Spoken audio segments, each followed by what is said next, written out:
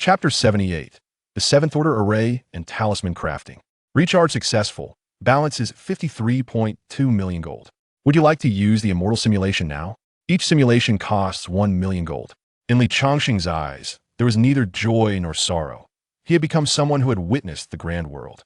After annihilating the Shu family, he had acquired more than 60 million spirit stones. For now, there is no way to enhance the Xianxia skill. I should first elevate the array to the pinnacle of the 7th Order before improving my talisman crafting, Changsheng murmured. In his last simulation, he had obtained the 7th Order talisman inheritance from Changsheng's storage bag. Cultivating the 4 arts of immortal cultivation to high levels could not only help him amass a fortune in spirit stones, but could also yield unexpected results. Just like this time, if he hadn't prepared more than 10 7th Order array discs in advance, even if he could defeat Changsheng, it would have been quite difficult to kill him, especially with a quasi-immortal artifact in hand. Start simulation. Simulation commencing. At 29 years old, you successfully traversed the mysterious land and arrived at the Nanli Empire. You successfully entered the Array sect by Yunzong, serving as a guest elder, diligently studying the art of arrays within the sect. At 470 years old, your mastery of the array art has reached the mid-level of the 7th Order. Consume 10 simulation opportunities. Array art at mid-level 7th Order. At 190 years old, your mastery of the array art has advanced to the late stage of the 7th Order. 15 opportunities consumed. Array art at late stage 7th Order. At 330 years old, your mastery of the array art has successfully ascended to the pinnacle of the 7th Order. 16 opportunities consumed. Array art at pinnacle of 7th Order. Gazing at the vanishing simulation opportunities, Changsheng felt a pang in his heart.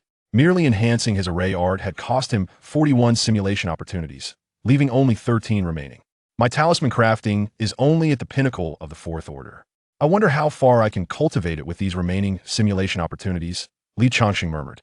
Although cultivating the 4 arts of immortal cultivation is costly, if he did not simulate now, it would require even more resources to enhance them later when his strength increased. Start simulation. At 29 years old, you successfully arrived in the Mingzhou of the Nanli Empire.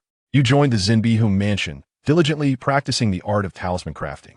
At 110 years old, your talisman crafting has reached the early stage of the 5th Order. At 217 years old, your talisman crafting successfully advanced to the mid-level of the 5th Order. At 330 years old, your talisman crafting successfully reached the late stage of the 5th Order. At 429 years old, your talisman crafting has achieved the pinnacle of the 5th Order. At 430 years old, the Nanli Empire launched an attack on the Zenbihu for treason, with 19 great cultivators leading thousands of cultivators into the Zenbihu. You chose to stand beside the Zenbihu and directly slew a royal great cultivator. You attracted the attention of a royal tribulation transcendent who charged at you. You resisted desperately, but were overpowered and severely injured. In a critical moment, the Zenbihu protected you, forcefully slaying a royal tribulation transcendent and giving you a storage bag, instructing you to escort his granddaughter out of Mingzhou to the Xuanyuan family in Tianshui Prefecture. On the way, you opened a storage bag and found it mostly filled with cultivation resources and some precious inheritances. You decisively learned all the inheritances, imprinting them in your mind. You were pursued by royal cultivators all the way, but relying on your formidable physical cultivation and array art, you killed several great cultivators and successfully escaped Mingzhou. Upon arriving at the Xuanyuan family in Tianshui Prefecture, royal experts emerged from the Xuanyuan family, and, already injured, you were caught off guard and killed by a royal tribulation transcendent strike. You died. Simulation ended. Choose 2. A smile appeared on Changsheng's face. He did not expect such a surprise this time. Although he was still unclear about the inheritance in the storage bag given by the Zenbihu, since it was meant for his care, the inheritance within must be of great value. Memories of crafting talismans over hundreds of years flooded into his mind, as if he had personally crafted talismans for centuries. Along with this came several cultivation methods capable of reaching the great transcendent level, along with several divine abilities. There is no need to seek far and wide. The treasure comes effortlessly. Changsheng suddenly opened his eyes, a smile evident in them. The other cultivation methods in the Zenbihu storage bag were merely capable of reaching the great transcendent level, not superior to the Dao Wuxing sword technique he cultivated. What delighted him was that he also obtained an 8th Order alchemy inheritance from the memories. Moreover, during the simulation, I distinctly felt that the speed of cultivating the talisman art has increased considerably, Changsheng murmured softly. The four arts of immortal cultivation share commonalities and pose great challenges to one's spiritual awareness. With my mastery of array art at the 7th order, my spiritual awareness has been greatly refined, making the cultivation of the talisman art much smoother. Again, first, elevate the talisman art to the 7th order. Then, after exiting this secret realm, I can sell off these materials before enhancing the others. Start simulation. At 230 years old, you successfully cultivated the talisman art to the 6th order in Bayin Zone. At 410 years old, you successfully cultivated the talisman art to the mid-level of the 6th order. At 530 years old, during a demon invasion, you set up 19 7th order killing arrays outside Bayin Zone, slaying 13,000 demon cultivators and attracting the attention of the demon tribulation transcendent. 3 days later, the demon tribulation transcendent arrived, and you activated the killing arrays, which the demon tribulation easily broke. You used 5,786th order golden body talismans for protection and charged at the demon tribulation, but were slain by the demon tribulation transcendent's 10 strikes. Choose 2. The talisman art is now at the mid-level of the 6th order. Again, with over 5,000 6th order talismans for protection, combined with his physical body, he could contend with demon tribulation transcendent for 10 rounds. If he could cultivate the talisman art to the pinnacle of the 7th order and unleash thousands of talismans simultaneously against the tribulation transcendent, could he slay one? Start simulation. At 290 years old, your talisman art improved to the late stage of the 6th order. One opportunity consumed, an improvement achieved. At 160 years old, your talisman art reached the pinnacle of the 6th order. The 6th order pinnacle consumed 2 opportunities. Chapter 79. Visitors from all sides. While Changsheng was still immersed in simulation within the secret realm, the entire Southern Heaven domain was in turmoil. After a month of escalating rumors, the news of the Su family's annihilation had spread throughout the Southern Heaven domain. Prominent factions dispatched their core members to inspect the colossal handprint left behind. Those who returned were as silent as cicadas in winter, exhibiting signs of profound shock. Even the major powers, led by their nascent soul and transformation deities, were no exception. Although they were unaware that the Su family possessed a transformation deity, a being capable of overturning hundreds of kilometers of land with a mere palm, was not someone any of their factions could afford to offend. In the Sunset Valley, the residents of the Sunset sect leader Su Yao knelt before the entrance of a dilapidated cave in the back mountain, beads of cold sweat trickling down his temples. The cave door was ajar, revealing a gaunt elder seated within. This elder was the former leader of the Sunset sect, whose cultivation had astonishingly reached the mid-nascent soul stage. "This is your doing," Su Yao exclaimed. "Although Lordly has yet to confront us, if other factions learn we have offended a figure capable of such devastation, even if Lordly does not strike at us, life in Sunset Valley will surely become unbearable. Thus, take half of the resources from a valley, leaving only what is necessary to sustain the normal operations of our sect, and let us together seek forgiveness from the Su family." Su Yao nodded repeatedly. With the elder's directive, no one in the sect would dare to oppose the withdrawal of half their resources. Should the Sunset sect face annihilation for offending Lordly, he would become a historical pariah. A similar scenario unfolded in other sections. Within the Medicine King sect, 2 transformation elders had emerged from their seclusion. Their expressions were grave as they stood alongside the sect leader. "Are you certain there's no mistake? Could the Su family be a remnant of the Vajra sect?" One transformation elder inquired solemnly. "Indeed," the Medicine King sect leader sighed, responding in a hushed tone, "According to our intelligence, Lordly has likely cultivated the Vajra sect's techniques. However, just days ago, a fierce battle erupted in the Black Wind Mountains. I personally visited the scene, and the 2 combatants exhibited extraordinary prowess in body refinement. The remnants of the battle were chaotic, as if a formation had rampaged through the area." "Oh." The 2 transformation elders exchanged contemplative glances, murmuring, "Let us bring a significant gift, and I shall personally visit the Su family. Since Lordly has not targeted our Medicine King sect, there is no need to consider him as one of our own, especially since we have had no contact with the external Medicine King sect for 10,000 years. It remains uncertain whether they are even aware of our branch within the secret realm. Everything shall be addressed once we meet Lordly." The Medicine King sect leader concluded with a sigh. If Changsheng's strength were not formidable, and he were merely practicing the techniques of the Diamond sect, the Medicine King sect would undoubtedly eliminate him without hesitation, adhering to their principle of erring on the side of caution. However, the current reality is that he is the knife while they are the fish, the fate of the Medicine King sect lies entirely in his hands. In the Starry Sea, the Long family is astounded. Long Haoqian, brimming with excitement, turns to his father, Long Xian, exclaiming, "Father, you must take me with you to the Su family this time." Rest assured, Long Xian replies with a nod and a smile. Our ancestor has emerged from seclusion and will personally visit Lord Li.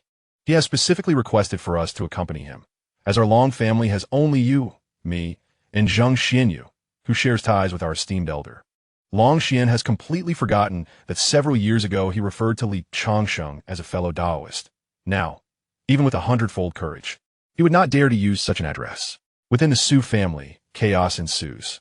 Su Zhenghai summons all the elders, stating in a tranquil manner, "By the command of our ancestor, from this day forth, Su Jingdao is relieved of his duties as elder and is to enter the ascetic cave for 500 years of cultivation. He shall not emerge until the time is fulfilled." Su Jingdao's face pales. After returning from the medicine pavilion to the ancestral grounds, he had contemplated revenge. However, upon hearing that Li Changsheng not only possessed the status of a fifth-tier alchemist, but was also a nascent soul cultivator, his vengeful spirit was extinguished, only to be shocked by Li Changsheng's overwhelming strength, single-handedly annihilating the Su family, which had a god transformation cultivator in its ranks. This information was relayed by the elder sent to invite Li Changsheng. No one would jest in such matters. Following a brief discussion within the clan, he was sentenced to 500 years of confinement in the ascetic cave. The ascetic cave is devoid of anything, and with his lifespan dwindling to just over a century, this was tantamount to a death sentence. Unbeknownst to him, Li Changsheng remains oblivious to the turmoil outside, instead focusing on harvesting spiritual herbs alongside Shimen Shui in the secret realm. This realm is abundant in spiritual herbs. Although many have been depleted by Su Lao and Luo Changqing, there are still some that are over 10,000 years old. Li Changsheng does not choose to harvest all the herbs, but selectively picks those suitable for his alchemical endeavors. Though he currently has only Shimen Shui as a disciple, it is unwise to remain indefinitely in the Misty Valley, which only harbors a medium-sized spiritual vein. When he attains a higher level of cultivation, even the energy generated by such a vein will be insufficient for his needs. This secret realm serves as an ideal place for his future cultivation. Despite planning to depart from the Southern Heaven region, he is confident that he will return before any external cultivators arrive in that realm. After spending a month in the secret realm, Li Changsheng hands Shimen Shui a formation plate capable of manipulating the portal to the secret realm and the external array. During his absence from the Southern Heaven region, it will provide Shimen Shui with an opportunity to cultivate diligently within the secret realm. The formation within the secret realm has been enhanced. Even if a peak stage cultivator were to arrive, as long as Shimen Shui activates the formation, it could obstruct or even slay the weaker cultivators of the same level. When Li Changsheng arrived at the ancestral grounds of the Su family, he found a considerable number of individuals awaiting him. Upon witnessing Li Changsheng approaching aboard a jade vessel, the ancestor of the Medicine King sect, a revered figure in the realm of divine transformation, prostrated himself on the ground and performed a grand salute, proclaiming, "Sun of the Medicine King sect pays respects to Lord Li. As a cultivator of divine transformation, one of the few in the Southern Heaven domain." He immediately bowed deeply at the sight of Li Changsheng. Following Sun Sun's lead, Long Zhen of the Long family, and Su Zhenghai and Su He of the Su family all offered their respects to Lord Li. Members from the Sunset sect and the Demon Flame sect, along with other formidable figures that commanded respect in the Southern Heaven domain, knelt before him, akin to subjects bowing before a sovereign, their expressions filled with reverence. "Qingyu kneel," Su Zhenghai softly urged. Among those present, only Su Qingyu stood, shaking her head slightly. Had any other person possessed such transcendent cultivation, she would have undoubtedly bowed in submission. Yet, how could she prostrate herself before Li Changsheng? The thoughts of the young girl, Su Zhenghai, well aware of his granddaughter's sentiments, was astonished that the youthful Li Changsheng had achieved what no one in the Southern Heaven domain had accomplished in thousands of years, compelling the mightiest of the realm to bow before him. Chapter 80. The Advancement of the Four Arts of Cultivation. After meeting with the various factions of the Southern Heaven domain, Li Changsheng dismissed them.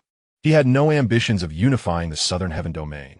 Its pinnacle had been reached, and if he could not depart from this mysterious land within 6 months, the next opportunity might not arise for another century, when powerful outsiders would descend. These factions had indeed exhausted their resources.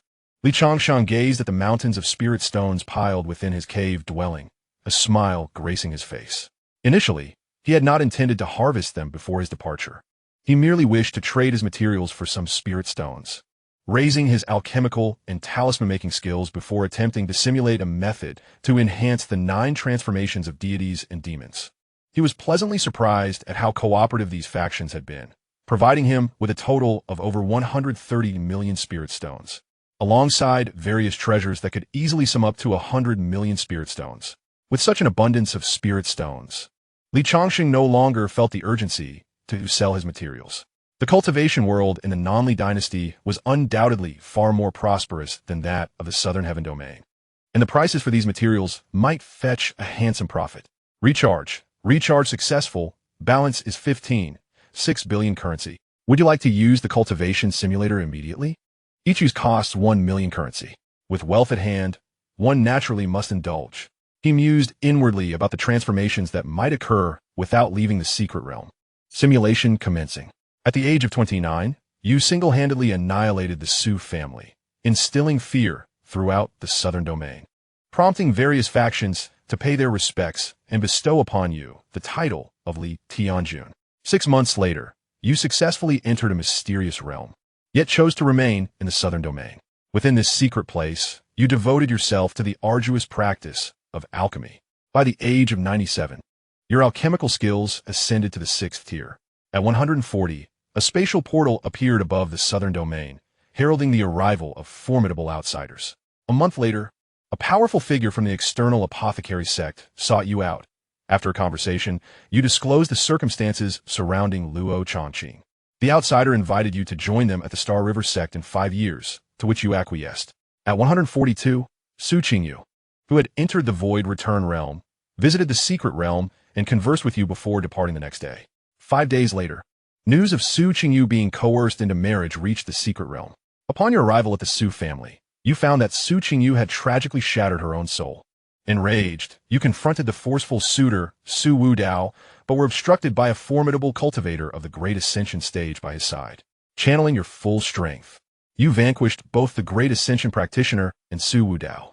A month later, another Great Ascension cultivator from the Su family, allied with several external Great Ascension masters, launched an attack against you. You joined forces with the already 6th-turn cultivator, Xianxia, to combat them, successfully slaying 3 and severely injuring 2, though they managed to escape.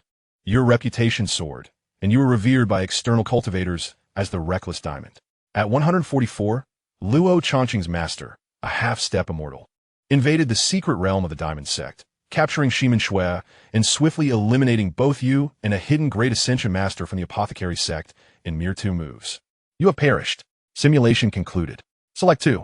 A cascade of memories regarding the crafting of elixirs flooded into Li Changsheng's mind, as if he had personally traversed the decades of alchemical endeavors. It was not until 5 minutes later that Li Changsheng finally opened his eyes. His alchemical prowess had already reached the pinnacle of the 5th tier during a previous simulation. However, he lacked a lineage.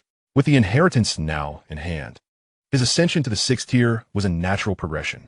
Observing the text on the system panel, he furrowed his brow slightly at the revelation that Luo Changqing's master was indeed a half-step immortal. From Luo Changqing's storage pouch, he had acquired insights regarding the realms beyond tribulation. Those who have transcended the heavenly tribulation and transformed their true essence into immortal essence are referred to as half-step immortals. Once one fully converts their true essence into immortal essence, they qualify for ascension to the immortal realm, achieving the state of an immortal. It can be said that half-step immortals are nearly the zenith of mortal existence. Fortunately, there remains over a century of time. Li Changsheng murmured to himself. With a simulator at my disposal, spending a century to elevate myself to the point of defeating a half-step immortal should prove attainable. Let begin. At 410 years old, you advance your alchemical skills to the mid-6th tier within the White Cloud sect. 2 simulation opportunities remain. The mid-6th tier of alchemy has been achieved. At 430 years of age, your alchemical skills have reached the late stage of the 6th rank. After simulating thrice, the late stage of the 6th rank in alchemy has been attained. At 330 years, your alchemical prowess has ascended to the pinnacle of the 6th rank. After 5 simulations, the pinnacle of the 6th rank in alchemy is achieved. At 500 years, Your alchemical skills have advanced to the 7th rank, expending 11 simulation opportunities. Changsheng's alchemical abilities have finally reached the 7th rank. 24 opportunities were consumed to elevate the art of talisman crafting to the pinnacle of the 7th rank. 31 opportunities were utilized to elevate the alchemical skills to the pinnacle of the 7th rank as well. Coupled with the previously attained pinnacle of the 7th rank in formation techniques, all 4 arts of cultivation, except for weapon crafting which remains at the 4th rank, have now entered the high-tier realm. Presently, apart from a slight deficiency in the field of weapon crafting, Changsheng excels in the other disciplines, even standing out in the Southern Li dynasty. A smile graced Changsheng's face as he remarked, "It is indeed time to seek opportunities for enhancing my strength." He had previously searched for the inheritance of weapon crafting during his simulations, but found no profound legacy. Initiating the next simulation, at 29 years of age, you arrive in the Southern Li dynasty and establish an apothecary shop in the capital. After 3 years, leveraging your peak 7th rank alchemical skills, you firmly establish your presence in the capital, inquiring about where to find spiritual materials that could enhance physical cultivation. At 75, you are courted by the 7th prince of the Southern Li dynasty, becoming a revered alchemist for the prince's residence. At 110, while concocting elixirs in the prince's residence, a mysterious powerful entity intrudes, slaying you and the 2 combined stage protectors sent by the prince's residence. You have perished. Changsheng furrowed his brow. It appears that even joining the royal family does not guarantee safety. Within the 7th prince's residence in the capital of the Southern Li dynasty, there must be numerous powerful guardians, yet under such circumstances, he could still be killed. The forces behind the assailant may indeed surpass those of the 7th prince's residence, and it is even conceivable that a member of the royal family orchestrated this. Although he has not experienced it firsthand, before his transmigration, he had often watched television. Aside from those palace dramas, even in fantasy series, deities often contended for power and women. It is only natural that being targeted in this simulation after joining the 7th prince's residence is to be expected. Once more, I refuse to believe that I cannot discover a method to enhance my divine and demon 9 transformations. Changsheng declared with a frown. He currently possesses the complete divine and demon 9 transformations technique, which notes that the further one advances in this skill, the more arduous the cultivation becomes. The divine and demon 9 transformations technique was originally crafted by humans who imitated deities or possessed divine bloodlines, aimed at cultivating into true divine beings. Achieving the 9th transformation is sufficient to rival celestial beings. For those with divine bloodlines, the path to the 9th transformation can be traversed with remarkable speed and relative ease. To ascend through the 9 transformations of divine and demonic cultivation, an ordinary individual must not only devote an immense amount of time, but also require a plethora of resources. After reaching the 6th transformation, one must rely on exceedingly rare materials to aid in their cultivation. Even at the zenith of the King Kong sect's power, those who could elevate their 9 transformations to the 7th level were few and far between. However, with the aid of a simulator, acquiring a single item or elixir that facilitates the cultivation of the 9 transformations would enable one to enhance their abilities through simulation. Commence simulation. Chapter 81. Await my return. Simulation initiated. At the age of 29, you successfully arrive at the Southern Li dynasty. You establish an apothecary in Mingzhou, spending a year to build a reputable name, earning the title of the Longevity Elixir Sovereign. In Mingzhou, you cultivate friendships widely and inquire about materials that can enhance physical cultivation. At the age of 130, after a century of inquiries, you uncover that there are only 2 miraculous spiritual pools within the Southern Li dynasty that significantly aid physical cultivation, one being the Wanhua spiritual pool of the Northern Marquis estate, and the other, the royal family's Xianxia pool. At 135 years old, you arrive in the capital of the Southern Li dynasty, seeking an opportunity to access the Xianxia pool. At 170, your alchemical prowess earns you considerable fame in the capital, leading to an invitation from the Southern Li Crown Prince to become a guest elder at the prince's residence. You diligently concoct elixirs at the prince's estate. At 315, the Emperor of Southern Li passes away, and the Crown Prince ascends to the throne. As a guest elder of the prince, your status rises. At 340, your application to enter the Yunxian pool for cultivation is denied. At 400, your second application to access the Yunxian pool is also rejected. At 430, after another denial, the Emperor graciously bestows upon you the 8th tier alchemical inheritance, leading you to enter seclusion to study this legacy. At 470, risking your life, you navigate through the palace's defenses and discover the entrance to the royal secret realm, only to be apprehended by the realm's formidable guardian. Your repeated attempts to access the Xianxia pool draw the Emperor's attention, who orders his subordinates to interrogate you with torture to divulge the techniques of physical cultivation. You reveal the cultivation method of the 9 transformations. You are sentenced to death by the Emperor. You have perished. Simulation concluded. You may retain one aspect. Option 1. The cultivation realm at 470. Option 2. The combat experience at 470. Changsheng furrowed his brow slightly. It appears that the Xianxia pool is indeed an exceedingly precious resource within the royal family, for otherwise the Emperor would not have willingly granted the 8th tier alchemical inheritance, nor would he have denied access to the Xianxia pool. Moreover, even after divulging the method of the 9 transformations during the simulation, he still met with death. Fortunately, there remains the legacy of an 8th tier alchemist. I choose option 2. As Changsheng made his choice, a legacy of an 8th tier alchemist entered his mind. Indeed, the inheritance of an 8th tier alchemist surpassed that of the 7th tier by a considerable margin. Changsheng opened his eyes and murmured, "There remain 45 simulation opportunities. Should I enhance my alchemy skills to the 8th tier first or contemplate further strategies to access the Xianxia pool?" After a moment of deep thought, Changsheng quietly decided, "Let me simulate a few times first and see if I can enter the Xianxia pool. If not, I shall refrain from further simulations." After all, when I first arrived in the Nanli Empire, there were no significant dangers. Simulation commencing. At 29, you successfully enter the Nanli Empire. At 115, you gain substantial notoriety in the capital, with numerous princes seeking your allegiance, all of which you graciously declined. You discreetly established contact with individuals within the palace, aspiring to ally with the current Emperor Li. After 6 months of preparation, you finally connected with the court. At 116, you were assassinated in your home by the Crown Prince's orders. You have perished. The old Emperor Li was still alive, and you had already established ties within the palace. How dare the Crown Prince act against you? Changsheng felt a bit dazed. This simulation yielded no successes, ending in mere death. Once more, given the Crown Prince's audacity, would directly aligning with him grant me access to the Xianxia pool? At 40, you showcased your exceptional alchemy skills at the Crown Prince's residence, becoming a guest elder. Your 3 applications to enter the Xianxia pool were all rejected. At 530, the demonic forces invaded, and you, along with millions of cultivators from the Nanli Empire, were summoned by the new Emperor Li to gather outside the capital.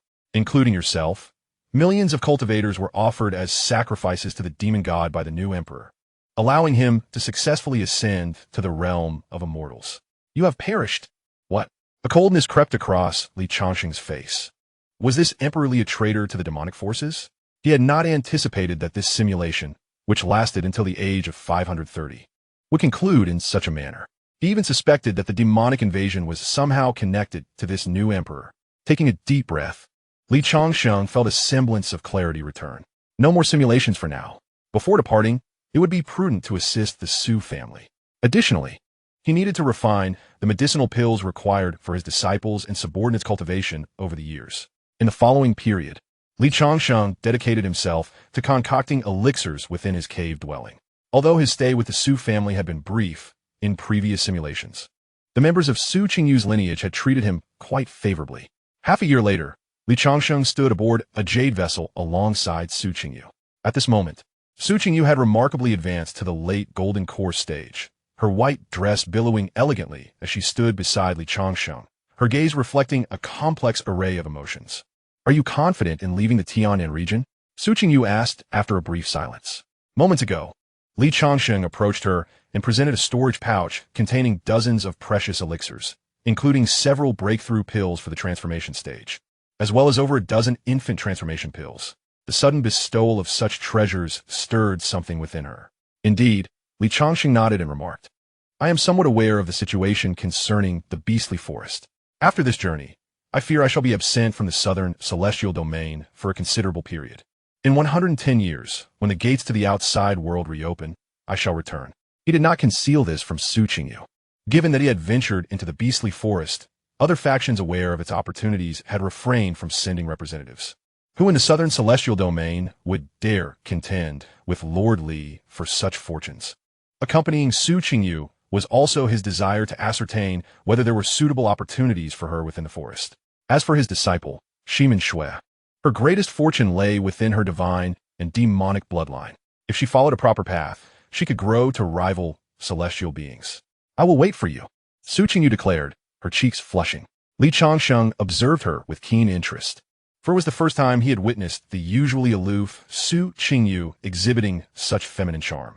Under his gaze, her complexion deepened in hue.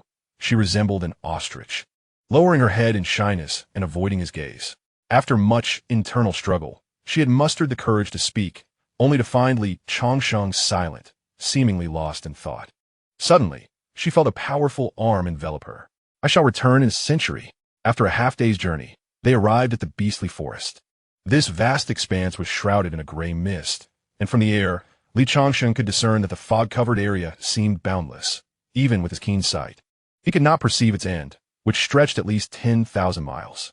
Extending his spiritual awareness, he discovered that even with his status as a seventh-tier alchemist, it was challenging to sense movements beyond 100 feet in the face of the gray haze. The roar of ferocious beasts echoed through the mountains. The beastly forest opened once every 100 years and permitted entry only to those under 100 years of age. However, it housed many ancient spiritual herbs, and there were rumors that opportunities to leave the southern celestial domain could be found within. Previously, the Su family's apothecary sect and other factions were merely branches or disciples of outside forces, entering the southern celestial domain to seek their fortunes. As for the nature of these fortunes, after 100,000 years of disconnection from the outside world, the Su family was no longer clear. Walking alongside Li Changsheng, Su Qingyu whispered, "The beastly forest is teeming with ferocious beasts. In the past, some who entered even encountered beings at the infant transformation stage."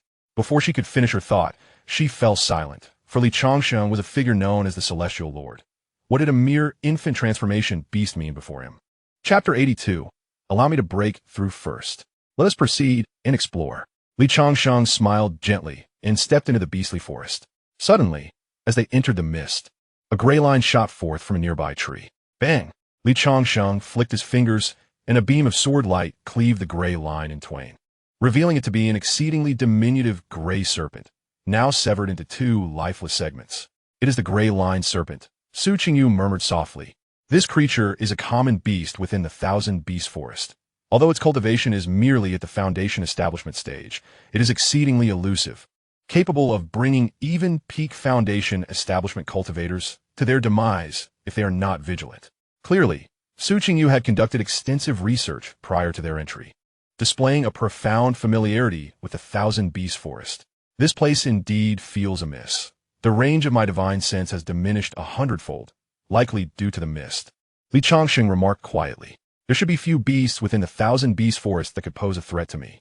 With my current physical prowess, only beasts of the Great Ascension stage could breach my defenses." "Let us proceed," he stated. The two advanced, slaying hundreds of ferocious creatures along the way, the most formidable among them barely reaching the Golden Core realm.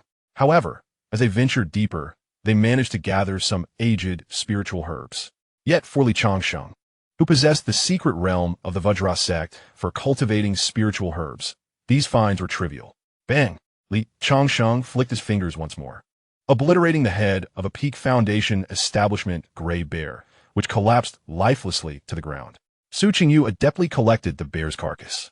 Having traveled hundreds of miles, they still perceived no distinction in their surroundings. Li Changsheng steadied himself, his brow furrowing. "Each time the Thousand Beasts Forest opens, our various factions enter. Yet we have yielded little. We even find ourselves questioning the authenticity of the rumors regarding opportunities within the forest." Su Qingyu sighed in resignation. "Were it not for the fear of missing out on potential fortunes, none of our factions would wish to enter." Before Li Changsheng could respond, a weathered voice echoed from the void. "Opportunities do exist. However, in the past 100,000 years, none of you who have entered have captured my interest. Today, at last, one has arrived who merits my attention. You may enter." As the ancient voice reverberated, a portal materialized before the two. Su Qingyu was taken aback. The voice had traversed the river of time, and the sudden appearance of this portal was utterly unanticipated, devoid of any detectable fluctuations. She instinctively glanced toward Li Changsheng. Let's go. Grasping Su Qingyu's delicate hand, Li Changsheng stepped boldly into the portal. Boom! They found themselves in a mist-laden realm, where an elongated staircase appeared before them, leading to an ancient palace at its summit. Come forth. The aged voice beckoned from within the palace. Let's proceed. Li Changsheng took the lead. Having simulated this scenario numerous times and encountered no issues in this enigmatic place, he sensed that the owner of the ancient voice possessed strength far surpassing his own. Should they choose to act against him, a mere finger could easily crush him. Two individuals arrived at the entrance of the palace, where the grand doors swung open. Li Changsheng boldly stepped forward, entering the palace, closely followed by Su Qingyu. Within the palace, an elder clad in a gray Taoist robe sat cross-legged atop a mat at the center. Upon their arrival, two additional mats materialized nearby. Please take a seat. The elder greeted them with a gentle smile. It has been over 100,000 years since I last encountered outsiders. Li Changsheng approached one of the mats and sat down. An enigmatic aura began to rise from a mat, causing the true essence within him to circulate autonomously. Suddenly, he felt as if a bottleneck had shattered, and his true essence surged, reaching the pinnacle of the transformation into God stage. A commotion drew his attention, and he turned to see Su Qingyu on the other mat, astonished to find that she too had ascended to the peak of the Golden Core stage. Her expression was one of disbelief. She had only recently broken through to the late Golden Core stage less than a year ago, and now she had advanced once more, merely by sitting on this mat. Thank you, esteemed elder, Li Changsheng and Su Qingyu expressed in unison to the Taoist elder. You both have established a solid foundation to achieve such breakthroughs, the elder remarked with a smile. These mats have previously been occupied by true immortals and Xian immortals, who spent considerable time here, listening to teachings and cultivating. The mats have absorbed their insights into the Tao. If you were to practice here for an extended period, your progress would be remarkable. Unfortunately, you cannot remain in this void for long. At most, you may stay for a year. Otherwise, the oppressive forces from the great world will pose a danger to your bodies. The void? Li Changsheng and Su Qingyu exchanged puzzled glances. Furthermore, the elder had mentioned that those who previously meditated on these mats were true immortals and Xian immortals. One could only wonder what kind of figure had imparted the teachings here. What was the true nature of this palace? Sensing their confusion, the Taoist elder replied calmly. You may understand the void as the chasm between worlds, where only those above the true immortal level can reside for long periods. You need not delve too deeply into these matters. Knowing too much may entangle you in karmic consequences. He then turned his gaze to Li Changsheng. Although you have barely met the requirements, your cultivation remains insufficient. If you can reach the pinnacle of the return to void stage before the age of 30, I could offer you a significant boon. Achieving the transformation into God stage at 29 among mortals is commendable. Yet my original self stipulated that only those who reach the pinnacle of the return to void stage before 30 may obtain that legacy.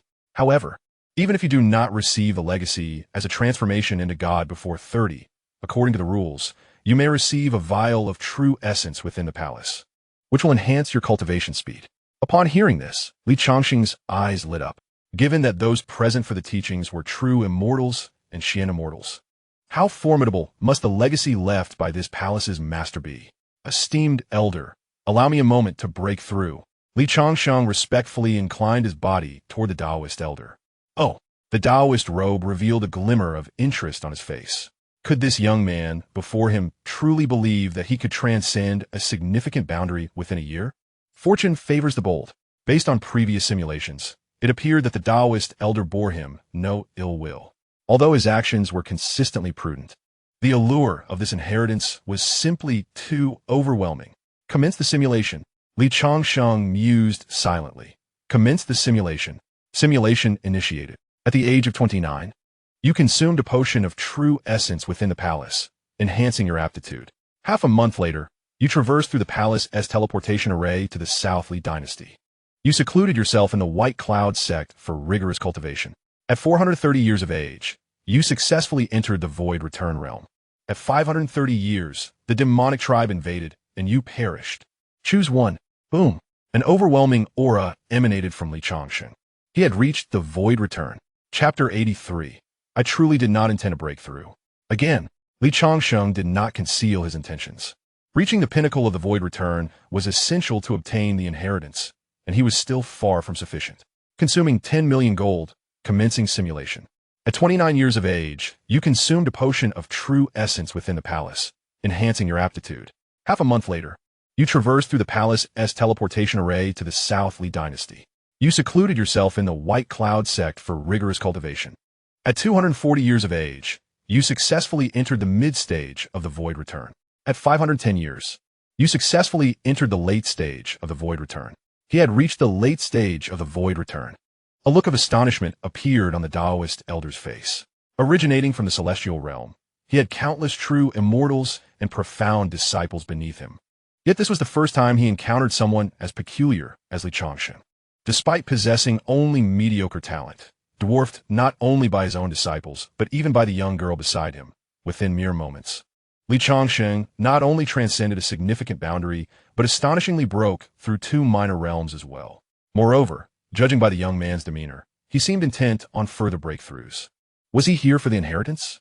Su Qingyu also noted the Taoist elder's surprise, a smile gracing her features. She recalled the time she first met Changsheng, when he had similarly broken through a minor realm right before her eyes, leaving her in awe for quite some time. Finally, someone had matched his prowess. Achieving the late stage of the Void Return was no small feat. Changsheng sighed internally, initially not intending to break through so swiftly.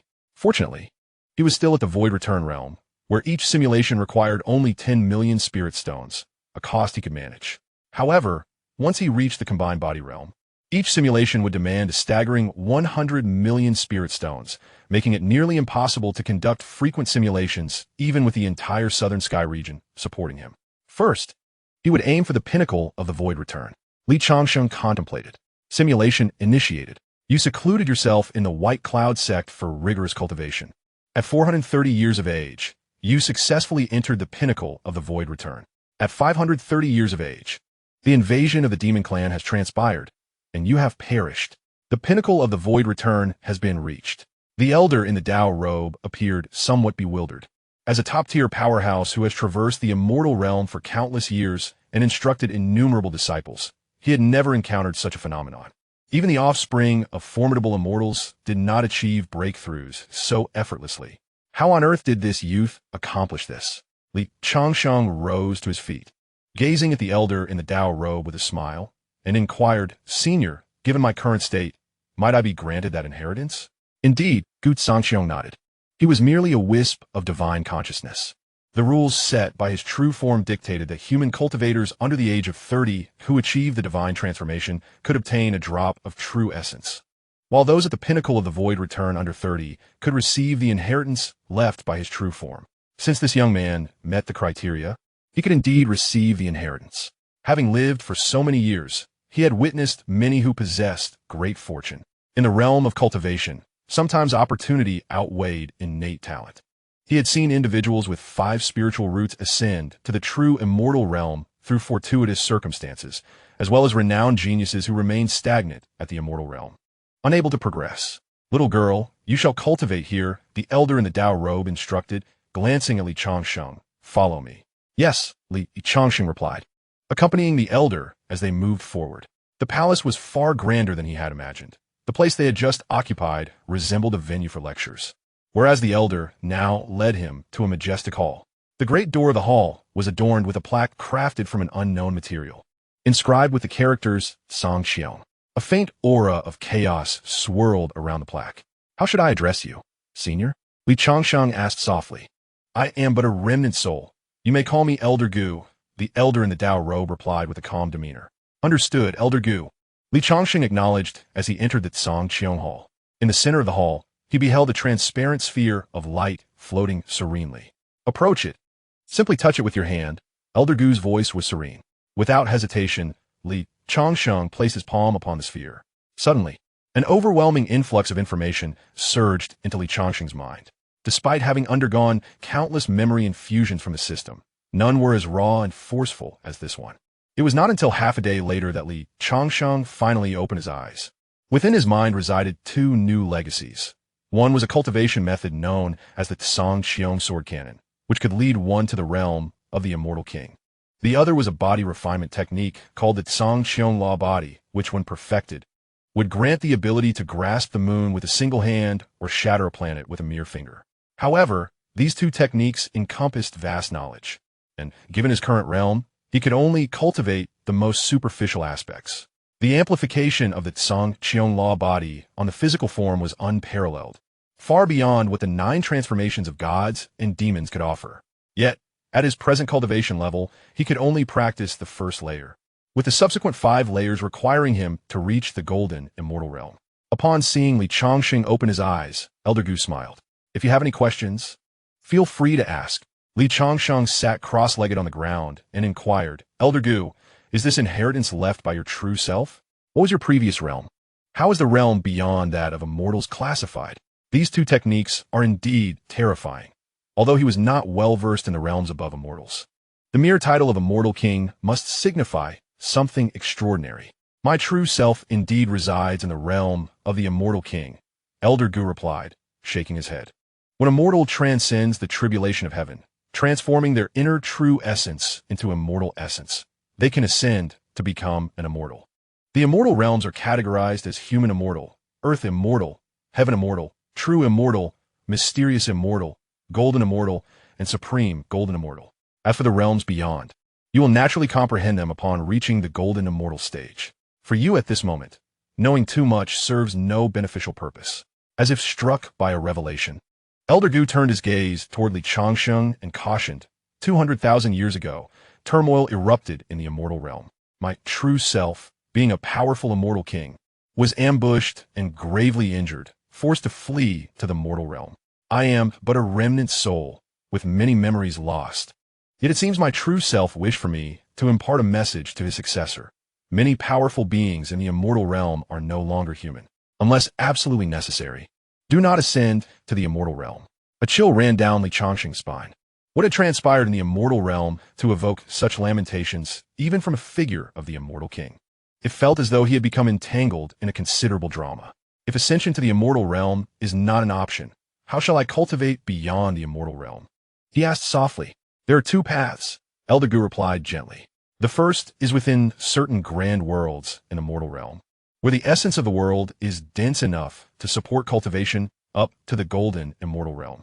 To advance further, one must ascend to the immortal realm. The second is to discover a paradise of hidden caves, which can also sustain your cultivation to the golden immortal realm. With that, Elder Gu waved his sleeve, and 2 jade vials materialized before Li Changsheng. One vial contains the true essence liquid, which can enhance your aptitude. The other is a portion of creation essence liquid, which proves remarkably effective for cultivating body refinement techniques. Originally, it was intended to lay the foundation for the recipient of the inheritance to cultivate the celestial body technique, but it can only be consumed once.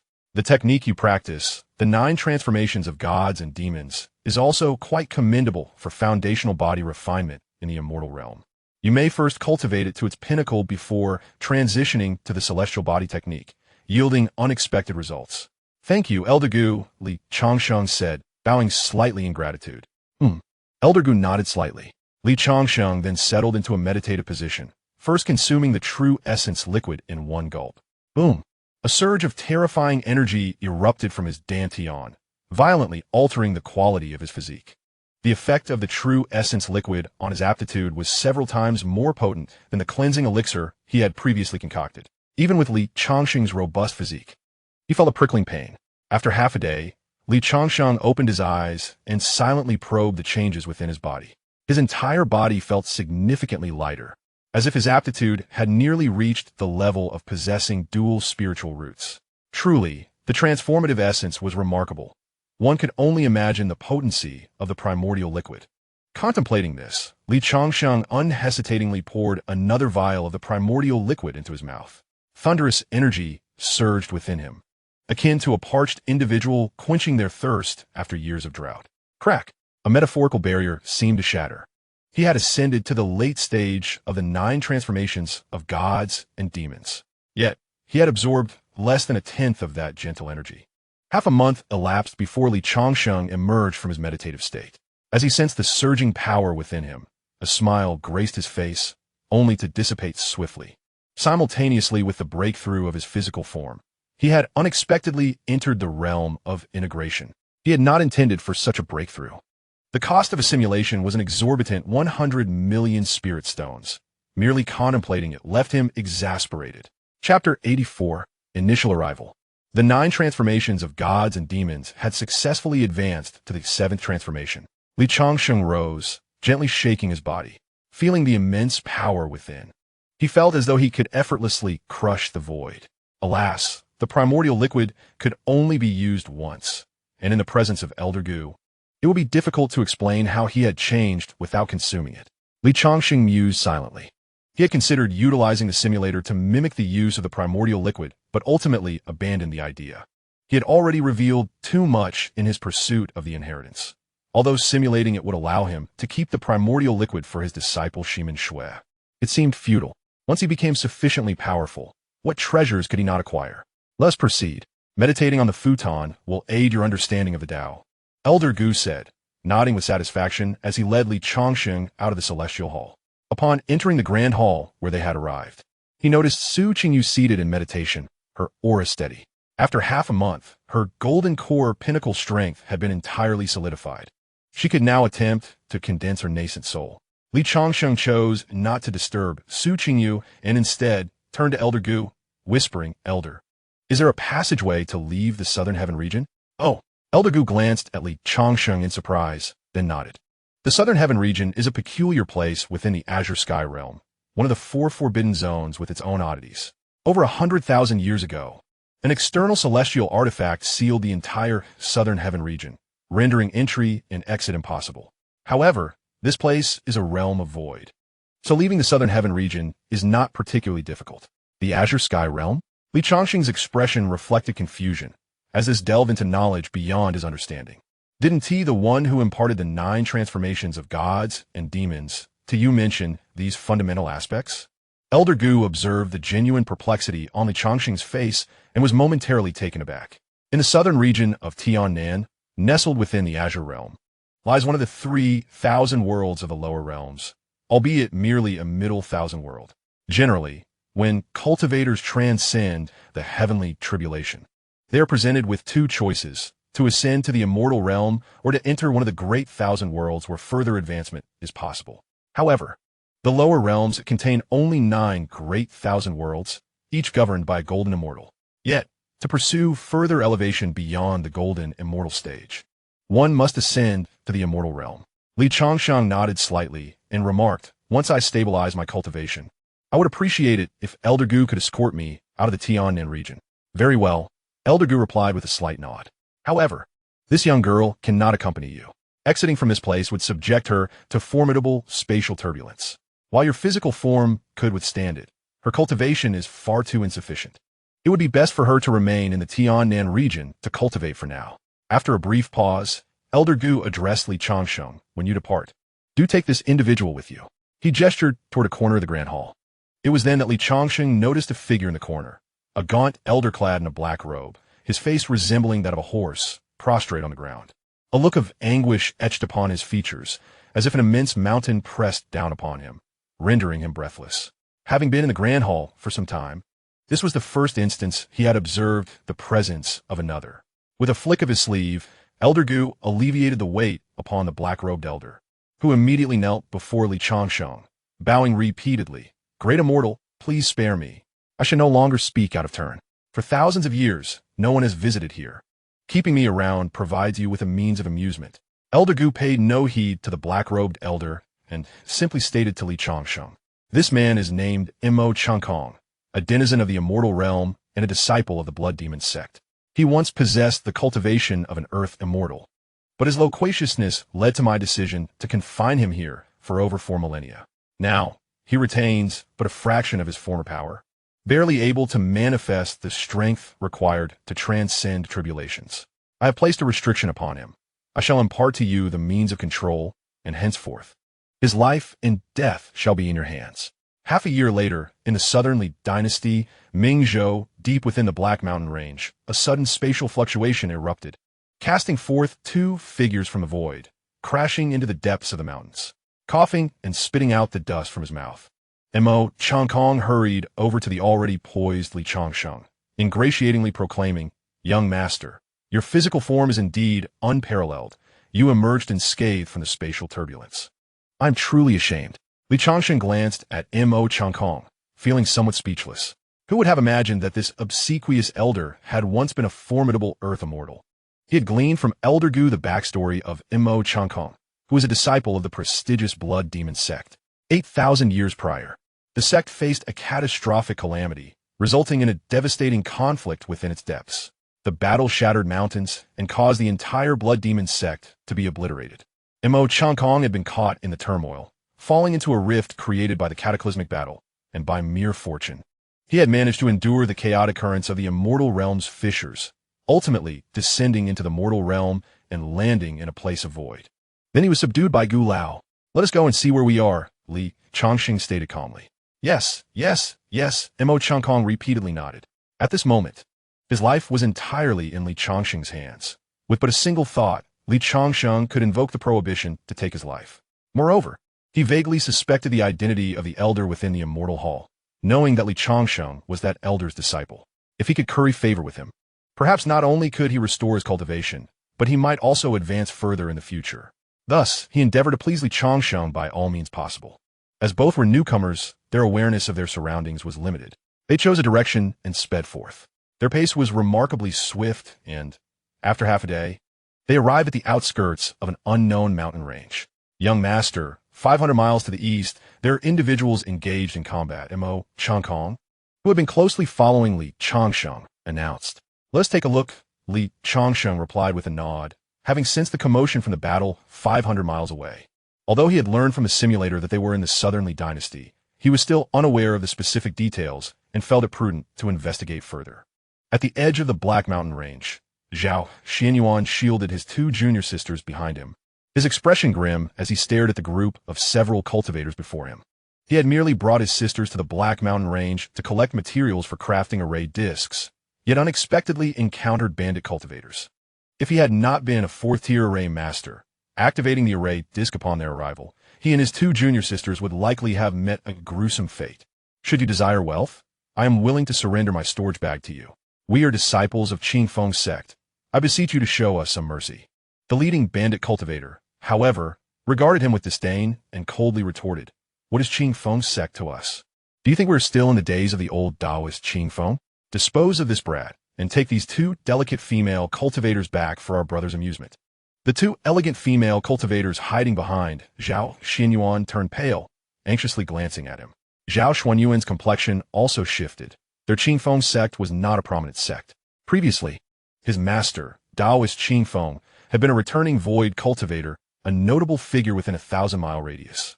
However, with his master's passing, the strongest elder in their sect was merely at the initial stage of transformation, hardly intimidating to these bandits backed by transformation-level cultivators. Just as the array Zhao Xianyuan had set up was about to be breached, a streak of blood-red light flashed. The several bandit cultivators collapsed instantly, transforming into lifeless husks upon the ground. The blood-red light descended, revealing the figure of Mo Changkong. "Kikek, my master wishes to see you. Please accompany us for a while." Chapter 85, Steady Development.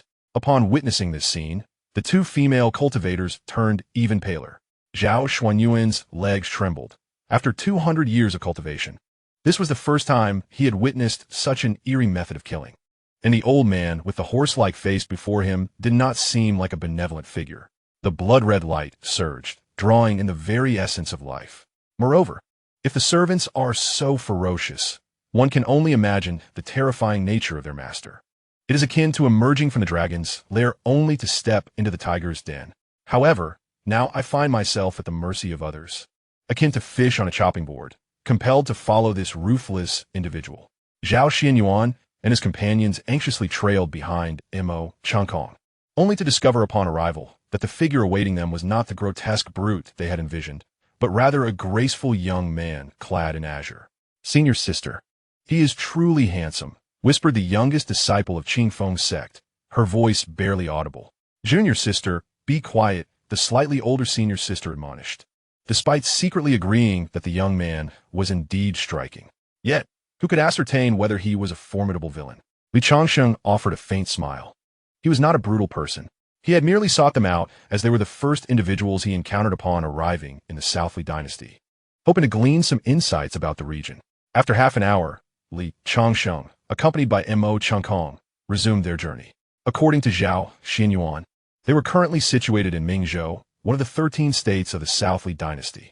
The expanse of the Southly dynasty was vast, with Mingzhou alone spanning hundreds of thousands of miles. Naturally, the strongest force within the dynasty was the dynasty itself, while Mingzhou housed several factions led by transcendents. The three most powerful factions in Mingzhou were the Northern Suppression Marquiate, the Grand General's residence, and the Pure Yang sect. As Zhao Xinyuan explained, both the Northern Suppression Marquiate and the Grand General's residence were backed by the imperial court, whereas the Pure Yang sect held a preeminent status due to its own strength. Were it not for the support of the imperial court, neither the Northern Suppression Marquiate nor the Grand General's residence would stand on equal footing with the Pure Yang sect. Half a month later, Li Changsheng and Mo Changkong arrived at Mingzhou's largest city, Mingzhou City. Old Mo, having come from the celestial realm, are the cities there truly so grand and imposing? Li Changsheng inquired softly, gazing at the towering 1,000-foot walls before him. Young master, I was merely an outer disciple of the blood demon sect in the celestial realm, often secluded in cultivation and rarely venturing beyond the sect. However, I have heard tales of many grand cities in the celestial realm that can accommodate billions of cultivators, teeming with formidable beings. While Mingzhou City is quite impressive in the mundane world, it may not hold much significance in the celestial realm. Mo Changkong replied quietly. That may indeed be the case. Li Changsheng nodded thoughtfully, cautioning, Old Mo, in the future, be mindful not to unleash your bloodthirst at the slightest provocation, as it does not present you as a virtuous individual. Though you may possess the strength of a transcendent, I am merely a lowly cultivator of the harmonization stage without any backing here. If we were to offend a powerful faction, we might not even comprehend how we met our demise. Who in the entire Changsheng realm possesses a backing as formidable as yours? Mo Changkong silently grumbled. For standing behind Li Changsheng was a celestial king, a being whose might could be counted among the elite even within the celestial realm. Even their sect leader would show deference to such an individual. Mo Changkong forced a grin, which only served to accentuate the unappealing nature of his countenance. Rest assured, my lord, I have merely been suppressed for thousands of years, and my lack of vigilance is a result of my long dormancy. Li Changsheng nodded thoughtfully and stepped into the Grand Pearl City. The city was vast, flanked by ancient architecture adorned with intricate defensive formations. The streets within boasted a width of several dozen meters, bustling with cultivators, some mounted on exotic beasts. Vendors lined the streets, peddling their wares, indistinguishable from those in the mundane world, save for the unique identities of the sellers and the nature of their goods. After securing a dwelling in Pearl City, Li Changsheng spent 3 days exploring and disposing of unnecessary materials. Many items sourced from the southern domain fetched higher prices in the outside world, particularly the rare spiritual herbs plucked from hidden realms, which sold for 20% more than in the southern domain, yielding him 2 million spirit stones. With the unnecessary materials processed, Li Changsheng's storage bag now brimmed with over 200 million spirit stones. Half a month later, Baichao Hall opened its doors in Pearl City. Nestled on the busiest street with an annual rent of 300,000 spirit stones, not only did Baichao Hall offer elixirs, but also sold spiritual talismans and formation discs. With Li Changsheng's mastery in the 4 arts of cultivation, excluding weapon forging, reaching the 7th tier, the quality of the merchandise surpassed that of other merchants in the city, quickly garnering a loyal clientele. 3 years later, Baichao Hall's reputation soared, generating daily revenues exceeding 1 million spirit stones. However, this success bred jealousy among some, leading to covert sabotage, all of which was deftly handled by Mo Changkong. Notably, a high-ranking cultivator sought to provoke trouble but mysteriously vanished that very night. Over time, it became widely known that Baichao Hall was under the protection of a formidable presence, deterring further malice. On the top floor of Baichao Hall, Li Changsheng exhaled deeply, storing the elixirs that had just emerged from the furnace into jade vials. With this batch completed, he anticipated sufficient stock for the hall's operations for some time. In recent years, aside from crafting various high-tier elixirs, formation discs, and talismans, he had devoted himself to the cultivation of diverse supernatural arts within his dwelling. The celestial sword canon was too profound, requiring one to reach the immortal realm for proper training. Instead, Li Changsheng had diligently practiced the void-killing sword cannon acquired from Luo Changqing, a true hallmark of the King Kong's sect's legacy. While the 9 transformations of demons and gods offered greater power at its pinnacle, its training difficulty was exceedingly high. The void-killing sword cannon, however, was the technique cultivated by past sect leaders. Over the years, he had also recruited several individuals in Pearl City to assist him, including a 5th-tier alchemist and 2 4th-tier talisman makers, along with various lower-tier alchemists and formation masters. Li Changxing now focused solely on the production of high-tier items. "My lord, Miss Lin from a Northern Marquis house has arrived and wishes to see you," a voice called from outside. The Northern Marquis house? Li Changsheng furrowed his brow slightly. Over the years, he had maintained a low profile, deliberately refraining from forging connections with others, instead quietly observing events within the Southern Li dynasty. Compared to ordinary cultivators, he possessed greater knowledge from numerous simulations. He was aware that the once mighty Li Emperor had little time left to live, and that the current crown prince of the Southern Li dynasty was poised to personally sacrifice 100,000 cultivators to open a portal to the demon realm in exchange for cultivation power. Previously, he had some ties with the Northern Town Marquis' residence during his simulations, yet since his arrival, he had not engaged with them at all. He was taken aback that someone from the Northern Town Marquis' residence had come to him. "Take her to the VIP room. I will be there shortly." In the VIP room, a woman clad in colorful garments sat elegantly, accompanied by a maid at the peak of the returning void stage. "Miss, the owner of the Baichao Pavilion is exceedingly audacious, leaving you waiting here," the maid said indignantly. In Mingzhu City, the Northern Town Marquis' residence was akin to royalty, and now that Lin Ruoxi, the granddaughter of the Marquis, had arrived, it was audacious of the owner of the humble Baichao Pavilion not to greet them, and instead keep them waiting in the reception room. "Xiaohong, do not speak foolishly," Lin Ruoxi admonished with a slight frown. Although Xiaohong had accompanied her for many years and was quite capable, she had not yet penetrated the core of the Northern Town Marquis' residence. When the Baichao Pavilion had risen in prominence in Mingzhu City, they had investigated the background of its owner but found no leads, only knowing that the owner was a formidable alchemist and likely backed by a powerful faction. Otherwise, such a vast enterprise could not be sustained by the owner alone.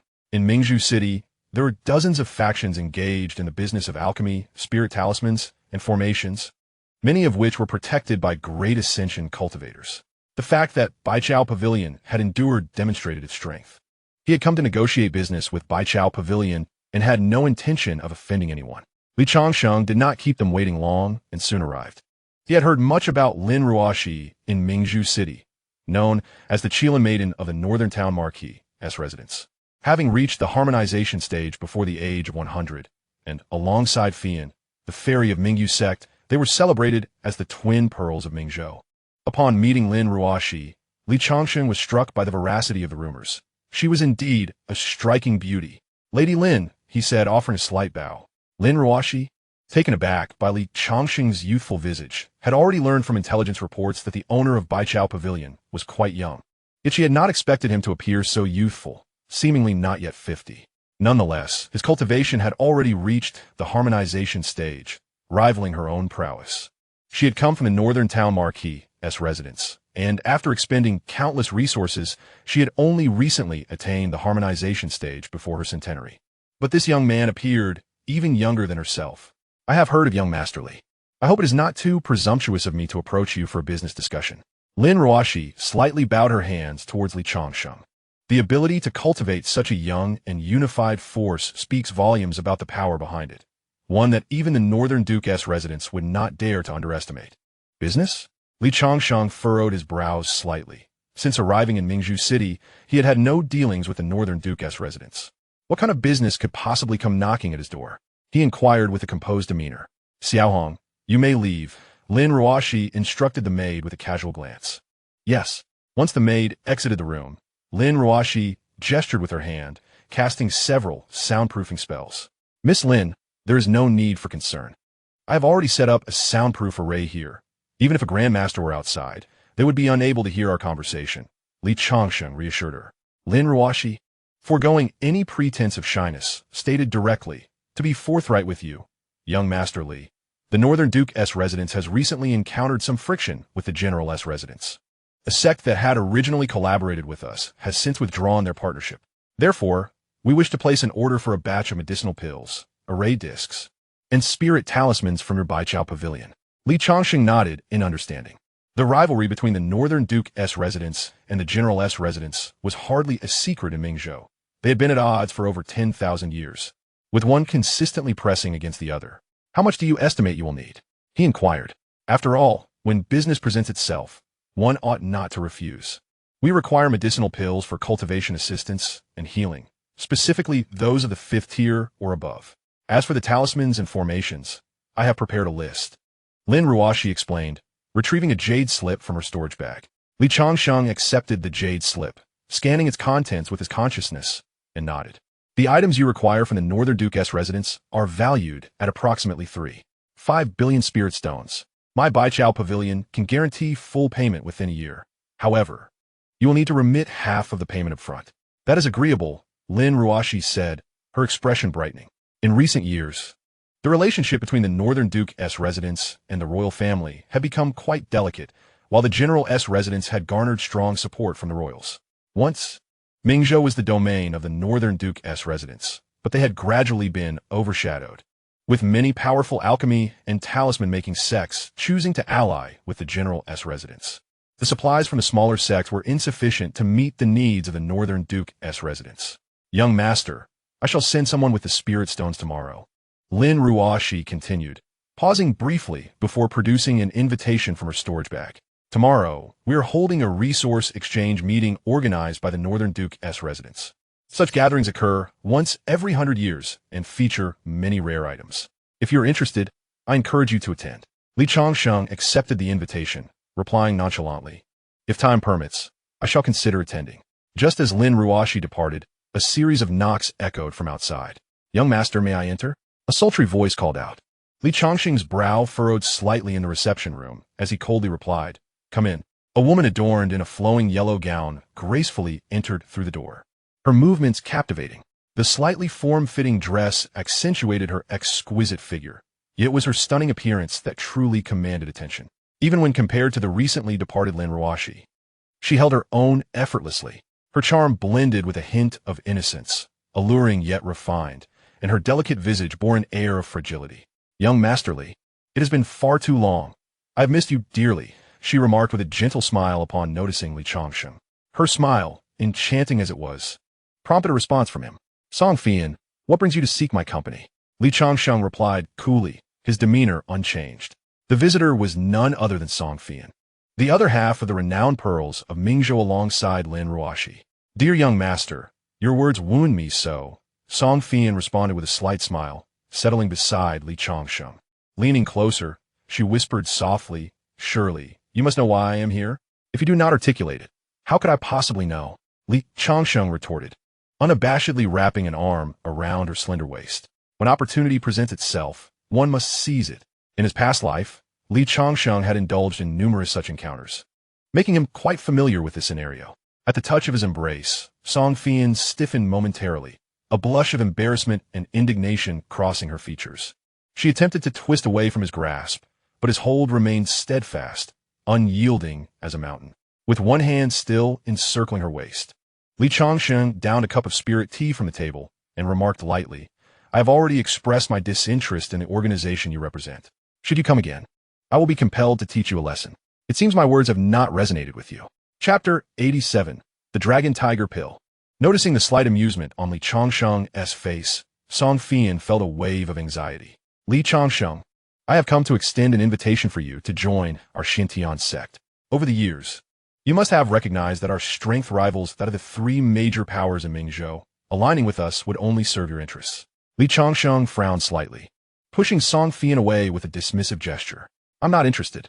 If that is the sole purpose of your visit, you may take your leave. Throughout the years, he had gathered sufficient intelligence on the factions in Mingzhou. Apart from the 3 dominant powers, the Xianxia sect stood out as the most formidable. 2 years prior, the Xianxia sect had dispatched individuals against his establishment, yet they had met their demise at the hands of Mo Changkong upon merely entering the Baiketang. After years of discreet investigations, he had come to realize that the Xianxia sect bore resemblance to the White Lotus cult frequently depicted in novels for Blue Star, perpetually scheming for rebellion. The fact that the Xiantian sect had yet to be eradicated by the Non-Li dynasty after all these years attested to their considerable strength. However, as their headquarters was not located in Mingzhou, the presence of the Xiantian sect there was rather muted. Changsheng. The forces behind the several shops that you have been driven away from have aligned themselves with the Grand General's manor during this time. Moreover, formidable experts have also arrived in Mingzhou City from the Grand General's manor, even though you have a tribulation-transcending cultivator backing you. Facing the Grand General's manor still poses a challenge. Thus, joining my Xiantian sect would be your wisest choice, Song Fian declared through gritted teeth. Oh. Changsheng furrowed his brow slightly. Currently, both he and old Mo were far from being ordinary tribulation-transcending cultivators, and the Grand General's manor did not particularly intimidate him. However, he pondered whether antagonizing the Grand General's manor would provoke the royal court, given that the Southern Li dynasty could command vast territories. Compelling forces like the Grand General's manor to submit, he believed that at least a half-step immortal-level expert must be stationed within the royal court, if not a genuine immortal. What benefits would I gain from joining your Xiantian sect? Changsheng inquired in a low voice. I cannot make any specific decisions, nor can you. If there is a willingness on your part, I can arrange for the higher-ups of my sect to discuss it with you, Song Fian replied solemnly. However, if it is merely the Grand General's manor, our Xiantian sect personnel in Mingzhou would be sufficient to ensure their safe retreat. Then let us wait for the higher-ups in your sect to arrive before discussing further, Changsheng said, his brow furrowing as he served tea and showed her out. If you cannot make decisions, then what purpose do you serve here? Song Fian bit her lip, turning to leave. After all, she was one of the dual jewels of Mingzhou, yet her repeated attempts to win over Changsheng had only left her at a disadvantage, without any tangible benefits. Once Song Fian departed, Changsheng closed his eyes and activated the simulator, murmuring, Top up. Top up successful. Balance is 83 for billion. Each simulation consumes 1 billion. Would you like to use the cultivation simulation immediately? Yes. Changsheng gritted his teeth. A single simulation cost 1 billion spirit stones. And even with his current rate of income, the spirit stones he could earn in a year would only suffice for 3 simulations. Were it not for the 15 billion spirit stones deposit the Northern Town Marquis Manor would pay him tomorrow, he would hesitate to simulate at this moment. Simulation commencing. 3 days later, you attend an exchange meeting held by the Northern Town Marquis Manor, where you encounter provocation from the Grand General's manor. You effortlessly suppress them. At the exchange meeting, you successfully obtain the formula for the 8th grade Dragon Tiger pill and a fragmentary map of the Demon Abyss. As you leave the venue, a great ascension cultivator from the Grand General's manor attempts to apprehend you, only to be slain by old Mo at your side. At 32, you gather materials for refining the Dragon Tiger pill in Mingzhou City while fulfilling orders from the Northern Town Marquis Manor. 3 months later, a tribulation-transcending cultivator from the Grand General's manor strikes, but old Mo eliminates him outside the herb hall. 1.5 years later, you successfully complete the order from the Northern Town Marquis Manor. At 34, you learn through the Northern Town Marquis Manor that the primary spirit herb for refining the Dragon Tiger pill, Blood Spirit Ginseng, can be found in the Demon Abyss. A month later, you and old Mo set off for the Demon Abyss. 6 months later, guided by the remnants of the ancient map, you traverse the treacherous depths of the abyss, enduring countless perils, and ultimately acquired a blood spirit, Ginseng, aged 10,000 years. In the bustling city of Pearl, you diligently honed your alchemical skills, aspiring to elevate your craft to the 8th tier and concoct the revered Dragon Tiger pill. At the age of 390, you successfully ascended to the ranks of 8th tier alchemists and crafted the Dragon Tiger pill. Upon consuming it, your cultivation speed in the 9 transformations of Divine and Demon Sword.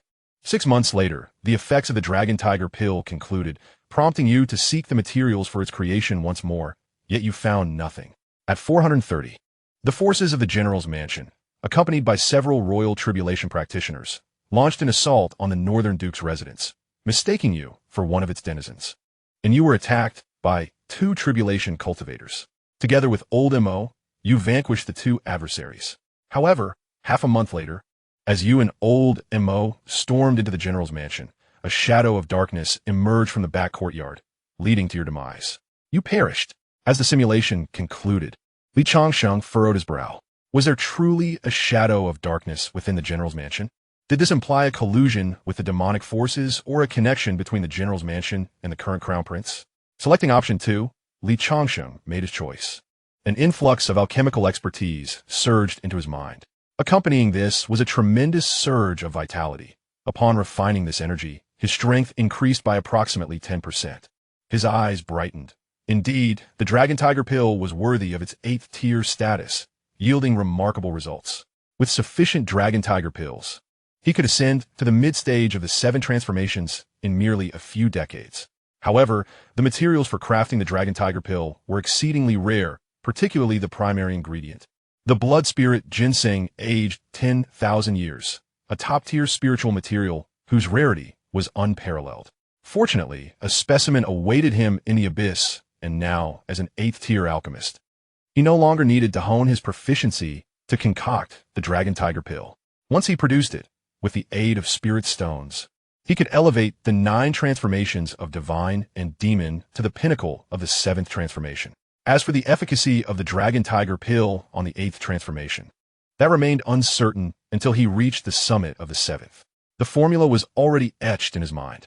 What remained crucial was acquiring that ancient map.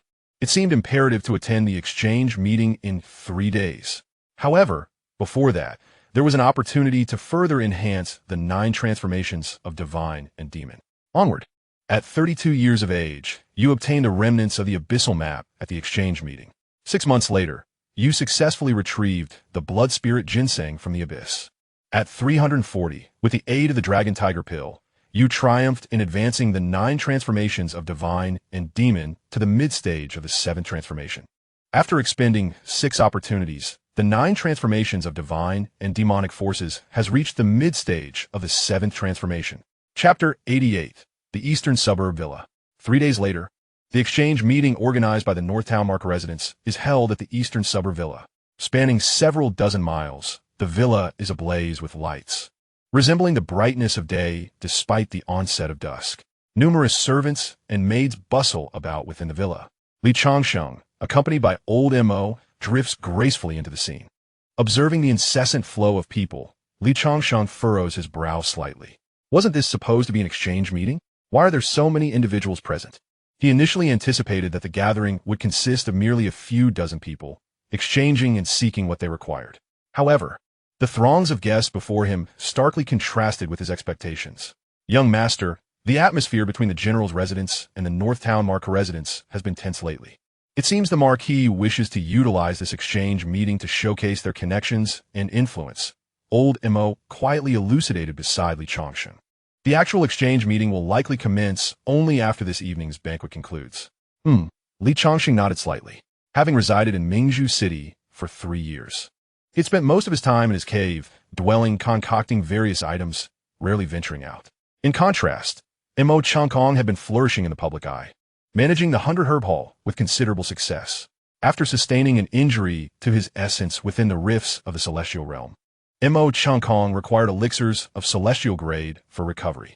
Although Changsheng had refined several 7th grade healing pills for him over the years, they had proven ineffective. Mr. Mo, you have arrived as well? Ah, Manager Mo. Upon seeing Changsheng and Mo Changkong enter, many familiar faces among the crowd greeted Mo Changkong. He offered a slight nod in return. As for Changsheng, he was largely overlooked. His youthful appearance led others to subconsciously assume he was a junior of Mo Changkong, brought along for exposure to the world. In a corner of the villa, a group of elegantly dressed individuals regarded Mo Changkong with cold smirks. Brother Zhou, are you certain that Elder Chan will be coming this time? Huang Wu, the manager of the treasure pavilion, quietly inquired of a diminutive man. They, too, were prominent merchants in Mingzhu City, but in recent years, the 100 Herb Hall had surged unexpectedly, causing their annual profits to plummet by over 30%. Previously, they had allied to target the 100 Herb Hall, but all their efforts had been effortlessly thwarted. Rumors even circulated that a tribulation-transcending cultivator stood behind the 100 Herb Hall. Although their respective merchant associations possessed considerable strength, they dared not provoke the 100 Herb Hall, backed by such a formidable figure. However, an opportunity had now arisen. Their merchant associations had formed a collaboration with the general's residence, which brimmed with experts. The might of a tribulation-level force was utterly insignificant before the general's residence. At that moment, 3 figures clad in black armor strode through the entrance of the eastern suburb villa. Upon seeing the black-armored knights, Huang Wu and the others brightened and hurriedly approached. Commander Hu, you have arrived. Where is Elder Chun? Did the general not say that Master Chun would be coming? Huang Wu inquired hastily upon seeing the leading middle-aged knight clad in black armor. Did a mere Baichao Hall warrant the personal attention of Master Chen? The leader, Commander Hu, merely cast a cold glance at Huang Wu and his companions, responding icily. Indeed. Wiping the non-existent sweat from his brow, Huang Wu quickly replied, Commander Hu, that Baichao Pavilion is certainly insignificant. However, there may be transcendent cultivators hidden within Baichao Hall. If we were to act against them today without Master Chen's presence, we would surely struggle against the outburst of a transcendent cultivator. A single transcendent being is of no concern to my general's estate, Commander Hu retorted, dismissing them with a glance. Take me to meet the individuals of Baichao Hall. Of course. Li Changsheng found a quiet corner to sit, with no one seeking him out. He relished the peace, quietly savoring the exquisite dishes before him. It must be said that the culinary skills of the Ling chefs in Mingzhou surpassed those he had contracted in Misty Valley by a considerable margin. This banquet featured primarily dishes crafted from demon beasts of golden core grade and above. These chefs had prepared the beasts exceptionally well, resulting in flavors that were extraordinarily delightful. Is this the proprietor of Baichao Hall? A mere youth has driven you all to this state, truly a collection of ineptitude. Just as Li Changsheng was engrossed in enjoying his meal, an untimely voice intruded upon his ears. Turning his gaze, he recognized Huang Wu, the proprietor of the Treasure Pavilion, accompanied by several familiar faces trailing behind 3 black-armored knights. The speaker was the leading middle-aged knight, possessing cultivation at the mid-level of the Great Ascension. Get lost, Li Changsheng said, slightly raising his eyelids and dismissively uttering those 3 words. Were it not for the presence of a magical shadow hidden within the general's estate, these individuals would have been crushed beneath his hand long ago. Silence. Observing Li Changsheng's brazen demeanor, Huang Wu's eyes sparkled with amusement as he hastily exclaimed, Li Changsheng, do you realize to whom you are speaking? This is Commander Hu of the general's estate. Shouldn't you kneel and apologize to him at once? He was well aware that Commander Hu was a man of vindictive nature. The people of Baichao Hall were surely doomed to suffer for their insolence. Within the courtyard, others also took note of the commotion and turned to observe. This was the estate of the Duke of Jinbei. Who would dare to cause a ruckus here? Isn't that Huang, the proprietor of the Treasure Pavilion? How dare he cause trouble in the eastern suburb estate? Does he wish to forfeit his business in Mingzhou? Someone whispered. However, another quickly countered, you know nothing? Did you not see the 3 black-armored knights beside Huang? That armor is reserved for the most elite of the general's forces. Huang must have secured a significant connection with the general's estate. At this revelation, a wave of astonishment swept through the crowd. Those gathered were not mere commoners. They were well aware of matters beyond the comprehension of ordinary folk. It has come to my attention that the esteemed residents of the Northern Marquis and the Grand General's estate have recently engaged in a skirmish, resulting in a minor setback. Who is this young man that has attracted the attention of so many shopkeepers and armored riders? The discussions abound. It is truly a cacophony. Li Changsheng furrowed his brow, his sole desire now being to quietly cultivate his strength. Why do these insignificant individuals persist in seeking trouble with him? Commander Hu, look, Huang Wu exclaimed hastily. Yet, before he could finish, Commander Hu waved his hand, interrupting him, and turned to Li Changsheng with an air of arrogance. Li Xianxia, my young general has shown mercy and desires to meet you outside Mingzhou City. Come with me at once. Leave. Li Xianxia raplia guli. Seeking death. Commander Hu's eyes widened with fury, his aura erupting like a volcano as it bore down upon Li Changsheng. Li Changsheng, the young general wishes to recruit you. It is an honor. Many would eagerly serve him, yet find no opportunity. Should you refuse today, you shall bring disgrace upon the young general, and there shall be no refuge for you within the entire southern Li dynasty. As the leader of the armored riders, he held a modicum of status in Mingzhou. Moreover, he came bearing the young general's decree. To him, Li Changsheng was but an insignificant insect, yet he never anticipated such a dismissive attitude from the youth. With a derisive chuckle, Li Changsheng pointed, and in an instant, Commander Hu erupted into a cloud of crimson mist, showering those nearby in blood. Chapter 89. Revealing one's talents. What has transpired? A profound silence enveloped the assembly. The preceding scene unfolded with such abruptness that none comprehended the events leading to Commander Hu's demise. The leader of the armored riders had perished just like that. How dare you? Huang Wu stammered, his eyes wide with disbelief. Commander Hu was the leader of the Grand General's estate. Killing him would mean declaring enmity with them. Did Li Changsheng truly believe he could contend with the Grand General's authority? The others gazed upon the scene with complex expressions, particularly a few elders hidden deep within the courtyard, their faces etched with shock. Possessing cultivation levels above the Great Ascension, they could perceive clearly that one of equal strength to themselves, Commander Hu, had been unable to withstand even a mere gesture from this youth, who was allegedly only at the integration level of cultivation. It is now your turn. Li Changsheng stepped forward, his gaze cold as he regarded Huang Wu and the remaining 2 armored riders. Having already taken action, he resolved not to let these individuals escape. After all, they were the shopkeepers of the city's merchant guilds, and their demise might yield some spiritual stones. With this thought, Li Changsheng hesitated no longer. With a flick of his finger, dozens of sword energies surged into the void, the very technique he had acquired from Luo Changqing, the void-slaying sword art. Li Changsheng, you have now offended the Grand General's manner, yet you dare to brazenly strike against us at the banquet of the Marquis of Jinbei. Do you wish to antagonize 2 powerful factions simultaneously? A steward shouted sternly. Although they were the heads of the great merchant association, they had not brought any elite guards to the east suburb villa, and their own strength merely equated to the returning void phase. How could they possibly contend with Li Changsheng, who could crush Commander Hu with a mere finger? Suddenly, dozens of sword energies erupted from the void. Bang! The stewards, affluent as they were, summoned their 7th-tier defensive array, 7th-tier defensive talismans, and exquisite protective artifacts, all in a desperate attempt to withstand the onslaught of sword energies unleashed by Li Changsheng. However, their efforts proved futile. The defenses of the 7th-tier array disintegrated before the sword energies, as if they were mere paper. Bang! Bang! Bang! The torrent of sword energies swept forth, obliterating all of their defensive measures.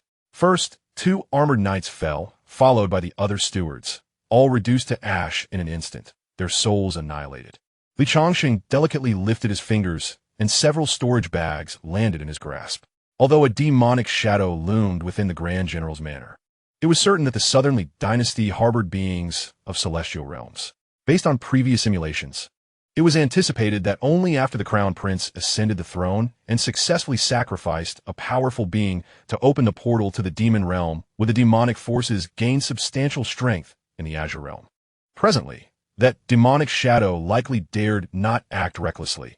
If it were to be discovered by the formidable beings of the Southernly dynasty, their plans would be jeopardized. As long as the shadow remained hidden, who in the Grand General's manor could instill fear in him? In a few hundred years, when the demon realm descends, would he still fear a mere shadow? Silence enveloped the east suburb villa. Who is this young man? This was a question most pondered by the onlookers. In Mingzhu City, apart from a few factions that had clashed with the 100 Herds Pavilion, few knew of Li Changsheng's existence. To them, the leader of the 100 Herds Pavilion should be the somewhat unattractive Steward Amo. Yet now, they found themselves uncertain, primarily due to the overwhelming strength exhibited by this youth. To slay a being of the Great Ascension stage with such ease was no small feat.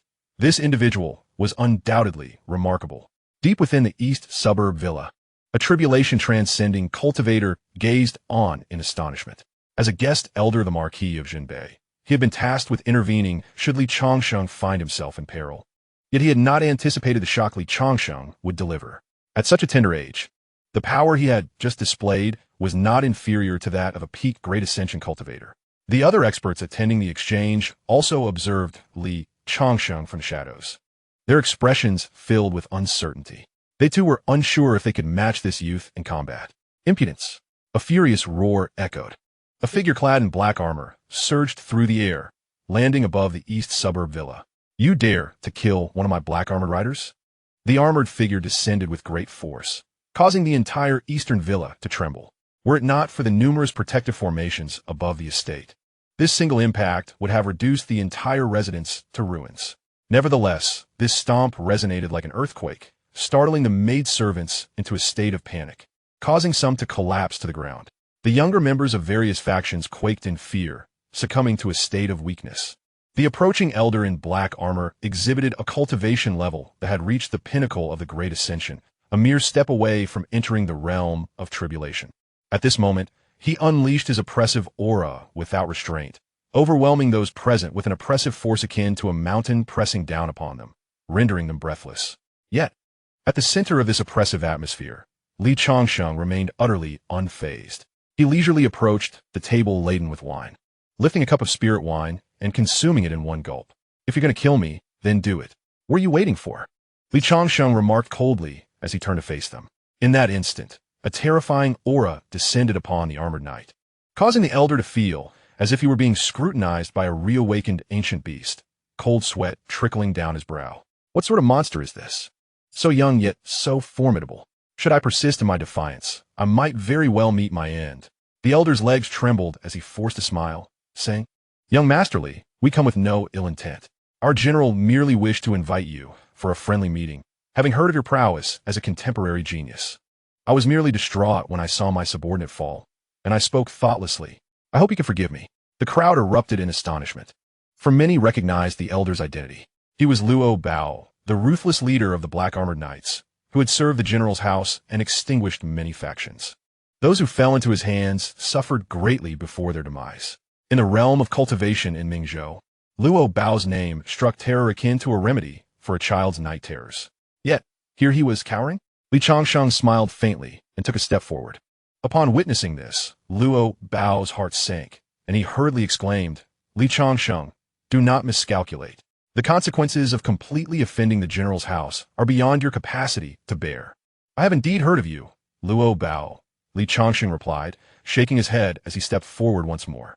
"Having extinguished so many factions, you must possess considerable wealth. Am I correct? I am willing to offer you all my spirit stones." Luo Bao hastily tossed his storage bag to the ground. With each step Changsheng took, the pressure upon him intensified. After just 3 steps, he felt as though he were suffocating. What would happen if he advanced further? Whoosh! Changsheng raised his hand and collected Luo Bao's storage bag, shaking his head. "The moment you appeared before me, both your life and your storage bag ceased to belong to you. Why can you not see this?" Changsheng gently pressed down with his hand. The immobile Lord Leopard erupted into a cloud of crimson mist, his very soul unable to escape. The black armored cavalry commander, Lord Leopard, is dead. Chapter 90 can be delivered in advance. A profound silence enveloped the scene. This was, after all, Lord Leopard, even though he had just conceded defeat. The onlookers could hardly believe that this young man in green had dared to strike him down. Yet now, Lord Leopard lay lifeless. Those attending the banquet instinctively turned their gazes towards the stewards of the Northtown Marquis Mansion in the eastern suburb.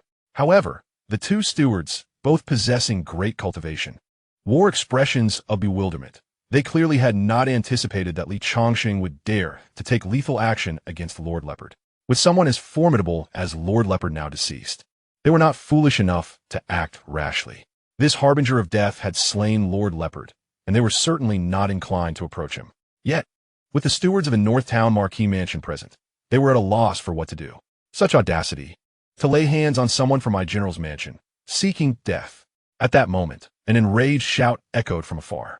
A terrifying aura descended upon the mansion, indiscriminately targeting all present. A massive pressure overwhelmed the crowd, causing those of lower cultivation to kneel before it. Only about 20 individuals, all of high cultivation, remained standing. In the epicenter of this oppressive force, Changsheng's expression remained unchanged. To him, the pressure felt as gentle as a breeze, having no effect whatsoever. Changsheng, the Northtown Marquis Mansion is not a place for your disturbances. A white-robed elder ascended from within the mansion, dispelling the aura that Changsheng had summoned with a mere wave of his robe. It was Elder Bai. This esteemed figure was renowned as a powerful presence within Mingzhou City, and upon his emergence, many recognized him instantly. With Elder Bai present, no one dared to cause a commotion. Indeed, Elder Bai was a transcendent being. Who would dare to stir trouble in the presence of one who had crossed tribulations? The guests attending the banquet sighed in relief. Bai Qiuge was one of the 3 transcendent beings of the Northtown Marquis Mansion. Having governed Mingzhou City for over 3,000 years, and countless villains had met their end at his hands, the sight of Bai Qiuge brought relief to many, though a few remained troubled. Has the general's mansion clashed with the Northtown Marquis Mansion to such an extent? This time feels different. It may truly escalate into conflict. Today, as we attend the exchange meeting of the Northtown Marquis Mansion, will we be mistaken for those of their lineage by the general's mansion? It seems that the Northtown Marquis Mansion may not be a match for the general's mansion. If we are perceived as part of their faction, we might face dire consequences in the future. The speakers, all possessing great cultivation and hailing from first-rate forces in Mingzhou, knew that neither of these titanic entities was one they could provoke. Should they find themselves caught in the crossfire between such colossal powers, they might not even comprehend how their demise would come to pass. In the air, two figures, one black and one white, stood facing each other, their gazes locked in a cold stare. The Northern Baronial House and the Grand General's residence have long been adversaries, with Changsheng and Bai Qiugui clashing more than once. Yet neither has been able to gain the upper hand. Furthermore, the two factions have not yet completely severed ties. Bai Qiugui, this madman who has slain my black armored riders, you cannot protect him. Changsheng, dressed in black, cast a dark glance at Changsheng, who was leisurely sipping at the table. Bai Qiugui shook his head slightly, stating, regardless of whether he can be protected or not, you must not harm him today. The Northern Baronial House is hosting a banquet and exchange today to showcase its strength and connections. If any guest were to perish at the hands of the Grand General's residence, how could the Northern Baronial House save face? Moreover, there is still a batch of orders between the Northern Baronial House and Baikatang that remains unfulfilled. If those from Baikatang were to die here, what would become of the elixirs the Northern Baronial House has already placed deposits on? There's no point in further discussion. Let's first engage in battle, he concluded. Two silhouettes vanished into the horizon, one after the other. Should two equally matched tribulation stage cultivators engage in conflict within the city, it would undoubtedly spell disaster for Mingzhou City. Moreover, the other two tribulation stage cultivators from the Northern Baronial House would certainly not remain indifferent. Watching the two tribulation stage cultivators disappear into the sky, Changsheng shook his head slightly, focusing instead on the delectable food before him. The others in the courtyard had long lost their appetite, their faces clouded with concern. Once a full-scale war erupted between the Northern Baronial House and the Grand General's residence, they too would inevitably be affected. Brother Zhou, I just remembered that I have a furnace of elixirs in a critical phase.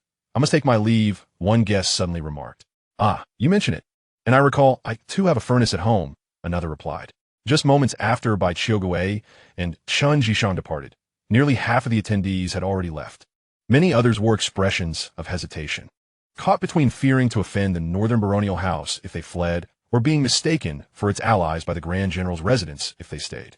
They found themselves in a quandary. Only a few staunch loyalists of the Northern Baronial House, despite their grim expressions, gathered together to converse, showing no intention of leaving. As Changsheng remained absorbed in the culinary delights, Mo Changkong appeared at his side, whispering, "Young master, I have looted several shops, and the goods are all within this storage bag." Mo Changkong handed a storage bag to Changsheng. Understood, Xianxia nudda, accepting the bag and placing it into his own. When Huang Wu and his companions approached with ill intent, Changsheng had sensed that a confrontation was imminent. Since a conflict was inevitable with these individuals, he deemed it wise to seize the opportunity to plunder their shops. This way, the items within would not be utilized against him. Mo Changkong possessed the cultivation of a peak tribulation transcender, having previously attained the realm of Earth Immortal. As long as he did not encounter the demonic shadow of the General's mansion, he could essentially traverse Mingzhou with ease. At present, the attention of all formidable individuals in Mingzhou City was focused on the villa in the eastern outskirts, presenting an opportune moment for benevolence. At that moment, Lin Ruoshi approached gracefully, her gaze toward Changsheng imbued with complexity. She had initially believed that her strength was comparable to his, both being at the integration stage. However, upon receiving a report from her subordinate, she realized her grave misjudgment. She could now ascertain that Changsheng was indeed the legendary tribulation transcender of Baichao Hall. A tribulation expert had already gained the qualification to be treated with respect by her grandfather, the Duke of Jinbei. Young Master Li, this matter also implicates my Duke of Jinbei's mansion. Lin Ruoshi softly addressed Changsheng as she stood beside him. Rest assured, as long as you are within Mingzhou City, no tribulation transcender will dare to act against you. Indeed, Changsheng nodded, his expression revealing a hint of peculiarity as he responded. Miss Lin, regarding the order we discussed, I believe Baichao Hall will be able to deliver by tomorrow. Upon examining the spoils that Mo Changkong had entrusted to him, he was astonished to discover that most of the medicinal pills listed in the order were available among several trading companies and in considerable quantities. By consolidating the inventories from a few of these establishments, not only could he fulfill the Duke of Jinbei's order, but also secure a profit. Chapter 91. The Reborn Young General. Ah, Lin Ruoxi momentarily paused, but quickly regained her composure. Very well. Upon receiving the goods tomorrow, I shall dispatch someone to deliver the spirit stones. Meanwhile, 1,000 miles outside Mingzhou City, atop a mountain peak, a young man clad in luxurious attire stood with his hands clasped behind him, gazing in the direction of Mingzhou City. Li Changsheng of Baichao Hall. How dare he strike lethally against my general's mansion? Investigate this. I wish to uncover the origins of this Baichao Hall. Behind the youth knelt a dozen individuals, each possessing at least the integration stage, including 4 who were great ascension cultivators, all bowing respectfully at his feet. Yes, young general, one great ascension cultivator responded, respectfully retreating and hastening northward. Young general, should we summon Elder Lu and Elder Qin from the mansion? A great ascension cultivator cautiously inquired, wiping non-existent sweat from his brow. The Duke of Jinbei's mansion already has 3 tribulation transcenders, while we have only Elder Chun. I fear we may not accomplish this task. What do you know? Li Changsheng and Baichao Hall are variables, and variables must be eliminated, the young general, Xiao Jingyan, replied coldly. As a reborn individual, his mindset had long been hardened by the 1,000 years of slaughter in his previous life. In that past existence, his general's mansion had been swept away in the first wave of the demonic invasion, with only a few surviving by embracing the demons and transforming into them. In his former life, he was just one among them. In his previous life, he unearthed a profound secret. The current crown prince, destined to become the future emperor, is none other than the reincarnation of the holy demon prince. Once the prince's past memories awaken, he will sacrifice millions of cultivators, summoning a horde of demons to descend upon the mortal realm, ultimately offering the entire Azure realm to the demon realm in exchange for unparalleled power. The earliest followers of the holy demon prince reaped immense benefits during the sacrificial rites, with many successfully entering the demon realm and cultivating divine demonic bodies, thus ensuring their eternal existence. Therefore, upon his rebirth, his foremost objective was to align the general's mansion with the holy demon prince. The first task assigned to him was to unify Mingzhou, drawing upon his memories from his past life.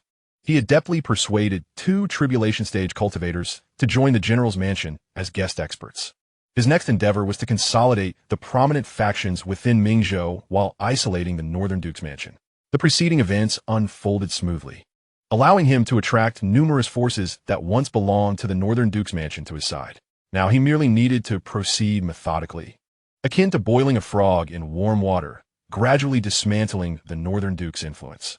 Moreover, he had been infatuated with Lin Ruoxi in his previous life, and now, in this new existence, he was determined to win her heart. However, just as everything was progressing favorably, an unexpected entity emerged, Baichao Hall. In his memories, there had been no mention of Baichao Hall at this juncture, leading him to conclude that it posed a variable that needed to be eradicated. At the eastern suburb villa, after a lavish feast, Li Changsheng sat quietly in a corner, awaiting the commencement of the exchange meeting. Due to his earlier display of ferocity, none dared to approach him, and he relished the solitude. Silently, he activated the simulator. Recharge, Li Changsheng murmured. Recharge successful. Balance, 6 for billion gold. Would you like to use the cultivation simulator immediately? One simulation costs 1 billion gold. These merchant associations are truly affluent. Li Changsheng shook his head slightly. Aside from the 5 billion spirit stones gifted by Lin Ruoxi 2 days prior, the rest were acquired from the storage bags of those he had slain and from Imo Chunkong. Engaging in such nefarious acts brings in spirit stones swiftly. Li Xianxing siga souffly. Alas, he was not yet invincible. Otherwise, he would simply seize what he desired rather than toil for wealth. Certainly, within the Southern Li dynasty, there are tribulation stage cultivators stationed to maintain order. Should chaos arise in Mingzhou, it would undoubtedly provoke the intervention of the dynasty's formidable warriors. First, he would use the dragon and tiger pill to bolster his strength. Commencing simulation. You attend the exchange meeting hosted by the Northern Duke's mansion. Encountering provocations from the general's mansion, you effortlessly slay them, instilling fear throughout Mingzhou City. At the exchange meeting, you successfully acquire the formula for the 8th tier dragon and tiger pill and a fragment of the Demon Abyss map. At 32 years of age, you deliver the pilfered pills, talismans, and other items according to the order's list, receiving 5 billion spirit stones in return. A month later, you journey towards the abyss of demons, encountering an assault from 2 tribulation offerings of the Grand General's Manor. You and Mo Changkong effortlessly suppress them, only to unexpectedly learn that the Deputy General of the Grand General's Manor is nearby. You locate the Deputy General, Xianxia, and severely injure him in 3 moves. Yet he manages to escape using a secret treasure. At the age of 33, you acquire blood spirit Ginseng within the Abyss of Demons. Upon returning to Mingzhu City, you commence the refinement of the Dragon Tiger Pill. You successfully concoct the Dragon Tiger Pill and consume it, significantly accelerating your cultivation of the 9 transformations of gods and demons. 6 months later, the Dragon Tiger Pill is fully consumed. While diligently practicing the alchemical arts, you simultaneously search for materials to refine the Dragon Tiger Pill. At the age of 100, you have yet to locate the necessary materials. By 103, the now peak tribulation expert, Xianxia, challenges you outside Mingzhu City, which you decline. 3 months later, Xianxia invades the 100 Herbs Hall, where Mo Changkong engages him in a fierce battle lasting half an hour, with no clear victor. At 430, the Grand General's Manor launches a full-scale assault on the Northtown Marquis Manor, and you find yourself targeted by Xianxia and 5 tribulation cultivators. You raise your hand to suppress 2 tribulation experts, astonishing the entire assembly. Having already reached the human immortal realm, Xianxia personally intervenes, and you join forces with Mo Changkong to confront him. However, the shadow of death strikes, and both you and Mo Changkong are slain. You have perished. How has Xianxia's strength escalated so rapidly? Li Changsheng furrows his brow, astonished that at over 400 years of age, he has ascended to the human immortal realm.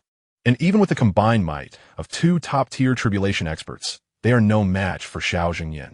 Select 2.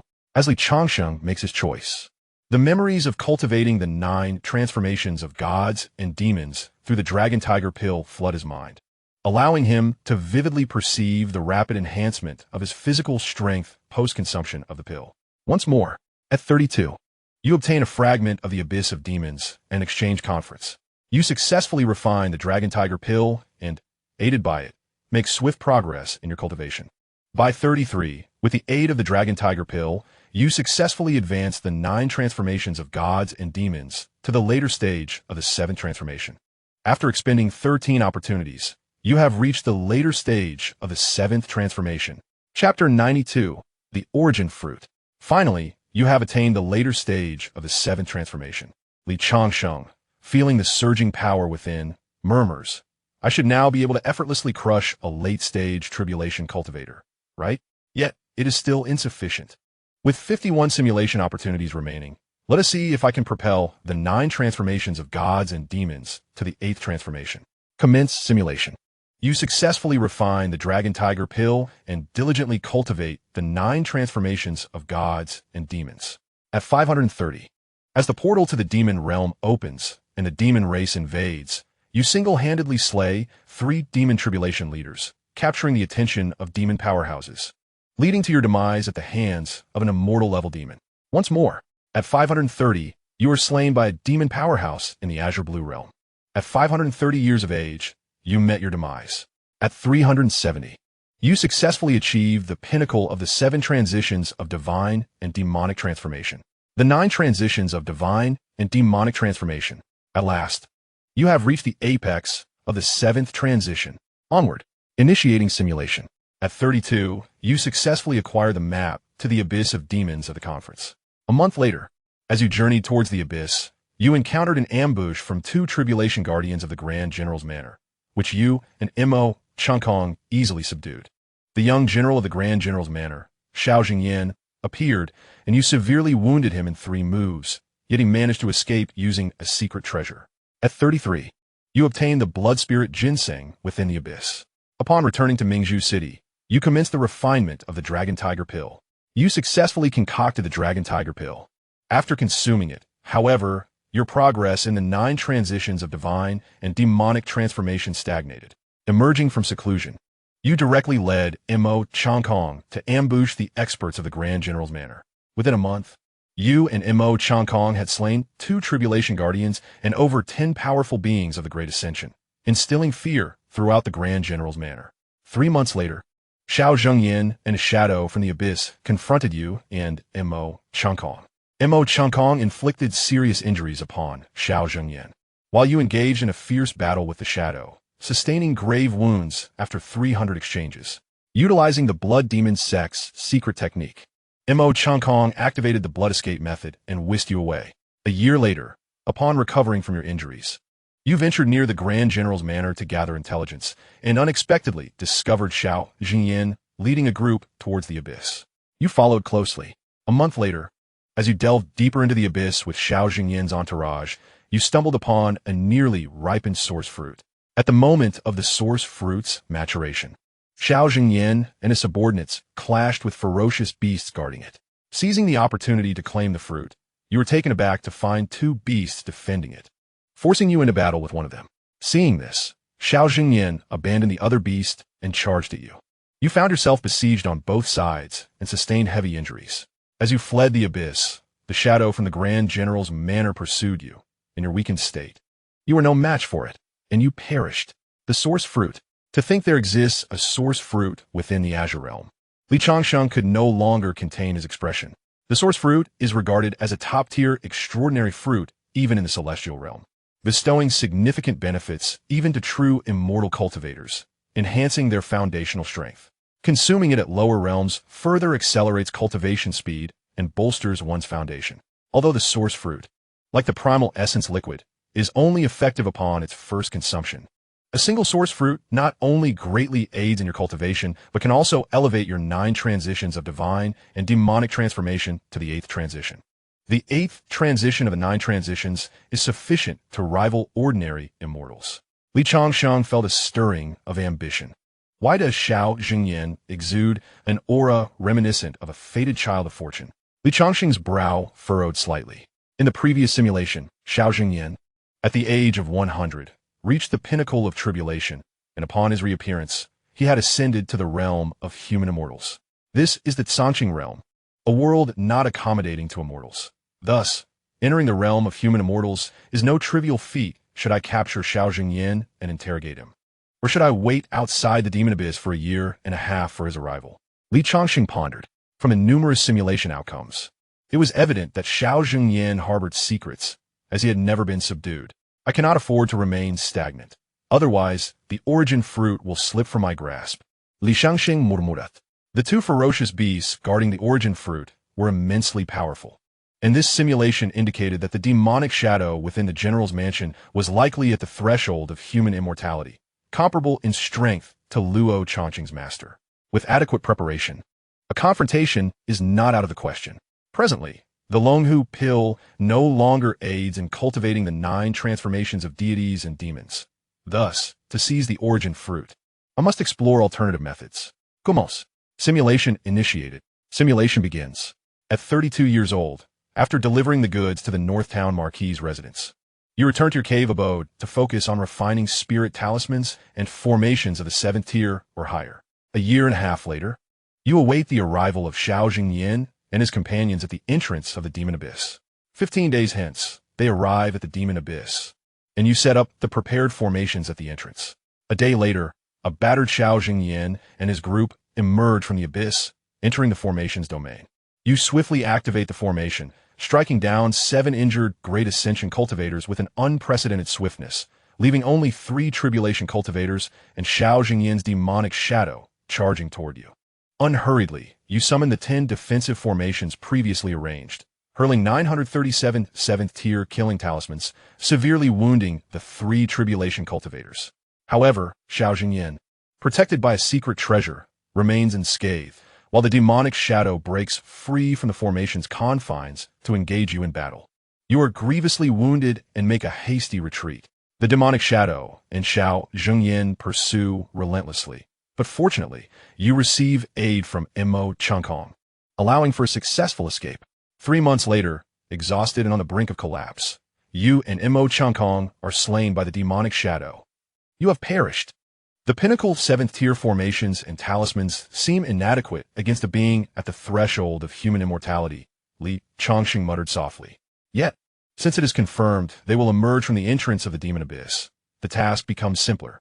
Once I enhance my skills in formations and talisman crafting, I shall see if I can outsmart these individuals and secure the origin fruit. Before Changsheng could continue with the simulation, Changsheng approached him. The exchange meeting was about to commence. The venue for the meeting was located in the deepest part of the eastern suburbs villa. It was presided over by Chiogui, who had made an appearance earlier, though both by Chiogui and the individuals from the Northtown Marquis residence appeared rather grim. Originally, the gathering was supposed to host dozens of renowned individuals from the illustrious Pearl City. However, only a mere 20 or so are present now, which is a significant reduction. Although they had mentally prepared for this eventuality, the actual turnout is still considerably less than anticipated. Dear Daoist Li, this is a miscalculation on the part of the Northern Town Marquis Manor. Should you find yourself lacking suitable items for exchange later, do not hesitate to inform me. I can procure treasures from the manor's treasury for you, Lin Ruoshi said somewhat apologetically to Li Changsheng. Her proposal to invite him to the exchange had been well-intentioned. Yet she had not foreseen that the general's manor would lay bare the conflict between the two families, resulting in such a sparse attendance. Not a problem, Li Changsheng replied with a shake of his head. The Dragon Tiger pill had already lost its efficacy for him. Yet the fragmented map of the Demon Abyss was something he could acquire. While the Dragon Tiger pill holds little value for him, it remains an extraordinary elixir for other major cultivators or body refiners. A single vial could fetch a substantial price, which is fortuitous as he currently finds himself in need of funds. Chapter 93. The Inheritance of the Eighth Order Formation. The atmosphere at the exchange was rather somber. Nevertheless, out of respect for the Northern Town Marquis Manor, the attendees hastily conducted their exchanges before departing from the eastern suburbs villa. Li Changsheng managed to trade 2 seventh-order pills for the map of the Demon Abyss. He then made his way to the 100 Herbs Hall alongside Mo Changkong. As they approached the 100 Herbs Hall, a white mist began to rise, enveloping them and creating the sensation of being transported to another realm. The Shumi Mustard Seed Formation. Quite intriguing, Li Changsheng remarked calmly. The Shumi Mustard Seed Formation is an 8th order formation, despite dedicating years to the study of formations. He has only reached the pinnacle of 7th order formation mastery. Though he had heard of the Shumi Mustard Seed Formation, he had yet to successfully construct it. Oh, a figure emerged from the mist, revealing Chen Ji, who wore an expression of surprise. Indeed, you are the one behind the 100 Herbs Hall. Such temperament. No wonder the young general advised me to keep an eye on you. I had heard of a mysterious figure capable of transcending tribulations, but I did not expect it to be you. Although I am unaware of the methods you employed to conceal your true cultivation level, today, you shall accompany me to meet the young general. Chunji shook his head slightly and stepped forward, reaching out to seize Li Changsheng. Confident in his strength, he believed that even if Li Changsheng possessed early tribulation stage cultivation, he, with his late tribulation stage prowess, could easily subdue him, especially with Bai Chiogui absent. As for the old servant beside Li Changsheng, the young general had not instructed him to bring him back, so he could be dealt with directly. Bang! Before Chun Ji could comprehend the situation, a flash of crimson light collided with his hand, and in an instant, he felt a significant depletion of his vitality. Puffed. He coughed up a mouthful of blood. Chun Jishang's complexion was pallid, his eyes betraying an unmistakable terror. It was his first encounter with such an unconventional method of assault. He could scarcely comprehend the events that had transpired. All he perceived was a fleeting crimson flash before he found himself in this dire state. The essence of a tribulation transcending cultivator is indeed delectable, Mo Changkong remarked, licking his lips with a sinister grin. Who are you? Chun Jishang felt a pang of regret. He had assumed that dealing with a mere member of the Baijiao Hall would be a simple task. Little did he know that not only was Li Changsheng a formidable expert, but even the seemingly unremarkable old servant by his side was a master in his own right. Mo Changkong remained silent, directing his gaze towards Li Changsheng, softly inquiring, Young master, shall I dispose of him? He arrived alone, and there are no accomplices nearby. Eliminate him. Li Shanxing Raplia Guli. A late-stage tribulation transcendence cultivator should possess some spirit stones. Understood. Mo Changkong stepped forth, transforming into a streak of blood-red light as he lunged at Chen Jishang. In mere moments, Chen Jishang found himself unable to withstand the onslaught. Senior, spare my life. He pleaded incessantly. Yet, Mo Changkong remained unmoved, enveloping Chen Jishang in an overwhelming surge of crimson light. Moments later, Chen Jishang was reduced to a pile of withered bones. The bloodlight coalesced back into the unscrupulous figure of Mo Changkong, who approached Li Changsheng respectfully, presenting a storage bag. Young master, this is Chen Jishang's storage bag. Very well. Let us depart. Li Changsheng nodded, stowing the bag away and heading directly towards the Baichao Hall. Thousands of miles away from Mingzhu City, a loud crash echoed. A life token shattered in Xiao Jingyan's hand, startling those standing behind him. That token belonged to the tribulation-transcending cultivator Changsheng. Its destruction signified his demise. It appears my premonition was correct. With my rebirth, this world has indeed changed, Xiao Jingyan mused, tossing the broken token to the ground, his brow furrowing slightly. Changsheng was the first tribulation cultivator he had recruited in his 2 years since rebirth, and he believed Changsheng possessed the discernment to avoid needless conflict with the Northern Duke's residents. Yet now, Changsheng was dead. Do not act rashly. Xiao Jingyan instructed in a low voice. Send someone to Mingzhu City to covertly investigate the Baichao Hall's secrets. Remain undetected. Yes. The cultivator standing behind Xiao Jingyan responded promptly. Xiao Jingyan gazed towards the direction of the demon abyss, his eyes shimmering with excitement. He was not particularly concerned about Changsheng's demise.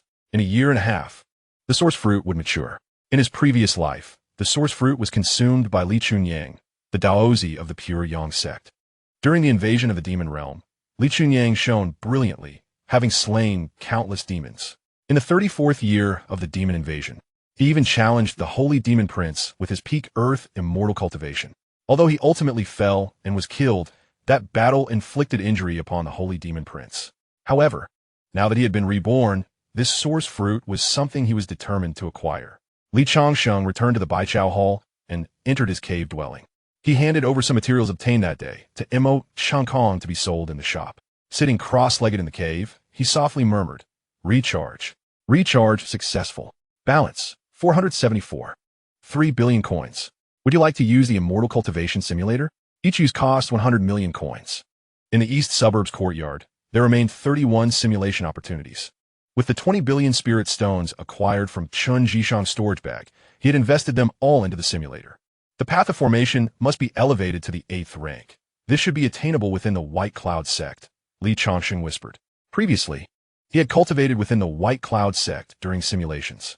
After arriving in Mingzhou, he had heard of the sect's renowned reputation. The White Cloud sect was considered a first-rate force in Mingzhou. Although it lacked a tribulation-transcending cultivator to oversee it, the sect possessed an 8th rank formation inheritance, with several protective mountain formations of the 8th rank. Generally, other forces would not provoke the White Cloud sect. Let us begin with the White Cloud sect, Li Changsheng murmured. Simulation commencing. At 32, after fulfilling an order from a North Town marker residence, you departed Mingzhu City and joined the White Cloud sect, becoming a guest elder. At 37, you finally discovered the location of the White Cloud sect's formation inheritance. 3 months later, you stealthily approached the location of the formation inheritance. With your mastery as a peak 7th rank formation master, you successfully deciphered the 7 protective formations. Just as you were about to acquire the formation inheritance, you triggered the final formation and were detected by the White Cloud sect. You unleashed a cultivation prowess comparable to that of a peak tribulation-transcending cultivator, forcefully seizing the formation inheritance. You injured 7 elders of the White Cloud sect and successfully obtained the 8th rank formation inheritance. You departed the White Cloud sect and returned to Mingzhu City. You diligently practiced the path of formations in Mingzhu City. At 103, Xiao Jingyan, who had successfully reached the peak of tribulation transcendence, challenged you outside Mingzhu City, but you declined. 3 months later, Xiao Jingyan stormed into Baichao Hall. Imo Changkong intervened, engaging in a fierce battle with him for half an hour, resulting in a stalemate. At 430, the general's manor launched a full-scale offensive against the North Town market residents. You were targeted by Xiao Jingyan and 5 tribulation-transcending cultivators. You raise your hand, suppressing 2 tribulation-transcending cultivators, shocking the entire assembly. You activated the formations previously arranged within Baichao Hall, teleporting you thousands of miles away. You disbanded the Hundred Herbs Hall and, together with Imo Changkong, retreated into the depths of the mountains to diligently cultivate the art of formations. 540 years later, the demonic tribe invaded, and you and Imo Changkong were discovered by a powerful demon. Overwhelmed, you were slain. Chapter 94. The 8 Transitions of Deities and Demons. Indeed, within the White Cloud sect lies a legacy of 8th-tier formations. Option 2. As Li Changsheng made his choice, an overwhelming surge of knowledge regarding 8th-tier formations flooded his mind. Although he had simulated this process for centuries, the intricacies of the 8th tier formation still eluded him. Minutes passed before Changsheng opened his eyes, a smile gracing his features. The formations he acquired from the White Cloud sect were remarkable, boasting several pinnacle 8th tier formations. First, I must elevate my status as a formation master, he murmured. Simulation commencing. At 32, you successfully joined the White Cloud sect as a guest elder, dedicating yourself to the study of formations. By the age of 370, you had ascended to the 8th tier in your understanding of formations. After 6 simulations, you finally reached the 8th tier. Again, you immersed yourself in the study of formations at the White Cloud sect. By 310, you had attained the mid-8th tier. With another 8 simulations, you reached the mid-8th tier. Once more, with additional simulation opportunities, I shall elevate my mastery to its zenith. You continued your studies at the White Cloud sect. At 450, you reached the late 8th tier. By 390, you achieved the pinnacle of the 8th tier. You laid down numerous powerful formations around the White Cloud sect. At 540, as a demonic tribe invaded with hundreds of thousands of their forces charging towards the White Cloud sect, you activated the formations, annihilating countless demons. This act incited the wrath of the holy demon prince, who, under the leadership of the already transcended Xianxia, along with 2 other transcendents, breached your formations and brought about your demise. Simulation concluded. Option 2. With Changsheng's choice, it felt as though he had practiced the art of formations for centuries. A wealth of memories and experiences flooded his mind, illuminating the previously obscure aspects of his understanding. With 16 simulation opportunities remaining, he had finally become a pinnacle 8th tier formation master. Gazing toward the abyss of demons, Changsheng spoke softly. Now, let us see if I can set up several 8th tier formations to ensnare that demonic shadow. Simulation commencing. At 34, you arrived outside the abyss of demons. Equipped with 5 meticulously crafted 8th tier formation plates and dozens of 7th tier plates, waiting for Xianxia's arrival. A month later, Xianxia and his entourage appeared. 3 days later, they emerged from the abyss of demons, heavily battered. The moment they stepped into the formation's range, you activated your traps. In an instant, the formation engulfed Xianxia and his companions, leaving the remaining 3 great ascension cultivators no time to react before being slain. Xianxia, the shadow demon, and a tribulation cultivator from the general's mansion, struggled within the formation. After 3 breaths, the tribulation cultivator was mercilessly crushed by the formation. Xianxia sustained grave injuries within the formation. He activated a secret treasure to teleport out, only to collide with the surrounding 5 elements demon-slaying formation, resulting in further injuries. Seizing the opportunity while the shadow demon remained trapped in the formation, you suddenly appeared, channeling the full power of the 9 transformations of God and demon, entering the formation and delivering 17 strikes that brought down Xianxia, claiming the source fruit. Without a glance back, you fled into the distance. Enraged, the shadow demon burned its essence blood and broke free from the great formation, pursuing you. You stepped into a prearranged teleportation array, escaping thousands of miles away. Finding a concealed location, you consumed the source fruit. With the 9 transformations of God and demon, you successfully ascended to the 8th transformation, solidifying your cultivation at the mid-stage of great ascension by the age of 40. After emerging from seclusion, you directly assaulted the general's mansion, slaying 2 tribulation cultivators. The shadow demon reappeared, and you engaged in a fierce battle, striking down the shadow demon after 130 exchanges.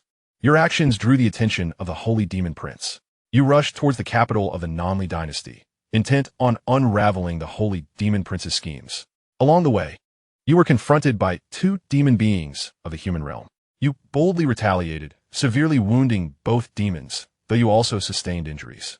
The holy demon prince arrived personally, and after a fierce clash of 170 exchanges, you were ultimately slain by him. You have perished. Simulation concluded. Hiss. Changsheng inhaled sharply. The power of the 9 transformations of God and demon at the 8th transformation is indeed formidable. Just having reached this realm allowed him to severely injure 2 demon beings of the human realm. However, the presence of demon beings alongside the holy demon prince suggests that the sacrifices of countless cultivators 500 years hence, intended to open the portal to the demon realm, might merely be a facade.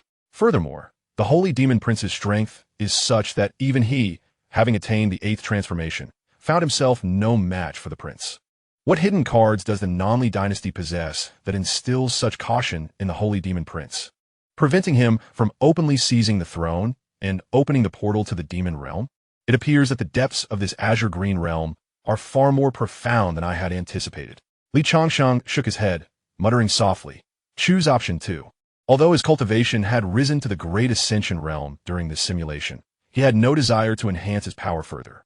Reaching the Great Ascension stage meant that each simulation would cost 1 billion spirit stones. Moreover, even at the Great Ascension stage, the increase in combat power could not compare to the might of the 8th transformation of the 9 transformations of God and Demon. Boom! An immense surge of vital energy flooded into Li Changsheng's body, enveloping him in resplendent golden radiance, emanating an aura of immortality, timelessness, and eternal indestructibility. His body uncontrollably expanded, transforming into a 10-meter-tall giant. Although this change was significantly smaller compared to his previous transformations into colossal beings of over 100 meters, the vital energy surrounding Li Changsheng had already solidified into a tangible force, freezing the surrounding void.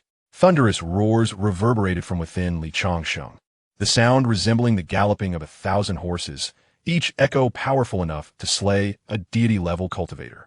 The blood within him had all turned a pale golden hue, with golden veins coiling around his body like mighty dragons. 3 days later, Li Changsheng abruptly opened his eyes. With a crisp sound, the formation surrounding his cave abode shattered explosively. Who dares to cause a commotion at the 100 Herb Hall? Are they tired of living? Mo Changkong transformed into a blood shadow, rushing to the entrance of Li Changsheng's cave, only to find him clad in blue, standing alone outside. In that moment of facing Li Changsheng, he felt a palpable pressure. Truly, he was the chosen one, an extraordinary talent. Previously, Mo Changkong had also been a cultivator at the Earth Immortal level. Though considered ordinary in the celestial realm, he possessed a discerning eye. The majesty emanating from Li Changsheng was undoubtedly indicative of power surpassing that of a human immortal. How little time had passed. It had only been 3 years since he began following Li Changsheng. Back then, Li Changsheng's combat prowess was comparable to that of a major ascendant. But now in the celestial realm, he had witnessed numerous unparalleled prodigies. Even the holy son of his blood demon sect had not achieved such remarkable advancement in merely 3 years. Chapter 95, Mo Yuan Mountain Range. However, Mo Changkong quickly composed himself, a beaming smile adorning his face as he approached Li Changsheng, flattering him, "Your talent truly is unmatched, my lord. I have encountered many who claim to be prodigies in the celestial realm, yet compared to you, they are utterly insignificant." Li Changsheng paid him no mind, merely glancing at Mo Changkong and stating, "I shall visit the town North Marquis' residence to deliver some items. Then I will be going out. During this time, you are to remain in Mingzhou City to prevent any actions from the Grand General's residence against the 100 Herb Pavilion." Understood. Mo Changkong responded promptly. Li Changsheng first visited the town North Marquis' residence. Lin Ruoshi was not present, but she had instructed the steward to receive him. After the steward accounted for the goods, he promptly handed over the remaining spirit stones to Li Changsheng. Upon obtaining the spirit stones, Li Changsheng wasted no time and headed straight towards the Demon Abyss. Although in his simulations, he had successfully set up formations outside the Demon Abyss to slay Xiao Zhengyan, and he had now entered the 8th level of the 9 transformations of God and Demon, he still intended to first acquire the blood spirit ginseng, followed by surveying the terrain within the Demon Abyss to strategically lay his formations. Li Changsheng concealed his whereabouts as he hastened towards the location of the Demon Abyss. Situated deep within the Moy Mountains in the northern region of Mingzhou, where demonic energy surged ominously, due to the relentless onslaught of this malevolent aura over the years. Both the beasts and flora within the Moy Mountains have undergone mutations. Even a single tree or blade of grass could pose a lethal threat. Consequently, the Moy Mountains have garnered considerable notoriety in Mingzhou. Coupled with the abundance of spiritual materials within, numerous cultivators venture into these mountains annually, driven by the hope of discovering precious herbs that could transform their fates. Despite the consistently high mortality rate among cultivators who enter the Moy Mountains, many have emerged with rare spiritual herbs, achieving sudden wealth. Thus, each year, a significant number of cultivators embark on this perilous journey. Yet, the depths of the Moy Mountains, particularly the Demon Abyss, remain a forbidden zone for practitioners of Mingzhou, shrouded in rumors of ferocious beasts capable of transcending tribulations. Those who dare to enter the abyss seldom return. By the time Li Changsheng arrived near the Moi Mountains, 4 days had passed. Fellow cultivator, are you planning to enter the Moi Mountains? We have professional guides available for your consideration, several cultivators, all at the foundation establishment stage, eagerly approached him as he stepped into the nearest small town. These individuals were local brokers, known for providing information on team formations and introducing expert guides to newcomers. For a fee, although their annual income was modest, it sufficed to support their training without the need for risking their lives in the mountains. I require a guide, Li Changsheng stated, pointing to a middle-aged broker who appeared somewhat more agreeable. The broker's eyes brightened, and he promptly replied, "Esteemed senior, please follow me." The middle-aged broker led Li Changsheng to an ancient building within the town, whispering, "Esteemed senior, this is the Moi Pavilion. In the entire town, there is no other force more familiar with the Moi Mountains than Moi Pavilion. However, the fees here may be somewhat higher compared to other independent guides." "That is of no concern," Li Changsheng replied nonchalantly. Upon witnessing Li Changsheng's generosity, the broker's expression brightened. Although Moi Pavilion charged higher fees, they compensated brokers more generously in return. "Manager Qin, we have a distinguished guest," the broker announced upon entering Moi Pavilion, where an elderly man dressed as a manager sat with his eyes closed in meditation. Manager Qin opened his eyes to regard Li Changsheng and the middle-aged broker, rising with a smile. "Esteemed guest, do you require a guide or a bodyguard? Moi Pavilion can provide either service, though the cost will vary based on your needs. I need to venture into the demon abyss. What is the cost in spirit stones?" Li Changsheng inquired directly. Having altered his appearance prior to his arrival, he knew that even acquaintances would not recognize him. Thus he felt no need to conceal his intentions. Entering the demon abyss, the proprietor Qin displayed a look of difficulty on his face. "Esteemed young master, although our Mo Yuan Tower possesses considerable familiarity with the Mo Yuan mountain range, none among our guides dare to take on the perilous task of venturing into the demon abyss. It is not merely us. Other businesses in the city also refrain from accepting such a venture due to the extreme dangers that lurk within the abyss. Even those at the Great Ascension stage cannot guarantee their safe return from the depths of the demon abyss." Recently, there was an incident where an individual passing by the entrance encountered a ferocious beast of the Great Ascension realm. Li Xianxia, undatarad, raplia kalmli. I require no guide to accompany me into the demon abyss. I merely need to be taken to the vicinity of its entrance. His fragmented map contained the precise location from the entrance of the demon abyss to where the blood spirit Changsheng could be found, though it lacked details of the abyss itself. After a moment of contemplation, Qin continued, "However, young master, you may need to travel alongside others. We at Mo Yuan Tower have 3 capable individuals who can lead you to the entrance of the demon abyss. One has already ventured into the mountain range. Another is injured and currently unable to proceed. And the last remains in the city, but is already engaged with another group whose destination also happens to be the demon abyss, coincidentally aligning with your journey. Traveling in a group will afford you a slight reduction in cost, amounting to 15,000 spirit stones. Should you choose to embark alone, the fee would typically be 23,000 spirit stones." "Very well, 15,000 spirit stones is a trifling sum," Li Changsheng stated, tossing a storage bag toward Qin. "When does that party depart?" "They're set to leave in half a day's time. Young master may rest in our humble establishment until then. I shall inform you when it is time to depart," Qin replied, his expression revealing satisfaction as he counted the spirit stones within the bag. Half a day later, Li Changsheng set forth into the heart of the Mo Yuan mountain range with the group. However, he was taken aback by the number of individuals accompanying him. Aside from himself and a taciturn guide, there were dozens of guards, the weakest of whom possessed the cultivation of the divine transformation stage, including 2 peak integration stage captains providing protection. At the center of the party stood a young man and woman, both adorned in fine garments. "We journey to the edge of the demon abyss to gather the phoenix blood vine.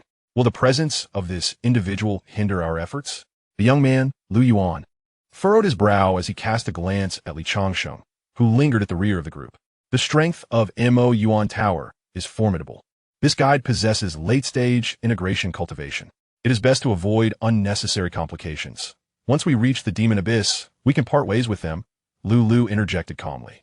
The Liu family's ancestor had discovered a cliff on the outskirts of the abyss where the phoenix blood vine flourished, enabling the family to amass a significant quantity of the vine over the centuries, which had allowed them to flourish.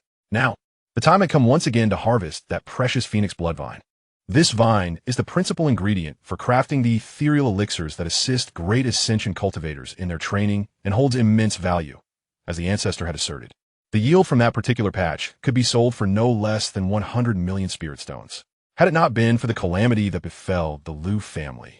Resulting in the loss of the ancestral map, they would not have sought the guidance of the guide from Mo Yuan Tower to lead them to the abyss of demons. In Chapter 96, the acquisition of blood spirit Changsheng, Changsheng trailed at the rear of the group, proceeding leisurely. Though the two young men clad in fine garments communicated through mental messages, his prowess allowed him to discern fragments of their conversation. The phoenix blood vine was indeed a valuable find, yet paled in comparison to the blood spirit Changsheng. Changsheng shook his head slightly. His intention to venture into the abyss of demons was undoubtedly to seek the blood spirit Changsheng first. However, should he encounter the phoenix blood vine, he would not hesitate to collect it, for he was in dire need of resources. Soon, the party entered the Mo Yuan mountain range. As they crossed the threshold, Changsheng immediately sensed a stark contrast between the mountains and the outside world. A faint aura of malevolence lingered within the Mo Yuan mountains, reminiscent of the Devil's Sea he had traversed in the southern heavens, where the beasts were even more bloodthirsty. Even the flora here exhibited mutations. Shortly after their arrival, a colossal tree unleashed a barrage of numerous vines, enveloping the entire group.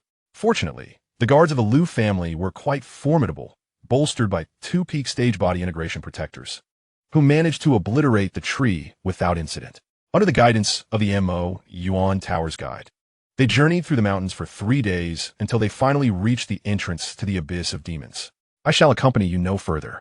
I will await your return for 7 days. Should you not emerge by then, I will depart. The guide stated pensively as he halted his steps upon reaching the threshold of the abyss. Changsheng disregarded the Liu family members and turned directly to enter the abyss. Fool, Liu Yuan scoffed, observing Changsheng's retreating figure. He dares to enter the abyss alone. I shall see if he can still be found after 7 days. The dangers encountered in the Mo Yuan mountain range had expanded his horizons. Had it not been for the guide's extensive experience, their party would have suffered grievous losses. If the Mo Yuan mountains are perilous, one can only imagine the treachery that lies within the abyss, Lu admonished, casting a disapproving glance at Liu Yuan. Do you truly think him a fool? Anyone bold enough to enter the abyss alone must possess considerable confidence in their abilities. Moreover, there are many ancient beings disguised as youth. Perhaps he is one such formidable entity. The abyss was suffused with demonic energy. Ordinary cultivators who lingered too long within its confines risked having their minds clouded by its influence, potentially succumbing to madness and becoming mindless monsters driven by bloodlust. Boom! Changsheng surged through the abyss with remarkable speed, flicking his fingers to unleash a sword chi that reduced 2 concealed demonic snakes, lurking within a miasma, to mere dust. Could it be that this place truly connected to the demon realm? As he delved deeper, even Changsheng felt a flicker of uncertainty within his heart. He had been traversing the abyss of demons for 2 days, and as he ventured deeper, the ferocity of the beasts he encountered grew ever more formidable. In these 2 days, he had faced 2 formidable creatures of the Great Ascension stage and a fearsome tiger of the Tribulation stage. In the realm of Mingzhou, Tribulation cultivators were undoubtedly the pinnacle of power. Any force under the aegis of a Tribulation cultivator commanded respect from even the 3 major factions. Yet, he had not yet penetrated the depths of the abyss when he encountered a beast of such caliber. With each step forward, the frequency of his encounters with demonic entities intensified. He dispatched several demonic wolves of the transformation and void stage with relative ease, and he was relieved to see the blood-red valley drawing near. A smile graced Changsheng's face as he gazed at the crimson valley in the distance. He transformed into a streak of light, hastening toward the blood-hued gorge. Suddenly, as Changsheng emerged above the valley, a colossal blood-colored python, stretching thousands of feet in length, surged upward into the air. Its tail, thick as a dozen men, lashed out towards him. Did this mere beast of the late Great Ascension stage dare to flaunt its might before me? Changsheng did not flinch. Instead, he extended his right hand, as white as jade, forming it into a sword-like gesture, and pointed at the python's tail. though he seemed as insignificant as an ant in comparison to the enormous serpent. The moment his finger met the python's tail, an explosive force erupted. The massive creature, rivaling a late Great Ascension cultivator, began to crack from its tail. Fissures rapidly spreading across its body until it shattered entirely, bursting into a cloud of crimson mist. Changsheng descended into the valley, where indeed, at its deepest point, he beheld a ginseng of vibrant crimson, thicker than his arm. This was the blood spirit ginseng, essential for concocting the dragon tiger pill. Judging by its age, it must be over 10,000 years old. The blood-color python likely sought to reach the pinnacle of the Great Ascension stage and then utilize this ginseng to leap into the tribulation realm. Changsheng shook his head, contemplating. Nevertheless, with this blood spirit ginseng, he could successfully refine several batches of dragon tiger pills. Selling a bottle for 300 million spirit stones seemed quite reasonable. Did not. At that moment, echoes of roars from deep within the abyss of demons reverberated through the air. Even from a distance of thousands of miles, Changsheng sensed the immense strength of the creatures behind those roars. Did the overlords of the abyss possess celestial-level combat prowess? He furrowed his brow. The Azure Sky realm was merely a middle thousand world. Logically, achieving immortality here represented the pinnacle of cultivation. To advance further, one would need to ascend to the celestial realm or venture into the greater thousand worlds. Alas, I am still young. Now is not the time to uncover the secrets of this place. I shall wait until my strength is greater. Shaking his head, Changsheng retraced his steps. Just as he approached within 4,000 miles of the abyss's exit, he felt a surge of vitality emanating from nearby. How intriguing. Changsheng withdrew his consciousness. A faint smile gracing his face as he hastened towards the source of the energy fluctuations. Within a secluded valley, those accompanying Changsheng from the Lu family cast fierce glares at the other two factions. In the valley lay the corpse of a monstrous beast, several hundred feet in length, accompanied by a dozen other lifeless bodies. Among them, the remains of Lu family's guards, as well as those of others. This place is rich in phoenix blood vines. Let us divide the spoils among our three families, suggested Manager Qin, his eyes gleaming with fervor as he surveyed the vines sprawling across the rocky walls, estimating their worth to be in the billions of spirit stones. The rise of the Lu family was well known among the local powers. When Lu family's members located the Mo Yuan Tower, he had taken care to observe, following the signals left by the guide within the tower, and was astonished to stumble upon such a substantial treasure. However, he was taken aback to find that the Guan family had also arrived. The Lu family had fallen from grace. Their once great patriarch had passed away, leaving only a nascent cultivator of the early stage to barely hold the family together, rendering them insignificant in his eyes. In contrast, the Guan family boasted three powerful cultivators, with Guan Wenyuan at its helm, a peak-stage cultivator in the prime of life. A confrontation with the Guan family would not bode well for Mo Yuan Tower. Guan Winta, the leading peak-stage cultivator of the Guan family, spoke with a frigid demeanor. This place was first discovered by my Guan family. We may grant your Mo Yuan Tower a share of 30%, but the Lu family shall receive none. How absurd! Lu Yuan erupted in anger. If it weren't for your Guan family's theft of our map, how could you have found this place? Now you dare to silence. Lu interjected sharply, her heart racing as she quickly addressed Manager Qin and Guan Winta with a respectful gesture. Esteemed Senor, my Lu family is willing to withdraw and will not contest the Phoenix Bloodvines with you. Chapter 97, Discovered. This Phoenix Bloodvine rightfully belongs to my Lu family. Lu Yuan shouted defiantly. Before he could finish, Lu swiftly slapped him across the face, sending him sprawling. Her face flushed with indignation. What a foolish ally, she thought, exasperated that he still failed to grasp the gravity of their situation. Both the Guan family and Mo Yuan Tower had formidable peak-stage cultivators present. Merely surviving this encounter was already a considerable feat for the Lu family. Lu, how dare you strike me? Lu Yuan exclaimed, rising in disbelief as he glanced at Lu. His grandfather was the only remaining peak-stage cultivator in the Lu family. Although both he and Lu belonged to the direct line of the family, Lu's status had diminished since the death of her lineage's peak-stage cultivator. Even though her talent and cultivation surpassed his, he held the backing of a powerful elder. Guan Winta sneered derisively. Initially, the Lu family held a significant advantage over the Guan family, yet it is disheartening to witness that their descendants have devolved into such a lackluster caliber. The young lady, however, demonstrates discernment, resisting the allure of the feng shuiing. Regrettably, none of the Lu family members shall escape today. Guan Wentao shook his head and turned to Manager Qin, stating calmly, "What do you think, Manager Qin? Harmony breeds wealth. Harmony breeds wealth." Manager Qin, with a benevolent expression, replied, "I am merely a businessman, yet I would gladly accept the opportunity to earn a little more. This feng shuiing forest can be harvested once and, after several centuries, yield again. It is indeed a treasure trove, best kept from the knowledge of rival factions." Upon hearing this, Lu felt a tightening in her chest.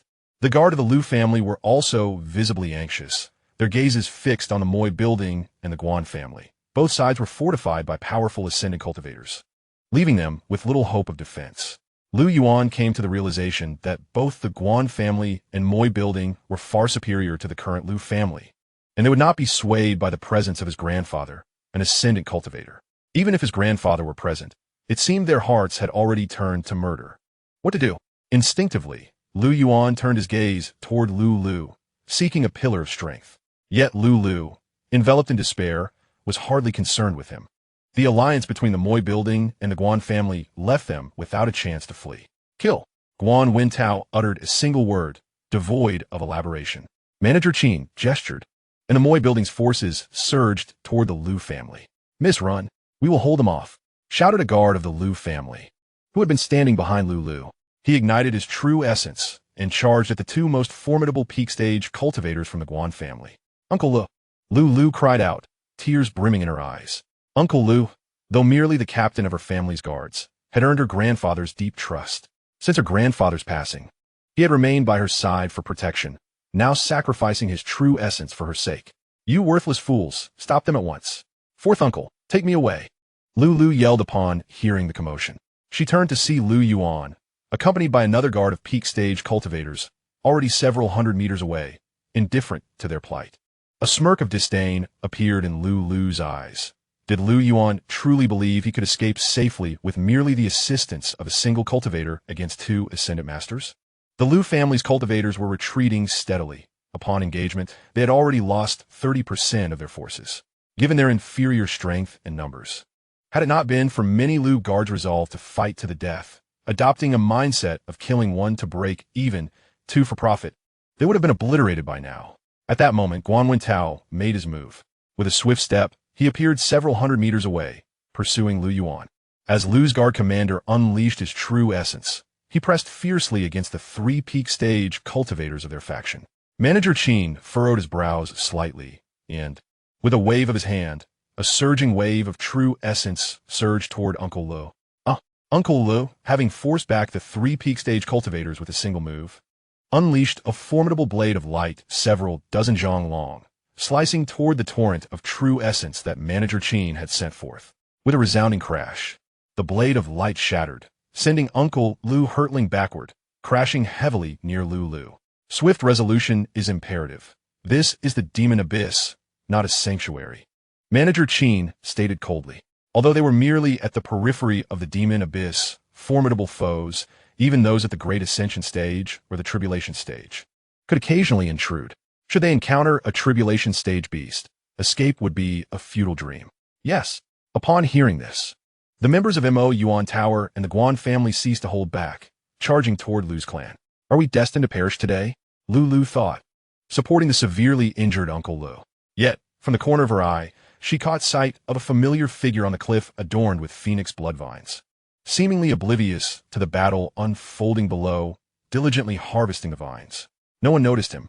Just moments ago, the cliff had been teeming with phoenix bloodvines. But now nearly a third had vanished. "Elder, please save me." A glimmer of hope surged within Lu as she shouted toward the cliff. "Foolishness," Manager Qin scoffed. But before he could finish, he noticed that nearly half of the vines had been collected. "Cease this at once," Manager Qin bellowed, his face contorted with fury. Amidst their life and death struggle, someone had stealthily gathered a significant portion of the phoenix bloodvines.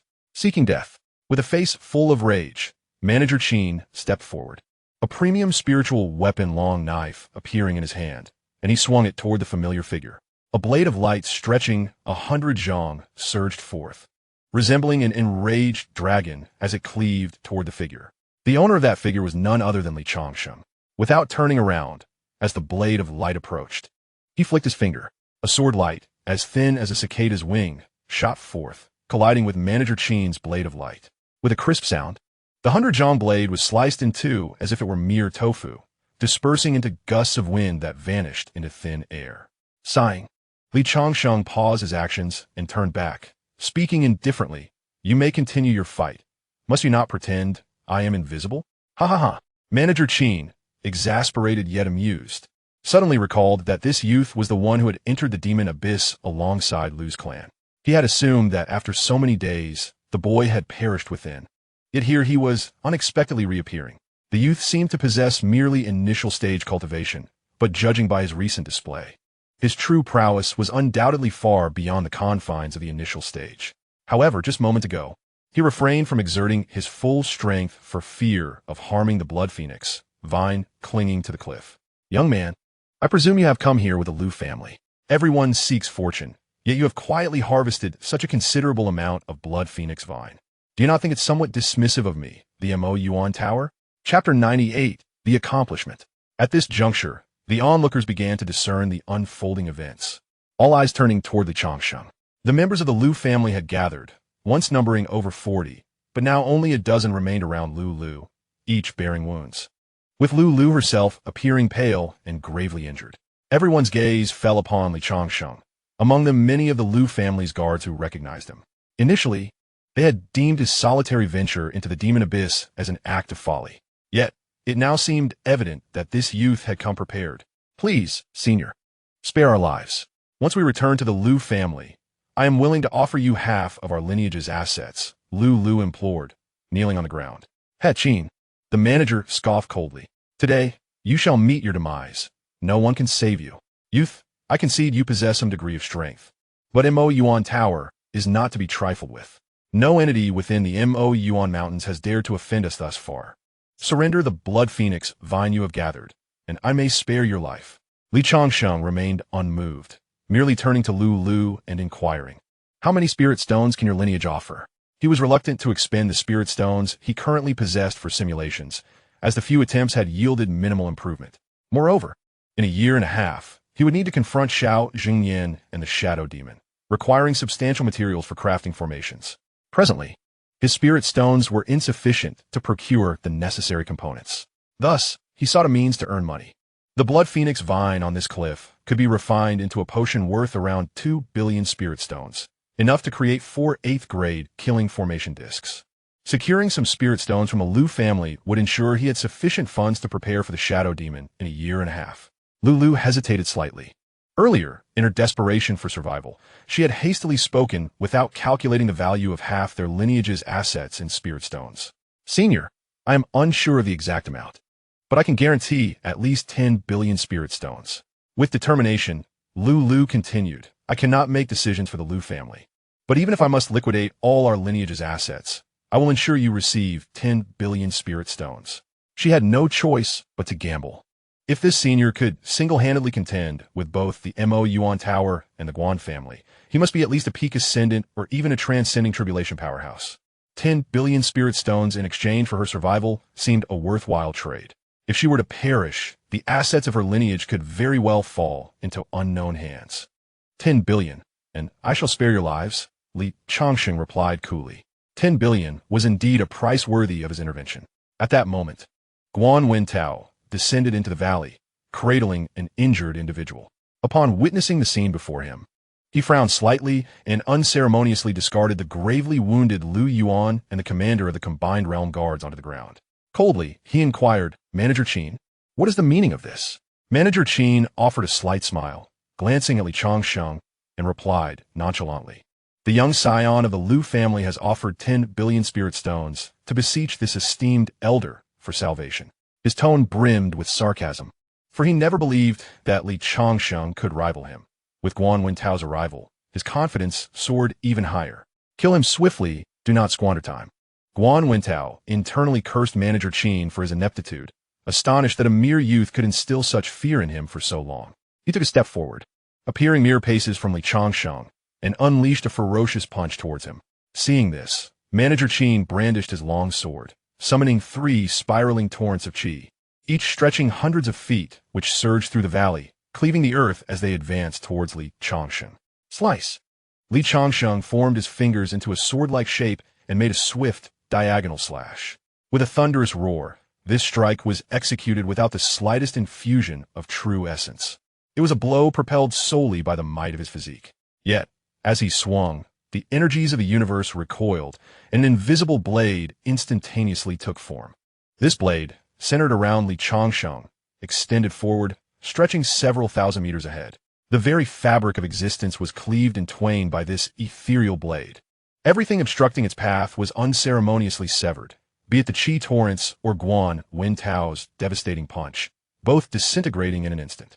In that fleeting moment, Guan Wen Tao found his entire body bisected by the blade, his soul unable to escape. Manager Qin, gripped by terror, hastily retreated, yet it was too late. He followed in Guan Wen Tao's tragic wake, his form also cleaved asunder, plummeting from the sky. The blade's momentum remained unyielding, carving through all it encountered, until it bifurcated a towering mountain thousands of meters away, before finally dissipating. A collective gasp echoed through the crowd as they beheld the demise of two formidable cultivators. Renowned figures in Mingzhou, reduced to nothingness in an instant. Flee! The members of the Guan family and the Mo Yuan Pavilion, realizing the gravity of the situation, scattered in all directions. The power of that mysterious youth was overwhelming, and their only chance of survival lay in their ability to outpace one another. Would they escape? Li Changsheng subtly shook his head and flicked his finger. The void-killing sword technique was unleashed. Hundreds of invisible sword energies shot forth, swiftly overtaking the fleeing cultivators from Mo Yuan Pavilion and the Guan family, shredding their bodies and souls into fragments. Uncle Lu, what cultivation level do you believe this elder possesses? Lu swallowed hard and whispered. I cannot say. Uncle Lu replied, shaking his head in astonishment. The prowess displayed by the esteemed elder moments ago appeared to him as divine, a height to which he would find it exceedingly difficult to aspire throughout his lifetime. Li Changsheng paid no heed to the Lu family members, effortlessly collecting the storage bags from the Moyuan Tower and the members of the Guan family. Even the smallest mosquito is still a morsel. He was in dire need. He then turned and resumed his gathering of the Phoenix Bloodvine. At the Moyuan Tower headquarters in the outside world, a resounding crack echoed within the ancestral hall, where the tablets of elite members were enshrined. One of the 4 tablets at the highest position shattered abruptly. The disciples guarding the hall were taken aback. The tablet of Manager Qin has shattered. The disciples hurriedly made their way toward the cave dwelling where the Tower Master was in seclusion. Master, a disciple reported that Manager Qin's tablet has shattered. A peak integration stage guardian bowed before a cave entrance, speaking in hushed tones. Bang! The great door of the cave swung open, revealing a middle-aged man clad in black. What has transpired? The master of Moyuan Tower, Mo Changwei, inquired with a furrowed brow. Manager Qin had previously focused on the Lu family, reported to the tower, and then ventured into the demon abyss. It is likely that an incident has occurred within, the disciple of Moyuan Tower promptly explained. Mo Changwei shook his head slightly, asserting that Manager Qin was a cautious individual who would not venture deeply into the demon abyss. Given his strength, even if he encountered danger near the periphery, he should be able to retreat safely. It is likely that he has encountered other matters. Seal off the entrance to the Moyuan mountain range. From this moment forth, no one is permitted to enter. Summon the second elder and protector Zheng to accompany me into the Moyuan mountain range for an inspection. Chapter 99, An Encounter. In the demon abyss, Li Changsheng completed the gathering of all the Phoenix Bloodvines before turning to Lu and the others, who had already buried their companions' remains. Lu, upon seeing that Li Changsheng had finished collecting the vines, hastened over. Esteemed elder, we are prepared on our end and can return at any moment. Lu's demeanor was exceedingly respectful. The strength this elder had just exhibited was at least that of a late-stage tribulation survivor, if not peak level, placing him among the most elite of the Mingzhou realm. Not only the current Lu family, but even at its zenith, would have been no match for this seemingly youthful elder's prowess. Then let us depart. Li Xianxia raplia nonchalantly. He had merely come this way to earn a bit of wealth. Having completed his gathering of the Phoenix Bloodvines, it was only natural to exit the demon abyss. Indeed, Lu bowed and then quietly instructed the Lu family's guards. Let us proceed.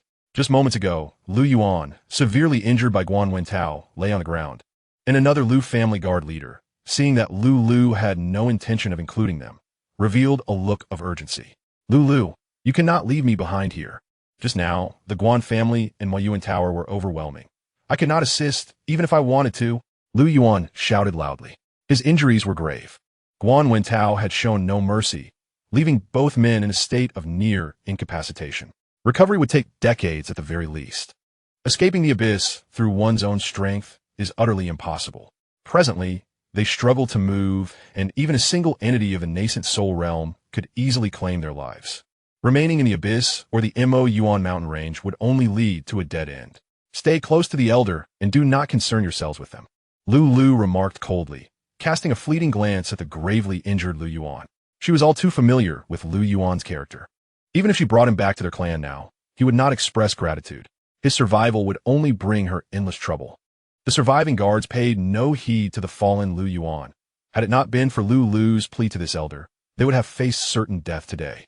Furthermore, Lu Yuan's earlier actions, where he had utilized their strength to fend off two opposing forces while he quietly slipped away, had left them feeling quite disgruntled. As Lu Yuan watched the figures of Changsheng and Lu recede into the distance, despair flickered in his eyes, and he shouted, Lu, if you do not take me with you, my father and grandfather will not spare you. His voice echoed throughout the valley. The only response was the menacing roars of the creatures. Elder, the people from the Mo Yuan Tower must have already received news of Manager Qin's demise. Lu whispered as she trailed closely behind Li Changsheng in the Mo Yuan mountain range. And so what? With each step Li Changsheng took, it was as though he measured the distance with a ruler, each stride consistent and unwavering. Lu and the other guards from the Lu family struggled to keep pace. Elder, with your strength, you need not fear the Mo Yuan Tower. However, there are rumors that the tower's master, Mo Chang'e, has already entered the Tribulation Crossing realm. And given the tower's millennia-old legacy, he may possess some secret techniques we cannot afford to underestimate, Lu quickly explained. Thud! Lu collided with Li Changsheng's back as he halted abruptly. Elder, before Lu could finish her sentence, Li Changsheng replied coolly. It seems that the master of the Mo Yuan Tower is not, as you suggested, a Tribulation Crossing cultivator. What? Confusion flickered in Lu's eyes. At that moment, a myriad of streaks of light rushed towards them, landing and transforming into figures on the ground. The Lu family. The foremost figure was none other than Mo Chang'e, the master of the Mo Yuan Tower, his cultivation evidently at the pinnacle of the Great Ascension realm, just a step away from crossing into the Tribulation realm. Mo Chang'e surveyed the tattered group with a slight frown and inquired, My people entered the mountains alongside yours. Why have the Lu family members emerged, while my Mo Yuan Tower people remain unaccounted for? Standing beside Mo Chang'e, the head of the Guan family, Guan Wenlong, coldly interjected, Where is the Phoenix Bloodvine? Speak of what you know, and I shall leave you with intact corpses. Guan Wenlong's cultivation was slightly inferior to Mo Chang'e's, but he too had reached the pinnacle of the Great Ascension realm. He encountered the individuals from the Mo Yuan Tower at the entrance of the Mo Yuan mountain range. Prior to this, both parties had engaged in some collaboration, and through their conversation, they discovered that the Mo Yuan Tower had also suffered the loss of a great cultivator within the Mo Yuan mountain range, which prompted their joint expedition into the depths of the mountains. However, instead of encountering the members of the Guan family or the Mo Yuan Tower, they unexpectedly stumbled upon the Lu family. Before Lu could utter a word, Li Changsheng spoke calmly. A complete corpse? Such audacity. The people from the Mo Yuan Tower and the Guan family turned to see a young man in azure standing atop a stone, arms crossed behind his back, dressed in blue, resembling a gentleman of the turbulent world. Has no one in your family taught you how to address your elders properly? Nevertheless, since you have spoken, let us begin the interrogation with you. Guan Wenlong extended his hand, and a powerful suction force emanated from his palm. The young man before him had merely attained the stage of harmonization. In the presence of a pinnacle Great Ascension cultivator like Guan Wenlong, he could easily be crushed. The surrounding trees were uprooted and hurled toward Guan Wenlong. Yet before they could near him, they were shattered to pieces by the violent true essence swirling around him. However, the figure in azure remained utterly unmoved, as if the overwhelming force was merely a gentle breeze brushing against him, leaving no impact whatsoever. Guan Wenlong's composure began to falter. As a pinnacle Great Ascension cultivator, Failing to subdue even a nascent harmonization cultivator in front of so many witnesses was a severe blow to his pride. Star-shattering hammer. Guan Wenlong bellowed, producing a small purple hammer in his hand. It expanded in the wind, swiftly transforming into a colossal purple hammer several hundred feet in size. He grasped the hammer and swung it down fiercely toward Li Changsheng. This brat is doomed. The members of the Guan family sneered in unison. The star-shattering hammer was the renowned technique of their family head, acquired during an expedition, and over the years, several well-known experts had perished beneath its might. How could a mere harmonization cultivator withstand such an onslaught? Merely a trivial skill, Li Changsheng replied, shaking his head slightly, choosing neither to evade nor dodge. The force behind this hammer was indeed formidable. Even a great ascension cultivator would likely meet their end if struck. Alas, he was destined to encounter him. Onlookers beheld the azure figure, unhurried, extending a finger as pure as jade, slowly moving toward the descending giant hammer. Boom! A deafening crash reverberated through the air, causing those of lesser strength to feel dizzy. Yet what unfolded next astonished them. The pristine finger gently tapped the purple giant hammer, halting it in its tracks. Crack! Another sharp sound echoed, and the purple hammer could not withstand the pressure of that single fingertip, fracturing with a multitude of cracks. These fissures rapidly spread across the surface of the purple hammer. Crack! Guan Wenlong's arm bore a fracture akin to glass, swiftly extending throughout his entire body. Boom! Guan Wenlong's form shattered into countless pieces. The head of the Guan family, Guan Wenlong, had met his demise. Chapter 100, Betrayal Approaches. Silence enveloped the entire arena, as if even the air itself had come to a standstill. Fear-stricken, all eyes were fixed upon the figure clad in green, swallowing hard. Guan Wenlong, a formidable figure in Mingzhou, was now unable to withstand even a single gesture from this young man in green. "Spare me, esteemed senior," Mo Changgue uttered tremulously. Though he believed himself slightly more powerful than Guan Wenlong, facing a being capable of vanquishing him with a mere flick of the finger extinguished any thoughts of resistance. Others quivered and fell to their knees. Sighing softly, Li Changsheng spoke with an air of indifference. "Had you not come, I would not have sought to trouble you. Had my strength been insufficient, it would have been my demise today. In your next life, keep your eyes wide open." With a calm demeanor, Li Changsheng's form suddenly vanished, reappearing within 3 zhang of Mo Changgue. "You have forced my hand," Mo Changgue bellowed, his body engulfed in a fierce aura of demonic energy, his momentum surging at a visible rate. He was on the cusp of the tribulation stage, and now his power was nearing that of a mid-tribulation cultivator. Slash! At the zenith of his power, Mo Changgue raised his blade high above his head and brought it down with ferocity. "D!" he roared. "After years in the Mo Yuan Mountains, do you think I like a trump card?" A 1,000-foot blade of light formed instantaneously, hurtling towards Li Changsheng. Li Changsheng furrowed his brow, taking another step forward. His figure appeared to teleport, positioning him above the blade of light, where he lightly tapped the beam with his toes. Boom! The blade shattered. With a look of utter disbelief, Mo Changgue spat out a mouthful of blood, his complexion turning ashen. "Your secret technique must have been acquired from the abyss of demons," Li Changsheng remarked, observing the waning energy of Mo Changgue. "It seems this technique is not as formidable as it appears. After unleashing that strike, you can barely muster the strength of a great ascension cultivator." Li Changsheng shook his head slightly, intrigued by the technique. Despite its apparent limitations, which left its user unable to maintain their original strength and even compromised their foundation, an exorbitant cost, it could still be employed in reality without cultivation. In moments of dire need against powerful foes, utilizing such explosive techniques within a simulator could yield remarkable effects. Boom! Li Changsheng pointed into the void. Mo Changgue exploded into a cloud of blood mist, his soul unable to escape. "May you all perish." Li Changsheng turned his gaze towards the dozens gathered from the Mo Yuan Tower and the Guan family, flicking his fingers. Multiple streams of white sword energy darted into the void before striking fiercely, reducing the two factions to mere dust, their souls obliterated. Li Changsheng, upon returning from Mo City, discovered a tattered tome titled Burning Blood Technique within his storage bag. He furrowed his brow slightly. Were this technique whole, it might possess some significance for him. But in its current fragmented state, the ability to enhance his strength merely to the tribulation stage held no value. Let's depart. After organizing the spoils, Li Changsheng promptly left with the Lu family members. 3 days later, Lu escorted Li Changsheng back to the Lu family's residence. He was allocated a splendid courtyard within Lu's lineage, awaiting the delivery of spirit stones. As for whether Lu would face any difficulties upon her return, that was of no concern to him. He had merely agreed to escort her back. The rewards from this venture were indeed substantial. Upon tallying the spoils, a smile graced Li Changsheng's face. From the Mo Yuan Tower and the deaths of those from the Guan family at his hands, he had acquired 11 billion spirit stones, along with numerous materials. Roughly estimating, upon returning to the herb hall, he could easily earn several billion spirit stones.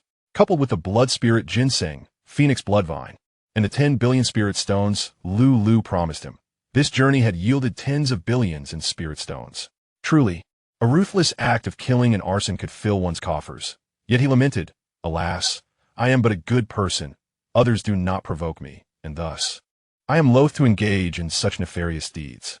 Li Changsheng shook his head slightly. Indeed, he was too merciful, only taking action against those who had wronged him or posed a potential threat. Were he like other cultivators of the demonic path with a simulator, obliterating several factions in a single day would be a trivial affair. "Let me simulate and see if there are any changes after this journey," he murmured. After the last simulation, he still had 19 opportunities remaining and would not recharge today, as he intended to reserve the spirit stones for array crafting. Simulation initiated. At 32, you rescued the Lu family from the abyss of demons. 5 days later, Lu arrives with 10 billion spirit stones, accompanied by 2 tribulation stage cultivators from the general's manor. You swiftly eliminate the 2 tribulation stage cultivators, erasing all traces before departing from the Lu family. You return to Mingzhu City and enter seclusion to craft array discs. At 34, you emerge from seclusion with 11 8th-tier array discs and several 7th-tier array discs, awaiting Xiao Jingyan outside the abyss of demons. Half a month later, Xiao Jingyan arrives with his entourage. 3 days later, Xiao Jingyan's group suffers heavy losses as they exit the abyss. You activate the array the moment they step within its confines. In an instant, the array annihilates all of Xiao Jingyan's companions, severely wounding him. You step into the array and behead Xiao Jingyan with a single strike. The demonic shadow, enraged, confronts you in battle. After 34 exchanges, you deliver a fatal blow to the demonic shadow. You find a concealed location and consume the origin fruit. The effects are minimal, but your divine and demonic 9 transformations technique sees slight improvement, elevating your cultivation to the peak of the integration stage. You make your way directly to the general's manor. The general's manor is obliterated. The Southernly dynasty is in turmoil. Numerous factions are covertly investigating the assailant of the general's manor, while you remain concealed in Pearl City.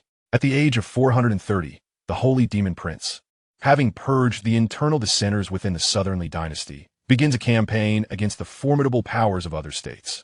Within Pearl City, you have established numerous formidable killing formations, resulting in countless casualties among the Holy Demon Prince's disciples. However, at 470, the Holy Demon Prince personally intervenes, defeating you in 130 moves. You have met your demise. Simulation terminated. Without hesitation, Li Changsheng opts for cultivation. His aura surges as his cultivation ascends to the pinnacle of the integration stage. The annihilation of 2 major sect cultivators in Mingzhou will undoubtedly raise suspicions from the general's manor, yet he did not anticipate such a swift response. With 2 tribulation stage cultivators dispatched to investigate, Li Xianxia murmurs softly. As for the Lu family, he regards them with disdain. Whether Lu was coerced by the general's manor or willingly divulged information, her fate was sealed the moment she chose to lead them. Moreover, this simulation has thwarted his hopes of utilizing the origin fruit to repeatedly elevate the level of the divine demon 9 transformations. Like the creation essence, the origin fruit is only beneficial upon its initial consumption. Although it was used within the simulation, its effects on his physical growth and true essence are still correlated with the origin fruit. It seems he must gather alchemical formulas. Li Changsheng reflects. If he could acquire a body-refining elixir superior to the Dragon Tiger Pill, he could cultivate the divine demon 9 transformations to the 9th level and subsequently transition to the celestial body. The thought of a celestial body, even more powerful than the divine demon 9 transformations, ignites a fervor within him.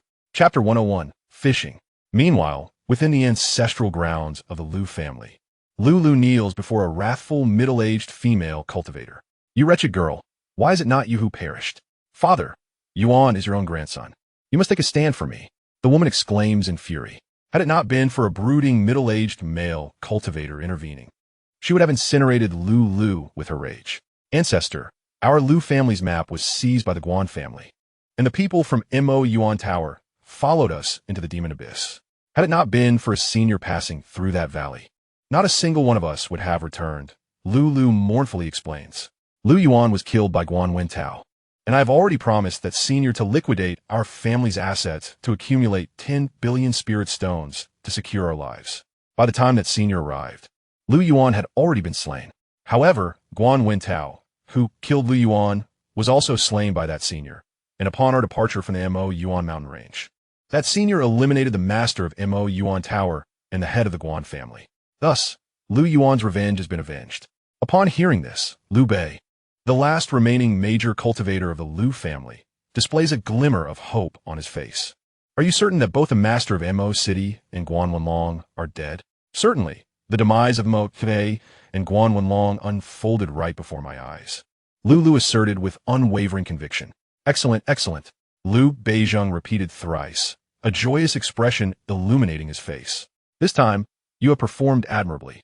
The 10 billion spiritual stones need not be contributed by your lineage, as the Spirit Stone clan can easily gather them. The MOU building, the Guan family, and the Liu family constitute the most formidable triad within 100,000 miles, with the elite and powerful of the two great factions now extinguished. It is indeed an opportune moment for the Liu family to rise. Comparatively, the loss of a moderately talented grandson is hardly significant. Father, Liu Yuan's mother attempted to interject. Silence. This matter is settled. Liu Beizheng cast a sidelong glance at her and continued coolly. I have stated that those who killed Yuan are dead. Do not create further disturbances. Afterward, Liu Beizheng turned to Lulu and said, Come with me.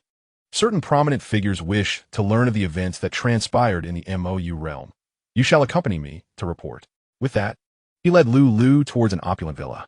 5 days later, a group of individuals arrived at the entrance of the Liu family's villa, where Changsheng resided.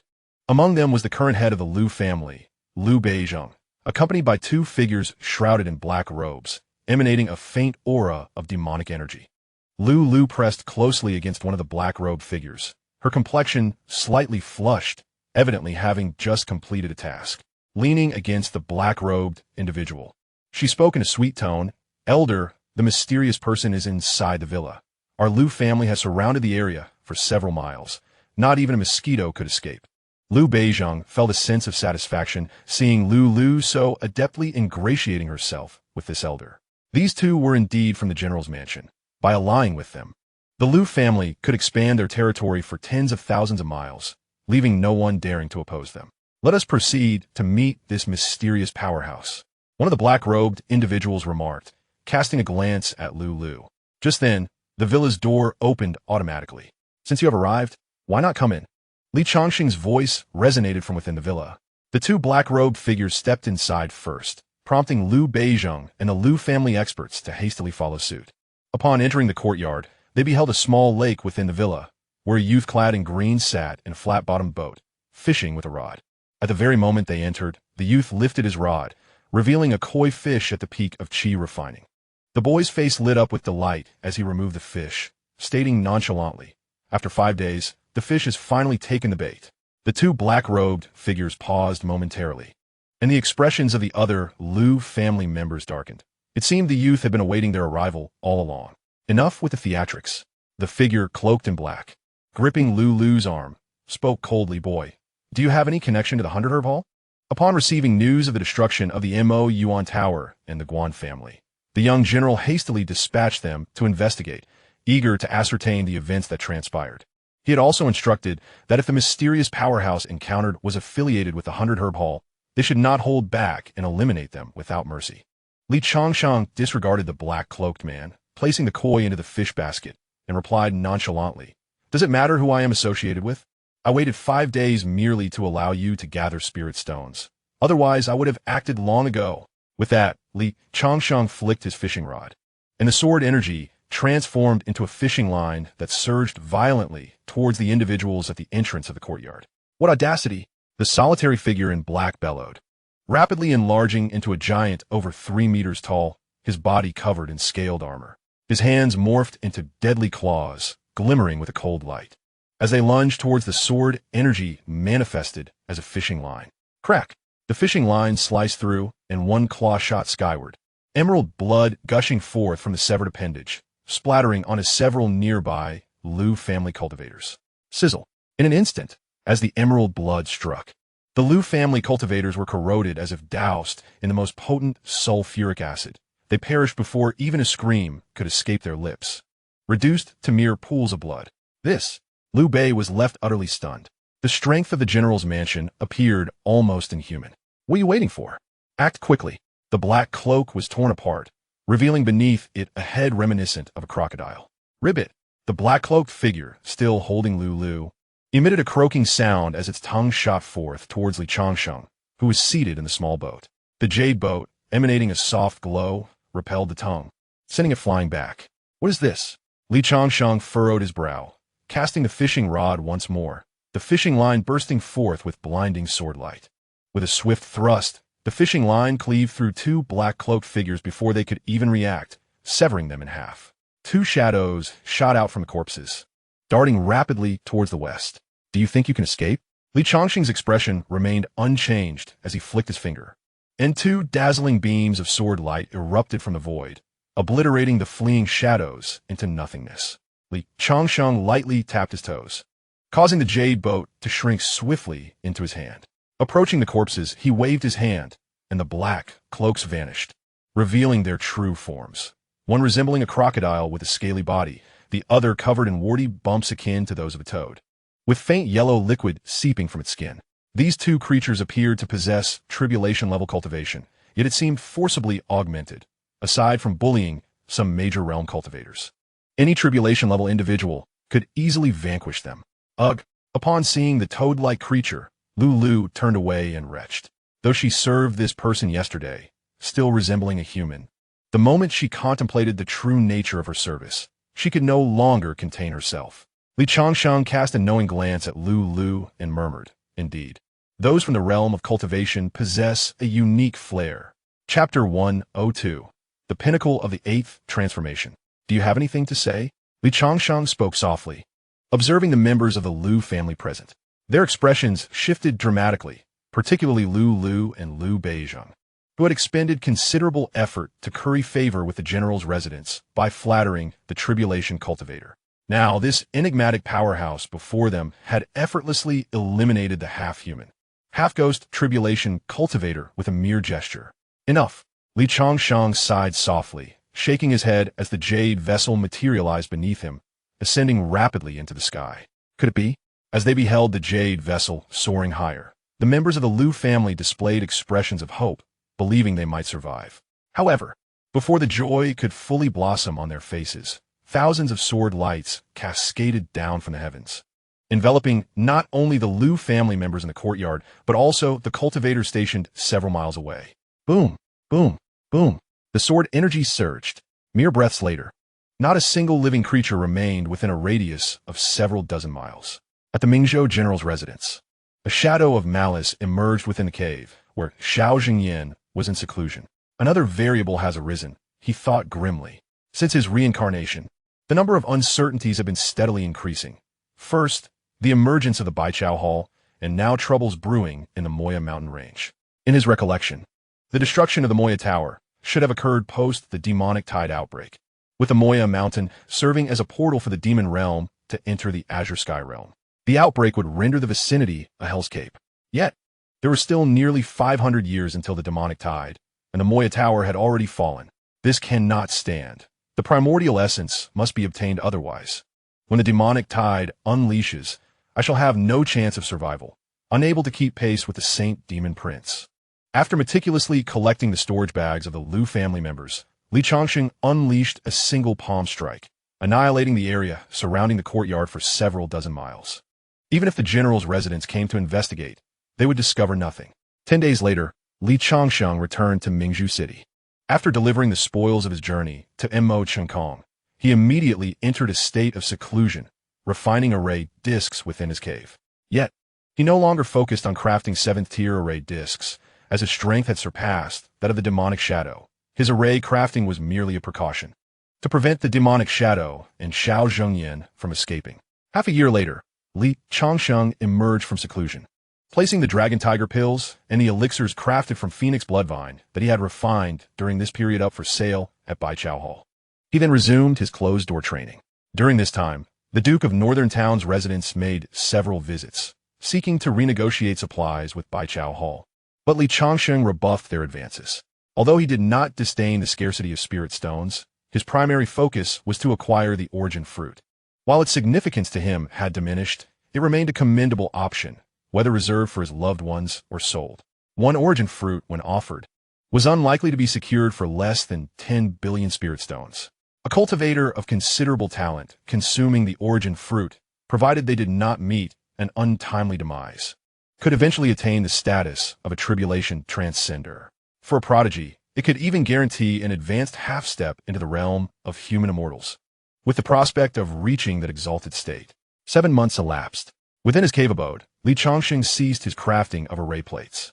Over the course of the year, apart from concocting elixirs, he had forged 13 sets of 8th-tier array plates, sufficient for his needs. It was nearly time to proceed to the entrance of the demon abyss to await developments.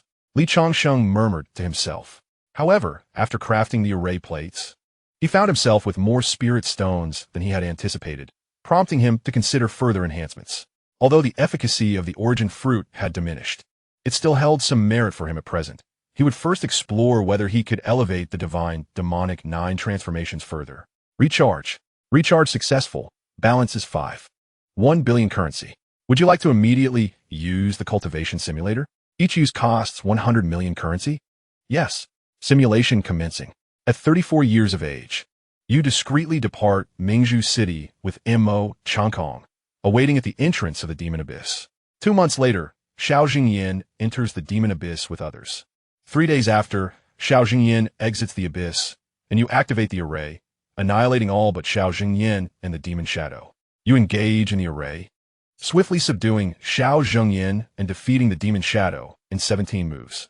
Returning to Mingzhu City, you enter seclusion and consume the origin fruit, elevating your cultivation to the early stage of the Great Ascension, with a slight enhancement in the divine demonic 9 transformations. At 540 years, the demon clan invades, and the holy demon prince slays you. You have perished. The practice of bodily cultivation still bore fruit. Li Changsheng opened his eyes. This was the 3rd time he had utilized the origin fruit in the simulation. Although the effect was not as pronounced as the first time, it still contributed to the current stage of the divine demonic 9 transformations. Once more, you consume the origin fruit. The divine demonic 9 transformations receive a slight enhancement. You consume the origin fruit. The divine demonic 9 transformations receive a slight enhancement. You consume the origin fruit. The divine demonic 9 transformations successfully advance to mid-8th transformation. As time progressed, the efficacy of the origin fruit lessened, yet after exhausting 23 opportunities, he ultimately succeeded in elevating the divine demonic 9 transformations to the mid-8th transformation. Choose 2. As Li Changsheng made his selection, a tremendous surge of vitality coursed through his being. After a considerable moment, he opened his eyes. His strength had increased by a remarkable 50%. Li Changsheng murmured. Disbelief etched across his face. Is every minor enhancement after the 8th transformation truly so astonishing? He could distinctly sense that after the enhancement of his physical form, a surge of pure energy flowed back into his dantian from his body, causing the previously insurmountable barrier of his peak integration stage to subtly loosen. Should he desire to break through, he could readily step into the Great Ascension stage. This was troublesome. Li Xianxing murmured. In contrast to his corporeal form, he was reluctant to elevate his cultivation. Once he entered the Great Ascension stage, a single simulation would demand 10 billion spirit stones. However, he did not anticipate that after reaching the 8th turn of the divine demon 9 transformations, each enhancement would passively contribute to his somewhat lacking cultivation.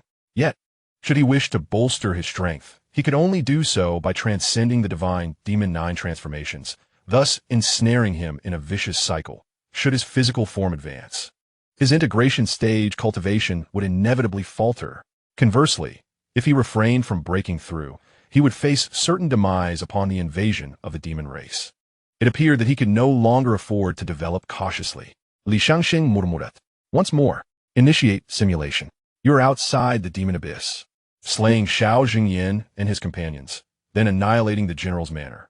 You consume the primordial fruit, resulting in a negligible increase in cultivation, with no enhancement to the physical form. You quietly arrive in the capital of the Southern Li dynasty, alter your appearance, and establish a formation shop within the city. Your peak 8th tier formation master prowess is highly sought after in the capital. At 39, you successfully join the prince's manor.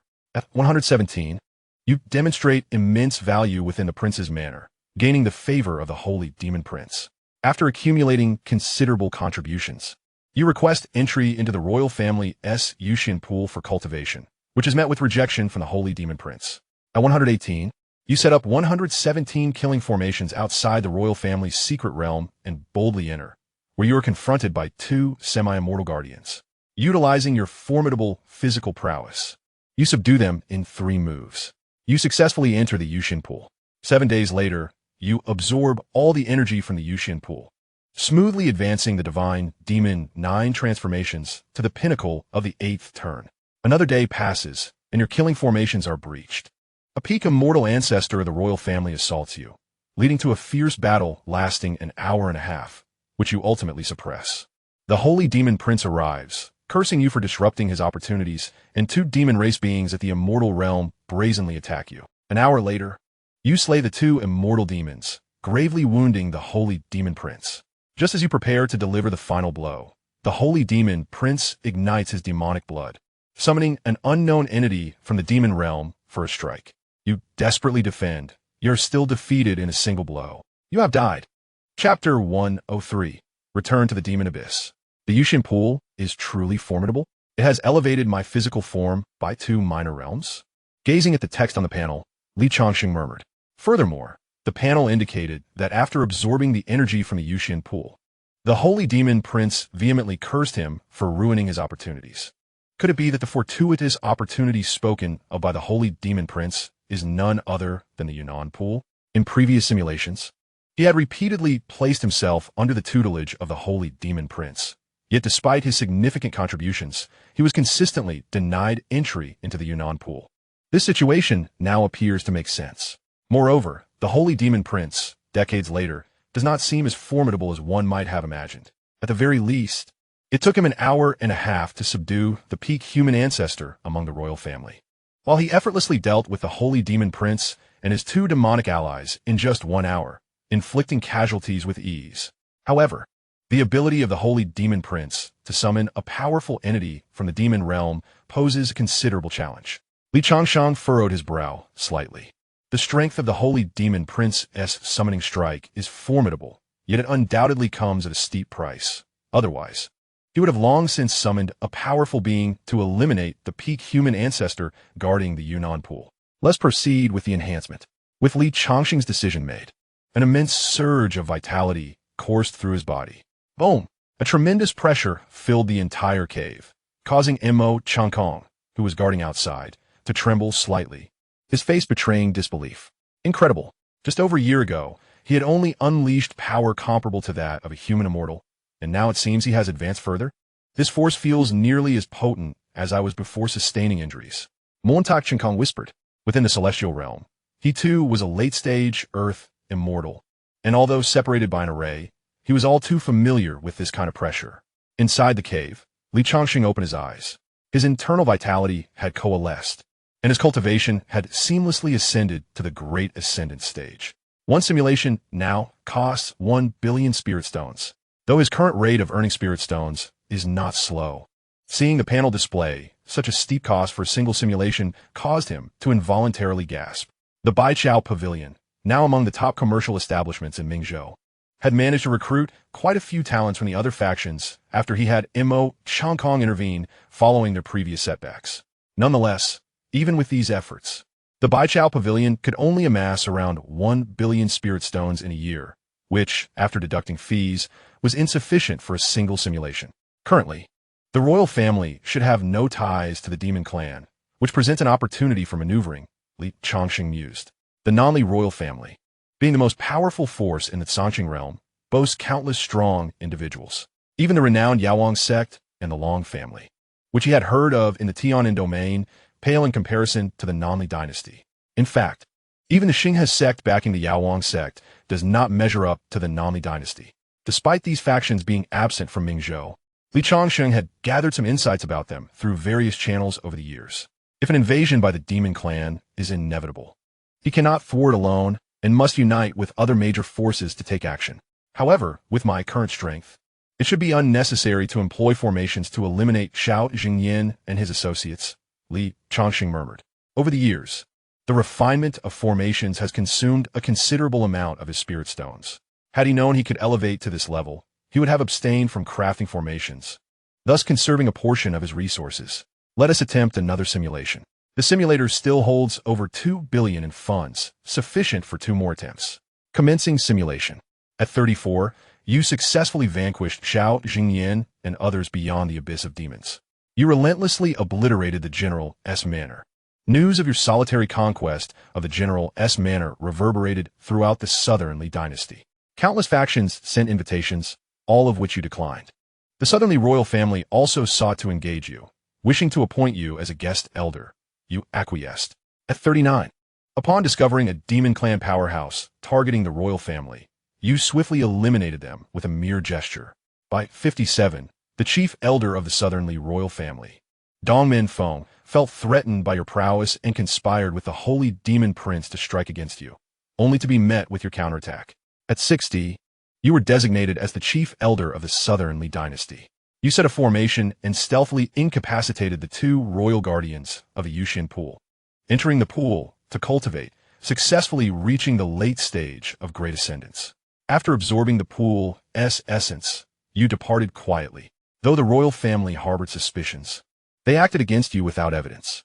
At 67, you stood at the zenith of power within the Southernly dynasty, prompting the holy demon prince, sensing a threat, to attack you under the cover of night with 2 allies from the human demon clans.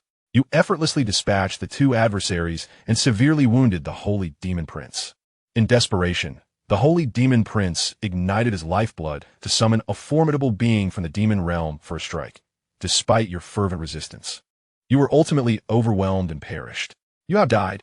Simulation concluded. Li Changsheng furrowed his brow slightly. It appears that the Yuxian pool can only elevate the 9 transformations of gods and demons to the pinnacle of the 8th transformation. He had initially hoped to utilize the pool to ascend to the 9th transformation and then transition to the celestial form. Now, it seems that this aspiration is unattainable. Make a choice. As Li Changsheng made his decision, he reached the late stage of great ascendance. 2 months later, Li Changsheng accompanied Mo Changkong to the abyss of demons. Young master, this place seems rather extraordinary, Mo Changkong remarked, gazing at the heavily infused demonic aura of the abyss.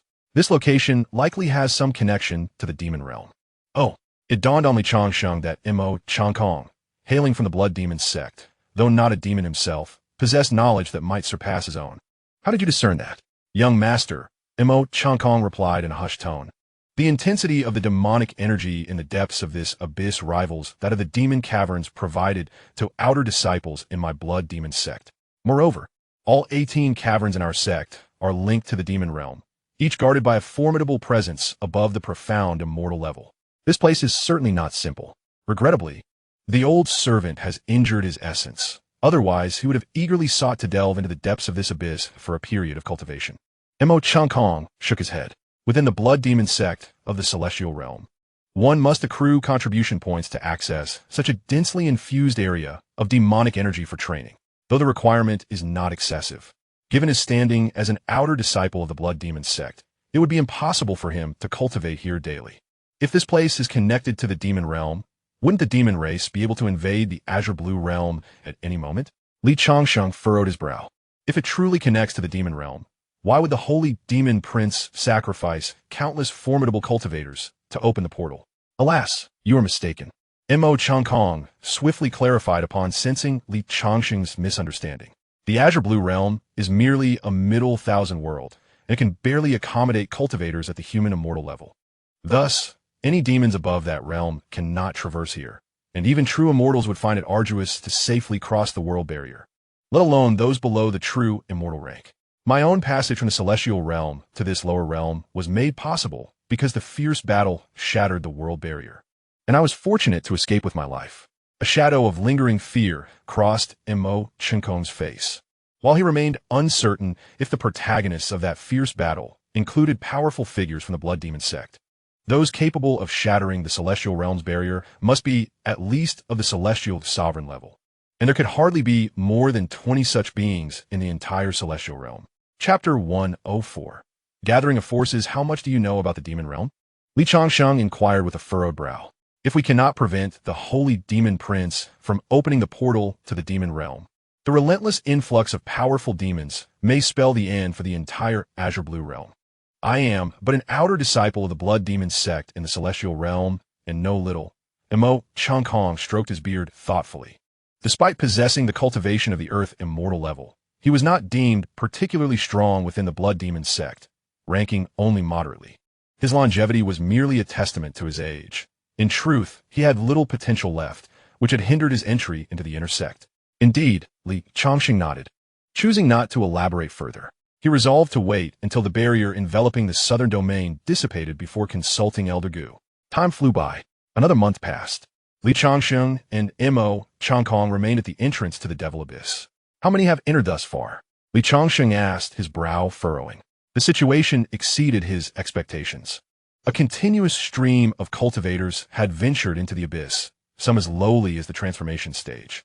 Yet he had also witnessed 4 or 5 from the Great Ascension stage enter. In recent days, he had even observed 2 tribulation stage cultivators stealthily conceal their forms and slip into the abyss, leading him to suspect that someone might have learned of the source fruit hidden within. Over 100 have already entered, Changsheng replied, as they stood within a formation that perfectly concealed their presence. Even a half-step human immortal would find it exceedingly difficult to detect them upon closer inspection. Within the majestic Yuan mountain range, Lin Ruoshi from the Northtown Marquis residence, accompanied by a group of youthful companions and several guardians at the Grand Ascension stage, made their way towards the entrance of the Demon Abyss. Ruoshi, it seems that the esteemed shopkeeper of Baichao Hall in Mingzhu City is quite formidable. Why didn't we invite him to join us on this expedition? A young woman clad in black, slightly less striking in appearance than Lin Ruoshi, whispered as she walked beside her. I am genuinely intrigued by the legendary shopkeeper Li. Upon hearing this, the other young men and women in the party turned their gazes towards Lin Ruoshi. Over the past 2 years, aside from the notorious playboy of the General S residence, Xianxia, the most fervently discussed figure in Mingzhou was the enigmatic shopkeeper Li of Baichao Hall. Not only had he single-handedly eliminated the heads of several major merchant associations in Mingzhu City, but he had also slain multiple members of the General S elite black armored cavalry, including their commander. Furthermore, in recent years, Baichao Hall had experienced remarkable growth, absorbing talent from various merchant associations, and it was subtly emerging as one of the top 3 business establishments in Mingzhou.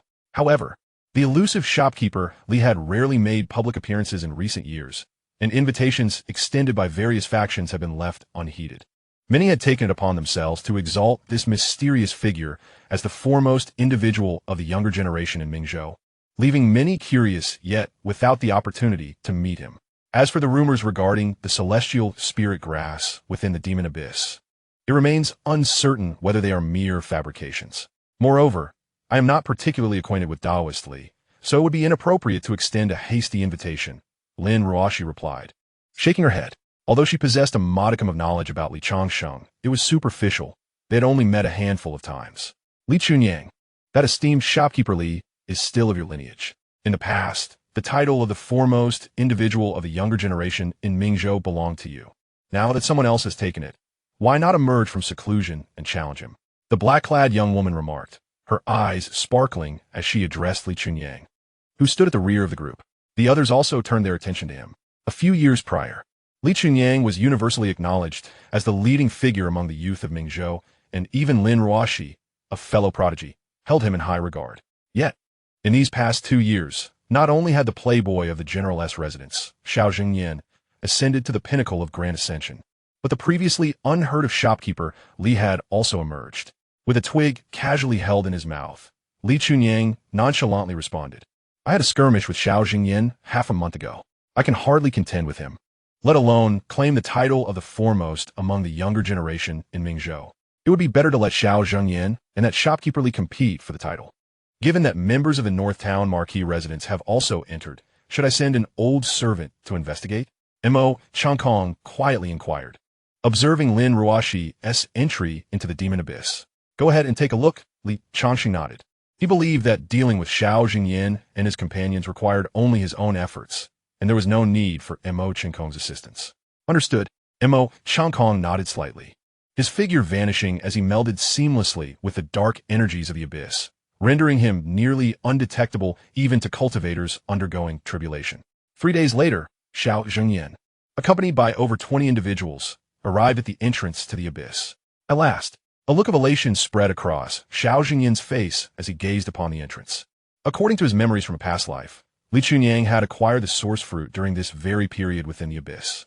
Following Li Chunyang's acquisition of the source fruit, countless individuals surged into the abyss, scouring it thoroughly, yet failing to uncover any additional source fruits, which only provoked the wrath of powerful demonic beings dwelling deep within, resulting in numerous casualties. However, the location where Li Chunyang had found the source fruit had long been revealed. In his previous life, he too had ventured to that spot, hoping to glean some other rewards. But alas, the valley had been thoroughly plundered by various cultivators before he arrived, leaving not a trace behind. Yet in this lifetime, the source fruit was destined to be his. Half a month prior, he had challenged Li Chunyang at the Chunyang sect and emerged victorious. Even if he were to encounter Li Chunyang in that valley, he was confident that his side possessed the strength to utterly overwhelm Li Chunyang's faction. Moreover, to preempt any unforeseen circumstances, he had already disseminated information regarding the presence of celestial spirit grass within the abyss. He had even thoughtfully sketched several incomplete maps. Although the maps were hastily drawn, the celestial spirit grass indeed existed, albeit guarded by a demonic creature of half-step human immortal cultivation. Furthermore, the location of the celestial spirit grass was in the depths of the abyss, entirely divergent from the location of the source fruit. While the celestial spirit grass had its merits as a healing elixir, it paled in comparison to the source fruit, Xiao Zhengyan murmured softly. The day of my ascendance begins now. Once I consume the source fruit and break through to the human immortal realm, I shall first resolve the variable posed by Baikei Tang. Li Changsheng observed Xiao Zhengyan and his entourage entering the abyss, a look of satisfaction gracing his features. He concealed his form, trailing behind them. With his current strength, there was no need for him to lie in wait. Xiao Zhengyan merely needed to serve as a guide. However, for the sake of caution, he set up numerous lethal formations at the entrance to the abyss, ensuring that should any unexpected occurrences arise, these individuals would be unable to escape. Chapter 105, Coming for You. Li Changsheng maintained a safe distance behind Xiao Zhengyan's group, ensuring he remained undetected. It was evident that Xiao Zhengyan had visited the abyss previously, displaying an intimate familiarity with its terrain, skillfully avoiding the territories of formidable demonic creatures. As they pressed onward, the ranks of the team remained largely intact. Finally, on the third day, they arrived at a vast valley deep within the abyss. Li Changsheng halted atop a blood-red peak, situated several dozen miles away from the valley. Originally soaring above the mountain peaks, a demonic eagle now lay trembling on the ground. This must be the place, Li Changsheng thought with a smile gracing his face. With his current prowess, even from a considerable distance, he could faintly sense that within the valley, apart from the overtly violent aura, there existed a deeply concealed presence, significantly stronger than the aura of the visible creature, having subtly approached the threshold of a half-step into the realm of human immortals. Though the shadow of the demon possessed the cultivation level of a half-step human immortal, it had concealed itself expertly. It was likely that the shadow had not even detected the existence of this creature. Li Changsheng murmured to himself. No wonder during the simulation, despite the strength of Xiao Zhengyan and his group being sufficient to crush a large sect, they suffered considerable losses within the valley.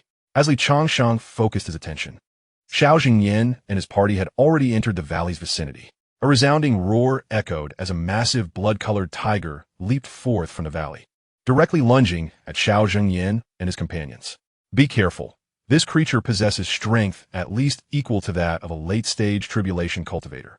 One of the tribulation cultivators in the group was struck by the tiger's paw, sent flying through the air. Shock was evident on his face. Had it not been for several precious defensive artifacts, He might have lost his life under the might of that ferocious tiger's strike. Let's unite. It is merely a fierce tiger. Nothing to fear, Xianxia instructed softly. None of those he brought were weak. The weakest among them had reached the integration realm, with 8 in the Great Ascension realm and 4 in the Tribulation realm. Furthermore, to guard against unforeseen circumstances, he had summoned a senior from the sacred demon prince stationed at the general's manor. How could a single Tribulation realm tiger pose a challenge? Form the formation, shouted one of the Tribulation cultivators in the group. In an instant, over 20 individuals coalesced into a formation, coordinating their efforts seamlessly to launch a collective attack. A fist, nearly materialized, thundered toward the towering tiger, forcing it to stagger back.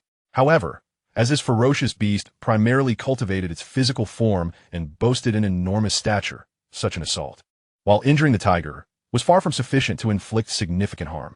Roaring in fury, the battered tiger lunged once again at the formation. Its massive claws shimmered with a fierce crimson light, accompanied by a violent gust of wind. Strike, commanded the leading Tribulation cultivator. The collective essence of over 20 individuals surged into him, and a sword, thousands of feet long, materialized in the air, aimed at the descending claws of the tiger. Sensing the imminent threat, the tiger retracted its paw, but it was too late. As the heavenly sword was poised to strike the fearsome tiger's lethal claws, a look of elation spread across Xianxia's face. He calmly remarked, "The 28 constellation formation is a celestial array, if executed by 28 Tribulation crossing cultivators. It is more than capable of contending with the celestial beings of the upper realm. How could a mere ferocious tiger stand in its way?" The schematic of the 28 constellation formation was derived from his past life memories, obtained from a relic in the distant Mingzhou. Although he had yet to assemble all 28 Tribulation crossing cultivators, the individuals present, when united and exerting their utmost efforts to activate the formation, were sufficient to slay a peak Tribulation crossing cultivator. However, just as Xianxia and his companions believed victory was assured, a more ferocious roar erupted from the depths of the valley. A torrent of intense, white energy surged forth from the abyss, hurtling towards the heavenly sword. The clash between the sword and the white energy produced a thunderous explosion, shattering the cliffs on either side of the valley. The sword, powerful enough to eliminate a peak Tribulation crossing foe, was utterly obliterated. A spurt of blood erupted from the cultivators of the general's estate within the formation, as they suffered grievous injuries from the backlash of the array. Those whose cultivation fell short of the great perfection were left bleeding from all 7 orifices, collapsing lifelessly to the ground. How could this be possible? Xianxia's face was etched with disbelief. He had assumed there was only a single Tribulation beast within the valley. But what then was the source of that formidable white energy? Its power was immense, and even he could not guarantee he could withstand it. The surviving cultivators of the general's estate wore expressions of despair. "Senior, we must trouble you to intervene," Xianxia implored, drawing in a deep breath as he reverently bowed to the void. A figure draped in a black robe materialized from the ether. To his astonishment, a beast on the verge of transcending to the human celestial realm lay concealed within the valley. The black-robed figure gazed into the depths of the valley, his voice icy. "This should not be." Xianxia's countenance was filled with reluctance. If a beast at the threshold of the human celestial realm existed within the valley, how had Li Chunyang acquired the primal fruit in his past life? "Senior, can we deal with it?" Xianxia quietly inquired. In his past life, he too had ascended to the brink of the human celestial realm after hundreds of years. Yet even he dared not assert a certain victory against a beast of that caliber. "Follow closely behind me. We shall charge indirectly," the black-robed figure commanded coldly. With a single step, he appeared near the Tribulation tiger. Roar! The Tribulation tiger, sensing an overwhelming threat, erupted with crimson fur bristling, letting out a series of ferocious roars. "You handle this one. I shall confront the one deeper within." The black-robed figure intended to slay the tiger first, but seemed to sense something amiss. Darting swiftly into the depths of the valley, Xianxia also stepped forward, entering the tiger's Changsheng range, engaging it in fierce combat. Xianxia's prowess is indeed commendable. Although he has only recently entered the early stages of Tribulation, he engages the fearsome tiger of the late Tribulation with a fair exchange of blows. While he may not gain any significant advantage, he does not find himself at a disadvantage either. "Now, it is time for me to make my appearance." Li Changsheng slightly shook his head, and beneath his feet, A jade vessel materialized, propelling him swiftly toward the valley. Before Li Changsheng could reach the valley, several guardians of the general's mansion, who had just sustained injuries and wore grim expressions, sensed his approach. Who goes there? The general's mansion is conducting business here. You must leave at once. A great cultivator exclaimed. He refrained from issuing threats, for anyone daring to enter the demon abyss alone could scarcely be considered weak. Given their current injuries, it was unnecessary to provoke an unknown entity. Standing atop the jade vessel with his hands clasped behind him, Li Changsheng gently shook his head and declared, I have come here specifically for you. Chapter 106. The Death of the Transcendent. What? Those who had yet to engage in battle were momentarily taken aback. The general's mansion currently held the most formidable influence in Mingzhou, overshadowing even the Pure Yang sect and the Northern Duke's mansion. Now, someone was seemingly indifferent to the reputation of the general's mansion. The great cultivator intended to speak further. Silence. Li Changsheng flicked his finger. Bang!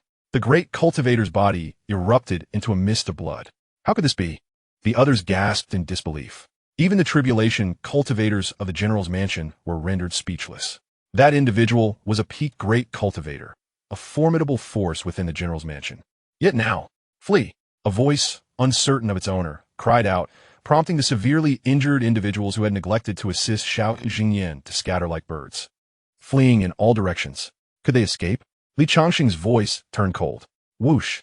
A surge of sword intent enveloped him, and dozens of dazzling sword beams erupted from his fingertips, shooting toward the fleeing figures. In the span of half a breath, the fleeing dozen were overtaken by the sword intent, bursting into a bloody mist in midair. Li Changsheng. At that moment, Xianxia and his companions, engaged in battle with the fearsome tiger, caught sight of Li Changsheng arriving on the vessel. He did not conceal his appearance, and Xianxia immediately recognized the variable he had been closely monitoring. The expressions of several individuals shifted dramatically. Those healing at the valley's periphery possessed considerable cultivation. But with Li Changsheng's arrival, their fates were all but sealed. Li Changsheng, do you truly wish to oppose the general's mansion? Xianxia shouted sternly. With the imminent upheaval in the world, regardless of your identity, your only hope lies in aligning with our side. A foreboding sensation began to stir within him. Bang! Xianxia cleaved the fearsome tiger that lunged at him, sending it reeling backward, and then utilized that momentum to land several hundred meters away, warily regarding Li Changsheng. The others, while remaining vigilant against the tiger, kept their eyes warily on Li Changsheng. Roar! The fierce tiger let out a thunderous roar, leaping into the air above the jade vessel, its gaping maw wide open, intent on devouring it whole. General, let this ferocious tiger first hold off Li Changsheng while we rendezvous with that elder in the black robe, urged a commander from the general's estate. He had already sustained injuries while forming the formation, and now, assisting Xianxia against the fierce tiger had further worsened his condition. Engaging with the unpredictable Li Changsheng could spell disaster for him. Indeed, General, this person does not come with good intentions. He likely possesses hidden trump cards unknown to us. With the fierce tiger obstructing him, this is an opportune moment, echoed several others. Xianxia gritted his teeth, despite wishing to leverage the tiger's assistance to eliminate Li Changsheng. He was well aware that Li Changsheng, having appeared so brazenly, was undoubtedly fully prepared. Just as Xianxia hesitated, a dazzling sword beam sliced through the air, cleaving the towering fierce tiger in two with impeccable precision. The tiger's blood and entrails cascaded from the sky like a torrential downpour. No need to search for him. Once I have slain you, he will naturally be sent to join you. Li Changsheng's chilling voice resonated from above. In the blink of an eye, he materialized beside a guest elder of the general's estate at the early stage of tribulation. With a swift motion, the elder, seasoned in battle, slightly altered his expression but quickly redirected his long blade, unleashing a ferocious strike towards Li Changsheng. He shouted. Li Changsheng, with a face devoid of joy or sorrow, extended his pale hand, pointing towards the blade's aura. With a resounding thud, his fingertip pierced through the blade's aura, striking the elder's head. In an instant, the elder's skull erupted, his soul unable to escape. Before the body could even drop, Li Changsheng appeared beside another elder at the tribulation stage. Once again, a mere finger was all it took, and the elder exploded. Monster! This man is no human. Flee! The remaining three were stripped of all courage, disregarding Xianxia. and turned to flee into the valley. Meanwhile, Xiao Xingyan's expression darkened. He brandished a silver-white bow, crouching slightly as he pulled it taut, resembling a full moon. An arrow, formed from condensed spiritual energy, materialized upon the fully drawn bowstring. Li Changsheng died. With a furious shout, the silver arrow shot forth towards Li Changsheng, while Xiao Xingyan, like an arrow released from its bow, raced towards the valley without looking back. Although the bow was a divine artifact of quasi-immortal caliber, capable of unleashing the power to slay those at the peak of tribulation, he understood that this arrow would never be sufficient to kill Li Changsheng. Li Changsheng's demonstrated prowess was undoubtedly that of a half-step immortal. At this moment, he only hoped that his arrow would delay Li Changsheng for a few breaths, granting him the chance to escape to the side of that venerable elder, thereby securing a slim chance of survival. Whoosh! Before he could hear any sound from behind, Xiao Xingyan witnessed a sudden eruption of dozens of sword lights from the void before the three fleeing figures, mercilessly obliterating them in the ethereal expanse. The Void Slaughter Sword Technique. You are of the Vajra sect, Xiao Xingyan exclaimed in astonishment. He had now discerned Li Changsheng's identity. He recalled from his previous life that remnants of the Vajra sect had appeared over a century later when the barrier of the southern heavens fell, allowing countless forces to surge into the region, including the remnants of the Vajra sect, which possessed half-step immortal strength. Even the Celestial River sect had suffered under the hands of that Vajra sect remnant. The most formidable aspect of that remnant was the elusive Void Slaughter Sword technique and a robust physique, mirroring the current Li Changsheng. Li Changsheng, you are a remnant of the Vajra sect, harboring a deep-seated hatred for the Celestial River sect. An opportunity now lies before you. If you cooperate with me, I shall eradicate the Celestial River sect on your behalf in a century. Xiao Xingyan proclaimed loudly. Bang! Li Changsheng shattered the arrow hurtling towards him with a single punch. The Vajra sect? If you know the whereabouts of the remnants, I would appreciate your guidance. Li Changsheng's figure appeared beside Xiao Xingyan, his finger forming a sword, which he pointed at Xiao Xingyan's forehead. Bang! The immense force shattered the protective spiritual artifacts surrounding Xiao Xingyan, reducing him to mere dust with a single thrust. Li Changsheng collected all the storage bags and dashed deeper into the valley. Bang! At this moment, the battle further within the valley was reaching its conclusion. Though the half-step immortal tiger was formidable, it was still no match for the dark-robed phantom, its massive form crashing to the ground. The phantom turned, only to find a young man in azure standing upon a small boat, gazing at it with an indifferent expression, as if looking upon a corpse. Chapter 107. Who Writes a Diary? By the hand of fate, Li Chunyang and Lin Ruoshi's group arrived at the entrance of the valley. However, their situation was far from favorable. Two of their ascendant guardians were grievously injured, missing limbs, while Li Chunyang and the others bore pale faces, their wounds severe. They had initially sought the celestial spirit herb in another direction, but inadvertently trespassed into the territory of a peak tribulation stage demon wolf. In the ensuing chase, most of them were injured, and three ascendant guardians lost their lives, leaving them disoriented and unaware of their location within the abyss of demons. Look! A young woman clad in black gasped in astonishment at the severed corpse of the tiger, split in two at the valley's entrance. Even in death, this ferocious tiger exudes an aura of menace, perhaps even surpassing that of the beast that pursued them. Yet now it lies cleaved in twain. Look, there are more corpses. A gasp escaped the lips of one among them. As they raised their eyes, they beheld a dozen lifeless bodies strewn carelessly nearby. These appear to be the offerings of the Grand General's manor, Lin Ruoshi murmured, standing before one of the bodies. The Northern Duke's residents had been in conflict with the Grand General's manor for many years, making them intimately familiar with its denizens. She was certain she had seen this individual in the records of the Grand General's manor. Indeed, Li Chunyang confirmed, examining another body. Who could dare to strike against the people of the Grand General's manor? Someone uttered in disbelief. Just then, a powerful surge of battle resonated from deep within the valley. Could it be that a transcendent being is engaged in combat within? The faces of the nearly 20 individuals grew grave. We should depart. Lin Ruoshi spoke softly. Regardless of the opportunities that lie within, those who battle there are far too formidable. Even as mere spectators, we risk being caught in the crossfire. Indeed, we must leave.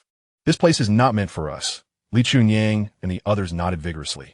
Having sustained injuries while fleeing from the infernal wolf, they were in no condition to witness a clash of unknown strength. Just as they prepared to retreat, a chilling wolf howl echoed. A ferocious wolf. at the pinnacle of the tribulation stage, leapt down, blocking the entrance to the valley. "What shall we do?" a young woman in black whispered. "We must enter," Lin Ruashi replied, biting her lip. They had nearly exhausted their trump cards during their escape, and now they were no match for the infernal wolf. Their only hope lay in the powerful beings residing deep within the valley, possibly allies rather than foes. "Let's go." Without hesitation, Li Chunyang and the others followed Lin Ruashi into the depths of the valley. The infernal wolf let out another roar. Yet it did not dare to pursue them further into the valley, as if something terrifying lurked within. Deep within the valley, Li Changsheng had already engaged in combat with the shadowy figure clad in black robes. With a resounding thud, he delivered a punch that sent the black-robed apparition flying, crashing heavily into the cliffside and creating a pit several hundred meters deep. "Quite impressive," Li Changsheng mused, observing the chasm. Though this punch had been a casual strike, a typical half-step immortal would have been unable to withstand it. Yet, the shadow had endured 4 of his blows without succumbing. It appeared he would need to take this seriously. Suddenly, dozens of dark figures erupted from the pit, darting in all directions. A display of flamboyance. Li Changsheng's voice was cold as he stood in the void, lifting his left foot gently before forcefully stomping down. Boom! An invisible ripple surged forth, dispersing dozens of shadowy figures, leaving only one rushing towards the valley's edge. "Go!" Li Changsheng uttered a single word, and the jade boat beneath him vanished, reappearing above the shadow. Then, with a sudden leap, Li Changsheng descended. Boom! The shadow erupted with dark radiance, attempting to flee from beneath Li Changsheng's feet, but an overwhelming force akin to a mountain pressing down prevented any movement. This time, he was entirely crushed into the valley floor by Li Changsheng, creating a deep pit several hundred meters wide. The shadow's chest caved in, its black robe torn apart, revealing a scaled body underneath. Yet, a faint black glow enveloping the figure prevented Li Changsheng's foot from delivering a fatal blow. Li Changsheng kicked aside the black robe, revealing a humanoid visage. "Are you human or a demon?" he inquired softly. "The Holy Demon Prince will not spare you." The shadow glared at Li Changsheng with resentment. Without engaging in further conversation, Li Changsheng raised his right foot and stomped down fiercely. Boom! Despite the dark radiance flashing around the shadow, it shattered under the force of this strike. Manager Li? This scene was witnessed by Lin Ruashi and her companions, causing them to gasp in astonishment. Could it be that Manager Li from the Baiketang? They marveled at his youth, speculating whether such strength at a young age could be the guise of an ancient monster. Turning to Lin Ruashi and her group, Li Changsheng expressed mild surprise. "Miss Lin, what brings you here?"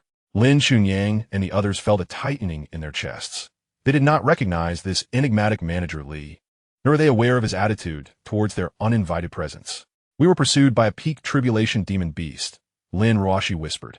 She too was uncertain of Li Changsheng's disposition, suspecting that given his displayed prowess, he likely deemed the Duke of Junbei's manner inconsequential. Li Changsheng nodded slightly. "I will deal with that demon wolf shortly. You may rest as you wish." With that, he lightly stepped, appearing beside a jade-green sapling, upon which hung a fruit radiating a brilliant white light, the very source fruit he sought. Without hesitation, Li Changsheng placed the source fruit into his storage pouch. Lin Ruashi and her companions seemed oblivious, aware that such a remarkable fruit could attract formidable contenders, but adhering to the adage of discretion. They understood that excessive curiosity could prove perilous. "There is no longer any danger here. You may heal while I guard you," he declared. Li Changsheng uttered a single phrase before making his way to the entrance of the valley. Within the simulation, he had reaped numerous benefits from the Northtown Marquis estate, and delaying for a day or two to allow Lin Ruashi and the others to recuperate would pose no hindrance. Settling into a meditative position, he retrieved a piece of animal hide from Xianxia's storage pouch. A look of surprise crossed Li Changsheng's visage. The hide bore a diary penned by Xianxia himself, along with records of several significant events. A reincarnated individual? Li Changsheng shook his head slightly, realizing that Xianxia was indeed a person reborn. Who among the upright would keep a diary? It was no wonder he hadn't been provided with a system upon his transmigration. Chapter 108. The greatest opportunity in the Changsheng realm. Quite intriguing. After perusing the entries of the hide's diary, a smile graced Li Changsheng's face. This Xianxia was indeed a reincarnator, albeit with a rather skewed disposition. From a diary, it was evident that in his previous life, Following the annihilation of the general's estate by the demonic clan, Xianxia had fortuitously survived and chose to embrace demonhood, aligning himself with the demonic forces for mere survival. However, his existence did not endure long after the demonic calamity. 40 years hence, he was slain by an immortal from the lower realm. Nevertheless, certain intriguing details recorded in his diary captured Li Changsheng's attention. 11 years hence, a disciple from the outer sect of the Beastmaster sect mysteriously vanished. And when this disciple re-emerged before the world, it was post the onset of the demonic calamity, having ascended from the late Foundation establishment stage to the peak of Earth Immortal. Furthermore, Xiaoxingyan's diary clearly noted that this disciple exhibited strength rivaling that of the Holy Demon Prince during the demonic calamity, possessing numerous hidden cards. Had it not been for his presence, the Changsheng realm would have long been completely overrun by the demonic clan, unable to withstand until the immortals from the celestial realm descended to drive the demonic forces back to their realm. In the span of centuries, rising from the late Foundation establishment to the peak of Earth Immortal, Li Changsheng, having finished reading the diary, felt a slight stir of emotion. What monumental opportunity must one possess to achieve such rapid advancement? The Beastmaster sect, a formidable sect adjacent to the barbarian state of Mingzhou, boasted a half-step human immortal residing within its ranks, tracing its lineage back hundreds of thousands of years, rivaling the Starry River sect. It was said that the top-tier sects of the Changsheng realm, along with the Nanli dynasty, maintained connections with the celestial realm. Let us simulate once to experiment, Li Changsheng murmured. With such a grand opportunity now known to him, he naturally could not let it slip away. After simulating once post his breakthrough to the Great Ascension, he found that the remaining funds within the simulator sufficed for another simulation. There was no need to invest more money. Simulation commencing. At 34 years of age, you slay Xiao Zhengyan in the Demon Abyss, acquiring the source fruit. 3 days later, you part ways with Lin Ruoxi and the others, discovering Mo Changkong awaiting you at the entrance of the Demon Abyss, who informs you that he has located traces of the Wooling Herb. You and Mo Changkong ventured into the depths of the Abyss, where you vanquished 2 tribulation cultivators who were contesting the coveted 10,000 spirits herb, successfully acquiring it. You entrusted the herb to Mo Changkong, who was able to restore a portion of his strength, now capable of exhibiting mid-stage human immortal prowess. Half a month later, you and Mo Changkong returned to Mingzhou City, where you entrusted the management of Baikayatang to him, while you silently observed Lin Yin, chronicled in Xiao Jingyan's diary. Near the Wan Bi sect in Manzhou, at the age of 45, Lin Yin, a late-stage Foundation establishment cultivator, embarked on a mission with several outer disciples of the Wan Bi sect, and you trailed closely behind. Suddenly, several figures in black robes emerged, seeking to take Lin Yan's life. The outer disciples of the Wan Bi sect suffered grievous injuries, and Lin Yin was cast down a cliff by the mysterious assailants. An ancient cave entrance opened, and Lin Yin fell within, prompting your quiet entry as well. You followed Lin Yin into a realm of ethereal wonders, abundant in resources, with the most precious being the condensing immortal spring, capable of elevating a mortal's body to that of an immortal spirit. You successfully entered the condensing immortal spring, dedicating a century to refining your essence, ultimately achieving the immortal spirit body and transcending the tribulation, stepping into the threshold of half-step human immortal realm. At 145 years of age, you departed the cave with Lin Yin, whose cultivation had ascended to the combined body realm, heading towards the now unsealed Tiannan region. 3 months later, upon your return to Tiannan, you learned that your disciple, Shimin Shui, had been grievously injured by Luo Changqing's master, Luo Mingyuan, and had gone missing. Additionally, Su Qingyu was being coerced into marriage by the Su family, suffering injuries and confinement as a result. Enraged, you stormed into the Su family, annihilating all adversaries from the external Su family. 10 days later, upon hearing of your return, Mo Changkong hastened back to Tiannan, where you discovered that the forces backing the external Su family and Luo Mingyuan were none other than the Holy Demon Prince, who had previously injured Mo Changkong upon his entry into Tiannan. You instructed Mo Changkong to mobilize the influence of Baikayatang and its allies to investigate the whereabouts of Shimin Shui.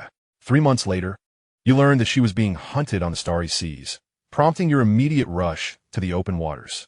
In the outer sea, you found the gravely injured Shimin Shui and delivered a single blow that felled Luo Mingyuan, who had reached half-step human immortal realm. The commotion from your battle drew the attention of a colossal whale, which struck you with its tail, inflicting severe wounds. As you maneuvered the jade vessel to escape with Xianxia, the whale engulfed the vessel in one bite, leading to your demise. Simulation concluded. You may retain one aspect. 1. The cultivation realm of 145 years. 2. The battle experience of 145 years. What level of power does this colossal whale possess? Changsheng pondered, furrowing his brow. Although Elder Gu had mentioned that the Tiannan region was no ordinary place, was the strength of this whale not excessively formidable? To understand his current prowess, he was already capable of contending with the pinnacle of human immortals. Not to mention that he had formed the celestial spirit body during the simulation, transcended the tribulation, and stepped into the realm of half-step human immortals. Should he select this path? Gazing at the options on the panel, Changsheng felt a pang of regret. If he chose the half-step human immortal cultivation, each subsequent simulation would indeed become exorbitantly costly. Currently, a single simulation required 10 billion spirit stones, while a tribulation realm simulation demanded a staggering 100 billion spirit stones. Alas, there are always ways to amass spirit stones. Moreover, given the system's tendencies, it was likely that during the mortal phase, silver was used for simulations. And upon entering the immortal realm, celestial jade would be required. Changsheng mused. He was no longer the naive cultivator oblivious to the immortal world. From Immortal Cultivation, he learned that spirit stones were of little value in the immortal realm, where transactions were predominantly conducted with celestial jade. Celestial jade is categorized into 3 grades: upper, middle, and lower. Even the lowest grade of celestial jade is worth millions of spirit stones, and in the immortal realm, one could not procure even the most inferior celestial jade for 100 million spirit stones. This is due to the fact that celestial jade contains the ethereal auras suitable for immortal cultivation. If one were to possess a sufficient quantity of celestial jade, a human immortal could swiftly elevate their strength to the zenith of celestial immortals, preparing to coalesce their true immortal body. Choose one. As Changsheng made his decision, a formidable aura suddenly enveloped the valley. Boom! Those recovering, including Lin Ruoxi, felt their bodies weigh heavily, and a mouthful of blood was spat forth. What is this oppressive force? Li Chunyang looked up to see dark clouds swirling above, with streaks of purple-black lightning flashing within. Roar! A low growl emanated from the thunder, as a massive dragon-shaped bolt of lightning roamed through the clouds. This must be the tribulation for ascension, Lin Ruoxi whispered. They hailed from powerful factions, with countless tomes in their lineage, and the northern town marquis estate had intricate ties to the southern Li dynasty. Even if their clan lacked tribulation survivors, they had encountered texts regarding the ascension tribulation. Yet, the prowess exhibited by that shopkeeper Li earlier, hadn't he already transcended the tribulation? The woman in the black dress inquired softly. Boom! Just as they were engulfed in shock, a thunderbolt as thick as a barrel descended upon the valley's entrance. Chapter 109. Transcending the Tribulation. Rumble. A thunderbolt of colossal girth fell. Changsheng merely raised his gaze, calmly observing the tribulation clouds above. The thunderbolt struck him directly. Bang! A tremendous sound reverberated as the earth was cleaved, forming a deep pit spanning 1,000 meters. Yet Changsheng remained standing, hands clasped behind his back, utterly unmoved. This celestial tribulation seems less formidable than anticipated, he murmured softly. Fortunately, Immortal Cultivation was not present to witness this. The tribulation of the tribulation realm is solely designed for those cultivators in the tribulation phase. Even with the aid of magical artifacts, only about 10 to 12% are able to successfully transcend the tribulation, which explains why so many remain stagnant in the tribulation phase, hesitant to face the tempest of their trials. The odds of overcoming the tribulation are exceedingly slim. Yet now, Changsheng, relying solely on his physical form, could contest with beings at the pinnacle of the human immortal realm, let alone surmount a mere minor tribulation. As if provoked by Changsheng's nonchalant demeanor, a tremendous roar erupted. In the sky, a colossal explosion reverberated through the air, and amidst the billowing dark purple clouds of tribulation, a fearsome purple-black thunder dragon roared. 36 bolts of earth-shattering purple-black lightning descended from the heavens. Typically, during the tribulation phase, only 9 bolts of lightning are summoned, all striking simultaneously at the climax. However, Changsheng's tribulation had already summoned the second bolt, and with it came 36 bolts of lightning. Moreover, this purple-black lightning was exponentially more potent than the standard blue lightning experienced by ordinary cultivators, its strength surpassing that of the latter by several dozens of times. Each bolt possessed the capability to obliterate a tribulation cultivator entirely. Now, with 36 bolts striking at once, the sheer force was sufficient to slay a half-step human immortal. What a formidable tribulation! Li Chunyang exclaimed in astonishment. This was merely the second bolt of lightning.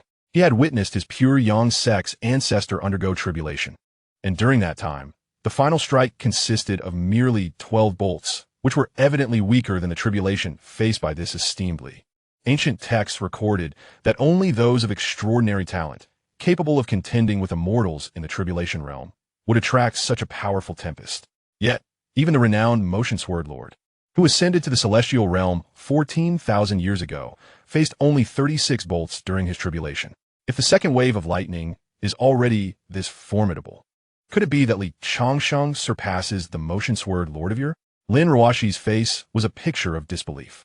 14,000 years ago, the Motion Sword Lord single-handedly dominated the Xianxia realm, commanding respect even from the peak era of the Nanli dynasty. Was another prodigy emerging now? Others around them were similarly speechless. They had all heard of the illustrious Motion Sword Lord. Could it be that Li Changsheng truly surpassed him in strength? Now that would certainly be intriguing. Li Changsheng gazed at the oncoming tribulation lightning with a smile gracing his features. With a light step, he charged directly towards the bolts. Bang! Li Changsheng did not flinch or evade. He allowed the purple lightning to strike him directly. Yet, it was still insufficient. Li Changsheng frowned slightly. For those formidable individuals facing tribulations, the crossing of calamities embodies both peril and opportunity. The energy encapsulated within the tribulation thunder possesses the capacity to refine one's essence and veins. Yet, his corporeal form is exceedingly robust. The energy contained in the 36 bolts of tribulation thunder proves lethal to others, yet remains woefully insufficient for him. More! Bring it on! Li Changsheng bellowed with fervor. A resounding dragon's roar echoed from the tribulation clouds, followed by a descent of 48 bolts of tribulation thunder. With a resounding crash, Li Changsheng's figure momentarily faltered in midair, only to swiftly regain its composure.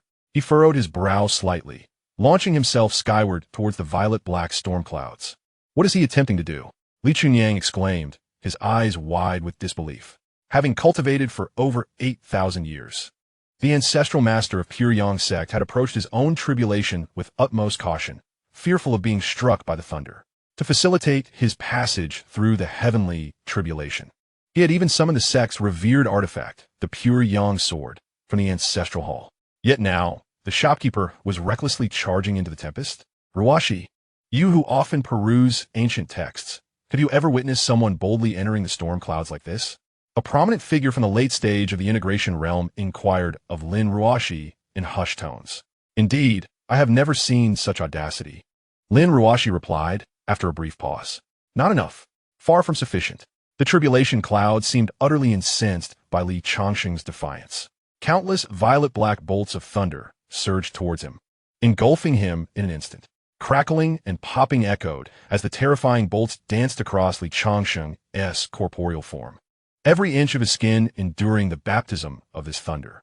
At that moment, his exquisite robe, of the highest spiritual artifact grade, was completely rent asunder, revealing his formidable physique. The violet-black lightning coursed over him, refining his body. Though the energy was commendable, harnessing the tribulation to temper his body to the 9th transformation appeared unattainable. Li Changsheng frowned slightly. The energy from the heavenly tribulation was indeed potent and effective. Had he still been at the 6th or 7th transformation, the extraordinary energy from these bolts would have elevated his physique by an entire realm. Alas! He had already reached the pinnacle of the 8th transformation. Should I provoke that creature? Li Changsheng turned his gaze towards the violet-black thunder dragon concealed within the storm clouds.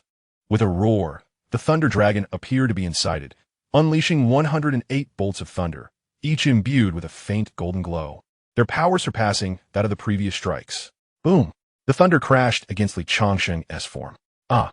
He uttered in delight, acutely aware of his body absorbing the energy from the thunder, resulting in a subtle enhancement. Though the improvement was minuscule, He distinctly felt his physique advancing towards the 9th transformation. Boom! The lightning flashed.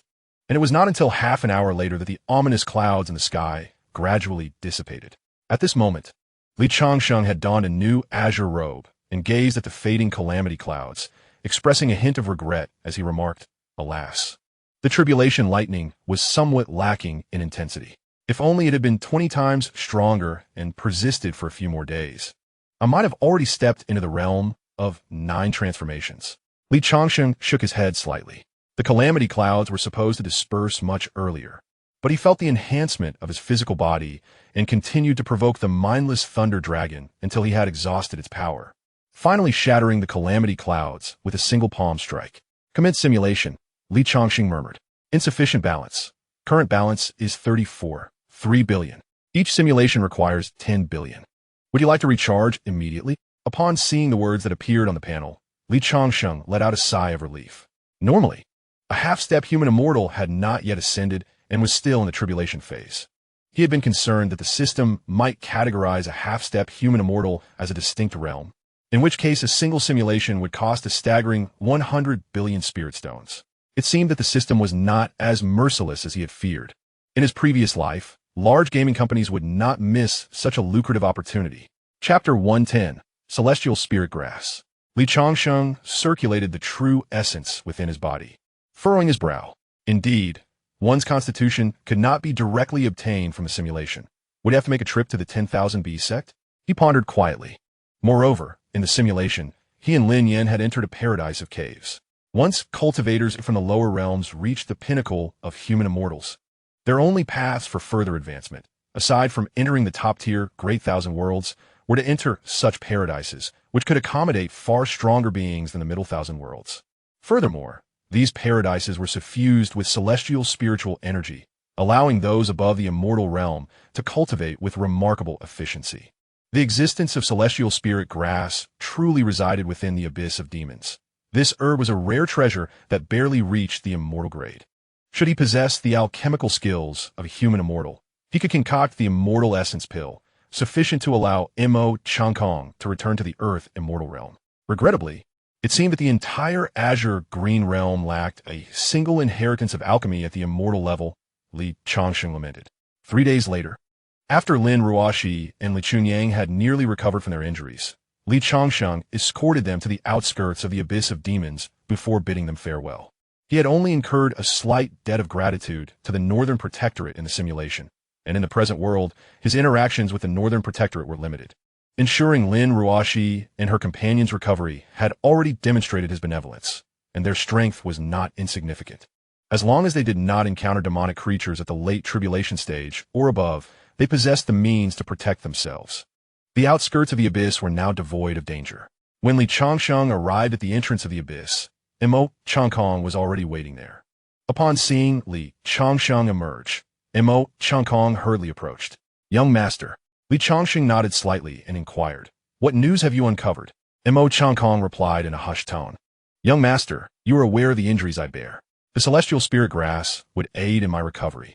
I humbly request your permission to venture into the depths of the abyss." "Do you know the location of the celestial spirit grass?" Changsheng asked nonchalantly.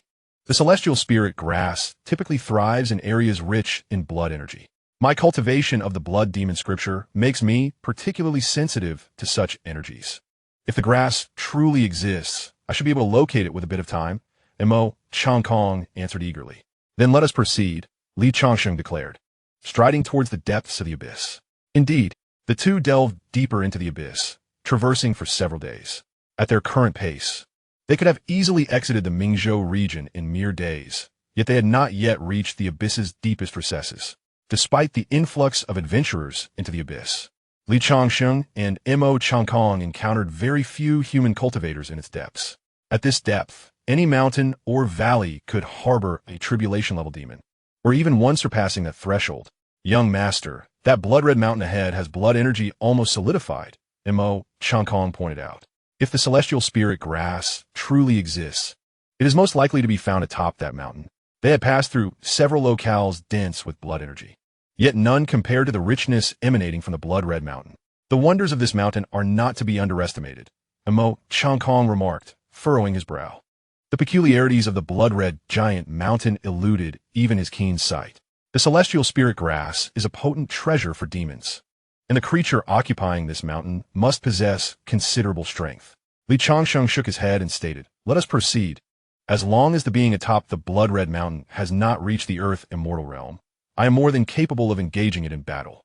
He was uncertain of his current strength, yet he felt a flicker of anticipation that the entity within the blood-red mountain might provide a test of his capabilities.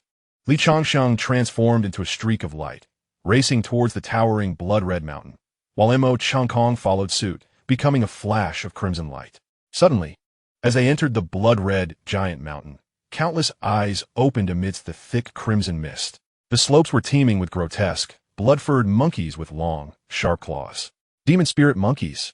Changkong's expression shifted dramatically upon sighting the monkeys. The mountain was swarming with them, numbering at least tens of thousands, with the weakest boasting the strength of the god transformation stage, and among them were 3 monkey kings at the pinnacle of tribulation. In addition to the 3 kings, there were over a dozen tribulation-level demon spirit monkeys, and well over 100 at the Great Ascension stage. "Is this all?" Changsheng remarked, a hint of disappointment in his voice. Initially, one might have anticipated a modicum of challenge atop the blood-tinged giant mountain. It proved to be rather unremarkable. Although these monkeys, should they escape the abyss of demons, could unleash a tide of chaos upon the entire Ming continent, rendering it utterly devastated. The encounter left him profoundly disheartened. The mightiest among these simians scarcely reached the pinnacle of the tribulation stage, incapable of breaching even his corporeal defenses. With a piercing howl, the Monkey King emitted a fierce cry, prompting the horde of monkeys to surge towards Changsheng and Changkong like an overwhelming tide. "Young master," Changkong's expression shifted, for in his prime, he would have faced these demonic monkeys without trepidation. Yet now, he could only muster the strength of a peak tribulation stage cultivator. Should he be engulfed by this swarm of demonic simians, it would spell his demise. However, observing Changsheng remain utterly unperturbed, he too refrained from making a move. As the foremost demonic monkeys approached, even Changkong felt a surge of impatience and prepared to retaliate. At that moment, a long sword materialized in Changsheng's hand, and he calmly uttered a single word, "Slash." From the depths of the void, the resonant sound of countless swords echoed, a torrent of invisible sword energy, potent enough to pierce the heavens and the earth, erupted from behind Changsheng, coalescing in the air into a formidable stream of sword aura that cleaved through the throngs of demonic monkeys. Boom! The heavens and the earth trembled. Upon colliding with the horde of demonic beasts, the leading few tribulation stage monkeys crumpled as if mere paper, reduced to powder by the onslaught of sword energy. The momentum of the sword stream remained unabated, howling as it surged forth. Boom! A light rain began to fall. Blood-red streams formed across the expanse of the blood-tinged giant mountain, cascading downwards. Young Master's cultivation has indeed advanced. Changkong mused himself. "Go and see if there are any celestial spirit herbs atop the mountain," Changsheng instructed calmly. "Yes." Changkong promptly ascended the blood-tinged giant mountain, while Changsheng turned to descend toward the mountain's base. Upon reaching the foot of the mountain, he was approached by 2 streams of light that landed nearby. They were 2 middle-aged cultivators, one stout and the other slender, who directly inquired, "Fellow Taoist, have you descended from the mountain? Is there celestial spirit herb up there? If you have gathered any, we are willing to pay a handsome price for them." Changsheng glanced at the pair, noting their commendable cultivation levels, both at the mid-tribulation stage. "Indeed, young master, there are 3 celestial spirit herbs on the mountain." At that moment, a crimson glow materialized beside Changsheng, revealing Changkong, who spoke with palpable excitement. "Are there truly celestial spirit herbs?" The stout and slender middle-aged cultivator's eyes brightened at this revelation. Both were nearing the end of their lifespans and had ventured into the abyss of demons in search of fortune. The celestial spirit herb, being a transcendent spiritual medicine, could not only extend their lives, but also grant them a chance to survive, even in the face of impending calamities. This presents a deadly temptation for cultivators undergoing tribulation. Chapter 111. Infiltrating the City of Beasts. Fellow cultivator, we are willing to offer 300 million spirit stones in exchange for the celestial spirit herb. The stout figure in a black robe stepped forward, his gaze fervently fixed on the celestial spirit herb in Changkong's grasp. The lean cultivator subtly shifted his body to the left, wary of any escape attempts by Li Changsheng and Mo Changkong. Although both understood that any cultivator capable of harvesting the celestial spirit herb must possess formidable strength, the allure of the herb was simply too great. For those with a dwindling lifespan, the chance to transcend the tribulation was akin to a life-saving elixir. 300 million spirit stones for the celestial spirit herb? Li Changsheng shook his head slightly, a smile gracing his face. The celestial spirit herb is a celestial-grade medicinal plant, a rarity in the Azure realm. And to think that they would offer such a paltry sum for it. If they were willing to part with several 100 billion spirit stones, he might consider selling a single specimen. The naivety of cultivators in the immortal realm is astonishing. What, young man, do you find our offer insufficient? The lean cultivator retorted coldly. If you hand over the celestial spirit herb today, we could grant you a favor. Our reputation as the twin heroes of Bane Mountain holds some weight in the Azure realm. Securing a favor from us would allow you to navigate the Azure realm with ease. Huh. A look of derision flickered in Li Changsheng's eyes. Master, should I take care of these two? Mo Changkong inquired softly from his side. Indeed, Li Changsheng nodded slightly. Have you two not heard of our reputation as the twin heroes of Bane Mountain? The stout and lean cultivators exchanged incredulous glances. Although their territory was not located on the side of Mingzhou, even the pure Yang sect and the general's mansion in Mingzhou would show them some respect. Yet, judging by the demeanor of these two, it appeared they were indeed unaware of their notoriety. Hey, Mo Changkong issued a few eerie laughs, his form transforming into dozens of crimson shadows that lunged towards the pair, seeking death. The twin heroes of Bane Mountain exchanged glances, anger flashing in their eyes. They were renowned cultivators in the Azure realm, and now, a nameless cultivator dared to attack them. The two acted in perfect synchrony, as if they were one, launching their assault simultaneously. One wielded a dark force, while the other wielded a light force, intertwining to form two blades of energy, one yin and one yang, striking towards the approaching crimson shadows with lethal intent.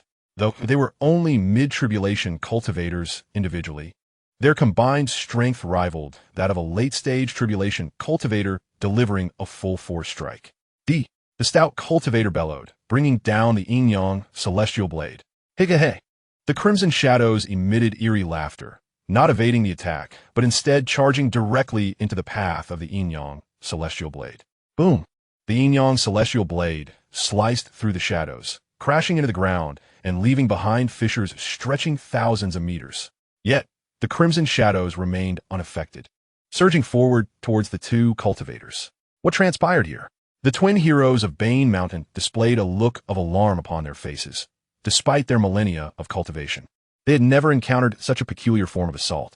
They exchanged a glance and simultaneously activated their protective spiritual artifacts, enveloping themselves in a harmonious interplay of light, an embodiment of the yin and yang, forming a Taiji Bagua array.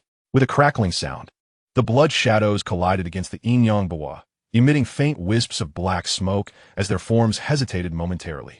Yet that pause was fleeting. Dozens of blood shadows surged into the protective barrier, directly invading the bodies of the twin heroes of Bane Mountain. A profound change washed over their faces. Though they could not comprehend the nature of this occurrence, the presence of these dozens of eerie entities within them could only spell misfortune. Come out, they shouted. However, before they could finish their plea, a piercing scream erupted as the emaciated cultivator's flesh visibly withered. Before any further cries for mercy could escape their lips, the twin heroes of Bane Mountain were reduced to mere hides, collapsing lifelessly to the ground. 10 days later, news of the annihilation of the Grand General's residence spread throughout the entirety of Mingzhou, reaching even the ears of distant factions beyond its borders, who dispatched envoys to gather information. Yet, no clues emerged. Every cultivator within the Grand General's estate was vanquished in a singular strike, with those of profound cultivation losing their lifeblood in a manner so sinister that no sect within the Changsheng realm could rival its malevolence. Only Lin Ruoshi, Li Chunyang, and others harbored a suspicion that this might be the handiwork of the enigmatic manager Li from Baichao Hall. After all, within the depths of the demon abyss, Manager Li had ruthlessly slain Xiao Jingyan and the entourage from the Grand General's estate, and mere days later, the estate itself was obliterated. Such a sequence of events was difficult to dismiss as coincidental. However, They all tacitly refrained from voicing their thoughts, for Manager Li's origins were shrouded in mystery. A fact unbeknownst to the various powers within Mingzhou. He seemed to have appeared out of nowhere. Moreover, a force capable of annihilating the Grand General's residence undoubtedly possessed the power to extinguish them as well. 2 years hence, beneath the gates of the 10,000 Beasts sect in Wanzhou City, the Baichao Hall branch commenced operations. 9 years later, within the Baichao Hall of Wanzhou City, Li Changsheng reclined leisurely in a chair in the back courtyard, savoring spiritual tea. In recent years, Baichao Hall had flourished remarkably, expanding its reach to encompass 4 surrounding states. The number of alchemists, array masters, weapon refiners, and talisman masters under its banner was incalculable. Even 5 cultivators at the tribulation stage had been absorbed into its ranks, while there were over 20 at the Great Ascension stage. With Li Changsheng in the now mid-stage human immortal Mo Changkong at its helm, Baichao Hall had risen to become a premier force within the Nanli dynasty. The entire Nanli dynasty was well aware of the mysterious, powerful entities supporting Baichao Hall. When the Holy Demon Prince sensed that the destruction of the Grand General's residence might be linked to Baichao Hall, he dispatched a formidable demon clan expert of the human immortal realm to probe further, but was swiftly repelled by Mo Changkong. Li Changsheng entrusted the management of Baichao Hall to Mo Changkong, while he himself had, 5 years prior, taken up residence at the Baichao Hall branch in Wanzhou City, closely monitoring the affairs of the outer sect of the 10,000 Beasts sect. Until last year, a disciple named Lin Yin joined the Beastmaster sect. However, he chose not to engage directly with Lin Yin, instead opting to observe him quietly for any peculiarities. After a year of scrutiny, he found nothing amiss. Rather, Lin Yin's background was quite intriguing. The Lin family, residing in a small city in Manzhou, had a respectable standing. Lin Yin demonstrated exceptional talent for cultivation in his youth, but an unfortunate incident damaged his spiritual roots, significantly hindering his progress. This setback was compounded by the dissolution of his engagement, and his father, the clan leader, faced misfortune while away, resulting in the family's assets being usurped by other branches of the Lin family. This left Lin Yin and his sister Lin Suner to rely solely on each other. Furthermore, according to intelligence gathered by Li Changsheng, Lin Suner and Lin Yin were not biological siblings. She was the daughter of a close friend of Lin Yin's father, fostered by the Lin family since childhood. Nevertheless, Lin Suner possessed considerable talent for cultivation and had recently joined another prominent sect, the Miaoying Pavilion, in Manzhou. Although the strength of Miaoying Pavilion did not match that of the Beastmaster sect, it boasted 3 tribulation-transcending cultivators. And Lin Suner was personally accepted as a disciple by the sect's leader, having already reached the pinnacle of the Golden Core stage at a tender age. When Li Changsheng first encountered this information, he was momentarily taken aback. Lin Yan's identity certainly bore the hallmarks of a fated child of destiny. Chapter 112. Encountering Song Fian again. Shopkeeper, Elder Song is here to see you. Suddenly, a clerk from the Baichao Hall entered the courtyard and spoke in a hushed tone. Oh, Li Changsheng rose from his recliner, standing up to follow the clerk into the main hall. A middle-aged cultivator clad in black awaited him there. Dao is Song. Li Changsheng greeted the middle-aged cultivator with a slight bow. Song Xiao, a core elder of the Beastmaster sect and a cultivator at the integration stage, had developed a friendship with Li Changsheng due to their shared interests in gourmet delicacies and the arts. Moreover, Song Xiao was the youngest son of the sect's grand elder and was known to indulge in spending, leading them to frequently visit the heavenly paradise together. Li Daoist, let us go. A new batch of talent has arrived at the heavenly paradise, and if we delay, we might miss out, Song Xiao urged, hastily approaching Li Changsheng to pull him toward the exit. Li Changsheng's eyes glinted with curiosity. Although Song Xiao enjoyed the pleasures of life, he was not one to be easily flustered. At their level of cultivation, beauty was merely an embellishment of existence. In recent years, aside from concocting advanced elixirs and formations, he had also savored life to the fullest. Li Daoist, you may not be aware, Song Xiao glanced around the hall at the patrons of Baichao Pavilion, and once they exited, he lowered his voice. This new batch of talent is not like the previous female cultivators. They are from the Hahuan sect. Hahuan sect? Li Changsheng's interest peaked at this revelation. The female cultivators of the Hahuan sect were renowned in the Changsheng realm for their exceptional skills and versatility in the arts of music and performance. It is simply due to the remote location of the barbarian prefecture that there are no female cultivators from the Hahuan sect among the establishments of pleasure here. To my surprise, I have received such intriguing news today. This is indeed an opportunity to witness something remarkable. Let's proceed, Li Changsheng remarked casually. He is a person of decorum, typically visiting the realm of celestial pleasures merely to listen to delightful melodies and savor exquisite cuisine, rarely spending the night at such establishments. After all, the realm of celestial pleasures is the most extravagant venue in Beast City, with considerable expenses involved. He must save his funds for other pursuits. The two navigated their way to the realm of celestial pleasures with ease. A young attendant stationed at the entrance greeted them with a smile. Master Li, Elder Song, I anticipated your arrival today and have reserved your seats. With that, the attendant guided Li Changsheng and Xianxia directly to the topmost autumn rain private room. Master Li, Elder Song, shall we proceed with the usual arrangements? The attendant inquired softly. Ah, my dear fellow, haven't you established a partnership with the Hawan sect? Summon the finest female cultivators from the Hawan sect. Xianxia proclaimed with a flourish of his hand. The attendant's face bore a wry smile as he responded, Elder Song, you are putting me in a difficult position. The female cultivators from the Hawan sect have only just arrived today. They will not entertain guests until after tonight's performance. Furthermore, there are many patrons present today, and it may require considerable effort to secure a beauty for oneself. Li Changsheng cast a puzzled glance at Xianxia and whispered, Are you planning to stay the night here? Although they frequently visited this place, neither had ever spent the night at the realm of celestial pleasures. Xianxia had done so only on rare occasions. Their visits were primarily for the delightful cuisine and the unparalleled celestial dances performed here.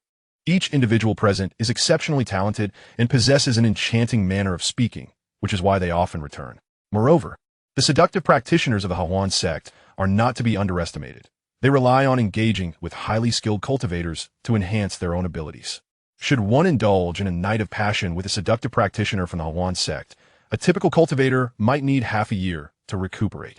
Nevertheless, the willingness of so many cultivators to spend a night with the seductive practitioners of the Hawan sect speaks volumes about their proficiency. I have long been enamored with the seductive practitioners of the Hawan sect. I must secure one tonight. Xianxia whispered fervently. Li, my friend, would you care to indulge? I shall cover the entrance fee today. Let us discuss this later, Li Changsheng replied with a gentle shake of his head. Having grown accustomed to breathtaking beauties, he found it challenging to be captivated by an ordinary woman. If you spot someone appealing, do let me know, my brother, Xianxia said, patting his chest. Li Changsheng and Xianxia began their evening in the private room, enjoying a few drinks. By the time they stepped outside, the sky had turned completely dark, and countless cultivators had gathered by the stage of the realm of celestial pleasures. As Li Changsheng and Xianxia emerged, the attendants had just concluded a captivating dance. As the maidens descended, the stage became enveloped in swirling mist, with golden lotuses rising from the ground, exuding an ethereal aura that billowed outward. Dozens of young female cultivators, adorned as palace maidens, danced gracefully within the haze, while several attendants plucked the strings of their instruments, the melodious sounds soothing the soul. Truly, it was a sight of unparalleled beauty, even when compared to the enchanting fairy and of the Miaoying Pavilion.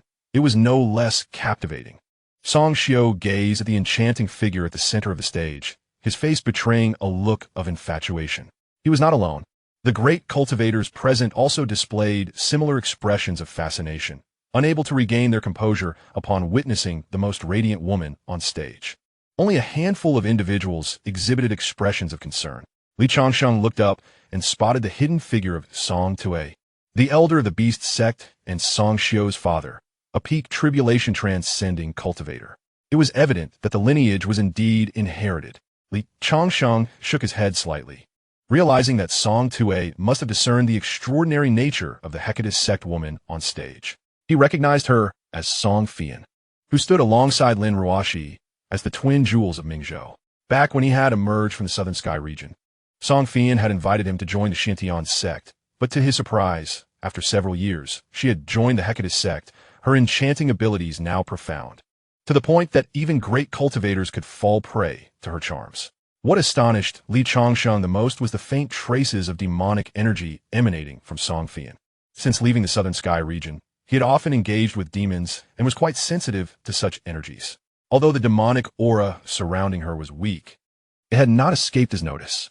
Could it be that the Xiantian sect had ties to the Hecatist sect and the Prince of Sacred Demons? He furrowed his brow as he gazed at the dancing Song Fian, not intending to investigate any connection she might have with the Prince of Sacred Demons. He simply wished for her not to impede his entry into the Cave of Fortune. Currently, should the Prince of Sacred Demons summon a formidable force from the demon realm, he would stand no chance against it. Had it not been for his wariness of such powers, he would have long eradicated the demonic influence in its Changsheng realm. Nevertheless, after cultivating her charms, Song Fian had indeed become all the more alluring. Chapter 113. No Changes. Li Daoyu, have you found someone to your liking? Song Xiao, entranced by the Hecatus sect dancer, leaned in to whisper to Li Changsheng. Li Changsheng, slightly exasperated, turned his gaze toward Song Xiao, who was utterly absorbed in the performance, oblivious to the imminent fury of his father lurking in the shadows. Brother Song, feel free. I hold no particular interest in the women of the Hecatus sect. Li Changsheng replied softly. At that moment, he was solely focused on locating the Cave of Fortune, deeming it unnecessary to provoke anyone who might be associated with the Prince of Sacred Demons. Moreover, he suspected that it would be challenging for Song Xiao to remain here much longer, let alone invite him to vote. As anticipated, soon after, Song Xiao received a message and hurriedly departed from the celestial realm. Li Changsheng chose not to depart with Song Xiao for having arrived. He deemed it prudent to indulge in the spectacle. The subsequent bidding segment was particularly fervent, with even the less attractive disciples of the Hahuan sect fetching bids of 100,000 spirit stones overnight. Those of exquisite beauty commanded prices in the tens of thousands. As for Song Fian, she seemed to be absent from that fray. Li Changsheng refrained from participating in the auction, and after its conclusion, he returned to his private box. He ordered several renowned delicacies from the heavenly realm and feasted heartily, accompanied by beautiful maidens who gracefully danced in their finery. Just as Li Changsheng prepared to leave, the door to the box was pushed open from the outside, and a captivating figure entered. Li Changsheng lifted his gaze slightly. Upon seeing her, he set down his chopsticks, raised a cup of wine, and downed it in one go, remarking nonchalantly, "What brings you here?" The visitor was none other than Song Fian, draped in sheer silk that hinted at her alluring skin beneath, exuding an irresistible charm. "You may leave," she instructed the maidens, a light laugh escaping her lips. "Is Master Li displeased to see me? What joy could there be? I am but a person of integrity," Li Changsheng replied with a glance at Song Fian, his tone indifferent. "Has your Xianxia sect truly allied with the Hahuan sect? Do they not fear the repercussions from the Southern Li dynasty? The Xianxia sect has endured for many years without being extinguished, indicating the presence of formidable masters. The Hahuan sect can only be considered a first-rate sect, with merely tribulation phase cultivators at their helm. Mingling with the Xianxia sect could lead to dire consequences, unless they have the backing of the Saint Demon Prince. For only then would they possess the qualifications to contend with the Southern Li dynasty." Song Fian smiled softly. "I recently emerged from seclusion and learned that the Baichao Hall behind you is remarkably powerful, perhaps even surpassing the likes of the Beast sect." She did not mince words, stating, "I have come to seek you, Master Li." She boldly took a seat beside him, prompting Li Changsheng to furrow his brow slightly, discreetly shifting away. "There's no need to discuss the matter of joining the Xianxia sect further," he spoke coolly. Song Fian's brow creased momentarily before relaxing. Yet, she remained perplexed. Previously, when she encountered Li Changsheng, she had often found herself at a disadvantage. But today he seemed different. Not only did he refrain from any advances, but he also distanced himself from her. "Our Xianxia sect leader wishes to meet with the transcendent beings of her Baichao Hall," Song Fian stated earnestly. The knowledge of a transcendent master residing within the Baichao Hall was no longer a secret among the great powers, yet that master seldom appeared in public, rendering their true identity unknown. "There is little connection between the Baichao Hall and the Xianxia sect. A meeting is unnecessary," Li Changsheng replied, finishing his cup of spirit wine and speaking with a detached demeanor. Now, his only concern lies with the hidden methods of the Sacred Demon Prince. Others are of no consequence to him. If the Xianxia sect were to provoke him, he could easily crush them with a flick of his hand. Does Master Li truly not consider this? "It would benefit both us and the Baichao Hall behind you," said Song Fian, somewhat unwillingly. "To be honest, Master Li, our Xianxia sect leader has already ascended to the realm of human immortals, and the Hahuan sect has now pledged allegiance to us. Moreover, we have a powerful figure backing us, one that even your Baichao Hall cannot afford to offend. Consider it no further. If you possess the capability, then seek out my Baichao Hall's human immortal yourselves," Li Changsheng replied calmly. "Well, I hope Master Li does not regret this decision in the future.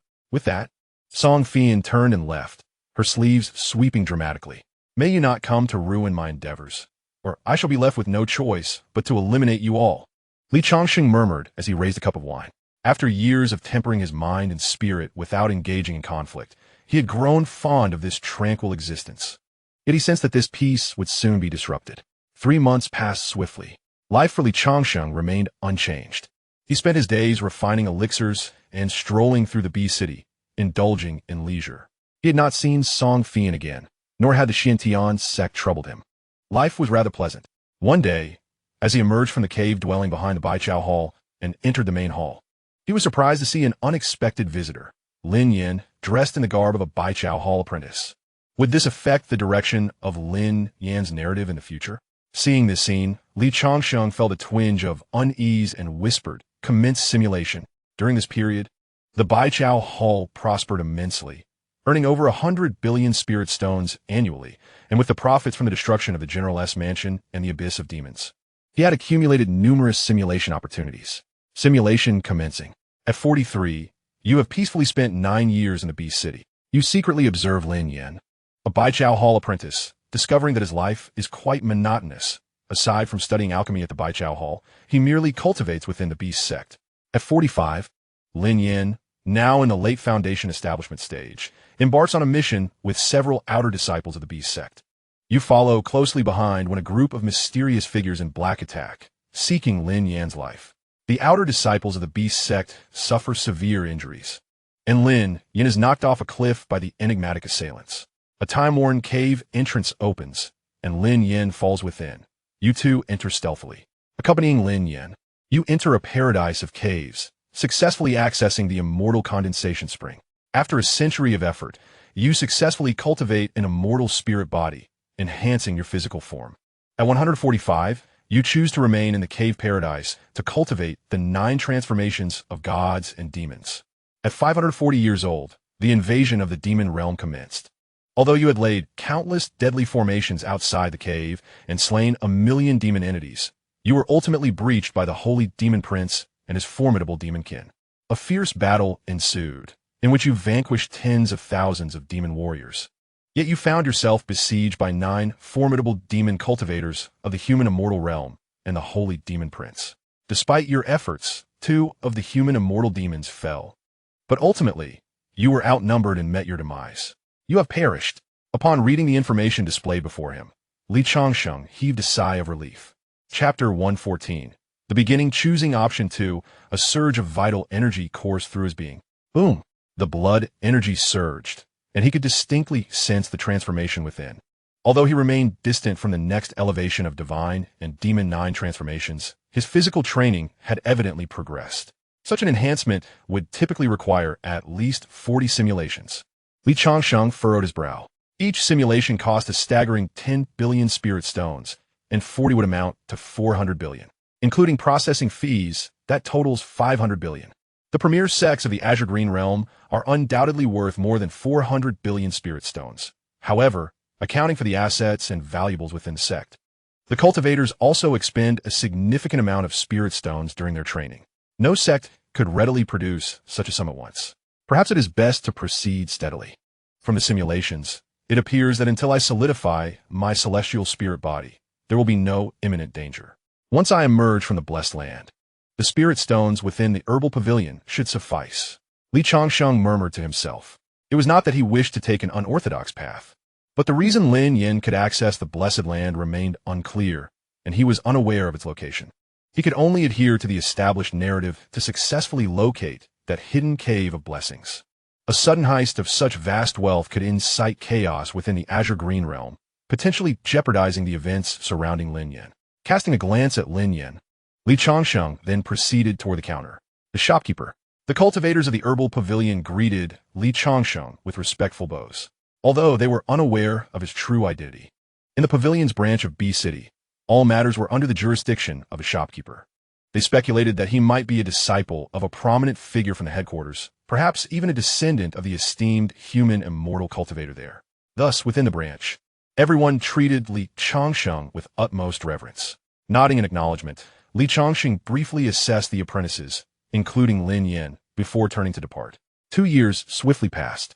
During this time, the members of the Xianxia sect did not disturb him. Following a warning from his father, Xianxia ventured out of the sect infrequently, only occasionally engaging in casual conversation and meals with Li Changsheng, having ceased his visits to the realm of celestial beings. Conversely, Li Changsheng occasionally returned to that realm, but had not encountered Songfian again. Beyond the boundaries of the beast sect, at the edge of the Blackwater Marsh, Li Changsheng concealed his form within the void, observing with keen eyes the cautious advance of Lin Yin and several outer disciples of the beast sect. Over the past 2 years, he had scrutinized Lin Yin, even examining his innate roots and bloodline while he slumbered, finding nothing extraordinary, nor detecting the presence of any mysterious benefactor. He appeared merely as a young man with damaged spiritual roots. Brother He, are you certain that the solitary smoke herb can be found at the edge of the Blackwater Marsh? Lin Yin, trailing at the rear of the group, inquired softly. As an alchemy apprentice of the Herb Pavilion, he had progressed to a first-tier alchemist over the past 2 years. Though still a novice, he understood that such a dry-loving spiritual herb should not typically be present in the marshy terrain. Originally, they had embarked on this expedition to the Blackwater Marsh to complete a sect mission, but as they prepared to return, Brother He suddenly suggested they seek out a second-tier solitary smoke herb, being the most accomplished among them, having reached the late stage of foundation establishment. His word naturally commanded respect. Initially, Lin Yin harbored no suspicions. It was only as they ventured deeper into the marsh that doubts began to creep into his mind. While the outskirts of the Blackwater Marsh occasionally harbored foundation stage beasts, they posed little threat. However, they were now nearing their limits, and advancing further would bring them into the territory of golden core beasts, an area far beyond their capabilities as foundation cultivators. Sighing heavily, Brother He halted at the front of the group.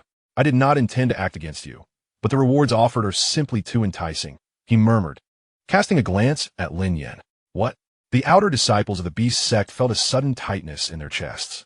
Brother He's implication was clear. He intended to turn against them. Are you targeting me?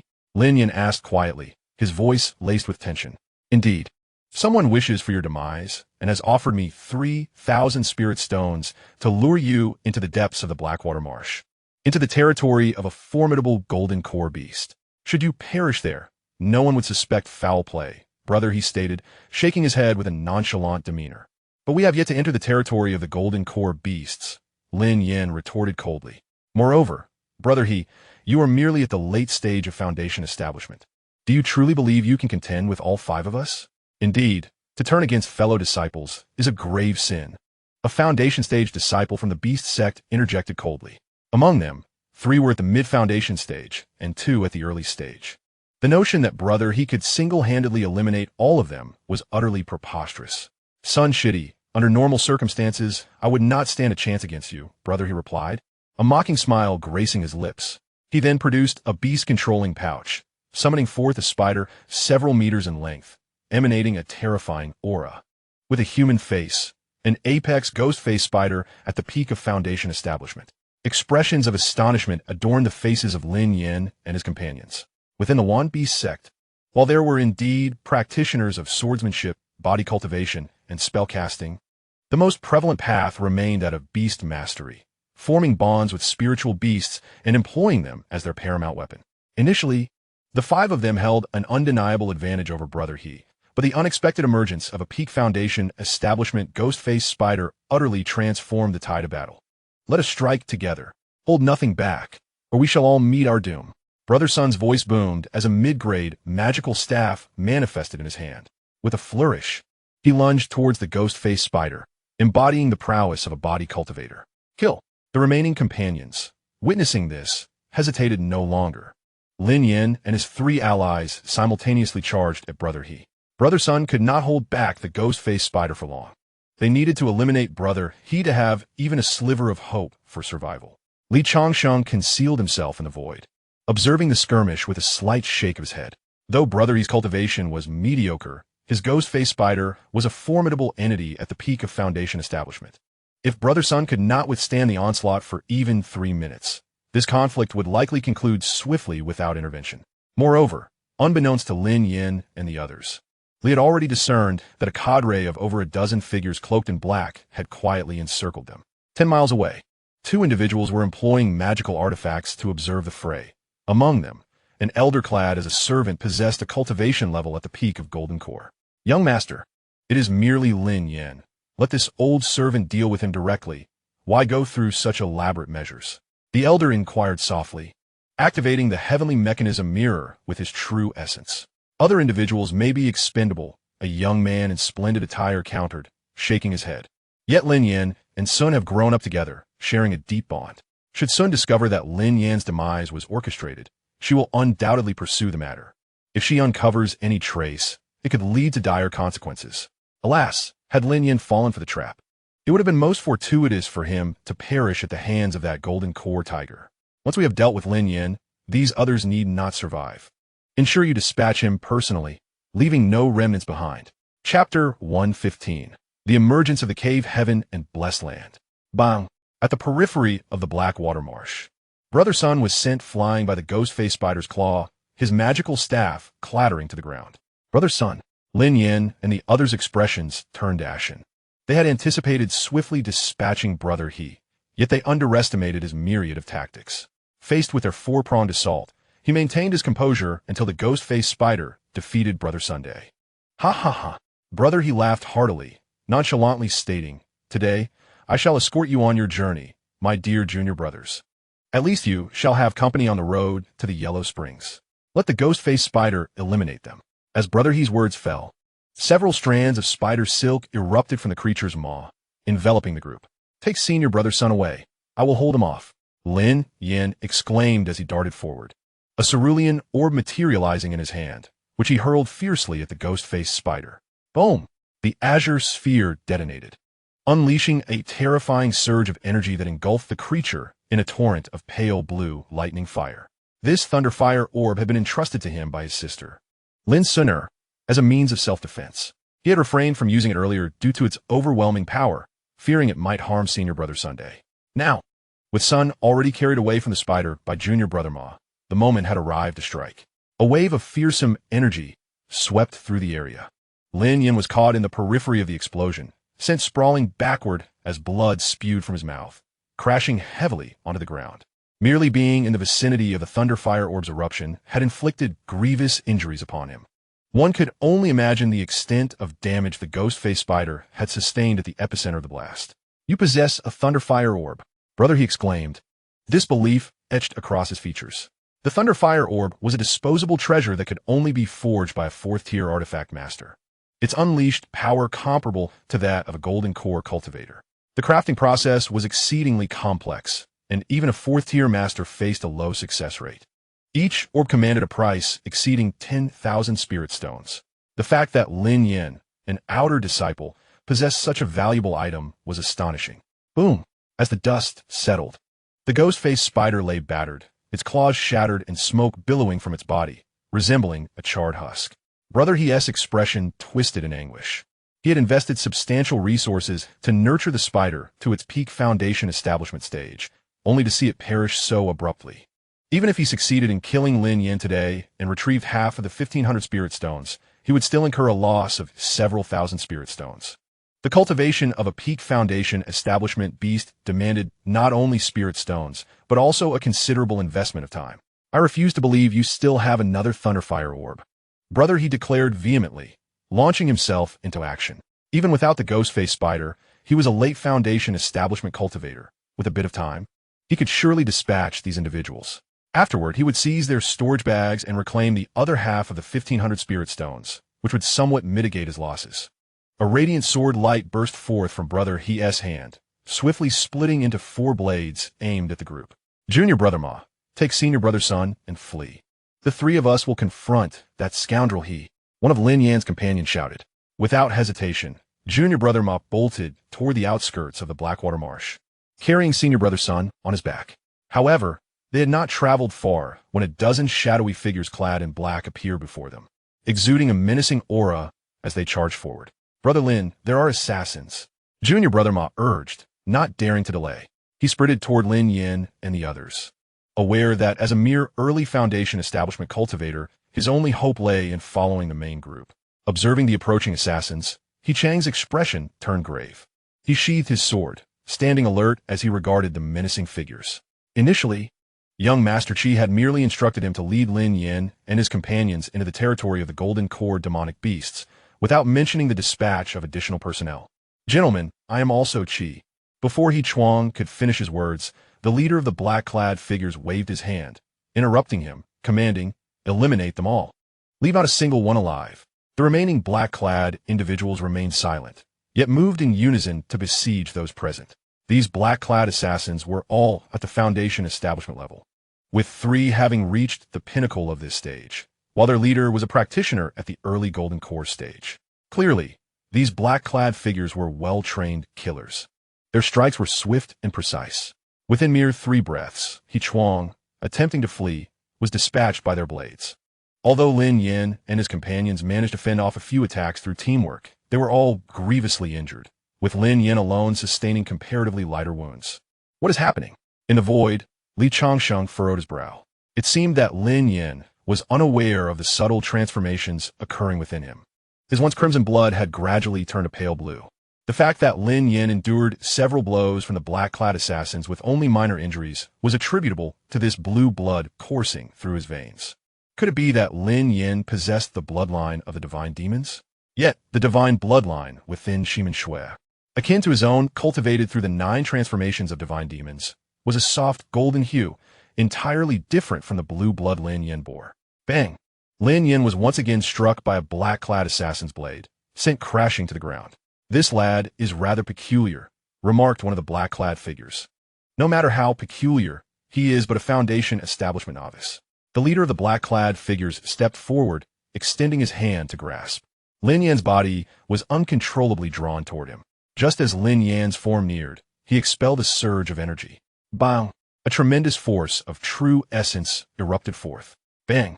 Lin Yan spat out a mouthful of fresh blood, his body hurtling backward.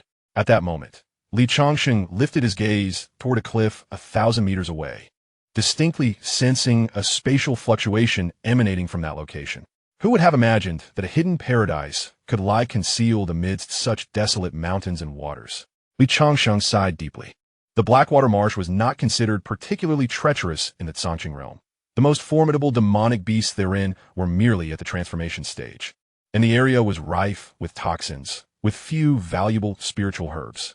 Rarely did anyone venture into its depths. He had not anticipated that this hidden paradise would be nestled at the periphery of the Blackwater Marsh.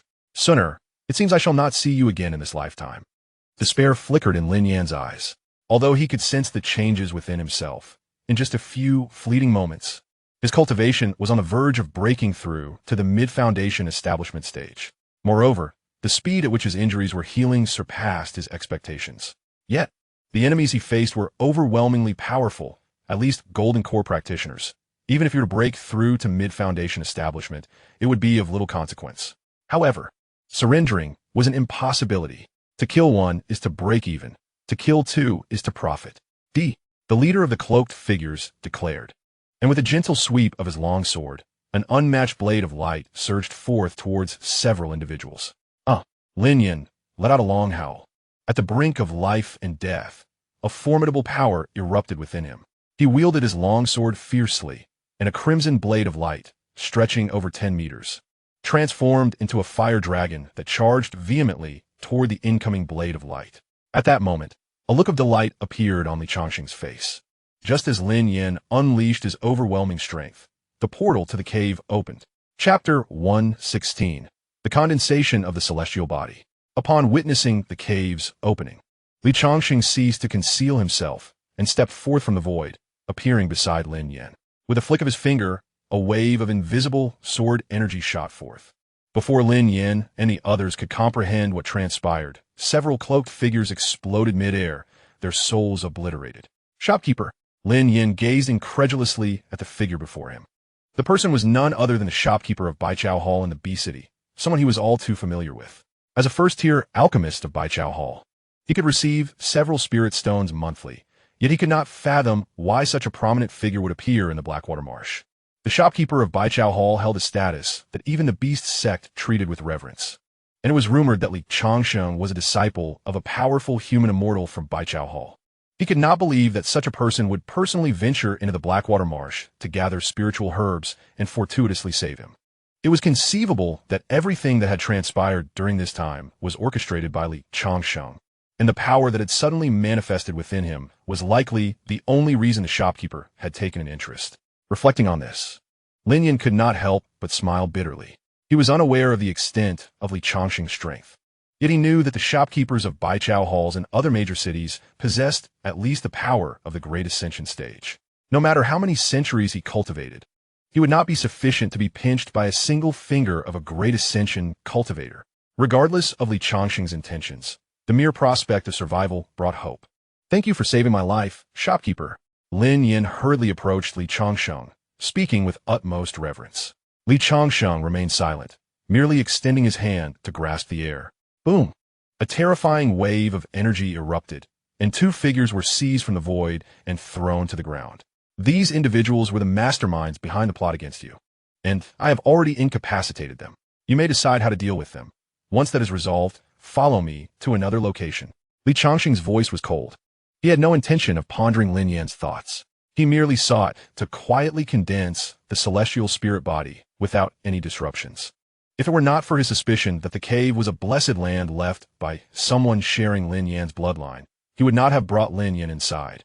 Fearing that a mishap might occur, Lin Yan, upon hearing this, was momentarily taken aback, turning to regard the pale-faced elderly and young individuals sprawled on the ground. A look of confusion etched across his features. He had never encountered either of these two individuals, nor were they people he had previously offended. However, since the shopkeeper had spoken, he was certain that there was no deception involved in such trivial matters. "You dare to render me powerless? I, a formidable member of the Qi family, will not let you escape unscathed," Xianxia exclaimed, fear evident in his gaze as he looked at Changsheng.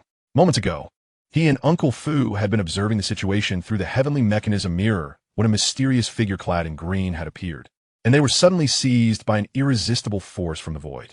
Uncle Fu trembled in fear. Having lived for several centuries, he possessed far more knowledge than Xianxia. The ability to capture them from miles away, without inflicting any spatial harm, was a feat that even the most powerful cultivator of the Qi family could not accomplish. Had he known that Lin Yan was accompanied by such a potent ally, Changsheng's expression remained unchanged. In the entire Xianxia realm, aside from the inexplicable entities in the forbidden areas of the southern domain, only the holy demon prince commanded his attention. He had never even heard of the likes of the Qi family. "You are Xianxia?" Lin Yan's face darkened. Recently, Sinner had come to Wanbi City to see him and left behind a thunderfire pearl, mentioning that someone named Xianxia was quite bothersome. He never expected Xianxia to be the source of his trouble. "My Qi family has a powerful cultivator in residence."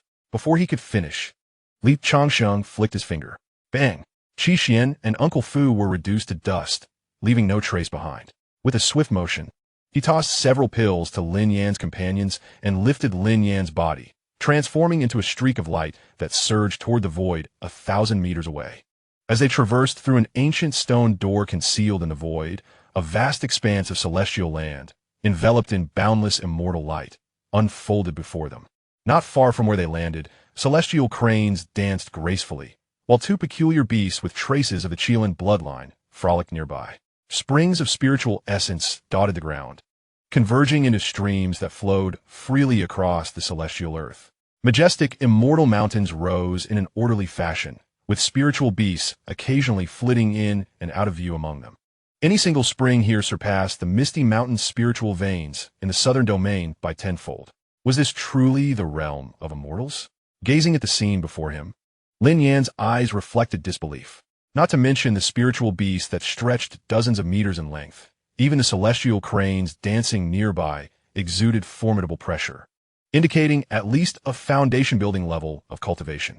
He sensed a comparable pressure emanating from the two frolicking beasts, akin to that of the elder in the sect. Only immortals would so casually nurture such powerful creatures, he mused. With that thought, Lin Yan instinctively turned to look at Changsheng, who wore a subtle smile.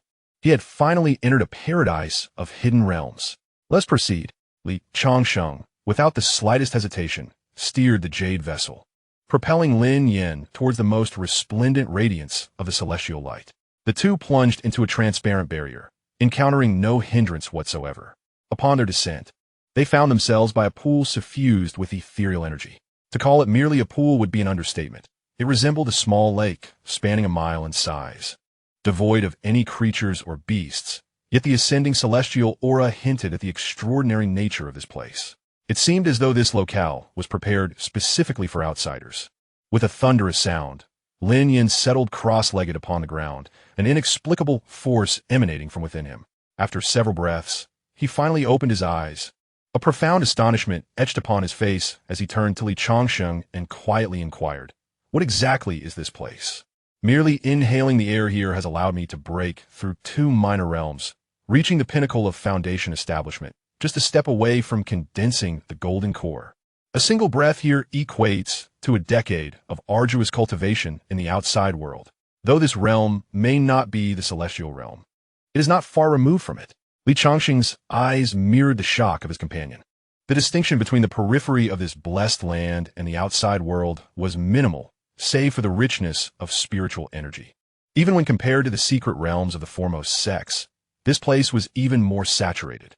Yet within this condensing celestial pool, the abundance of spiritual energy intermingled with celestial essence would significantly accelerate the cultivation speed, even for those of the Great Ascension stage. Furthermore, the celestial spring within the lake was sufficient for at least 10 individuals to condense their celestial bodies. For him alone, it would be more than enough. Who could have left behind this celestial abode? "Rest assured, cultivating here will be beneficial for you," Changsheng remarked before finding a spot to sit, adjusting his state in preparation to condense his celestial body. Chapter 117. The celestial body. Time flew by. Changsheng had been seated in the condensing celestial pool for 30 years, enveloped by the celestial energy, his form barely discernible. Lin Yin, whose cultivation was still too low to enter the pool, practiced diligently at its edge. Aware of the immense opportunity before him, he seized every moment to cultivate. After 30 years, he successfully stepped into the nascent soul realm, practicing the great 5-element sword technique that Changsheng had imparted before his seclusion, sufficient for him to reach the Great Ascension stage. Each breath Changsheng took consumed an astonishing amount of the pool's water. However, the condensing celestial pool was vast, and after 30 years of cultivation, the water level appeared unchanged. Lin Yin opened his eyes, feeling the surging true essence within him. A smile of joy gracing his features as he instinctively gazed towards the hazy figure at the center of the pool. A thunderous sound erupted. At that moment, an overwhelming and terrifying pressure erupted from Changsheng, sending ripples across the surface of the pond. Lin Yin, standing at the edge, nearly collapsed to the ground. Simultaneously, the aura emanating from Changsheng transformed, becoming ethereal and transcendent, reminiscent of a celestial being descending from the heavens. After 30 years, had he finally begun to coalesce the body of a celestial spirit? Changsheng opened his eyes and murmured softly, "It seems the simulations were not in vain. To fully solidify the celestial spirit body, one must devote at least a century to achieve success." Soon, Changsheng closed his eyes once more, returning to his cultivation. A century later, Lin Yin found himself idly practicing the divine arts of the great 5-element sword technique by the celestial pool. At this juncture, his cultivation had remarkably advanced to the late stage of the integration realm, and the blood coursing through his veins had transformed into a pale blue hue. Over the years, he had increasingly sensed the terrifying nature of this altered bloodline within him. His journey of cultivation had encountered no obstacles, and breaking through to another major realm required merely a year or 2 of diligent effort. Moreover, as his cultivation deepened, his physical form grew ever stronger. Despite lacking experience from combat with other cultivators, he felt capable of overpowering even those at the Void Return stage through sheer physical prowess. Yet, he remained unaware of the origins of this mutated bloodline, especially since the Lin family had never produced any formidable figures in the past. Boom! At that moment, the celestial energy within the celestial pool surged violently towards its center, transforming into torrents of celestial essence, each as thick as dozens of feet, flooding into Changsheng's body. He sat cross-legged upon the lake's surface, enveloped by the celestial currents, akin to an ethereal being basking in divine light. Is the master about to emerge from seclusion? Lin Yan's eyes widened in astonishment. Although there had been some commotion from the master every decade or so over the past century, such a tremendous disturbance was unprecedented. Within the celestial pool, Li Changsheng's body now resembled the finest jade, exquisitely carved and translucent, unlike any mortal. Golden veins coursed visibly beneath his skin. The thunderous sound of his blood rushing through his veins echoed like a celestial river, shaking the very fabric of the void.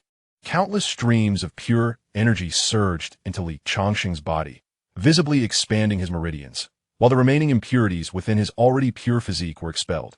After 7 days and nights, Li Changsheng finally opened his eyes. So this is it. I had suspected that the benefits of the celestial spring were not limited to what I previously understood. The greatest advantage lies in the transformation of my constitution. He felt the surge of power within him, now increased by 50%, and a smile graced his face. The 9 turns of the divine demons had not yet been transcended. This was simply the boon derived from cultivating the celestial spirit body. In the past, after completing the 9 turns, he could easily slay a human celestial. Now, he felt capable of dispatching an ordinary human celestial with a mere finger. Moreover, the benefits derived from the consolidation of the celestial spirit body extend far beyond mere enhancements.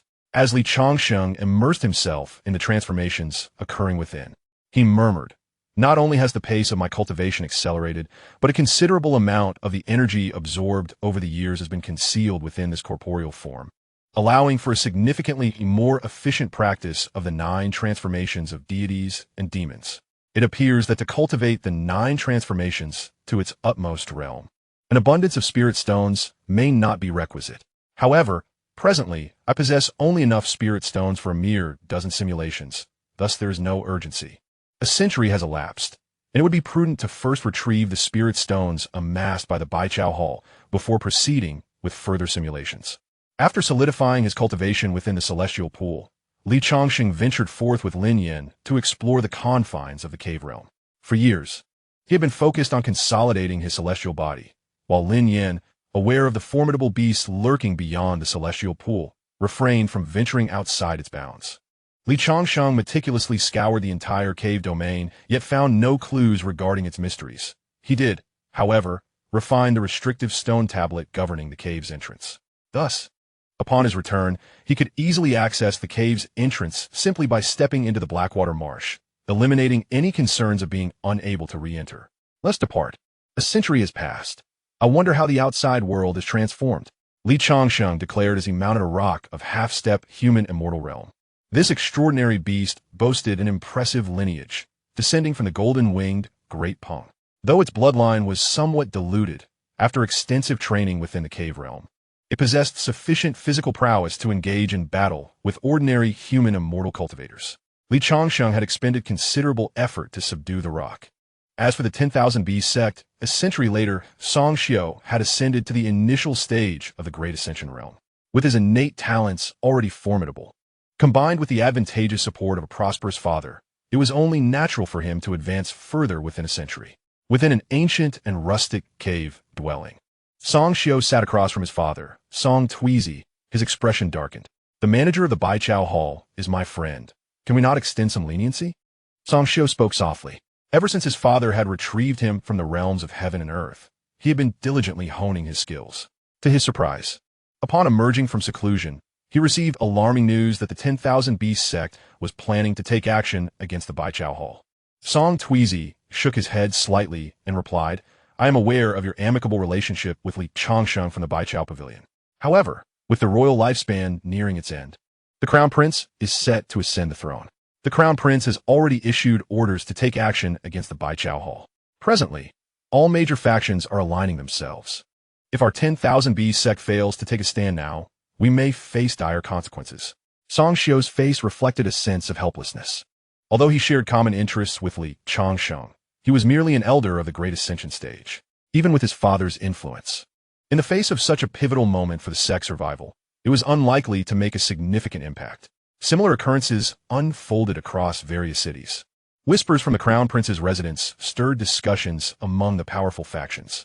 Even the 10,000 Beast sect, a formidable force with human immortals in their ranks, contemplated their allegiances, making it clear that the smaller factions were even more apprehensive about the potential repercussions of delayed support. In Mingzhu City, at the headquarters of the Baichao Hall. At this moment, the headquarters of Baikiatang spans hundreds of miles, located near a villa on the outskirts of Mingzhu City. typically bustling with visitors. Today, however, it stands desolate. Within the headquarters, dozens of high-ranking members of Baikayatang have gathered to seek an audience with Mr. Mo. The prince's residence has evidently set its sights on Baikayatang, and the situation has escalated to a matter of life and death. They are also eager to discern the intentions of Mr. Mo, a formidable figure among celestial beings. Although Baikayatang has slowed its expansion in recent years, it has firmly established roots across the 7 states of the Southernly Dynasty, generating an annual profit exceeding 200 billion spirit stones. Should any force take the initiative against Baikayatang, many would be eager to carve a piece from them. Chapter 118. The Winds of Change, what shall we do? It has come to my attention that individuals from the Kyoto branch have defected to the prince's residence, declaring their separation from Baikayatang. These ingrates, had it not been for our headquarters' unwavering support over the years, could the Kyoto branch have developed so rapidly? This is not the time for such discussions. If the turmoil from Kyoto sweeps over us, I fear that other branches in different states may follow suit, which would lead to chaos. Within the headquarters, the expressions of over 20 high-ranking members of Baikayatang were grave, some pacing anxiously in the hall, their countenances reflecting distress. Among them, cultivators varied in strength. The most powerful had reached the tribulation stage, while others were merely at the transformation stage. The tribulation stage and great perfect stage cultivators primarily served as protectors for the various branches, while those in managerial positions typically possessed lesser abilities. The gathering comprised members from the nearby Baikayatang branches, with others from more distant locations en route to the headquarters. What does Mr. Mo intend? A peak tribulation stage cultivator quietly inquired. The others regarded this esteemed figure with respect. Changsheng, a renowned tribulation stage cultivator from Mingzhou, had joined Baikayatang a century ago after Mr. Mo saved his life.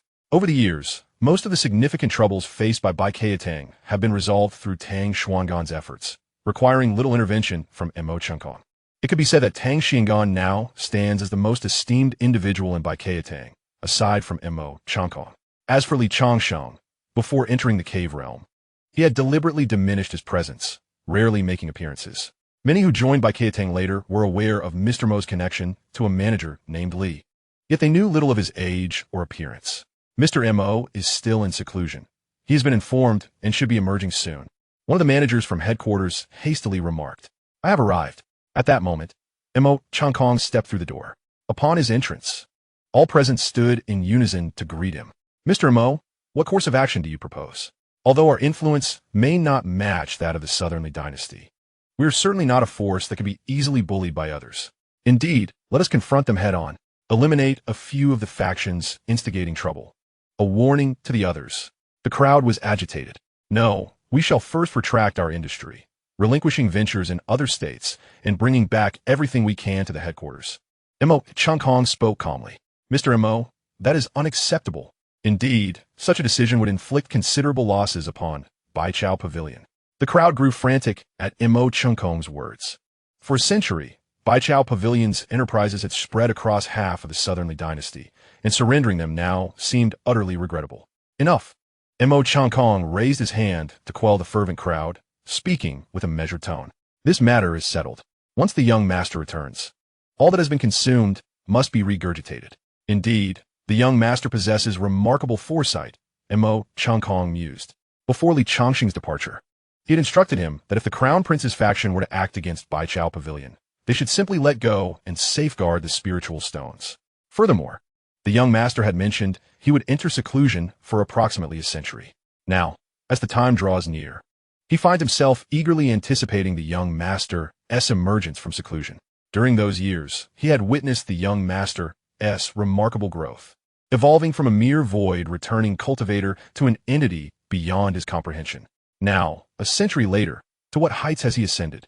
Though the people in the hall were reluctant, Mo Changkong was the only celestial being in Baichao Pavilion, and his word were not to be contested. They could only comply. In the Jinbei Marquise, a century had passed, yet Lin Ruoshi appeared unchanged. Her cultivation, however, had reached the great ascension stage. At this moment, many had gathered within the Jinbei Marquise, former prodigies now serving as the pillars of various factions. Over the century, those who were once merely at the void returning and integration stages had advanced their cultivation. 3 had achieved the Great Ascension, with Li Chunyang reaching the later stage of Great Ascension. A storm was brewing.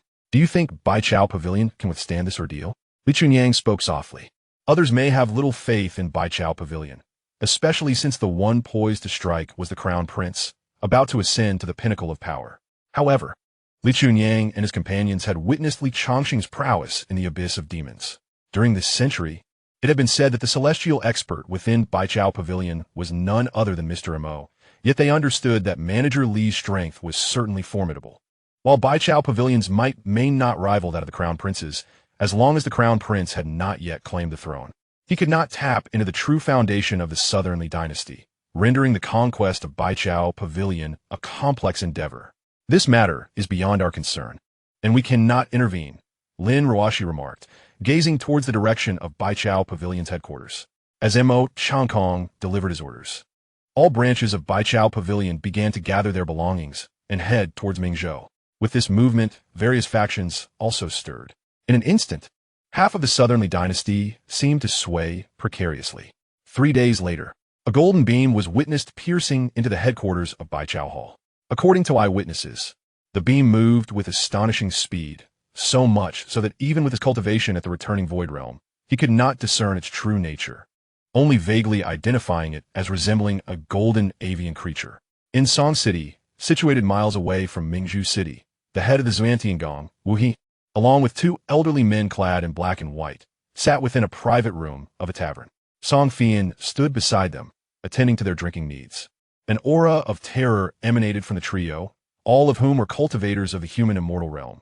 Yet, had Li Changsheng been present, he would have sensed the chaotic nature of their energies, indicating that they had not ascended to the human immortal realm through conventional means. 2 hours prior, a golden beam had appeared in the skies above Mingzhou City, entering the headquarters of Baichao Hall. "Are you aware of this?" inquired the elder in the black robe, his tone nonchalant.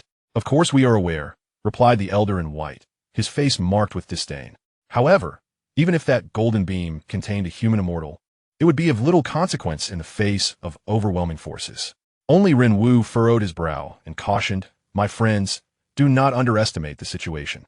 Mo Changkong from Baichao Pavilion is no ordinary figure. Even the chief steward beside the prince has attempted to gain the upper hand against him multiple times over the past century, yet to no avail. If the strength of that golden beam is on par with Mo Changkong's, extinguishing Baichao Pavilion will not be a simple task." "Huh," scoffed the elder in white. "Not only has the chief steward come, but he has also brought along another human immortal from the prince's estate. With the combined strength of the 5 of us, Baichao Pavilion shall surely fall within 3 days." Chapter 119. The Youth with a Divine Demon Body. Within the headquarters of Baichao Pavilion, in the cave dwelling prepared for Li Changsheng by Mo Changkong, Li sat cross-legged upon a mat, while Mo stood respectfully at his side.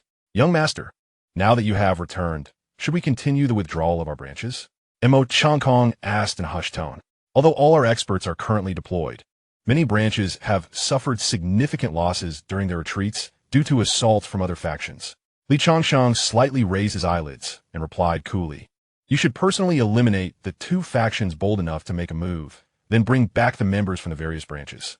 Such a tempting piece of meat lies before us. Those determined to ally with the prince's estate will not let it slip away. Once they arrive in Mingzhou City, we shall ensnare them all." A day later, news spread throughout the Southern Li dynasty that the Changhe Sword sect and Ziwes sect, both protected by crossing tribulation cultivators, have been eradicated by the human immortal experts of Baichao Hall. Countless restless factions were doused with cold water. It dawned on them that Baichao Pavilion had its own human immortal guardians, and before the prince's estate could act, those sects lacking such protection stood no chance against the retribution of a human immortal.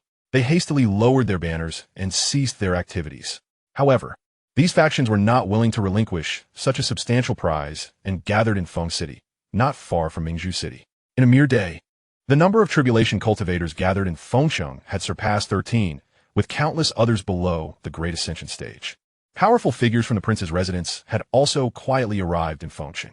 Unbeknownst to Li Changsheng, he remained within his cave abode, where an unceasing stream of spirit stones was delivered from the storerooms of the Baichao Pavilion. Within just half a day, his cave was inundated with an incalculable number of storage bags, each filled to the brim with spirit stones. Recharge. Recharge successful. Balance. 86, 54 billion currency.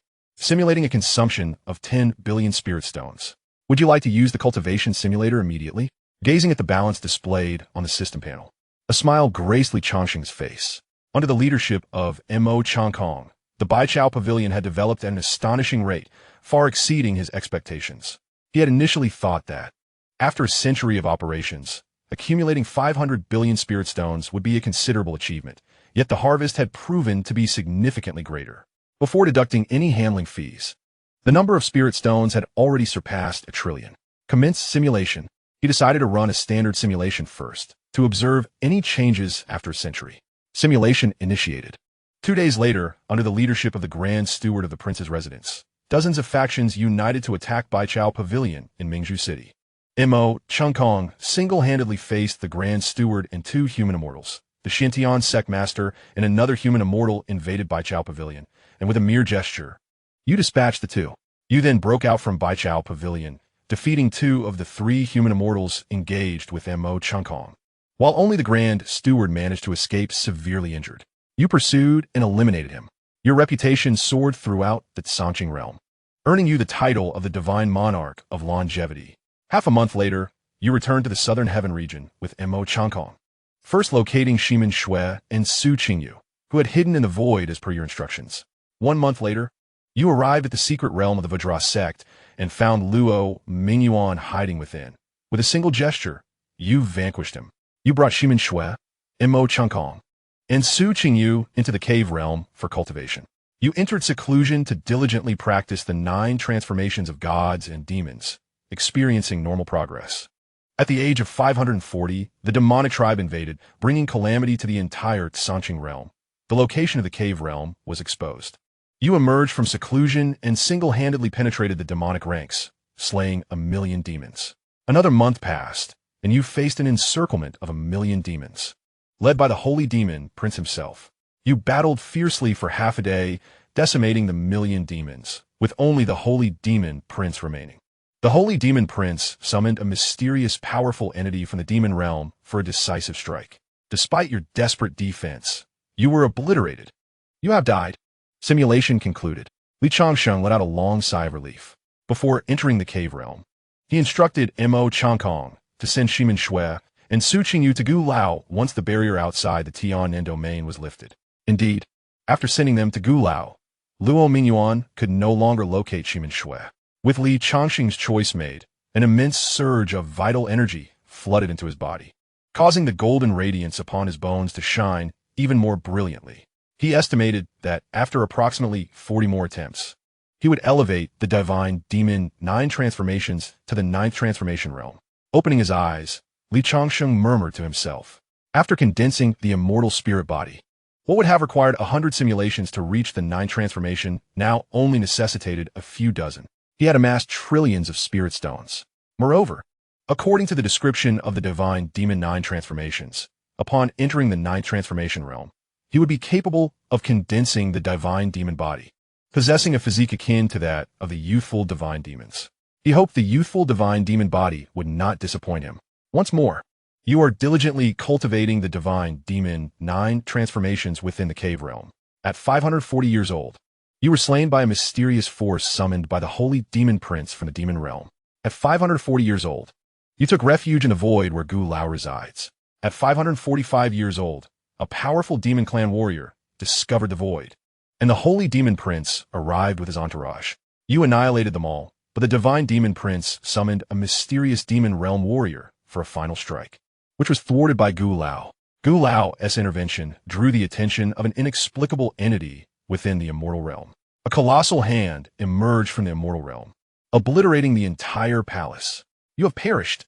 At 545 years old, you have died. At 370 years old, while cultivating the divine demon 9 transformations in the cave, you successfully reached the 9th transformation. At 540 years old, the demon clan invaded. You boldly intervened, but the holy demon prince's last summoning of a mysterious demon realm warrior severely injured you. 3 days later, you succumbed to your injuries. Without any hesitation, Li Changsheng chose option 2. Boom! A colossal torrent of blood energy surged into Li Changsheng's body. After a long period without bursting his clothes, his form rapidly expanded, transforming him into a giant towering 100 meters high. Fortunately, Changsheng had prepared a spacious cave for Changsheng, situated within the sacred mountain behind the headquarters of Baichao Hall, soaring hundreds of meters high. Additionally, the cave was imbued with numerous formations, preventing the commotion within from leaking out. Even so, the practitioners at the Baichao Hall headquarters suddenly felt as though an immense weight pressed down upon them, making it difficult to breathe.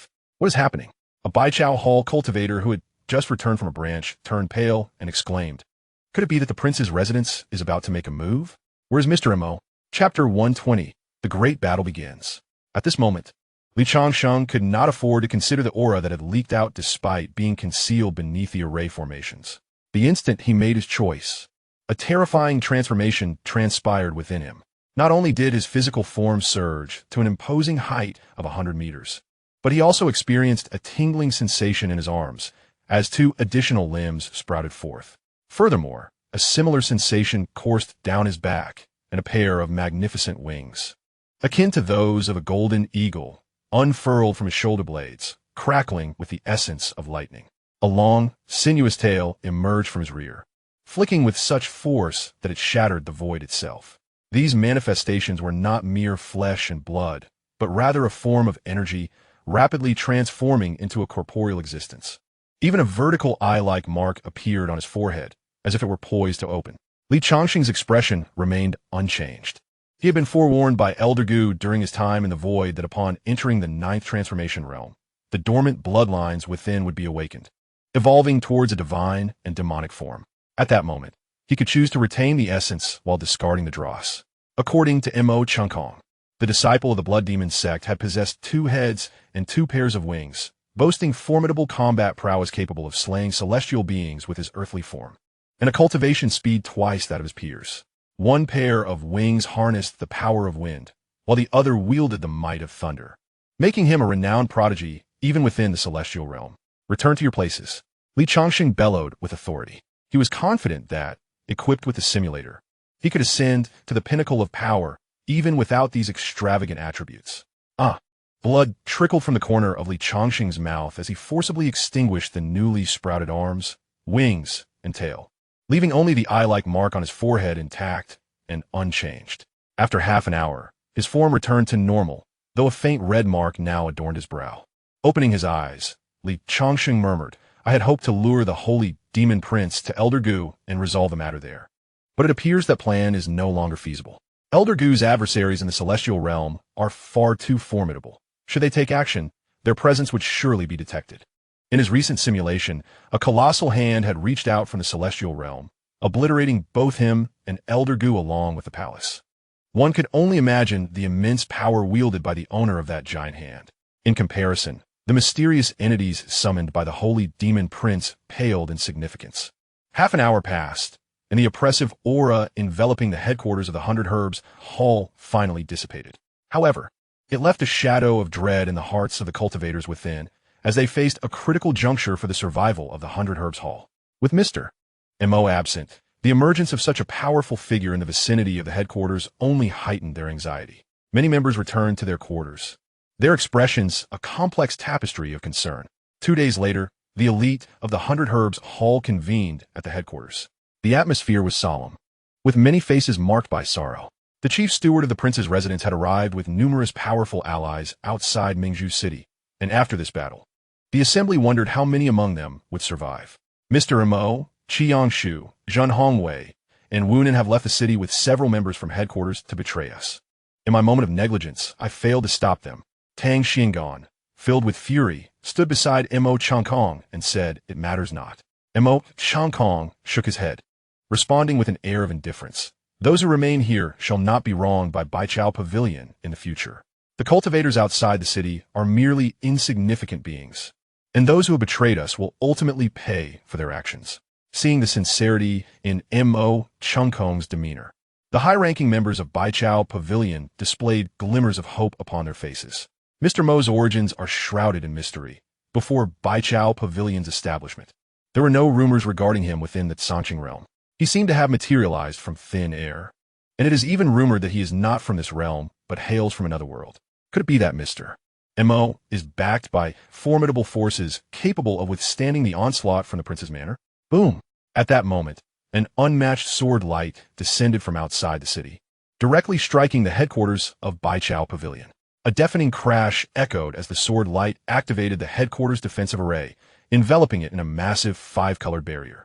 This ninth-tier array, known as the Great Five Elements Array, was a formidable combination crafted by Changsheng in collaboration with dozens of array masters from Baichao Pavilion prior to entering the cave realm. Though it may not possess the true strength of a genuine ninth-tier array, it is more than capable of withstanding the full force of several tribulation stage cultivators for half an hour. The unparalleled sword light collided against the Great Five Elements Array, creating only a faint ripple before vanishing entirely. Mo Changkong, today marks the annihilation of your Baichao Pavilion. A voice, reminiscent of a duck's quack, echoed from afar. An elderly man clad in a floral robe and donning the attire of a eunuch swiftly approached the headquarters atop a pinnacle iron claw eagle at the peak of the Great Ascension stage. This man was none other than Xiao Huangmin, the Grand Steward of the Prince's Manor, a late-stage human immortal. Following closely behind him was a contingent of nearly 200,000 cultivators flying on spirit tools, none of whom were weak. The least among them possessed golden core cultivation. While there were nearly 20 tribulation stage cultivators and 3 half-step human immortals among them.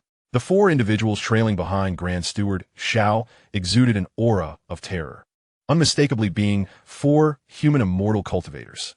At the northernmost high tower of Mingzhu City, over 100 powerful figures from various factions stood, their expressions shifting as they sensed the commotion from the east. Among them were ancient beings who had lived for millennia. Yet even they were shaken by the sight of nearly 200,000 formidable cultivators setting forth together. It is about to begin.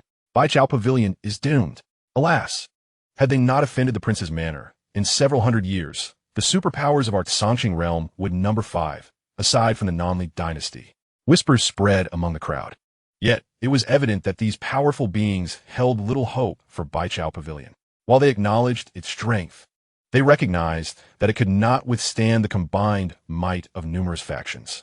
The deceased eunuch, do you truly believe you can annihilate my Baichao Pavilion? At that moment, a powerful wave emanated from the headquarters of Baichao Pavilion, indicating that a fierce battle had commenced. Fortunately, the cultivators of East City had already been evacuated. Otherwise, this conflict would likely spell the end for East City. The Duke of Northern Town gazed towards East City, sighing deeply. Lin Ruoshi's expression was complex. Their duke's residents had never enjoyed a cordial relationship with the prince's palace, being aligned with the ninth prince. Moreover, Li Changsheng was her savior. Although her heart leaned towards Li Changsheng, she felt unqualified and dared not gamble the lives of tens of thousands from the duke's residents. Above East City, Mo Changkong had engaged in battle with the old eunuch Xiao Huangmin. Is this all you are capable of, old eunuch? Yet it was evident that Mo Changkong held the upper hand, his blood radiating like a demon, resembling a practitioner of dark arts more than Xiao Huangmin. Mo Changkong plunged into the throngs of combatants, each strike claiming hundreds of lives, utilizing the blood essence of those seeking to partake in the fray to fuel his formidable powers. Boom! Mo Changkong clashed against Xiao Huangmin once more, his right hand grasping the air, and yet another 100 cultivators were reduced to mere bones. Even Great Ascension cultivators could not escape the onslaught of his blood radiance. Only those transcending tribulation could barely withstand the assault. Scatter quickly. Black robe, white bones, why haven't you two come to assist? Xiao Huangmin bellowed with a croaky voice. 2 figures, one black and one white, swiftly joined the fray. The 3 celestial beings unleashed their powers simultaneously, momentarily overwhelming Mo Changkong, who could only struggle to maintain his ground. Ensure you eliminate everyone from Baichao Pavilion. Leave no trace. This is the fate that befalls those who dare oppose the prince's palace. Chapter 121.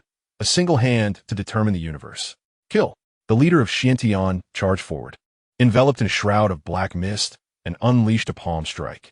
A colossal black mist dragon, thousands of zhang in size, suddenly took form and lunged towards the protective formation surrounding the headquarters of Baichao Pavilion. Boom! The black mist dragon dissipated, dimming the brilliance of the Great Five Elements formation by 2 degrees. The expressions of those within the formation shifted dramatically. Although the Great Five Elements formation was formidable, The cultivators present were not to be underestimated, especially with the presence of celestial beings. The Great Five Elements formation would not hold for long. Together, attack! Renwu shouted fiercely.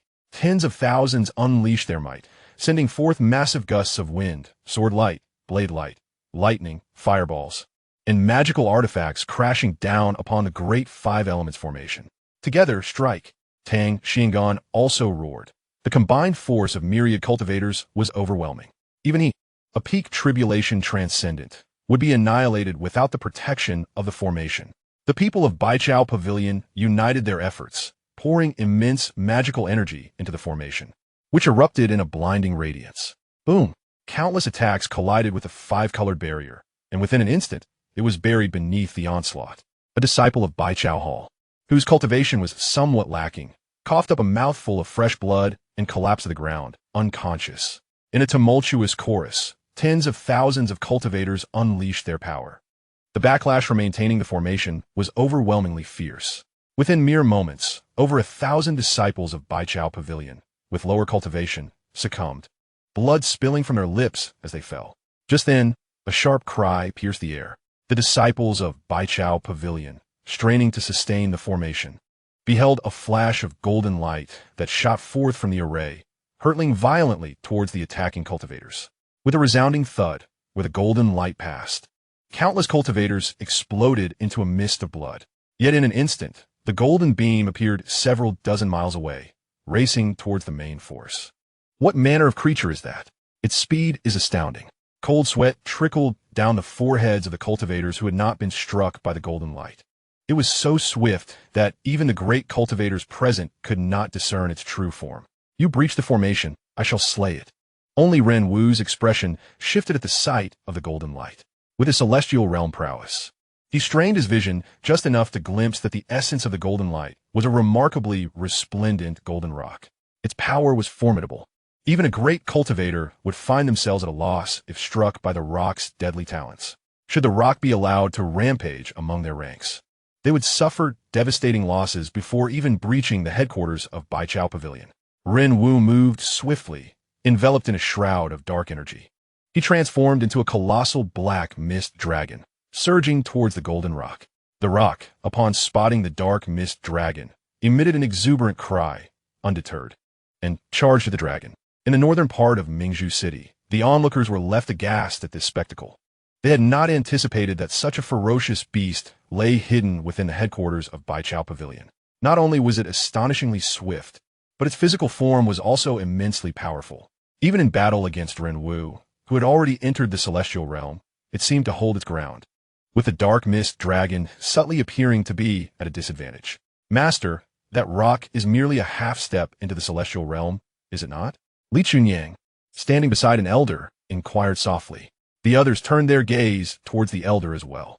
The elder, Fan Xianxia, the ancestor of Chunyang's sect, had long since transcended the heavenly tribulation and entered the celestial realm several hundred years prior, being the only celestial powerhouse in Mingzhou before Renwu's ascent. They were puzzled. According to their information, Renwu had entered the celestial realm decades ago. Why then was he unable to subdue even a rock not fully in the celestial realm? Fan Xianxia observed the two colossal entities engaged in combat from afar. Shaking his head, Renwu must have entered the celestial realm through unorthodox means. Though he has attained this level, his strength does not match that of those who have ascended step by step. Against a typical half-step celestial being, Renwu would naturally be able to overwhelm. However, the bloodline of the magnificent bird before them was extraordinary. It likely bore traces of the legendary golden-winged rock, with combat prowess comparable to that of a celestial being. It is said that the rock feeds on dragons, and thus, Renwu, who cultivates dragon transformation techniques, would undoubtedly provoke its ferocity. Upon hearing this, the crowd suddenly gained insight, particularly Li Chunyang and Lin Ruoshi. Although unaware of the existence of the golden rock and having never spoken of Li Changsheng to others, were acutely aware that within the ranks of the 100 Hertz Pavilion, there existed a formidable celestial being in the form of Li Changsheng. However, the others remained oblivious to his existence. Gung Feng, the current leader of the Baiyin sect, shook his head and remarked, though the strength of the 100 Hertz Pavilion is unexpected, the number of forces present here is overwhelming. Moreover, The Great Five Elements formation is on the verge of collapse. No one doubted Geng Feng's words. As the sect leader of Baiyun, he was also one of the few pinnacle 8th grade formation masters in Mingzhou. His discerning eye could not be mistaken. In the arena, Mo Changkong bravely faced 3 celestial beings alone. Despite several grievous wounds at exposed bone, his spirit remained undaunted. The 3 from the Shaohuang sect also bore several lethal injuries, yet they paid no heed to their wounds. Each strike they executed was with utmost intensity, denying Mo Changkong a moment's respite. Meanwhile, the black mist dragon summoned by Run Wu was now completely suppressed by the golden rock, bearing numerous injuries. With a swift motion, the golden rock seized the black mist dragon with one claw, while the other claw lunged ferociously towards the dragon's head. With a thunderous roar, the black mist dragon was obliterated. Ren Wu found himself several miles away, his complexion pale. He had believed his strength sufficient to vanquish the fearsome creature before him. Yet he was proven wrong. That last strike from the rock had nearly claimed his life. Mo Changkong, the formation is about to break. Soon, you shall witness your comrades from the 100 Herbs Pavilion perish before your very eyes. The Shaohuang sect member sneered. Do you truly believe that a few insignificant fish can extinguish my 100 Herbs Pavilion? Mo Changkong's expression remained unchanged. With a deliberate motion, he thrust his palms outward, conjuring a sea of blood behind him, surging violently toward the 3 adversaries. Kill! The trio spoke no further, unleashing unmatched attacks that shattered the blood sea into fragments. Just then, a voice rang out from the prince's palace, a celestial being who had been assaulting the Great Five Elements formation. Break for me. With a long blade raised high, he swung down fiercely. Boom! A black blade of light, thousands of feet long, descended from the heavens, cleaving toward the Great Five Elements formation. As the blade passed, the very fabric of the void cracked. It's over. Countless cultivators from the 100 Herbs Pavilion were engulfed in despair. The Great Five Elements formation was already on the brink of destruction and could not withstand the full might of a celestial being's strike. Some practitioners from the Baichao Pavilion even closed their eyes, awaiting the arrival of their demise. Suddenly, a crisp sound echoed. They opened their eyes to witness the blade of light, aimed at the formation, fracturing inch by inch. The one who had unleashed this strike, a celestial being from the prince's residence, was being held by the neck, powerless to resist, by a shadow clad in green, facing away from them. Chapter 122. A being worthy of deification. Who is it? At this moment, the members of the Xianxia sect also took notice of the commotion around the formation, their assault momentarily faltering as they gazed in disbelief at the figure in green. A nascent celestial being, undoubtedly possessing their own hidden trump cards. Even their master, the Holy Demon Prince, could not guarantee that he could dispatch a celestial being with such swiftness. Moreover, the demeanor of the youth in green suggested he still had strength to spare. A profound silence enveloped the scene. The factions that had come to partake in the spoils wore expressions akin to having consumed excrement. They had expected that with so many forces joining together, even if Baichao Pavilion were akin to a stone, they could easily grind it down. However, from the onset of their assault, surprises abounded. Not only had the strength of Mr. Mo from Baichao Pavilion exceeded their expectations, but a ferocious beast had also emerged from behind.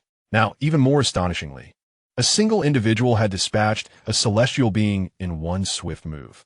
Many began to regret their decision to wade into these murky waters, given the current circumstances. Victory was no longer a certainty for their side. Li Changsheng, among the ranks of the Xiantian sect, Songfian wore an expression of disbelief. She could hardly fathom that the once unassuming shopkeeper, who had taken advantage of her, was actually a hidden powerhouse within the Baichao Pavilion.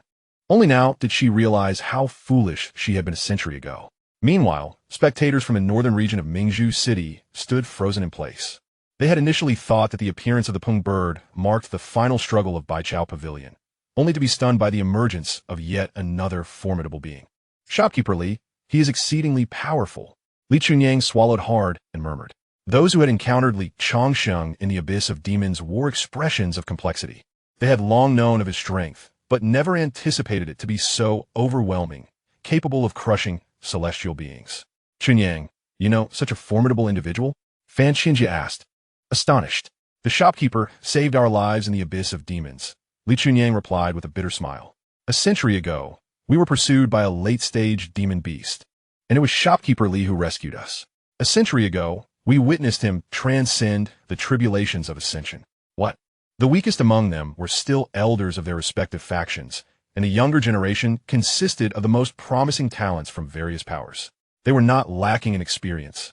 Yet to transcend the tribulations of ascension merely a century ago, and then be capable of dispatching a celestial being with a single strike, especially Xianxia, whose heart was filled with utter astonishment. The celestial being dispatched by Changsheng was not a mere half-baked celestial like Ren Wu. Their strengths were comparable. A youth who had transcended the tribulations of ascension for only a century could annihilate someone of similar prowess in a single move. In the arena, silence reigned. Changsheng held the lifeless body of the celestial being in his right hand, while his left hand rested behind his back.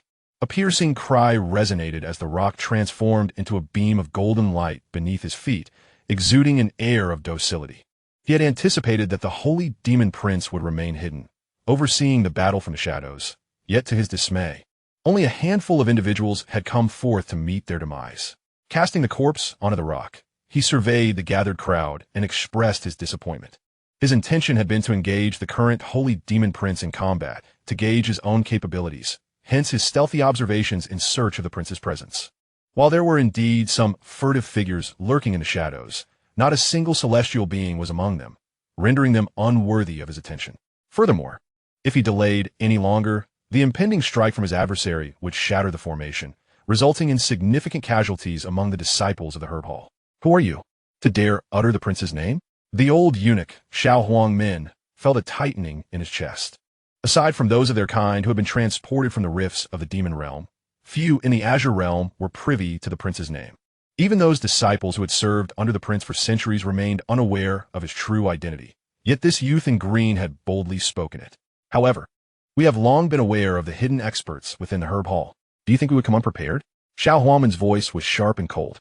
With a wave of his hand, a colossal warship, thousands of feet in size, tore through the void, brimming with an army of black-armored knights. Their movements were synchronized, akin to machines, yet they radiated an overwhelming aura, the weakest among them possessing the strength of a harmonization realm warrior. While 10 of the black-armored knight leaders boasted the power of the tribulation realm, their faces, however, displayed no emotion, as if they were mere constructs born for slaughter. The Black Demon Legion, Tang Xuangan's expression shifted drastically upon witnessing the sudden emergence of the warship.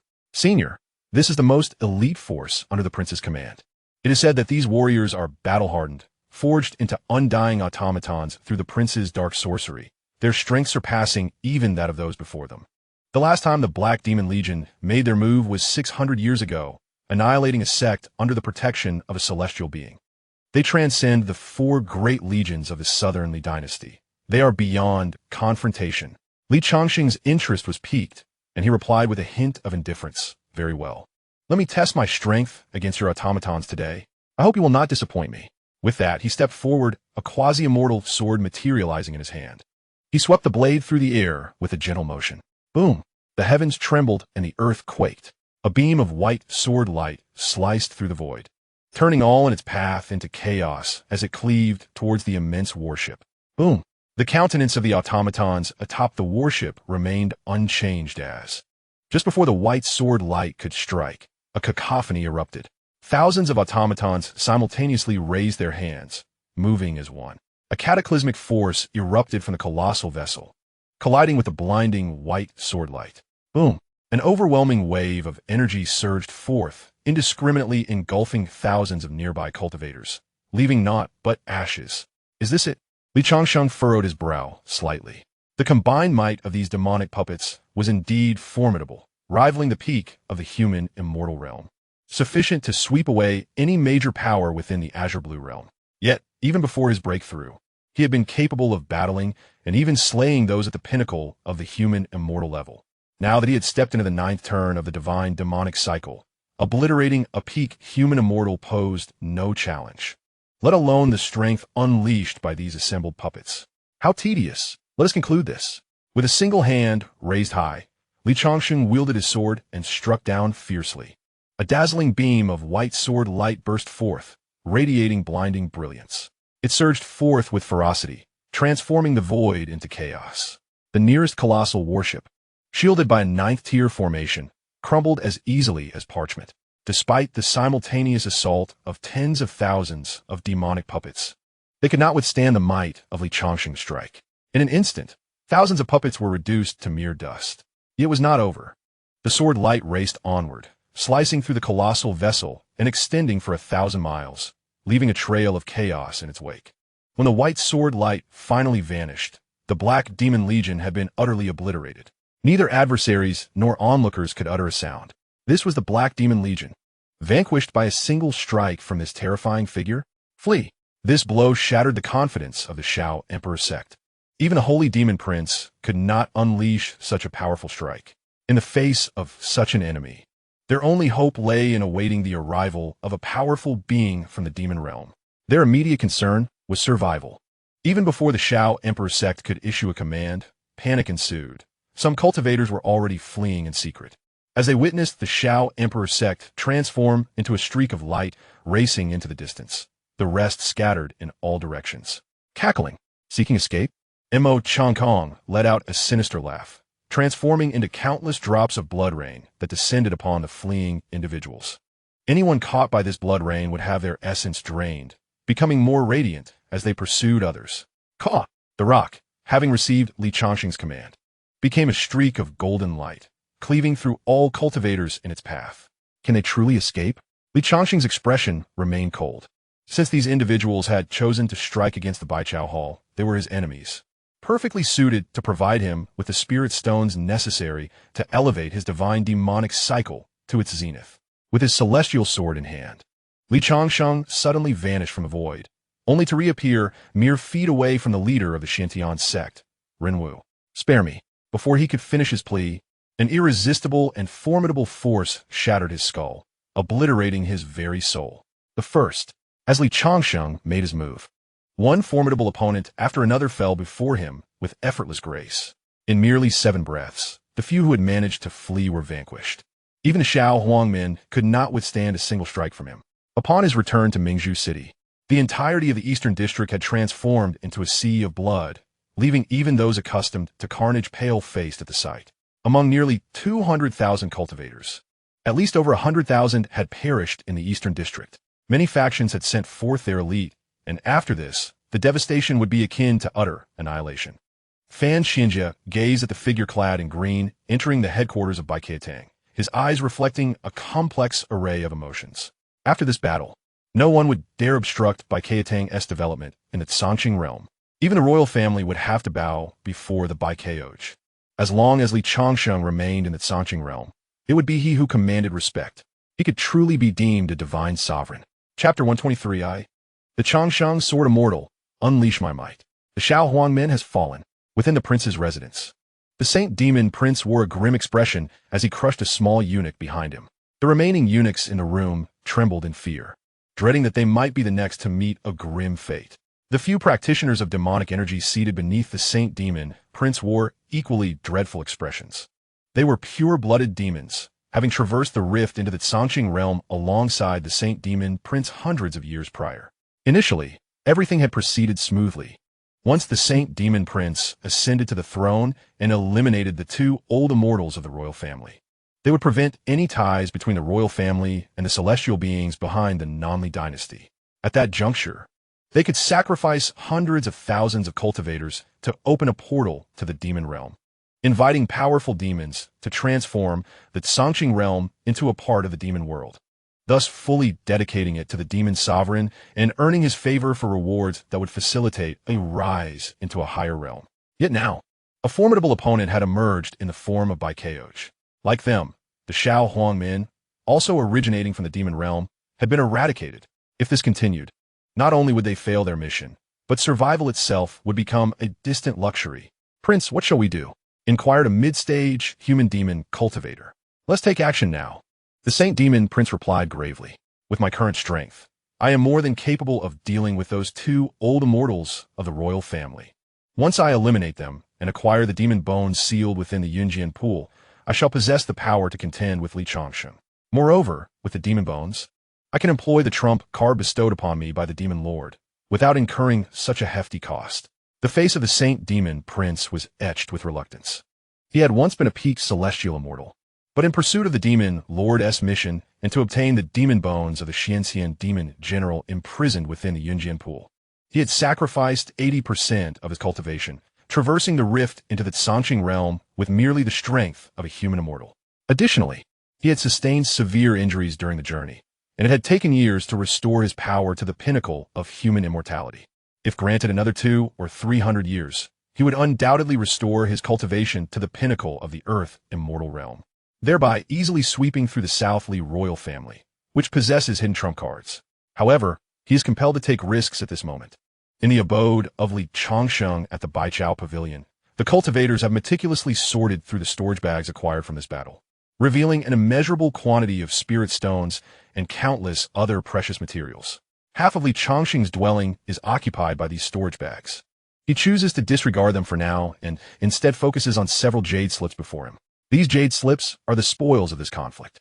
Among them, 2 contain lineages that enable cultivation to the human immortal realm, which he promptly places into the storage bag. The remaining 6 or 7 jade slips pertain to the arts of weapon forging, alchemy, talisman crafting, and formations, with the latter 2 boasting lineages that reach the 9th tier pinnacle, while the former 2 only extend to the 8th tier pinnacle. One must still resort to killing and plundering, Changsheng murmurs as he gazes at the jade slips. In his prior simulations, he sought high-tier lineages of the 4 essential arts of cultivation, yet such advanced teachings were never accessible to a latecomer like himself. Only those prodigies nurtured from childhood with unblemished pedigrees stood a chance of acquiring them. Yet, this single battle has bestowed upon him an abundance of lineages, the origins of which he cannot even ascertain amidst the overwhelming number of storage bags. First, I shall enhance the 4 essential arts of cultivation. Then elevate the divine demon 9 transformations Changsheng uses. His current cultivation has reached the threshold of the human immortal realm. During his last simulation, when he approached the 9th transformation, his physical body nearly nourished his dantian, and had he not exerted considerable restraint, he might have inadvertently stepped into the human immortal realm. Based on his estimations, even with full suppression, he would at most reach the pinnacle of the 9 transformations, inevitably stepping into the human immortal realm. Once he enters this realm, spirit stones may become obsolete. Thus, it is prudent to first elevate the 4 essential arts of cultivation before advancing to the divine demon 9 transformations, achieving the human immortal realm in one fell swoop. Recharge. He softly commands. Recharge successful. Balance is 356 trillion coins. Would you like to immediately use the cultivation simulator? Each use costs 10 billion coins. Use. Simulation commencing. At the age of 145, you publicly declare your identity as the Holy Demon Prince in the Azure Realm, leading the cultivators of the Azure Realm to assault the prince's residence. You severely injure the Holy Demon Prince, who, before succumbing, summons a powerful entity to retaliate, gravely wounding you. 3 days later, you perish from your injuries. It appears that a direct assault is indeed unwise, unless one can deliver a fatal strike. The Holy Demon Prince will always retaliate, resulting in a one-for-one exchange. A precious simulation opportunity wasted. It is better to first enhance the 4 essential arts of cultivation. At the age of 145, you enter seclusion within the Baichao Pavilion, diligently refining your alchemical skills. At the age of 540, you led the cultivators of the Azure Realm in a fierce battle against the demonic invasion, vanquishing millions of demons. The Holy Demon Prince emerged, engaging you in a fierce duel. You fought valiantly and ultimately triumphed over the Holy Demon Prince, yet soon found yourself besieged by powerful adversaries from the demon realm, leading to your demise. Simulation concluded. At 330, your alchemical skills successfully ascended to the 9th tier. At 410, your alchemical prowess advanced to the mid-9th tier. At 310, your talisman crafting reached the pinnacle of the 8th tier. At 510, your artifact forging attained the peak of the 8th tier. At 170, your mastery of formations reached the pinnacle of the 9th tier. Half a day passed. With a deep breath, Changsheng exhaled. Having spent half a day and utilized 231 simulation opportunities to elevate the 4 arts of cultivation to their current zenith. Gazing at the remaining 125 simulation opportunities on the simulator, Changsheng furrowed his brow slightly. He had anticipated that nearly 400 simulation chances would suffice to enhance the 4 arts of cultivation, and still allow for the elevation of the 9 transformations of divine demons to its peak Yet now only 125 opportunities remained, evidently insufficient. Let us enhance first. Commencing simulation. At 145, you return to the cave realm and diligently practiced the 9 transformations of divine demons. At 370, your 9 transformations of divine demons advanced to the mid-9th tier. You persevered in your training within the cave realm. At 440, your 9 transformations of divine demons successfully reached the late 9th tier. Boom! Changsheng was enveloped in golden radiance, his physical strength once more enhanced. Only 11 opportunities remained. Observing the dwindling number, Changsheng's brow creased further. Indeed, it was still insufficient to achieve the peak of the 9 transformations. However, reflecting on the fact that when he first entered the realm of 9 transformations, he withstood a blow from a powerful demon for 3 days before succumbing. He wondered if he could endure it now. Currently, he was 30% stronger than when he had first entered the 9 transformations realm. Let us simulate once more, this time preparing more thoroughly before confronting them. Commencing simulation. At 145, you single-handedly slew 5 celestial beings, instilling awe across the Azure realm. You forged spirit talismans and defensive formations within the Herb Hall. Half a year later, you announced to the Azure realm, directly revealing the identity of the Holy Demon Prince, inciting fervor among the populace, as you led the cultivators of the Azure realm toward the prince's estate. Inside the prince's estate, you charged forth like a storm, slaying 3 celestial beings of the demonic faction. Enraged, the Holy Demon Prince retaliated. After 37 exchanges, you severely injured him. The prince summoned a powerful demon with a single strike, and though you activated 7 defensive formations and utilized a myriad of high-tier defensive talismans, you were still gravely wounded by the attack. 30 years later, you recovered from your injuries. Upon reading this, a joyful expression emerged on Li Changsheng's face. This time, it was certain. However, it required a lengthy 30 years for recuperation. After enduring for so long, the time has come for me, the eternal sword immortal, to showcase my formidable prowess. Chapter 124. All is prepared. Li Changsheng focused his mind and continued to gaze at the system panel. This battle has solidified your reputation in the Azure Blue realm, to the extent that even the Southernly dynasty must offer tribute to you annually. You have tirelessly cultivated day in and day out within the Celestial Cave. At 179 years of age, you could no longer suppress your realm. Stepping into the human immortal stage, you began to seek out Celestial Jade, acquiring 130 pieces from the Southernly royal family.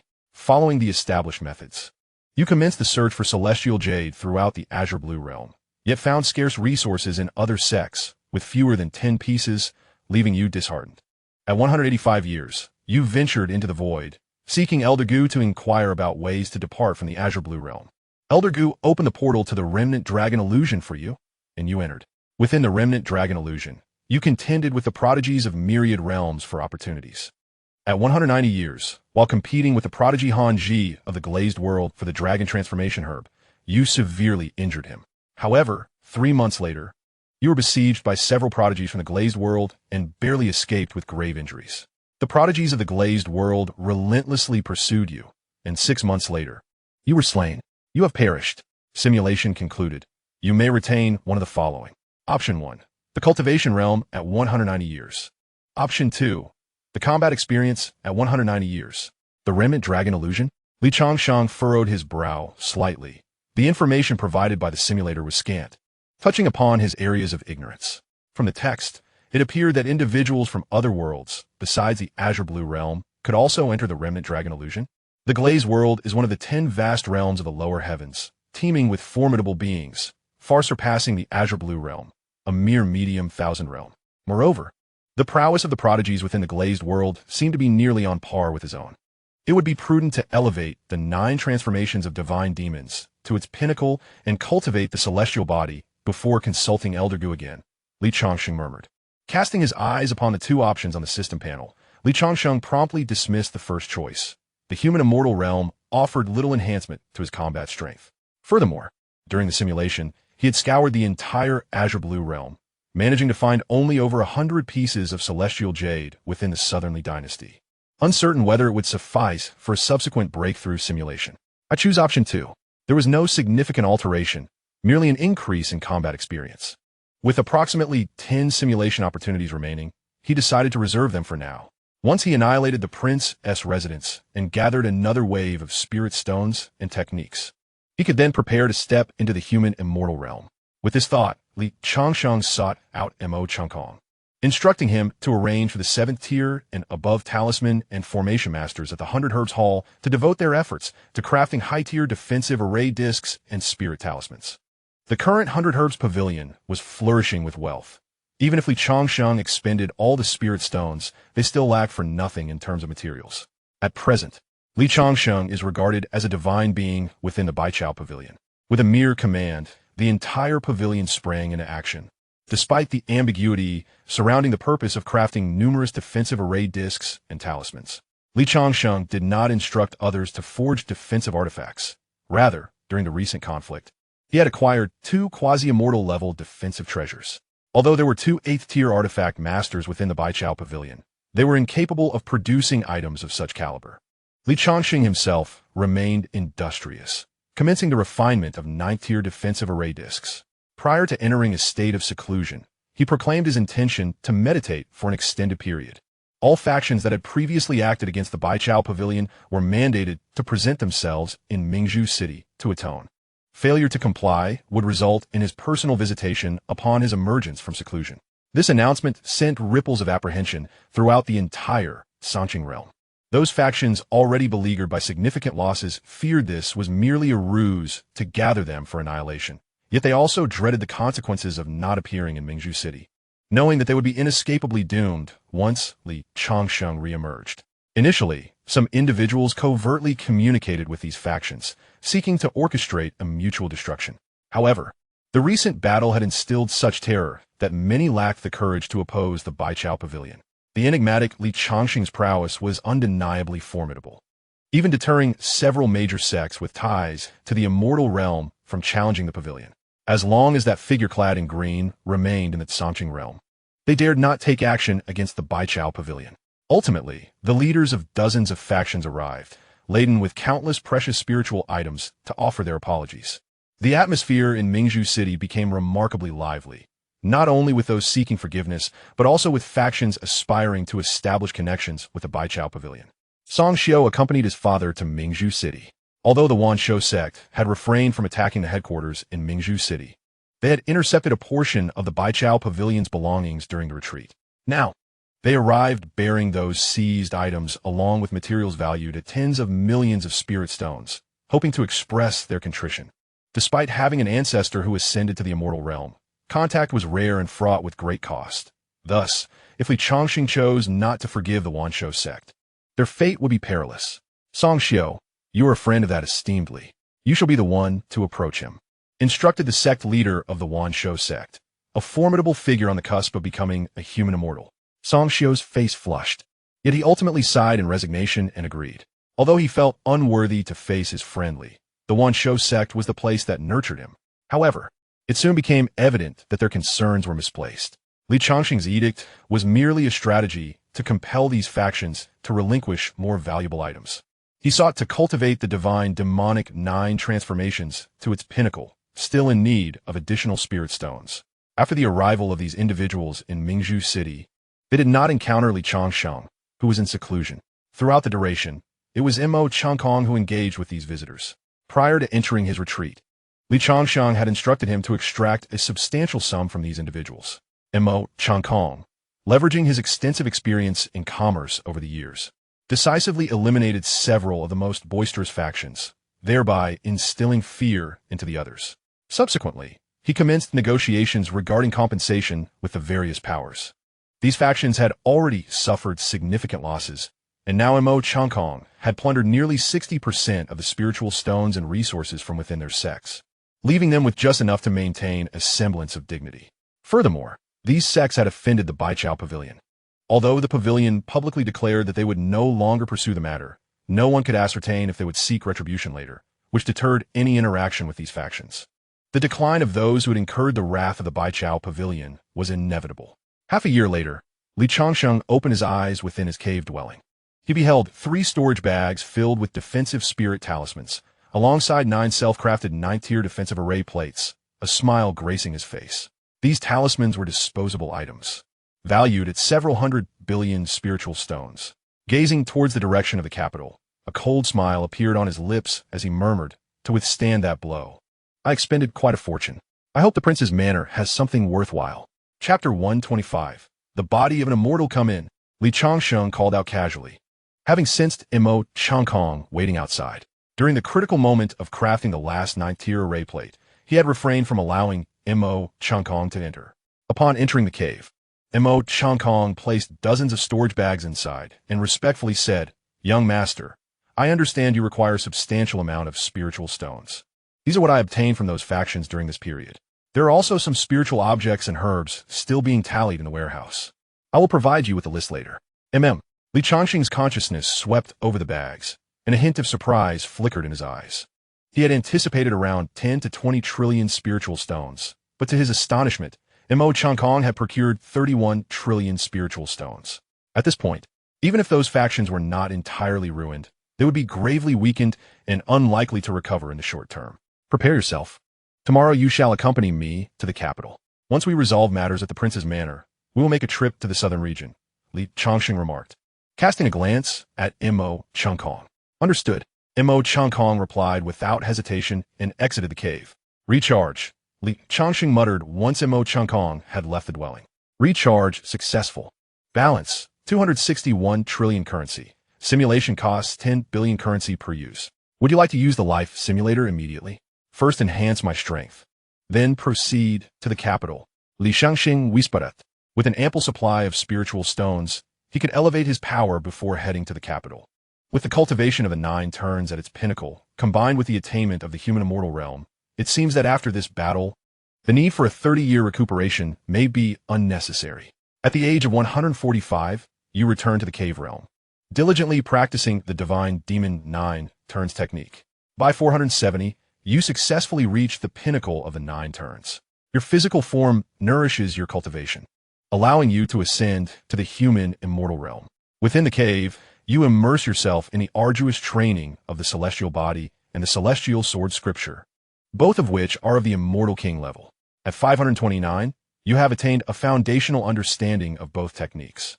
By 530, emerging from the cave, you head directly towards the capital, only to be astonished to discover that during your seclusion, the holy demon prince has stealthily conducted a blood ritual, sacrificing the entire population of a large city near the capital, along with several 100,000 cultivators of the transformation stage, thereby widening the rift to the demon realm and assembling 3 million demon soldiers in the vicinity, including 2 beings of the earth immortal realm. You charge towards the capital, single-handedly annihilating 1 million demons, engaging in a fierce battle with the holy demon prince, who has regained his strength using the demon bones from the celestial pool, alongside the 2 earth immortal demons. After 100 strikes, you slay the 2 earth immortal demons and inflict severe injuries upon the holy demon prince, who, in his dying breath, summons a powerful entity from the demon realm to strike you down. Does the holy demon prince's enhanced strength allow him to summon a more formidable force from the demon realm? Li Changsheng furrows his brow.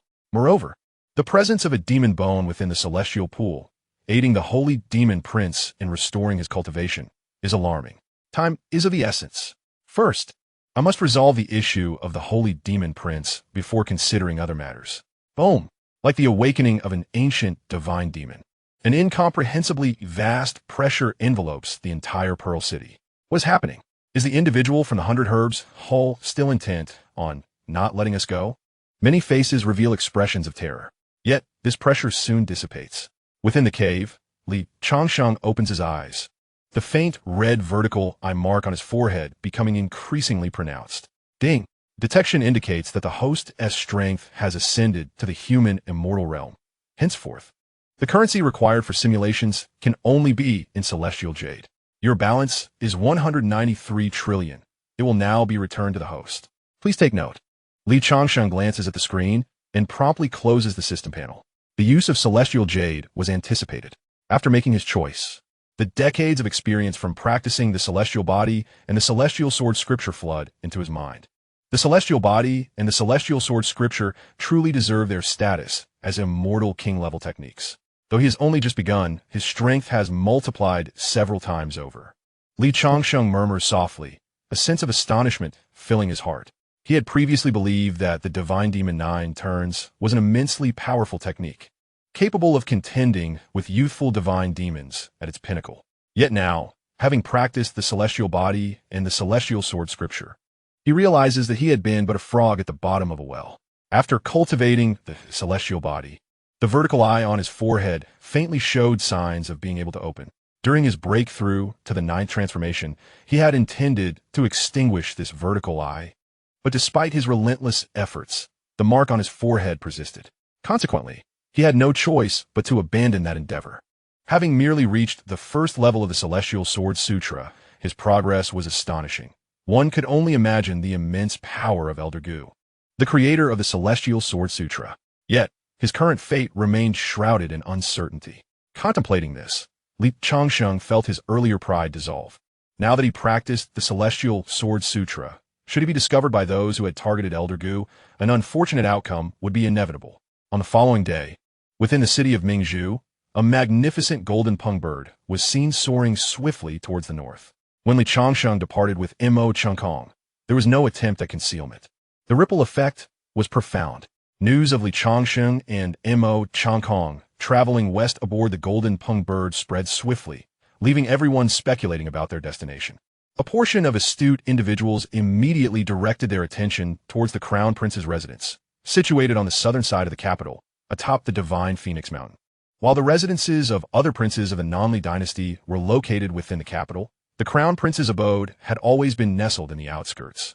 Atop the divine Phoenix Mountain, this mountain, stretching for tens of thousands of miles, was said to have formed from the fall of a divine phoenix.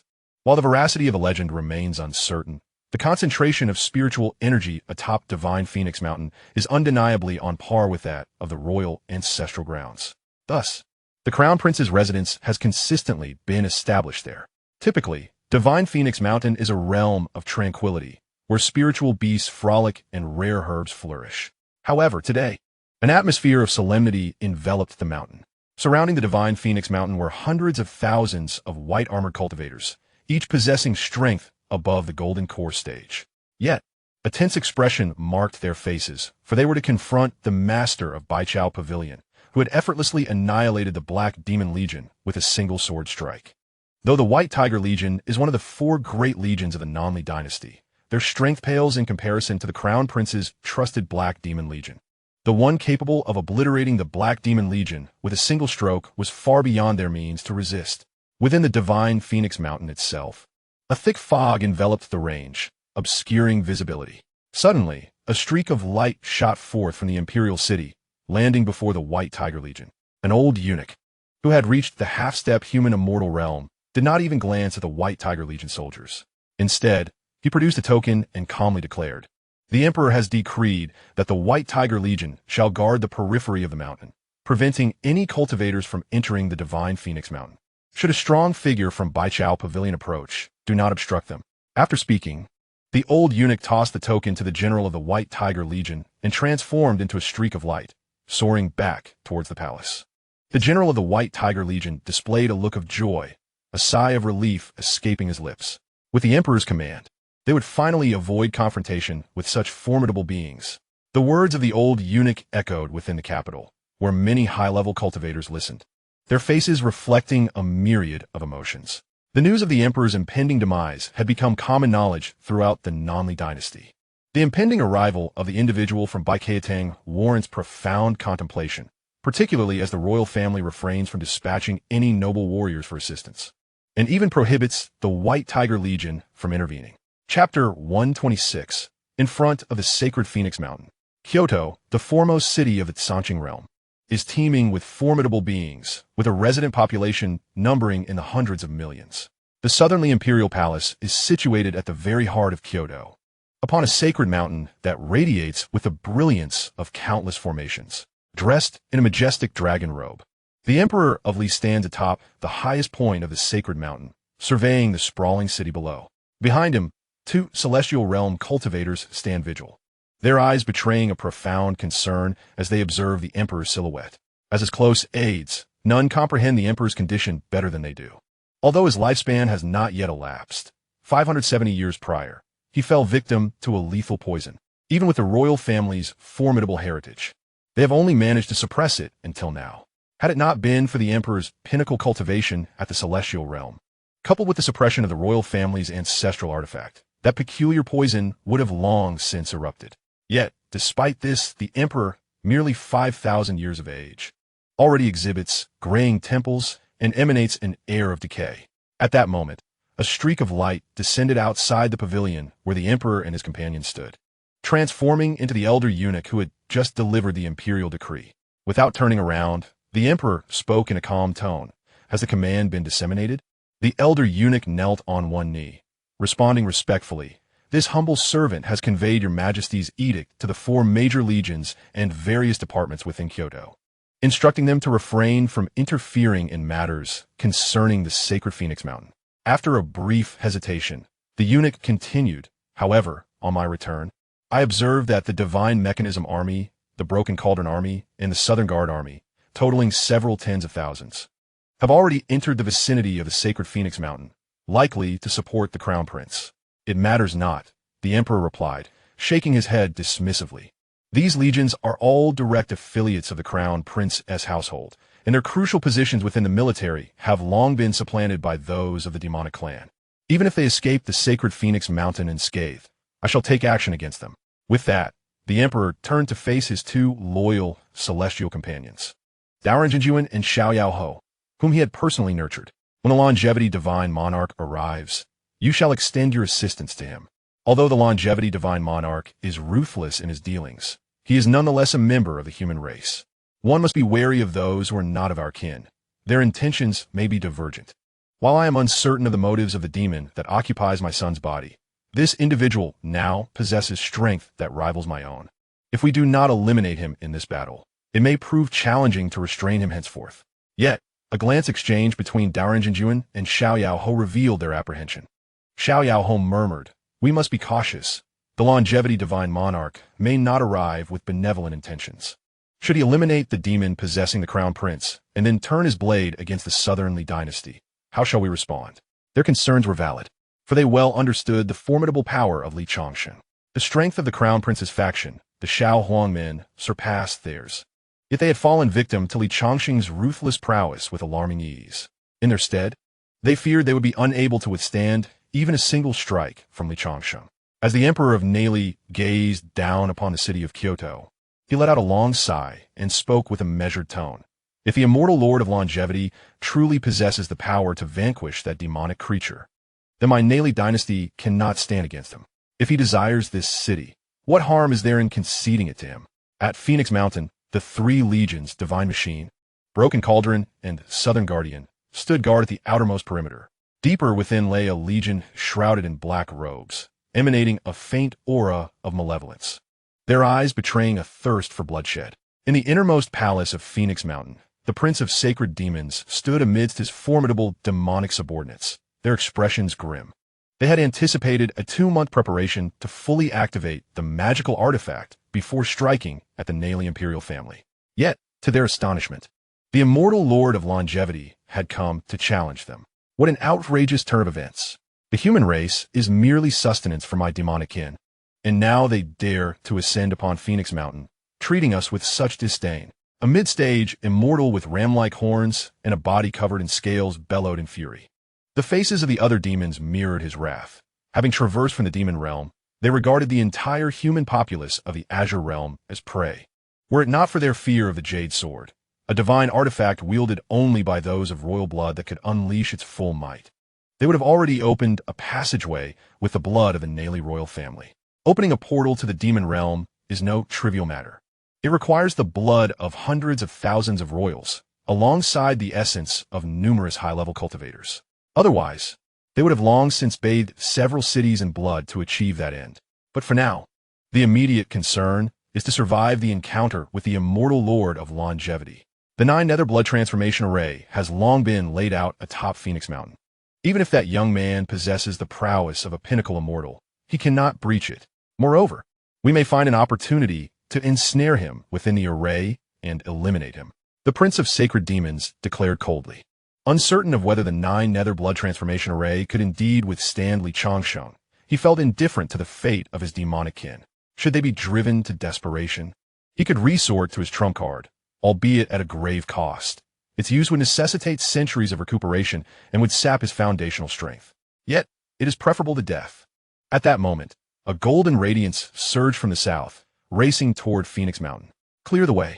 The general of the White Tiger Legion, witnessing the golden light, paled and shouted, fearful that the immortal lord might mistake them for the prince's faction and strike them down with a single blow.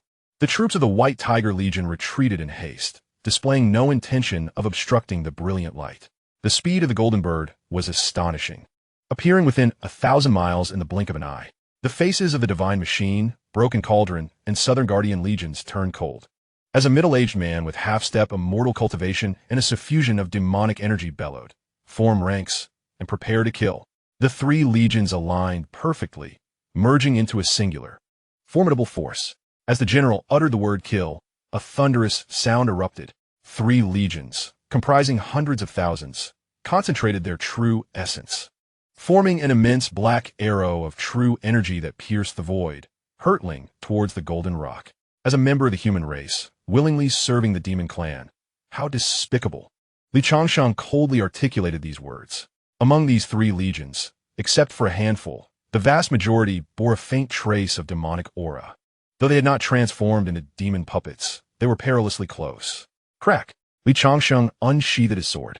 With a delicate stroke, he slashed, a blinding beam of sword light, reaching thousands of feet, cleaved towards the swiftly approaching arrow.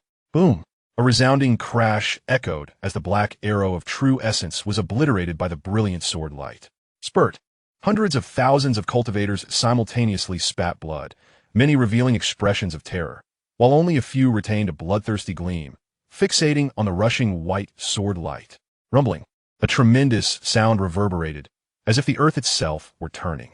A chasm, stretching for thousands of miles and 1,000 meters deep, appeared before the onlookers. Where the hundreds of thousands of cultivators of the three legions had been standing, now vanished without a trace. Hiss! Those watching from a distance gasped in disbelief. Had hundreds of thousands of cultivators just perished so abruptly? The golden rock showed no sign of slowing, soaring towards the divine Phoenix Mountain with Changsheng and Mo Chungkong aboard. Crack! The sound of a barrier shattering resonated. The golden rock plunged into the endless swirling demonic aura enveloping the divine Phoenix Mountain. Good heavens! This divine Phoenix Mountain has likely been transformed into a demonic domain by these fiends. Even Mo Chungkong was startled by the intensity of the demonic energy here, which surpassed that of the abyss of demons.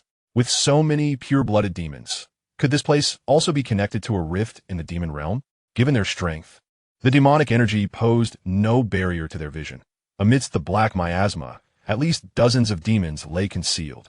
There are traces of formations ahead, Changsheng murmured. Although the formations behind these demons were well hidden, as a peak 9th-tier formation master, he discerned some clues. However, while the formation's power was commendable, it still left much to be desired, somewhat incomplete.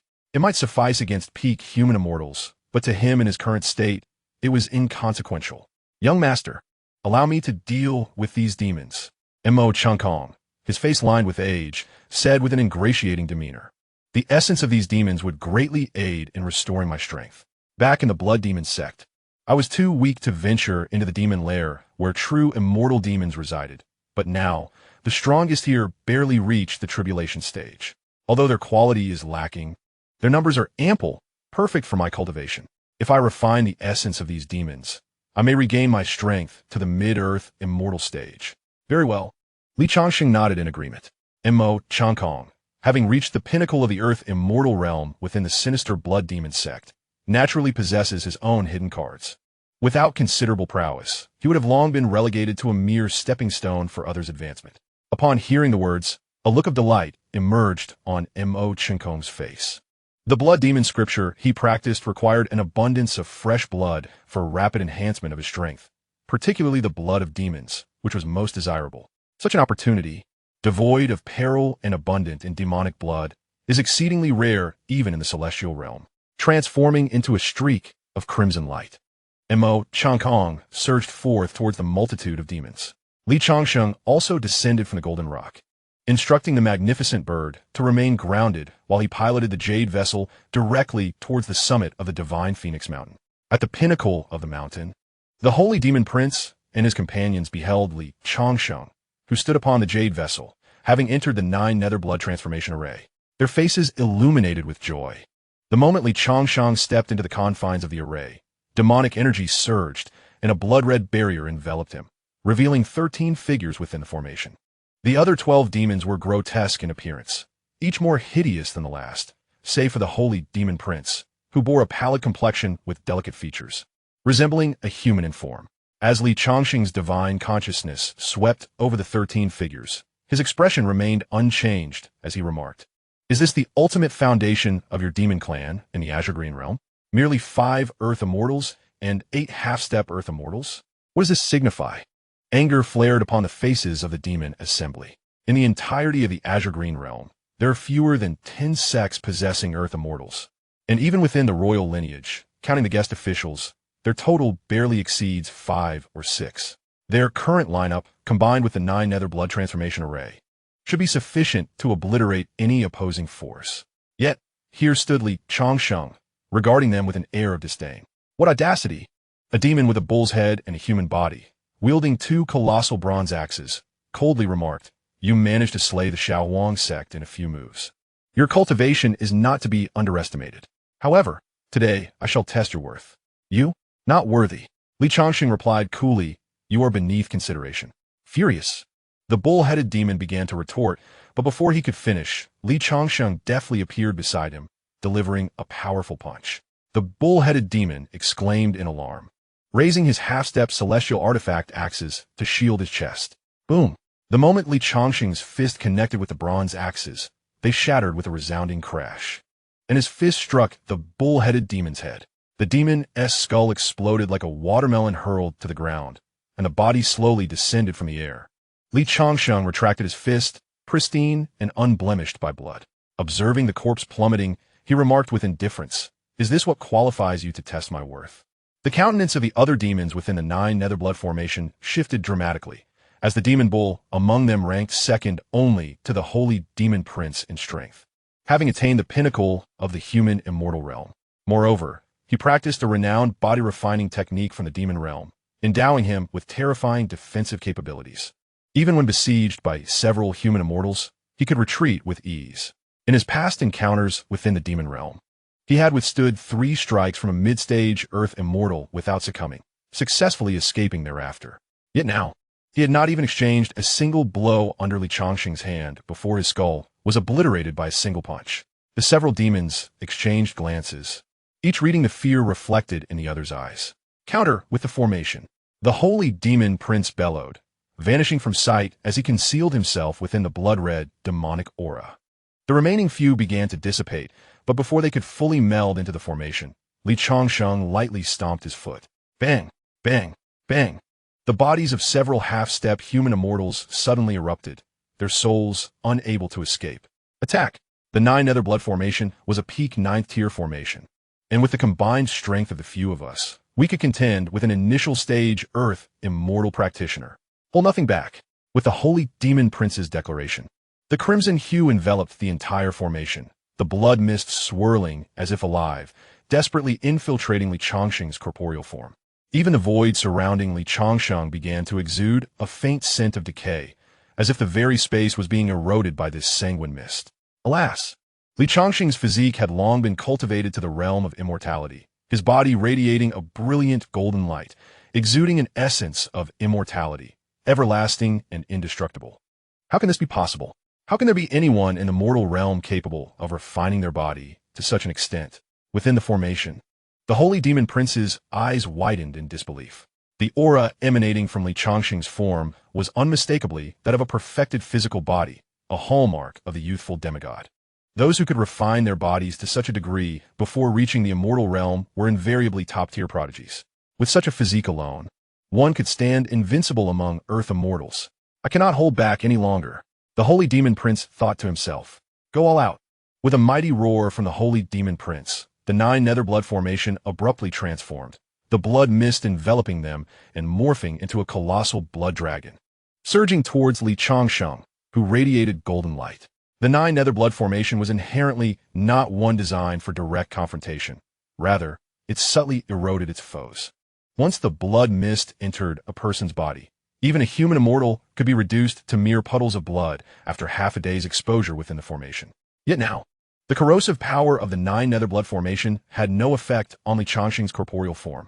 Thus, they could only gather their combined strength to unleash the full might of the 9 nether blood formation in a single strike.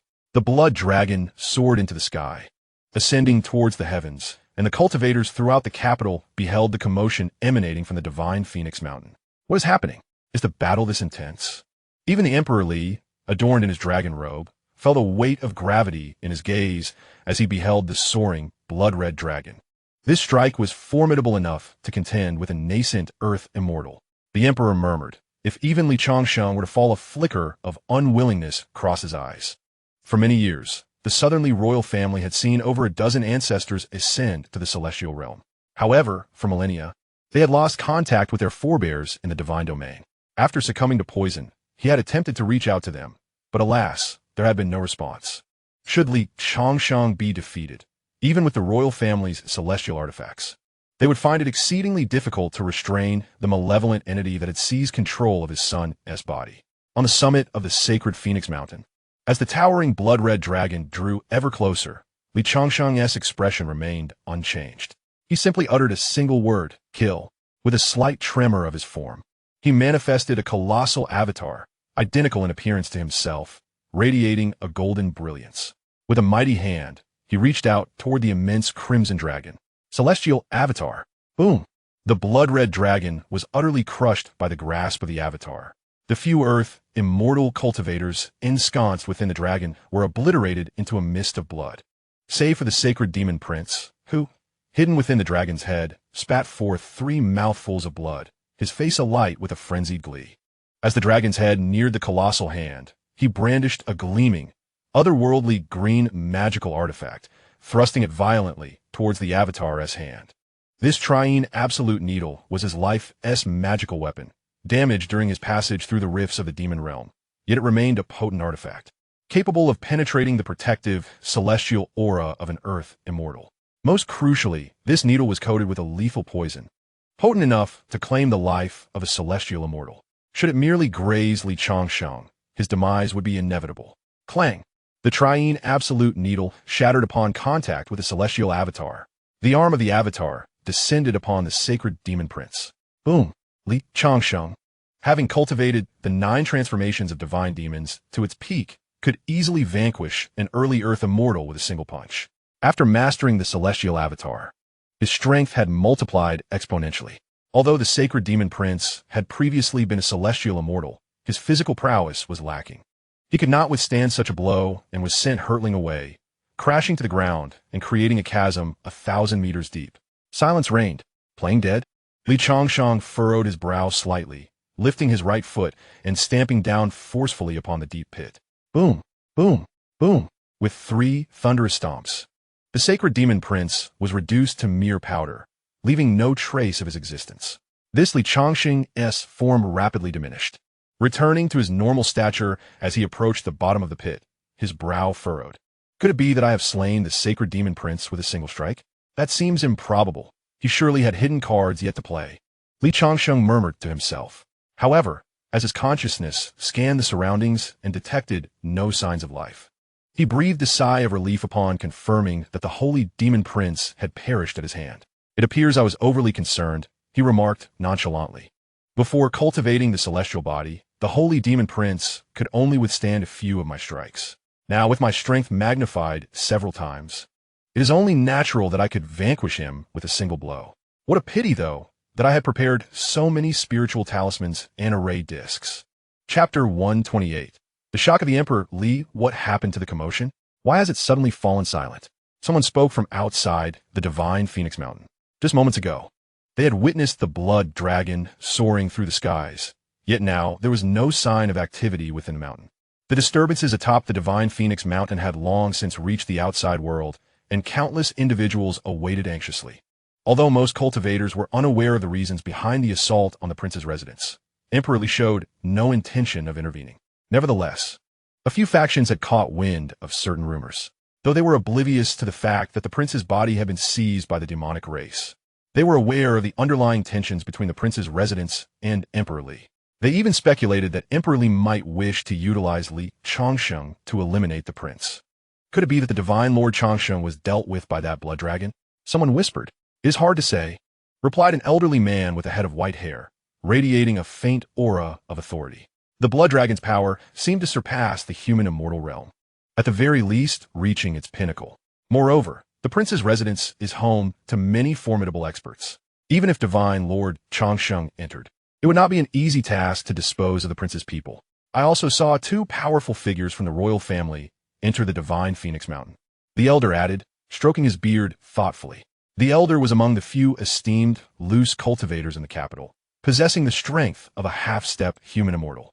His words caused a momentary stir among the crowd. If that blood dragon's prowess indeed surpassed the human immortal level, could divine Lord Changsheng still contend with it? Meanwhile, Dao Ran, the true lord and the carefree marquis, acting on Emperor Li's orders, had come to the divine Phoenix Mountain to assist Li Changsheng. They had initially planned to wait until Li Changsheng and the inhabitants of the prince's residence had exhausted each other, ideally leading to mutual destruction, before stepping in to conclude the matter. However, the sudden ascent of the blood dragon had compelled them to hasten their approach to the mountain. If that blood dragon were to slay Li Changsheng, the next target would undoubtedly be the royal family. Yet, as they traversed the interior of the divine Phoenix Mountain, they encountered not a single living soul. The divine machine and breaking cauldron legions had been cut down by Li Changsheng in a single stroke, a sight they had witnessed firsthand. But upon entering the depths of the divine Phoenix Mountain, the scene became even more bizarre. Strange, grotesque corpses lay scattered across the ground, shriveled and devoid of lifeblood. They had long suspected that the prince's body had been usurped by the demonic race, but now, it seemed that Li Changsheng and his companions engaged in actions that siphoned human essence, rivaling the deeds of the demonic entities. As they journeyed onward, they beheld no fewer than 100,000 corpses of the demonic race, all drained of their essence and reduced to desiccated remains, a sight that sent chills down their spines. Just then, a sound echoed, footfalls upon the ground. Who goes there? Before Dao Ran, the true monarch, could finish his inquiry, an elderly man with a horse-like visage, wearing an ingratiating smile, emerged alongside a young man clad in azure, gradually making their way toward their direction. Old Mo, our Baichao Pavilion is a legitimate commercial establishment. In future engagements, please refrain from rendering the battlefield so gruesome, as it severely tarnishes our image in the eyes of the cultivators from the Changsheng realm, sighed Li Changsheng, surveying the bizarre assortment of demonic corpses scattered about. Although old Mo cultivated demonic arts, the blood of these demons merely served to mend his injuries. However, he had been extracting the blood entirely, consuming it to restore his vitality. Do you truly believe that your sword could reduce 3 legions to mere dust is any less severe than my actions? Mo Changkong silently scoffed, though his countenance remained adorned with a facade of flattery. It was my oversight. I shall heed the young master's commands henceforth. Winning hearts through virtue. Li Changsheng nodded in satisfaction. A promising disciple indeed. The true monarch, Dao Ran, and the carefree marquis felt beads of cold sweat trickle down their foreheads as they observed the two approaching figures. They were acutely aware of the identities of these individuals, having seen their portraits plastered throughout the Intelligence Bureau, the two foremost powerhouses of Baichao Pavilion, Li Changsheng, the god of longevity, and Mo Changkong, the blood demon. They had anticipated that the simultaneous entrance of these two into the divine Phoenix Mountain would result in a grueling battle. However, it had been resolved with unexpected ease. Although they could not discern the full extent of Li Changsheng's prowess, the strength of the blood demon Mo Changkong undeniably surpassed the legends, and merely gazing upon him filled them with immense pressure. Greetings, god of longevity, Mr. Mo, the representatives of the Nanli dynasty, Dao Ran, and the carefree marquis quickly bowed in respect. Has the emperor dispatched you? Li Changsheng inquired, casting a casual glance at the two. They were indeed part of the foundation of the Nanli dynasty, trusted confidants of the emperor. A century prior, he had gathered intelligence on the Nanli dynasty, which included their profiles, allowing him to recognize them instantly. However, given their current cultivation levels, one at the early stage of transcendence and the other at mid-stage, they posed no threat to him. Your Excellency, the Emperor has sent us to lend you assistance, though it appears now that it may not be necessary. Dao Ran, the true monarch, replied with a rueful smile. Given that Li Changsheng and Mo Changkong emerged from the Divine Phoenix Mountain unscathed, the fate of those demonic creatures was all too clear. Fortunately, the Emperor had chosen not to make an enemy of such a formidable individual. Otherwise, it would have been a troublesome affair. Dao Ran silently lamented, recalling their earlier concerns in the palace about Li Changsheng potentially targeting the non-Li dynasty after his victory. It seemed the Emperor's decision was wise. Should such a powerful being wish to annihilate the non-Li dynasty, the royal family would have no chance of survival unless they could summon ancestors who had ascended to the celestial realm. Very well. I too have matters to discuss with the Emperor. Li Changsheng nodded slightly and spoke with an air of nonchalance. Please, Divine Monarch. At the Imperial Court of Kyoto, as Dao Ranjinjuan escorted Li Changsheng and Mo Changkong towards the royal palace, a message had already been dispatched to that location. Thousands of cultivators from the imperial court stood at the foot of the mountain, while the ministers of the Southern Li dynasty awaited the royal party at the base of the Divine Mountain. Even the emperor himself was present, welcoming them from halfway up the slope. Li Changsheng opted not to bring the Peng bird into the capital, but instead flew on a sword, just like Dao Ranjinjuan and the others. Upon Li Changsheng's arrival, the emperor, standing amidst the clouds on a mountainside, gracefully rose to greet him, offering a slight bow. I have long heard of your esteemed reputation, Divine Monarch. Meeting you in person is indeed more impressive than the tales suggest. You are even more extraordinary than rumored. Having lived for several millennia, the emperor was once among the most formidable beings in the Changsheng realm before succumbing to poison. His discerning gaze faltered slightly upon seeing Li Changsheng. Although he could not ascertain the precise cultivation level of the Divine Monarch before him, he estimated his age to be under 500 years. In the Changsheng realm, achieving the pinnacle of human immortality left only one option: ascending to the celestial realm. Any attempt to break through to the earth immortal realm would be akin to scaling the heavens. Yet here stood a cultivator, a mere youth of under 500 years, at the earth immortal level. Furthermore, the blood demon Mo Changkong, who stood behind Li Changsheng with an obsequious demeanor, appeared to possess a similar level of cultivation. The emperor felt somewhat bewildered. It was impossible to encounter earth immortal cultivators in the ordinary course of life, yet two had suddenly appeared before him. Could it be that there existed a hidden paradise within the Baichao Pavilion that facilitated ascension to the earth immortal realm? A light ignited in the emperor's eyes. As the emperor of Li, he possessed access to far more texts than most cultivators and was well aware of the alternative routes for advancement beyond the pinnacle of human immortality. He knew that the path from the Changsheng realm to the vast world beyond had long been severed. Thus, the only possibility left was a hidden paradise. Chapter 129. Return to the Southern Tianyu. Please, speak your mind, Emperor. Li Changsheng regarded him with a calm demeanor. I have prepared a banquet for us. Let's take our seats and converse further, the emperor replied courteously with a smile. Very well, Li Changsheng nodded. He had a penchant for eloquence and was eager to observe the differences between the banquet at the apex of power in the Changsheng realm and the spiritual feasts he had previously enjoyed. Please, the emperor beckoned. As his words fell, a magnificent golden pathway extended from the summit of the Divine Mountain, shimmering with divine light and wide enough for 10 individuals to walk side by side. Li Changsheng, alongside the emperor, stepped onto the golden passage. This golden path resembled a modern elevator, smoothly transporting them upwards towards the peak of the Divine Mountain. Quite intriguing, Li Changsheng mused, nodding slightly. With his keen insight, he discerned the true nature of this golden passage. It was a semi-divine artifact, albeit one that seemed primarily for show. A jest of sorts, not worthy of great esteem. I hope it amuses the Divine Monarch, the emperor chuckled. As they ascended, a rain of flowers descended from the heavens. The petals were meticulously formed by celestial maidens of transcendent cultivation, crystallizing the essence of the spirit spring into delicate blooms, which then gracefully descended from the heavens.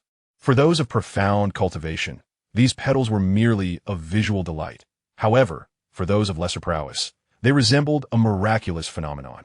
After several breaths, they finally reached the summit of the Divine Mountain, akin to a fabled celestial palace. At the pinnacle, flocks of immortal cranes soared through the air amidst grandiose palaces, their magnificence unparalleled.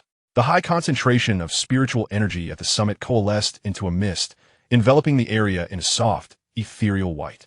Within the palace complex, numerous spirit pools flowed into one another, In these pools, one could observe fish of transcendent and even grand celestial stages swimming gracefully. Occasionally, dark shadows would dart about, revealing serpents with the bloodline of dragons, adorned with a singular horn atop their heads, exuding a semblance of draconic majesty. Such formidable beasts, typically regarded as powerful entities in the outside world, now resided within the spirit springs, devoid of any ferocity. My lord, the Southernly royal family is indeed exceedingly wealthy. Should I procure a little from them? Fear not, my lord. I have experience in such matters. Changsheng was initially captivated by the enchanting scenery of the celestial realm, but was abruptly interrupted by Changsheng's transmission. With a sycophantic smile, Changsheng, though unaware of Changsheng's intentions for the vast quantity of spirit stones, understood that the establishment of the Baichao Pavilion was primarily to amass wealth. Observing the celestial splendor emanating from the Southernly royal family, he surmised the extent of their affluence.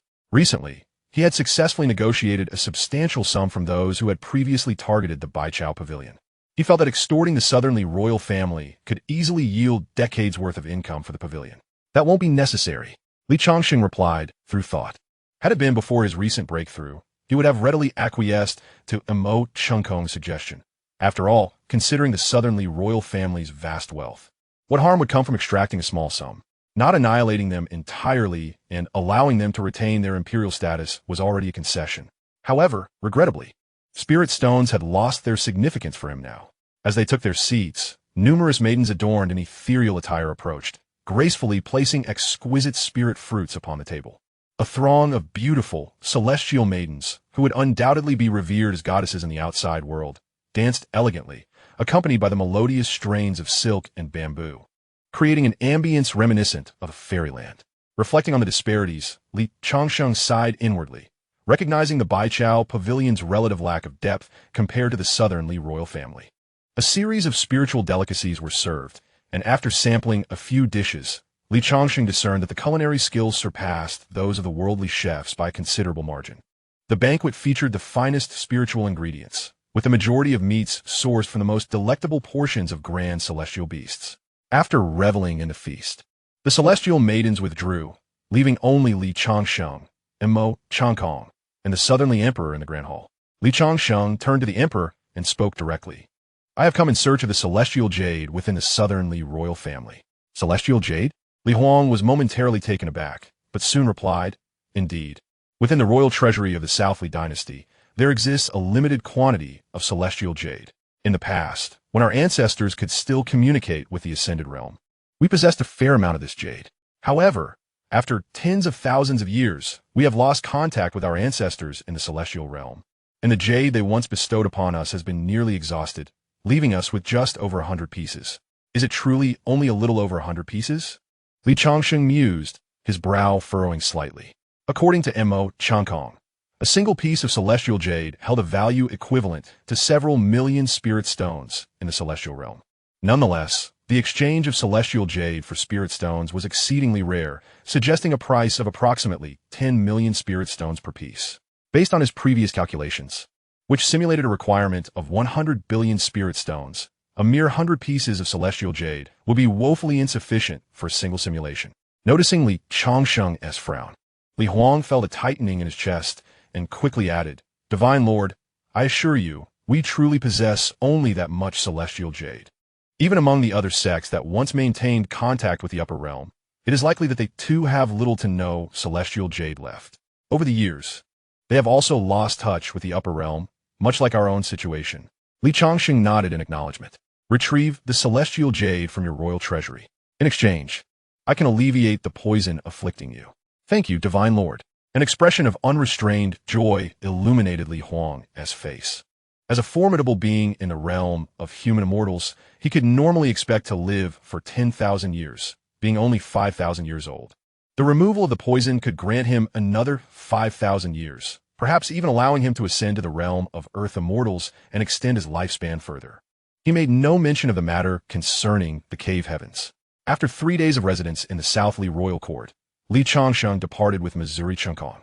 Not only did Li Huang bestow upon him over 100 pieces of celestial jade, but he also provided a substantial array of precious materials. some of which even piqued Li Changsheng's interest.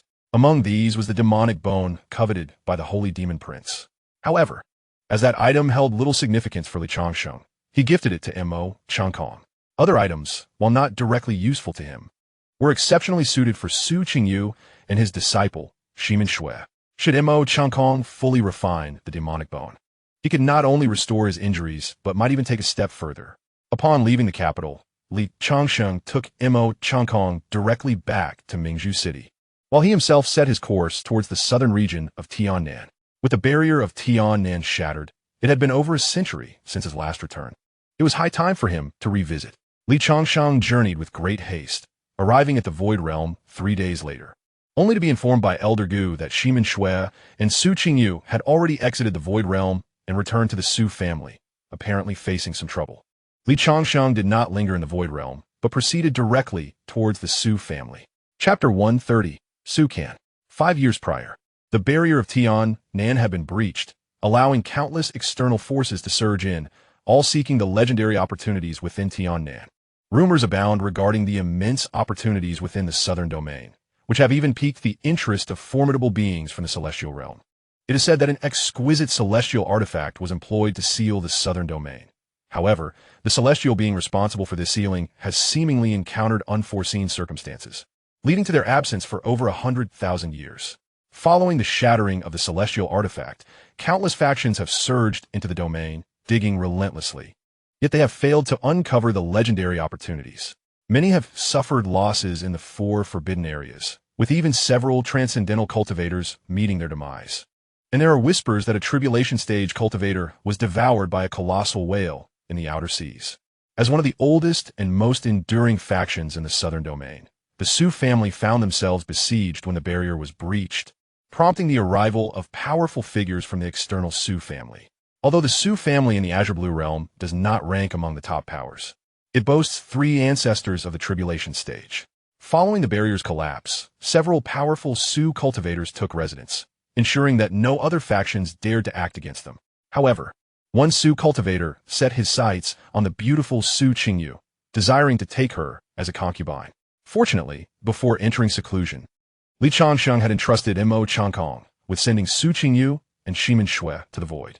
Yet, to his dismay, the external Su family resorted to threatening Su Qingyu's family to compel her return to the ancestral grounds of the Su family. Within the ancestral grounds, lanterns adorned the premises, exuding an atmosphere of celebration. However, those of Su Qingyu's lineage, initially poised to inherit the family headship, found themselves confined in a separate courtyard, their expressions grim. In my view, Su Qingyu's marriage to young Master Long could be seen as a blessing, for he is a formidable cultivator of the tribulation stage, and even the ancestors of the Su family hold him in high regard.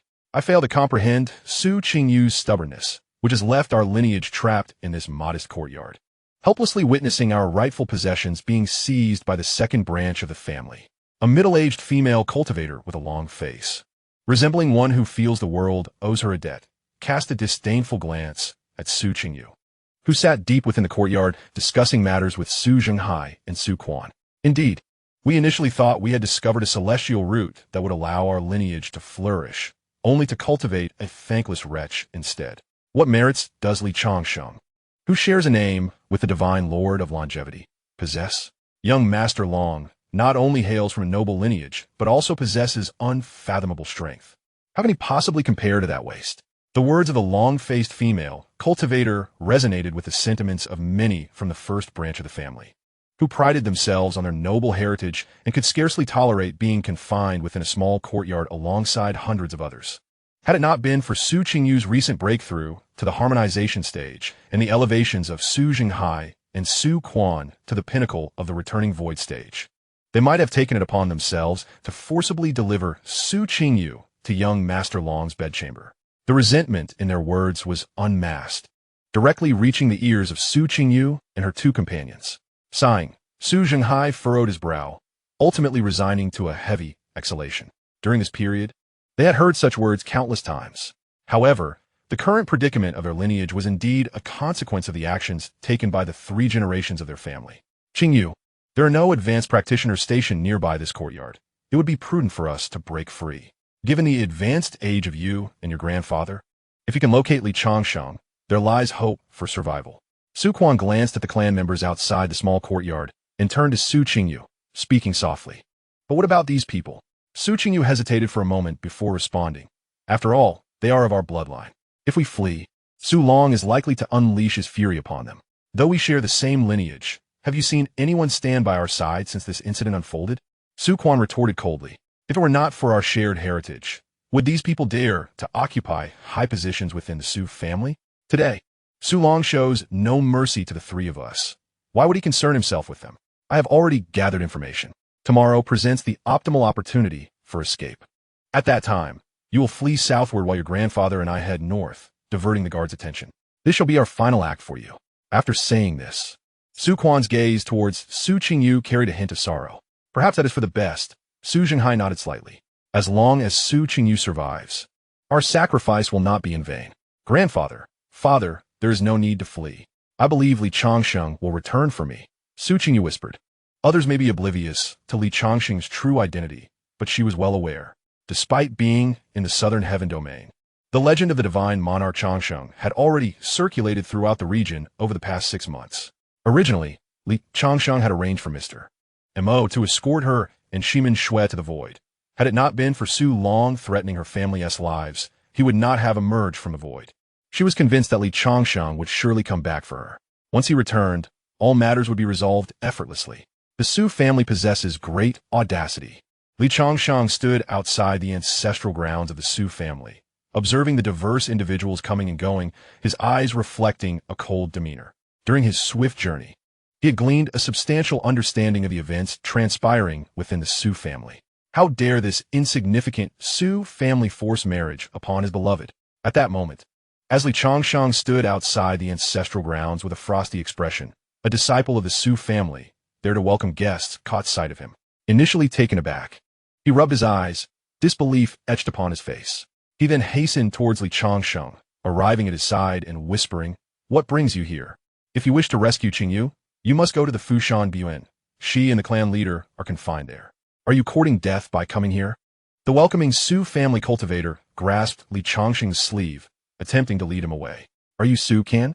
Li Changsheng inquired, scrutinizing the figure before him. A mid-stage nascent soul practitioner, albeit no longer youthful, and after a moment's hesitation, he spoke. He recalled that Su Can was also a disciple from the younger generation of the Su family a century ago, and one of Su Qingyu's admirers. During his stay at the Su residence, Su Can had challenged him out of discontent, but the outcome was predictable. Su Can could not withstand even a single strike from him. To his surprise, upon seeing him today, Su Can recognized him instantly and pulled him aside. "Indeed, I am Su Can," he sighed, gazing enviously at Li Changsheng's unchanged visage, and whispered, "I am not aiding you. I simply wish to prevent Qingyu from marrying that scoundrel Su Long. Presently, there are few cultivators guarding the Fushan Buin, and given your strength, you should be capable of rescuing Qingyu." Ever since Su Long arrived at the ancestral grounds of the Su family, Su Zhengdao has ingratiated himself with him, sending the young female cultivators of their lineage to Su Long's bed, and now he has even extended his grasp to other lineages. Already, over a dozen young female cultivators from the Su family have taken their own lives due to this matter. I do not want Su Qingyu to suffer the same fate. Having said this, Su Can grasped Li Changsheng's arm, intending to head towards the Fushan Buin, yet Li Changsheng remained rooted to the spot, immobile. "This is not the time for impetuosity. I know your talent surpasses all in the southern domain, but Su Long is formidable. Even the ancestors undergoing tribulation within the ancestral grounds of the Su family must yield to him. If you rush in, it would be certain death," Su Can urged anxiously. The longer they lingered here, the more perilous the situation became. Li Changsheng had spent considerable time in the Su family's ancestral grounds, and many were familiar with him. Li Changsheng gently shook his head and replied nonchalantly, "I will indeed go to the Fushan Buin, but only after I claim Su Long's head." Chapter 131. The Xianwang Great World. Su family? At that moment, several cultivators from the Su family noticed the commotion involving Li Changsheng and Su Can. A middle-aged cultivator's face lit up with delight as he bellowed, "That is Li Changsheng. Quickly inform young Master Long. Fortune favors me today. If we capture Li Changsheng, the reward from young Master Long will surely be substantial." This middle-aged cultivator possessed the cultivation of the transformation stage, though his aura was unstable, indicating a recent breakthrough. Su Xian, do not go too far. Sukin admonished. Sukin has colluded with Li Changsheng. Seize them both and deliver them to young Master Long. Su Xian merely cast a glance at Su Can and instructed the nearby Su family cultivators. Yet, none dared to step forward.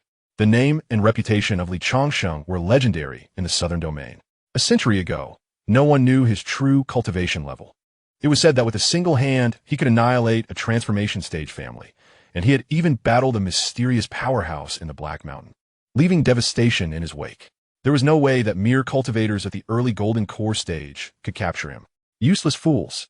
Su Xian cursed softly as a middle-grade spiritual sword materialized in his grasp, with one hand wielding the sword and the other forming a hand seal. A brilliant white sword light, spanning dozens of feet, surged forth towards Li Changsheng. Aware of his own limitations against Li Changsheng, he was nonetheless gambling on the possibility that the powerful beings within the ancestral grounds had noticed the commotion, and that formidable figures from the outside world lay concealed nearby. As the first to strike against Li Changsheng, if he survived, even if it was merely a pretense, young Master Long would grant him a substantial reward. He was betting that the powerful members of the Su family from the outside world would arrive to save him before Li Changsheng could slay him. How dare you strike at me? Where does your courage stem from?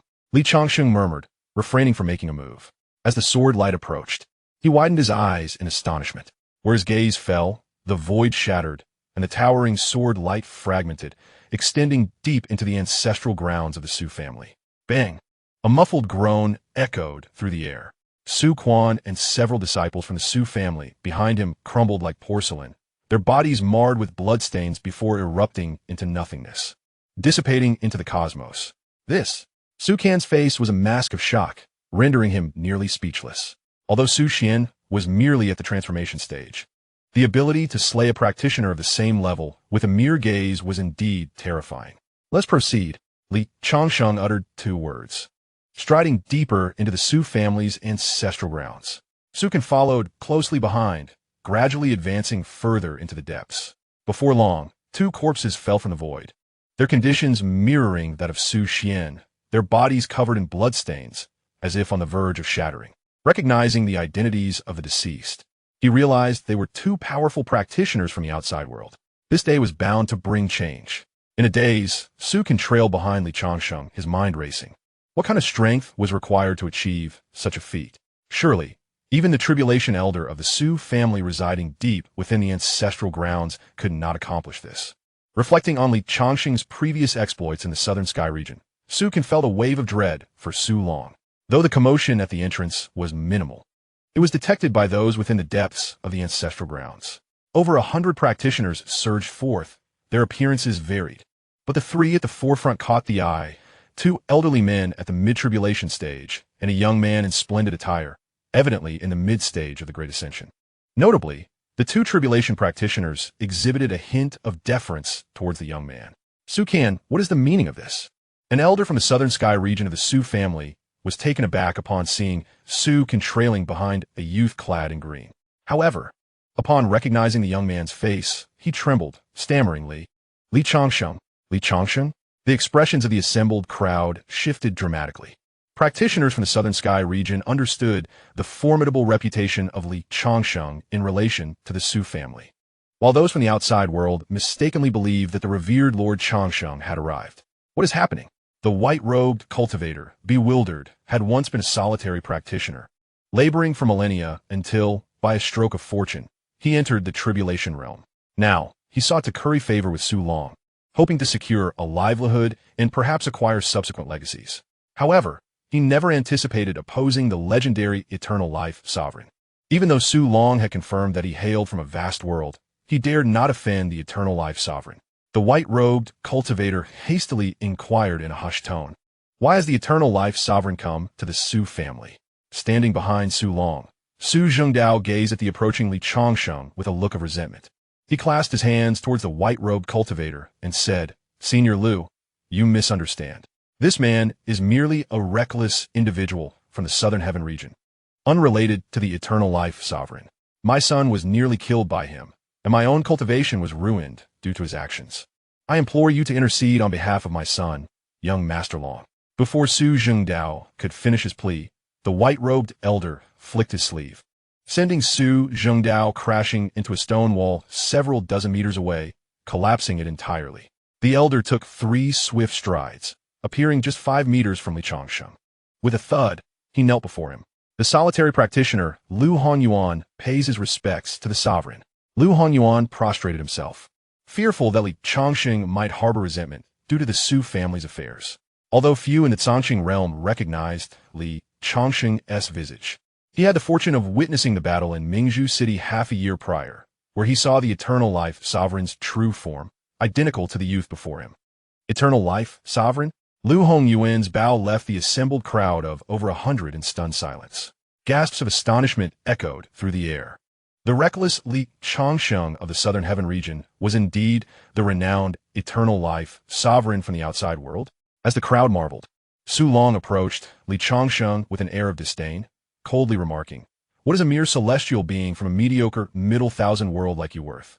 The others, upon hearing Su Long's words, instinctively recoiled, their expressions shifting, despite Su Long's identity being validated by the tribulation elder of the Su family. It was clear that if the Eternal Life Sovereign chose to act, no one in the entire Changsheng realm could stand in his way. Has he always been this audacious? Changsheng regarded Su Long with a hint of surprise, responding indifferently. "Even the Holy Demon Prince and the Li Emperor do not dare to speak to me in such a manner. What gives this great ascendant cultivator the audacity?"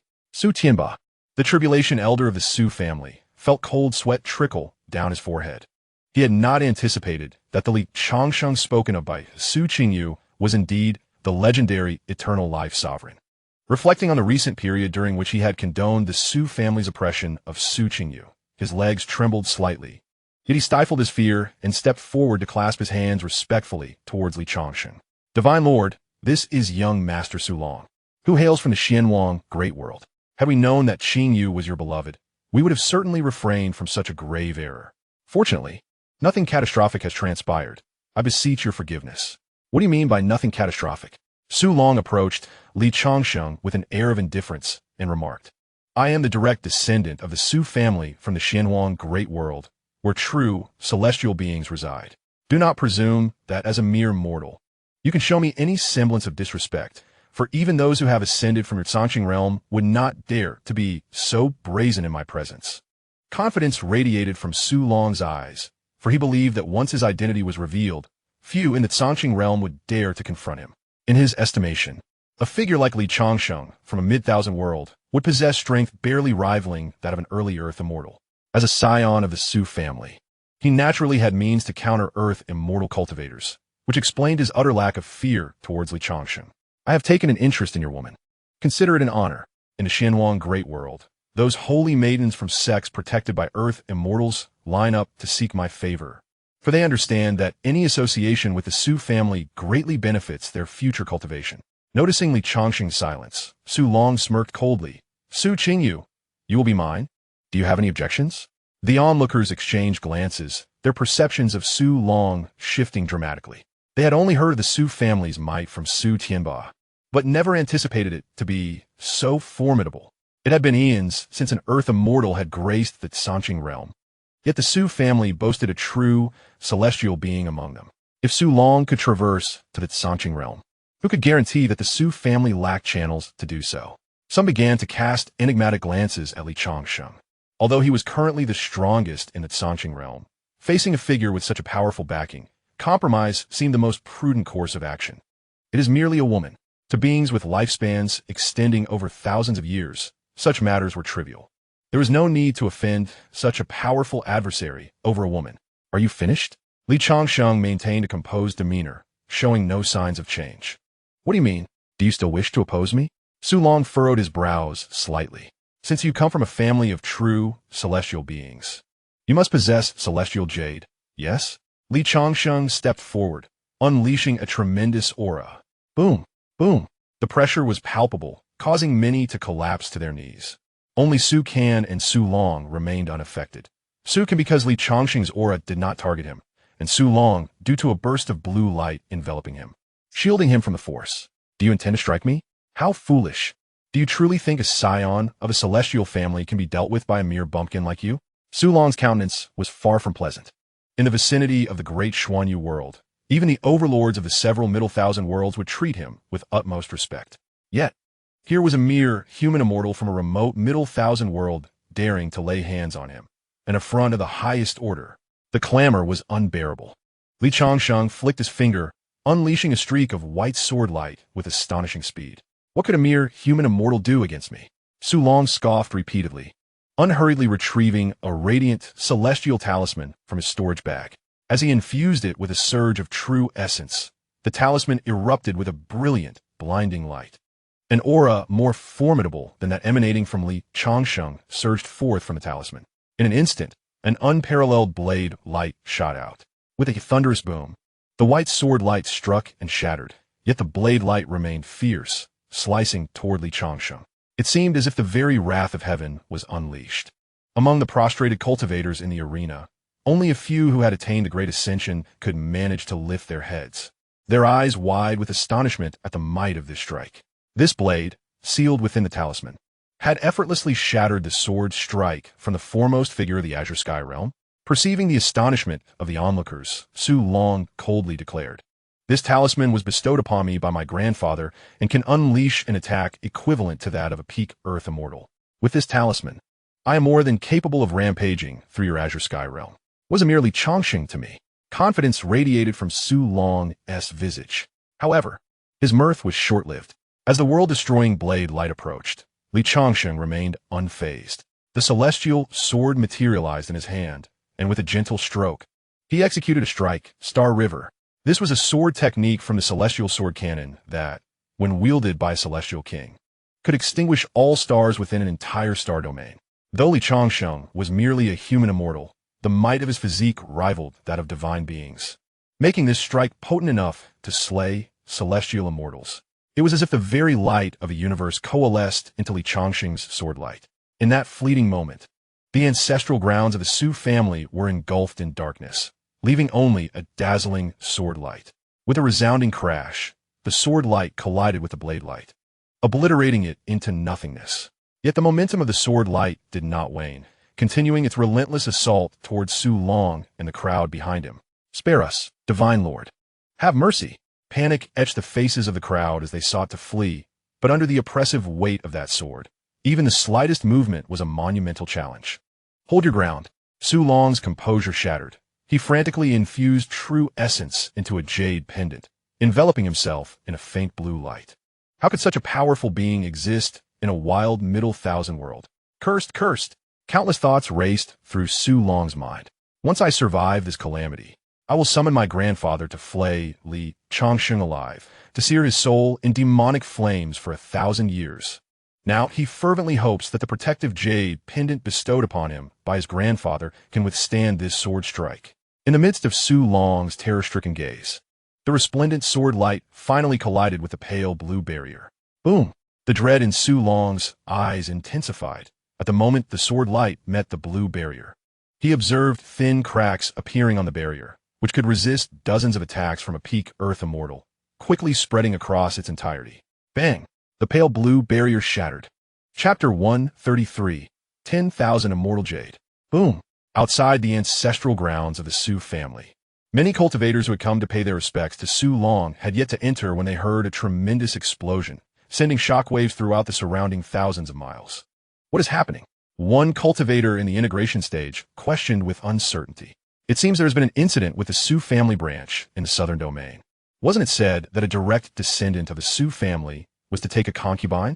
Moreover, rumors suggest that this particular Su family heir has an extraordinary status. Who would dare to cause trouble there? A few others chimed in. They had all received invitations to attend the banquet for the Su family's heir's concubinage. Yet it appeared that trouble had arisen at the Su family estate. In the midst of the crowd, Su-kin stood agape, unable to close his mouth for a prolonged period. Before him, nearly half of the structures within the Su family ancestral grounds had been obliterated by that single sword strike. As the dust settled, Su-kin finally discerned the scene before him. The youth in green stood with his sword at the ready, while the cultivators who had just been toasting and exchanging pleasantries within the Su family estate had vanished without a trace under the might of that sword. Not even a drop of blood remaining. Only Su Long, who had boasted and dismissed the long-life divine monarch, lay prostrate on the ground, his eyes filled with terror, akin to a dead dog. Fortunately, he has not perished. Otherwise, things could become quite troublesome. Changsheng spoke calmly as he slowly approached Su Long. This was also his first time executing a sword technique from the celestial sword cannon. Upon witnessing Su Long activate the seal blade light within the spirit talisman, he was momentarily seized by excitement, prompting him to unleash the Star River technique. Otherwise, relying solely on his physical strength, he could have withstood that strike. Thankfully, Su Long still drew breath. What do you intend to do? Our Su family has true immortal experts guarding us. My grandfather is a mid-stage celestial immortal. He is aware of my arrival in the Azure Realm. If you kill me, my grandfather will undoubtedly seek retribution. Su Long sprawled on the ground, his face a mask of terror, uttered incessantly, his earlier arrogance and confidence vanishing entirely. Changsheng remained silent, effortlessly lifting the pitiful Su Long as he turned to Su Can and commanded, "Take me to Qingyu." At the mention of this, Su Can finally regained his composure, swallowing hard as he replied, "All right." In the auxiliary garden of the estate, two early-stage integration cultivators from the outer Su family stood guard at the entrance of the pavilion. From a distance, they spotted two figures approaching on swords, one of whom seemed to be carrying someone. "You rascals! This is the sacred ground of my Su family. Is this a place for you to intrude?" A monk, upon witnessing this scene, immediately took to the skies on his sword, forming a series of incantations with his hands. A beam of sword light emerged, aimed directly at Changsheng and Su Can, who were soaring forward on their swords. However, with a resounding thud, the sword light vanished in a thin air after traveling less than 10 zhong, and the monk who had unleashed it exploded into a cloud of blood mist. Another monk of the fusion stage, witnessing this spectacle, felt a tightening in his chest and hurriedly fled into the side courtyard without a backward glance. The fallen companion had been of comparable strength to him, yet was dispatched in the blink of an eye. He realized that rushing in would only lead to his demise. His only hope lay in seeking refuge within the courtyard and finding the great ascension monk stationed there. Yet, as he ascended on his sword, two beams of sword light surged past him, racing towards the courtyard. At that moment, he discerned that the figure clad in green was none other than their esteemed guest, Mr. Su Long of the Su family, who now dangled like a lifeless dog in someone else's grasp. Before he could utter a word, his throat betrayed him, and he discovered that his body had somehow separated from his head. Meanwhile, as Changsheng effortlessly dealt with the two minor adversaries, the great Ascension monk, who had been lurking within the courtyard, sensed the rapidly approaching figures devoid of any concealment. A look of uncertainty crossed his face. The two fusion stage monks on the outer perimeter were among the elite of their clan. Such powerful adversaries could likely overwhelm him. At that moment, Changsheng and Su Can landed at the entrance of the courtyard. "My lord, this is where Qingyu is being held," Su Can proclaimed respectfully.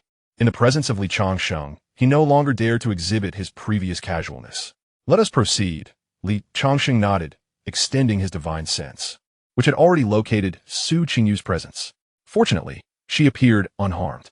Changsheng, a member of the Su clan, upon seeing Changsheng and Su Can enter, momentarily froze before exclaiming loudly, "Changsheng has arrived."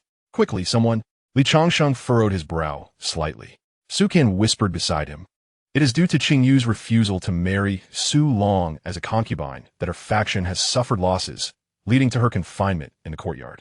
There is likely some resentment brewing within." Indeed, Changsheng acknowledged with a nod.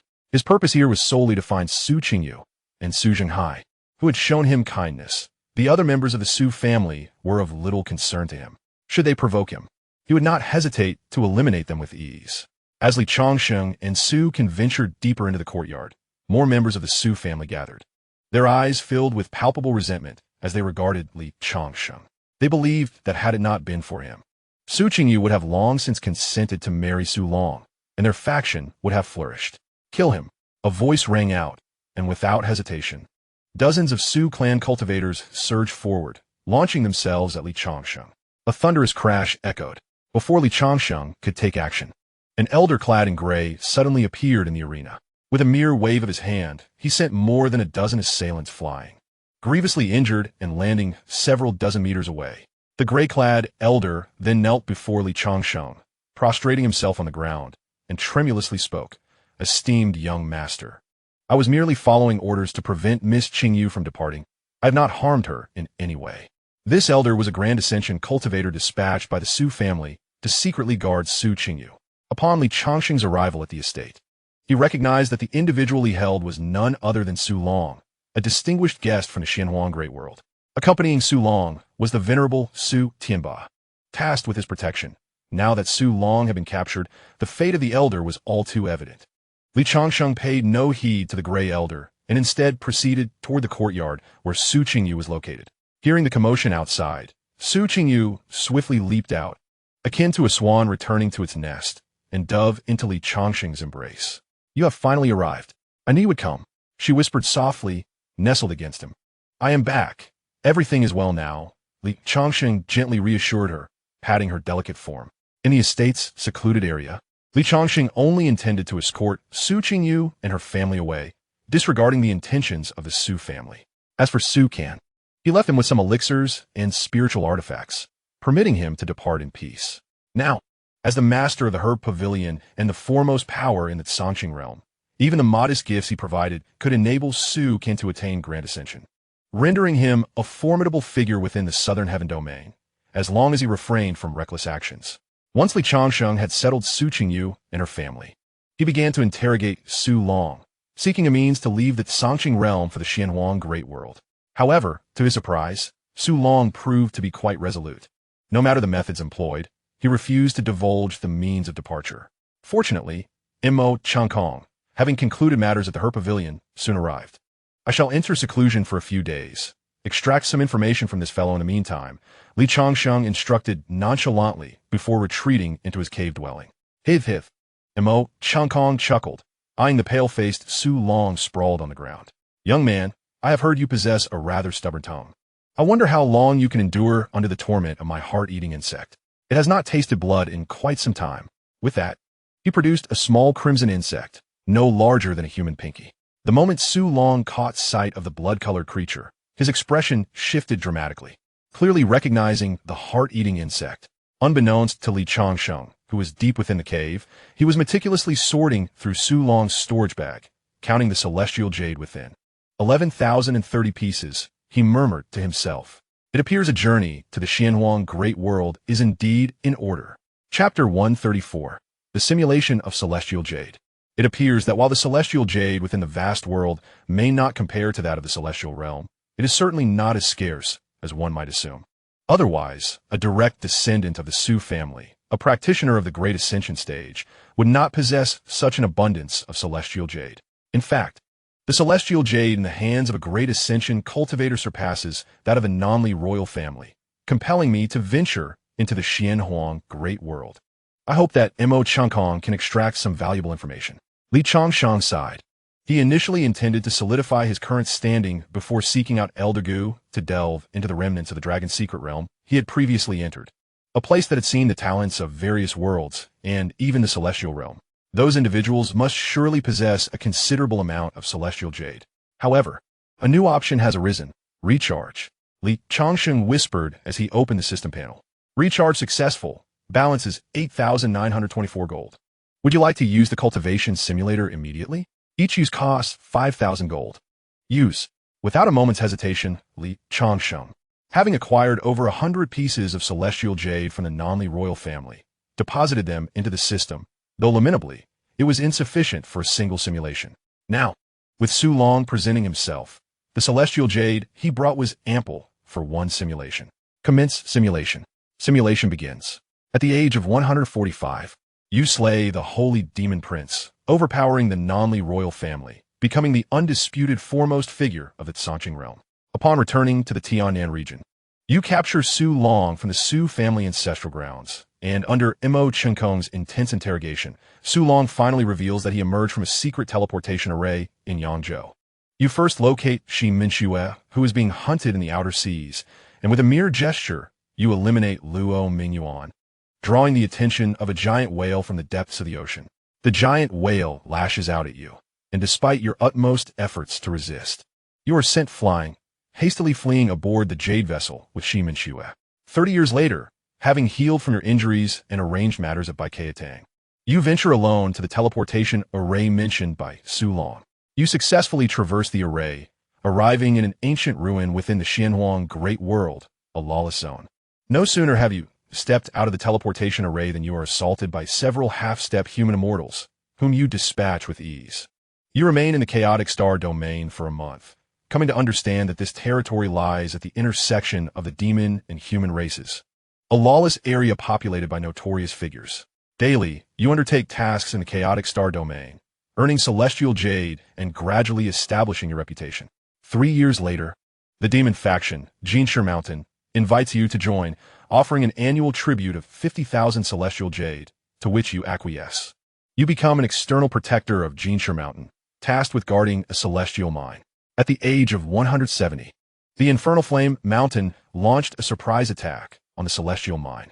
After vanquishing 2 Earth Immortals from Infernal Flame Mountain, you led the Golden Lion Mountain-esque forces in retreat, only to be ambushed by a group of masked assailants. Among them, the leader possessed the early-stage strength of a celestial immortal, plunging you into a fierce battle. Ultimately, you unleashed your full power, severely wounding the masked leader. Reinforcements from Golden Lion Mountain arrived, and you were successfully rescued. Following this battle, your reputation soared, and your standing within Golden Lion Mountain was elevated, garnering focused cultivation from them. At 260 years of age, you successfully ascended to the mid-stage of human immortal. By the age of 289, you entered the Remnant Dragon Secret Realm alongside the younger generation of Golden Lion Mountain, vying for opportunities. There, prior to Tianlan Mountain, you discovered a dragon source fruit and encountered Han Jiqing and others from the Glazed World. A conflict erupted between Golden Lion Mountain and Han Jiqing's group, during which you erupted with fury, severely injuring Han Jiqing and another prodigy from the Glazed World. Taking advantage of the chaos, the people of Golden Lion Mountain eliminated a formidable opponent from the Glazed World, while others self-destructed a celestial artifact to cover their escape. At 290 years, you faced the people from the Glazed World once more, led by an unparalleled prodigy. With a single strike, they grievously injured a core member of Golden Lion Mountain. You stepped in to engage in a fierce battle against Changsheng, an early-stage Earth Immortal prodigy from the Glazed World, after exchanging 837 blows. Despite invoking the celestial body of the firmament, you were ultimately defeated, though you managed to inflict injuries upon Changsheng as well.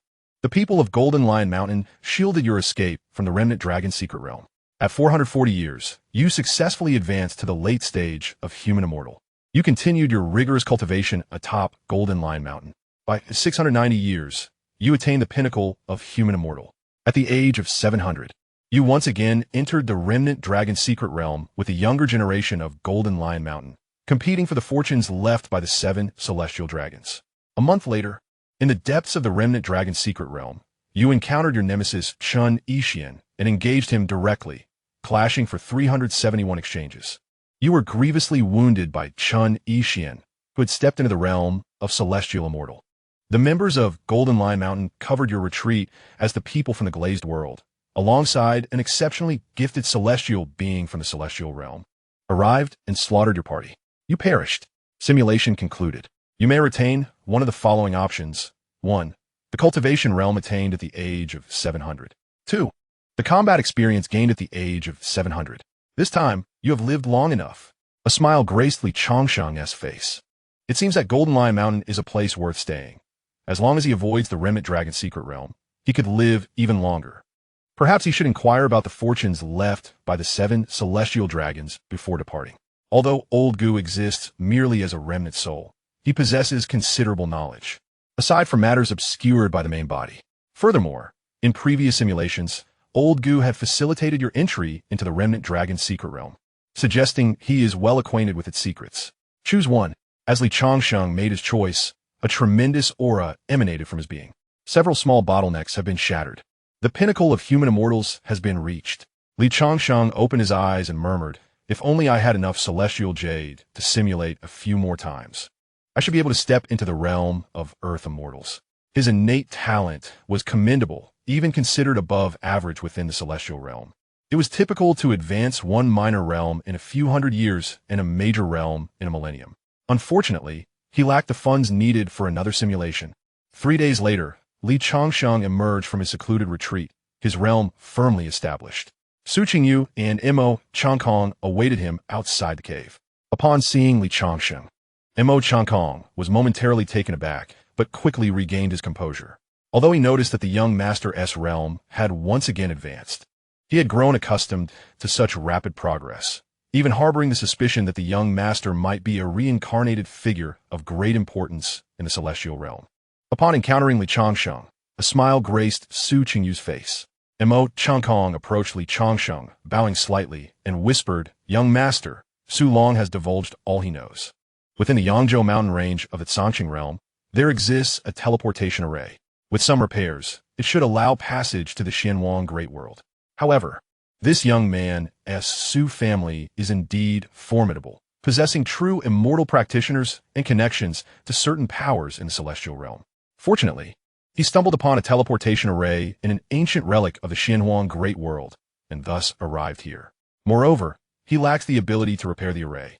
So the Su family in the Xianxia Great World remains unaware of this passage for the time being." Indeed, Li Changsheng nodded. At present, he still fell short in comparison to true immortal practitioners. With his current strength, he could contend with ordinary heavenly immortals. But facing the prodigies of such a grand world posed a different challenge. Against those of the same realm, he felt confident, yet against those of a higher major realm, he was uncertain of his capabilities. Observing Li Changsheng's expression, Mo Changkong approached him and quietly inquired, "Furthermore, the members of the Su family related to Miss Qingyu have arrived. How shall we handle them?" Chapter 135, The Divine Whale of the Outer Sea. "Qingyu, what do you propose?" Li Changsheng asked Su Qingyu. He held no particular feelings towards the members of her branch of the family. Whether to kill or spare them was of no consequence to him. However, should they seek to gain any benefits from him, it would likely prove difficult. Had it not been for his consideration of Su Qingyu's feelings, he would have already dealt with them decisively. Let them develop on their own. From this day forth, my father, grandfather, and I shall have no further association with them. Su Qingyu replied, shaking her head. The three of them owed nothing to these individuals. The resources they currently enjoyed were sustained by her grandfather and father. The recent actions of these people had left Su Qingyu feeling somewhat disheartened. "Senior Mo, I kindly ask you to intervene and send them away," Su Qingyu said, offering a graceful bow to Mo Changkong. "Miss Qingyu, I shall attend to it once." Mo Changkong slightly turned his body, unwilling to accept the bow from the matriarch, and quickly stepped aside, making his way towards the front hall. "Shui had accompanied me back to the Su family and encountered a mysterious powerful figure along the way, seemingly affiliated with the Vajra sect. Although Shui managed to lead him away, his strength was formidable, and I am concerned for her well-being. Please send someone to inquire about her." After Mo Changkong departed, Su Qingyu turned to Li Changsheng and spoke. Li Changsheng had been in seclusion for several days, and she had been waiting outside his cave dwelling, all for this matter. "I'm already aware of this situation. Shui is located in the outer sea. I shall depart shortly to bring her back." Li Changsheng nodded in response. In the front hall, the members of the Su family gathered together, their eyes gleaming with barely concealed excitement. The divine Lord Changsheng, the foremost figure in the Changsheng realm, the leader of the prestigious Baichao Pavilion, a person whom even the emperor Li treats with utmost respect. He is indeed the son-in-law of the Su family. As long as we maintain some association with the divine Lord Changsheng, it is not impossible for the Su family to ascend to greatness and become the most illustrious family in the Changsheng realm. At that time, we could achieve immortality and live for millennia. Elder 7, do you think our treatment of Qingyu will leave her resentful towards us? Indeed, if we approach her and the divine Lord Changsheng were to take offense, our lives would be at stake. I have heard that the divine Lord Changsheng single-handedly vanquished millions of cultivators under the demon prince in Mingzhu City. Should we provoke his wrath yet? Some still exhibited a hint of concern in their eyes. Had it not been for the immense benefits of associating with the divine Lord Changsheng, they would not have dared to tread this murky water. What is there to fear? After all, the blood that runs through our veins is the same as Qingyu's. Could they truly harm us, their kin, over such trivial matters? An elder at the pinnacle of the nascent soul stage stroked his beard and declared that Su Kan, a mere branch family member, has already received the divine Lord's favor and has broken through to the transformation stage. I am a younger brother of Su Zhenghai, her seventh granduncle. Blood is thicker than water. I refuse to believe that the divine Lord would treat us worse than Su Kan. Upon hearing this, the people in the hall nodded in agreement. Clearly, many shared this sentiment. Otherwise, They would not have rushed over after confirming the identity of the divine Lord Changsheng. With Sukin enough. What are you all making such a fuss about? At that moment, a cold voice interjected. An elder clad in a black robe with a horse-like face entered the hall and said indifferently, Miss Qingyu does not wish to see you. You may leave. Do not disturb her again in the future, or else. Mo Chengkong's smile sent chills down the spines of the Su family members. Yet, some remained defiant. What nonsense are you spouting? We are kin to Qingyu, and you, a mere servant, dare to speak to us in such a manner? A servant? It has been a long time since anyone dared to speak to Mo Chengkong in such a manner. Mo Chengkong's expression turned frigid. Although he portrayed himself as a servant in front of Li Changsheng, he was not someone who could be insulted by these mere jesters. With a resounding crash, the individuals who had just spoken were sent flying by a streak of crimson light, crashing heavily to the ground. They coughed up blood, their faces etched with disbelief. How dare you strike us so? They gasped, their injuries so severe that it would take them decades to recover. At that moment, Su Qingyu's great-uncle seemed to recall something. Whispering to a young man beside him, is that blood demon from the Baichao pavilion named Mo Chengkong. The young man trembled, his legs quaking, unable to utter a word. The others also quivered in fear, rendered speechless. Let it be known, should you dare approach again, you understand the consequences. Meanwhile, Li Changsheng was oblivious to the events transpiring in the front hall, making his way towards the Starry Sea. With his current strength, he navigated the jade vessel at full speed, reaching the Starry Sea within half a day. Previously, as a mere nascent soul cultivator, he had to tread carefully in the treacherous waters of the Starry Sea. Now, however, he glided across the surface with abandon. His mere aura enough to instill fear in the aquatic beast beneath. The outer sea was indeed different. Upon arrival, he sensed several powerful presences of composite realm beasts, distinctly more intelligent than those found in the Devil's Sea. Realizing Li Changsheng was not to be trifled with, they stealthily retreated. The vastness of the outer sea prompted him to seek out a beast for inquiry. Perhaps I should find a creature to question, Li Changsheng murmured softly. Extending his hand, he summoned a formidable force, drawing forth a turtle no larger than a palm, its body radiating a blue demonic essence. The little turtle struggled desperately, yet could not escape its fate, its eyes reflecting a human-like terror. I know you can understand human speech. Answer my questions, Li Changsheng stated calmly, holding the turtle firmly. Within the past 4 months, has anyone pursued a woman into the outer sea? The man's strength is approximately at the threshold of human immortality, while the woman's power is at the great ascension stage. A thought flickered into Li Changsheng's mind. Indeed, there were 2 individuals who entered the outer sea 2 months ago. However, they have since ventured deeper and have entered the domain of the great whales. It would be unwise for you to approach. The great whale is powerful. As long as we small beasts do not intrude upon his territory, he will not attack us. Those 2 have been within the great whale's domain for over a month now. They are likely dead. The little turtle, though small, possessed formidable strength, boasting the prowess of an early great ascension stage cultivator. As Li Changsheng stepped into the outer sea, all other demonic beasts fled in a panic, save for a small sea turtle that possessed confidence in its ability to conceal its aura. Ultimately, it was captured, with a slight furrow of his brow. Li Changsheng pondered the might of the Lord Divine Whale. The small sea turtle shook its head repeatedly and conveyed through thought, the strength of the Lord Divine Whale is unfathomable. I, a mere little demon, cannot discern its true power. Take me to the place where they entered the territory, and I shall go in alone, releasing you afterward. Very well. Without a moment's hesitation, the sea turtle transformed into a colossal creature several hundred meters in size, carrying Li Changsheng deeper into the outer sea. Upon reaching a small island spanning hundreds of miles, the sea turtle halted its advance, setting Li Changsheng down and communicating through thought. Those 2 entered from here. Beyond that, I know nothing. Li Changsheng released the sea turtle, but placed a layer of restrictions upon it. Should he discover that the turtle had deceived him with but a thought, he could end its life. Concealing his aura, Li Changsheng cautiously searched the depths of the outer sea. At long last, on the 13th day, he sensed the presence of Xianxia, though her aura was exceedingly faint. With a cold glint in his eyes, he charged toward the island bearing her essence. Chapter 136, The God of War Whale. In the outer sea, there lay an island of less than 100 kilometers in size. Xianxia, donned in male attire, had reached the late stage of the Great Ascension. However, her condition was dire. Her aura was weak, her injury severe, and her strength reduced to a mere fraction. Even a returning Void Realm cultivator could easily claim her life in such a state. Shimin Shui, I am not a patient man. Consume this pill, and allow me to plant a restriction within your soul. I shall spare your life.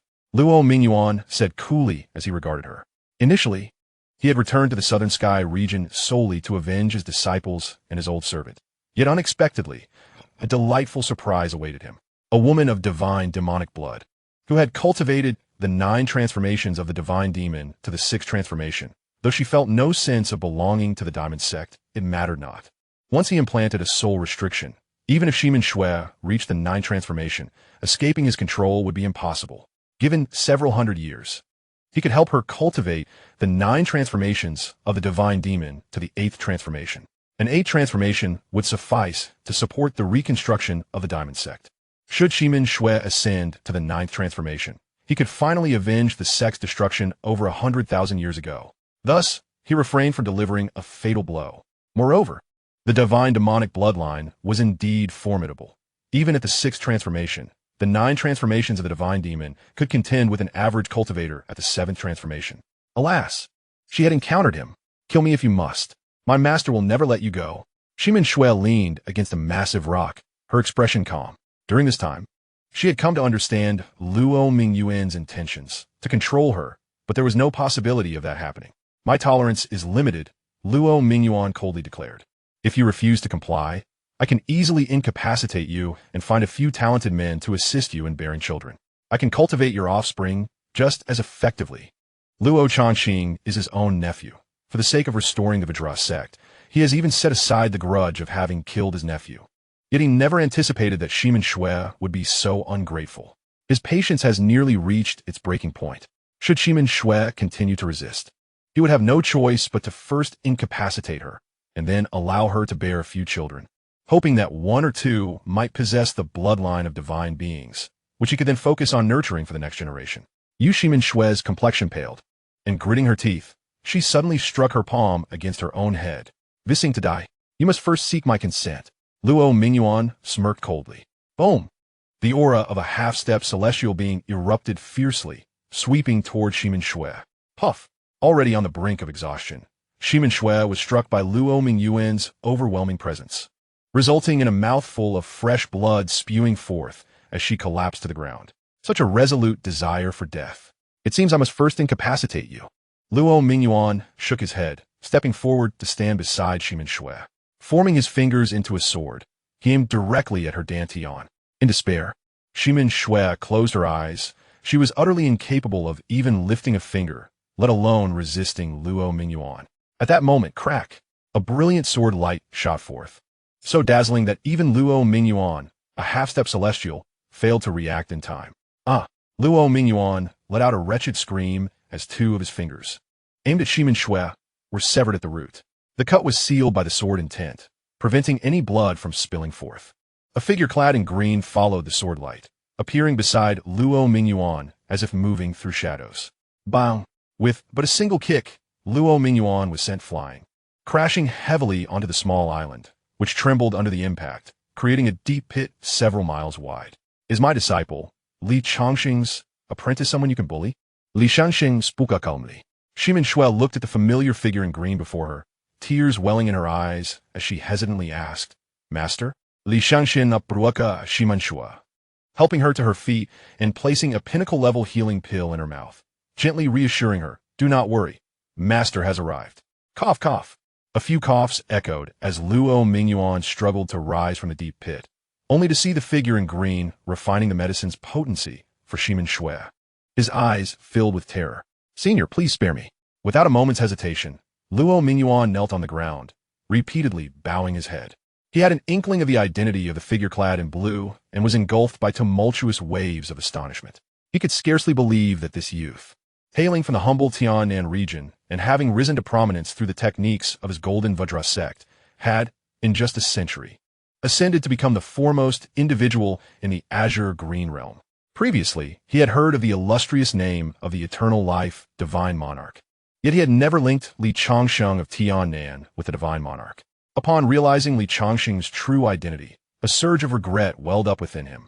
Had his nephew Luo Changsheng not clashed with this young man, the Golden Vajra sect would now reign as the paramount sect in the Azure Green realm. You dare to bully my disciple and expect my mercy? Li Changsheng's voice was calm. Divine Monarch, spare me. You and my Golden Vajra sect share a bond of fate. If you grant me your clemency, I shall become but a loyal hound at your side, ready to bite whom you command, without any disloyalty. Luo Mingyuan bowed repeatedly, willing to forsake all for the sake of survival. Li Changsheng did not engage in further discourse and pressed down with a wave of his hand. Crack! As Luo Mingyuan continued to prostrate himself, his body suddenly erupted, leaving only a storage bag on the ground. Master, will killing him bring us trouble? Shimen Shui inquired softly. To her, the Golden Vajra sect, possessing a technique of such caliber as the 9 transformations of gods and demons, was certainly not to be underestimated. The Golden Vajra sect is nothing of concern, Li Changsheng replied with a smile. Your master has already become the foremost individual in the Azure Green realm. However, as soon as Li Changsheng's words fell, a terrifying pressure descended upon them. Let us go.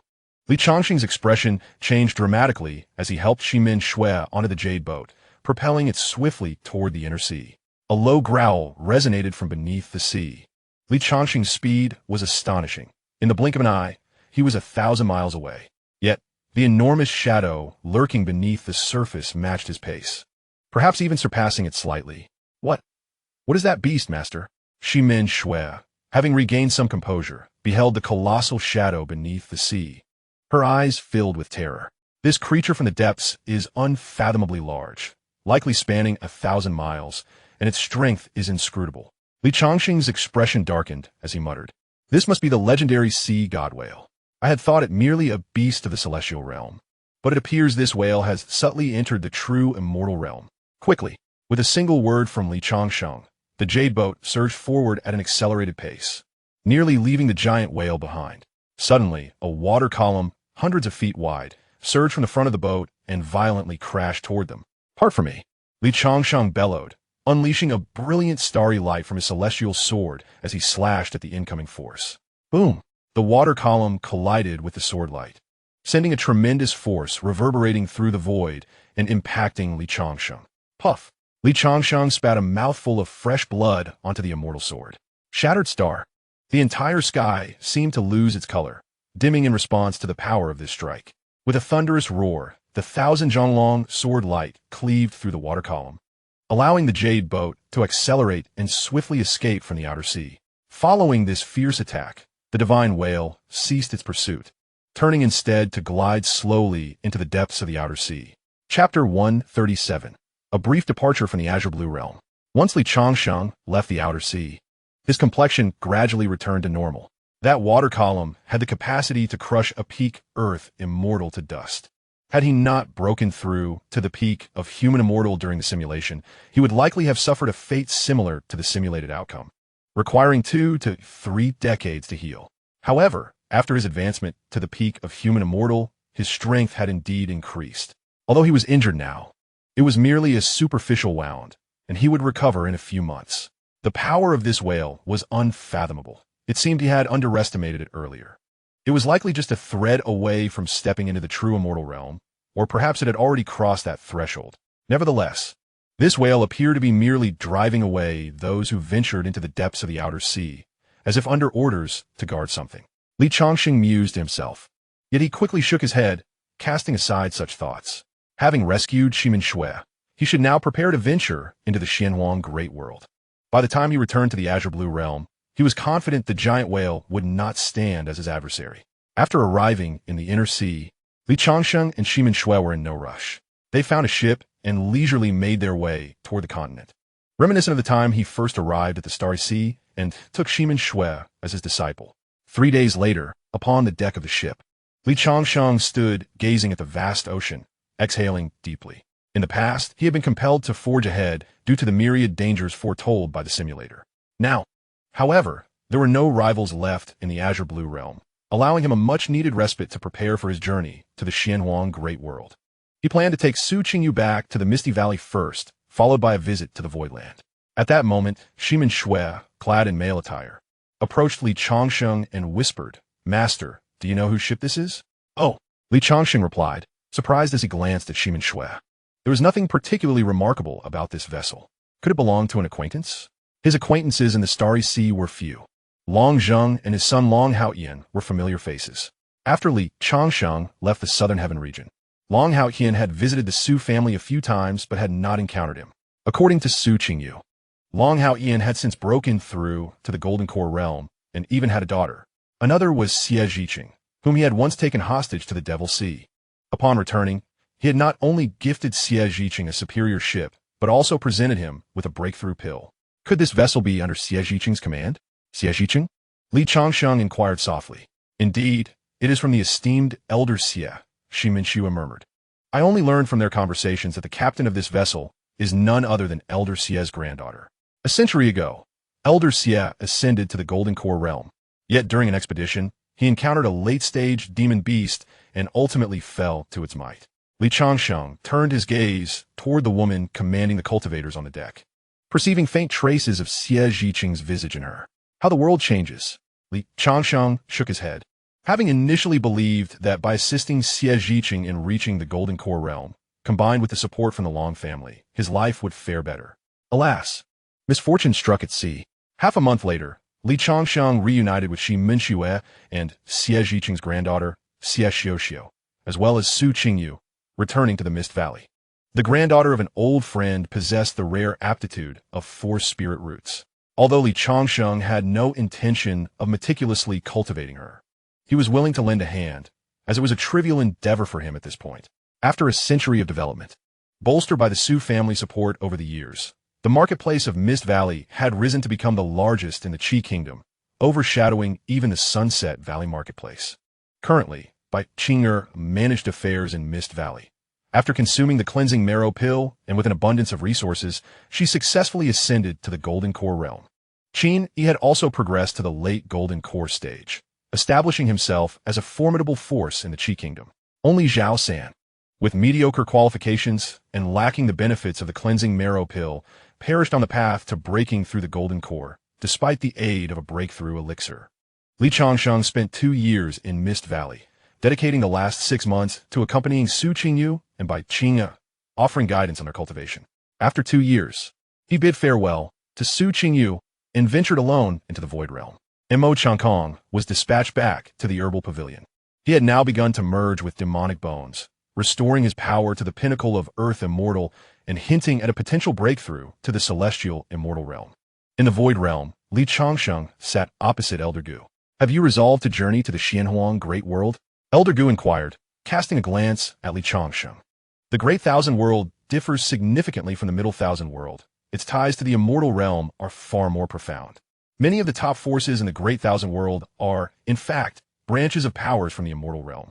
Thus, should you reveal your mastery of the Celestial Sword Cannon, you may encounter considerable trouble. I shall strive to refrain from utilizing the Celestial Sword Cannon. Li Changsheng replied with a slight nod.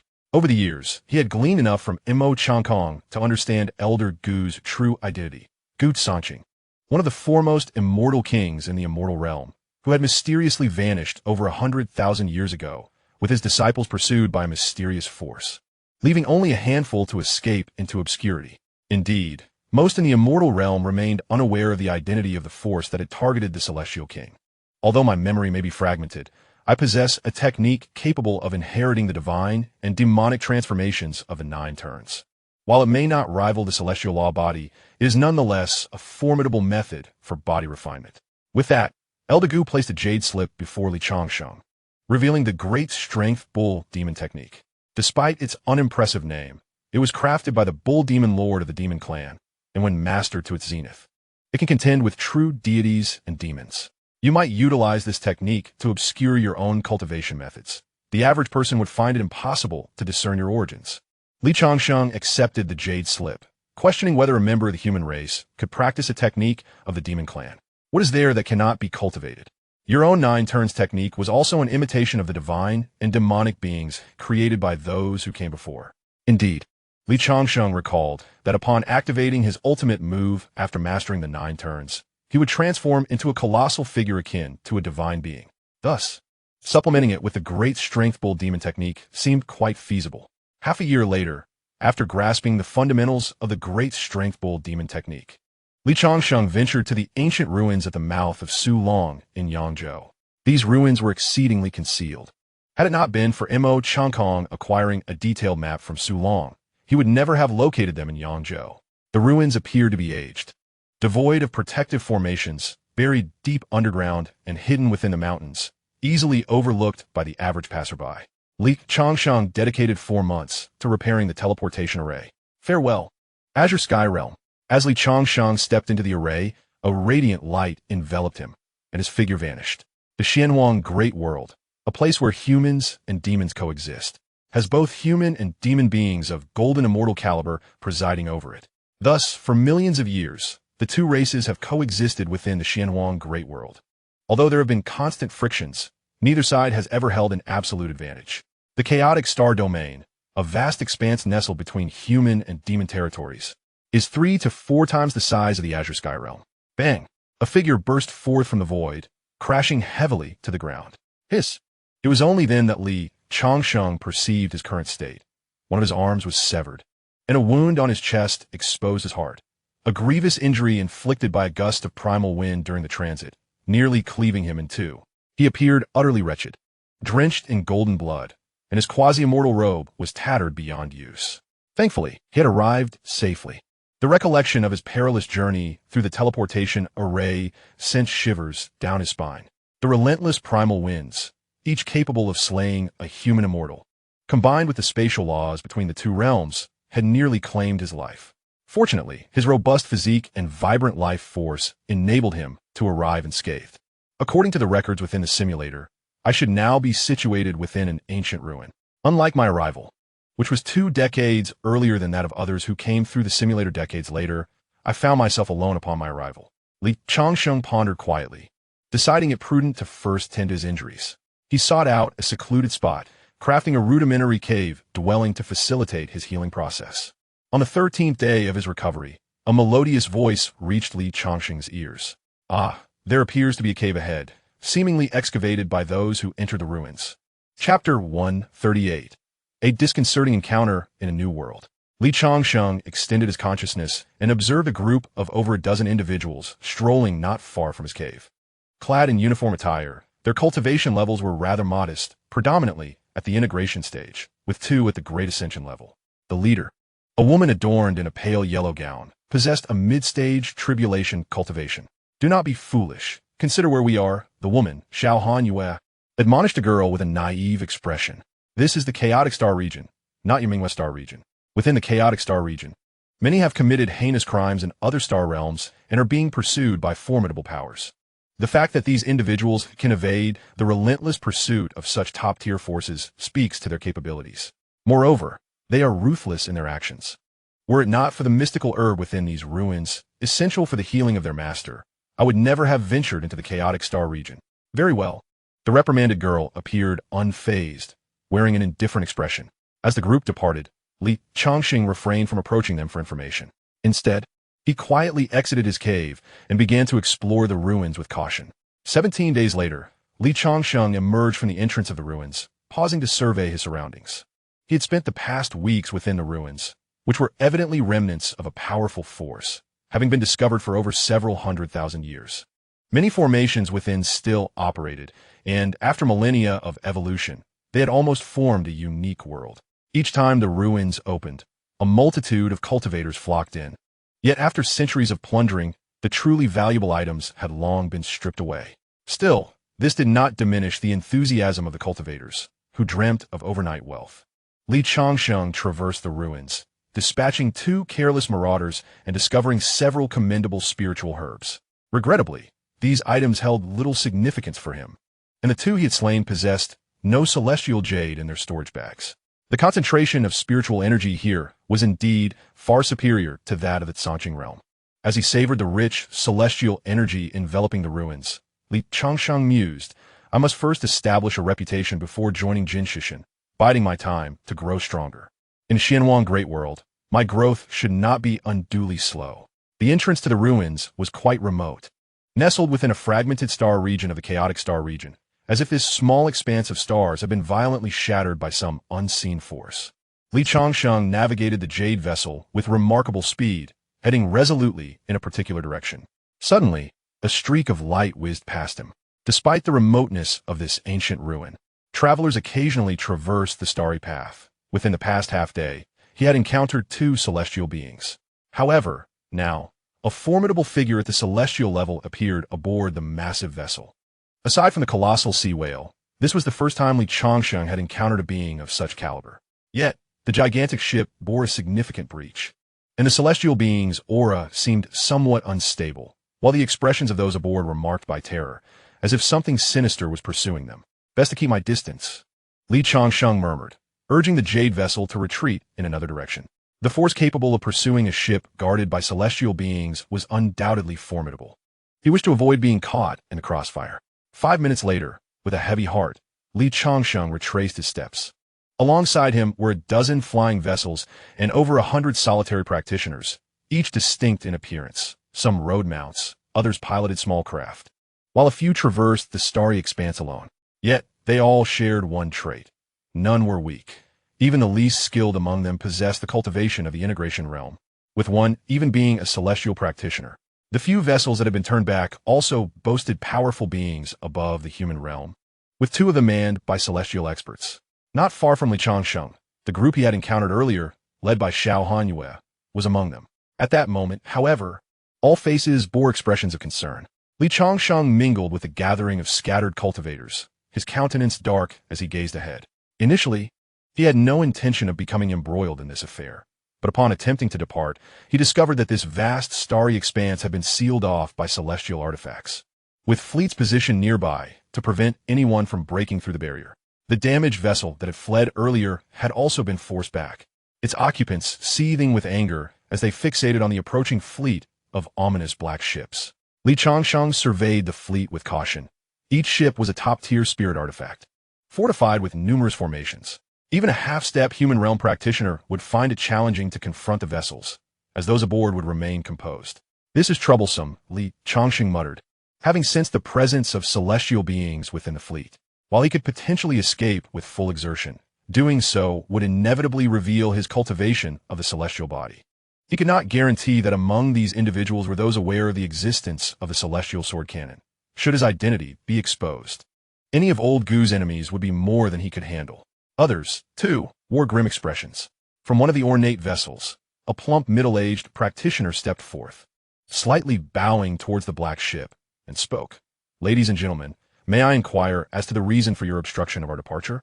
The middle-aged cultivator, possessing the pinnacle of human immortality, commanded a formidable vessel, which was further fortified by the presence of a mid-level Earth immortal. Yet, confronted by the 100 ominous black ships, he dared not exhibit even the slightest hint of disrespect.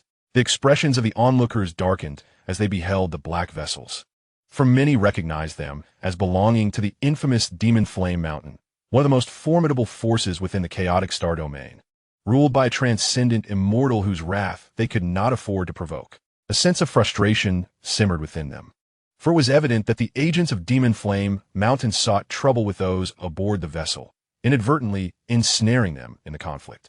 Silence enveloped the black ship, until an elderly figure clad in gray stepped forth at the prow, coldly addressing the battered white vessel. "Xianxia, surrender your possessions, and I shall ensure your remains remain intact."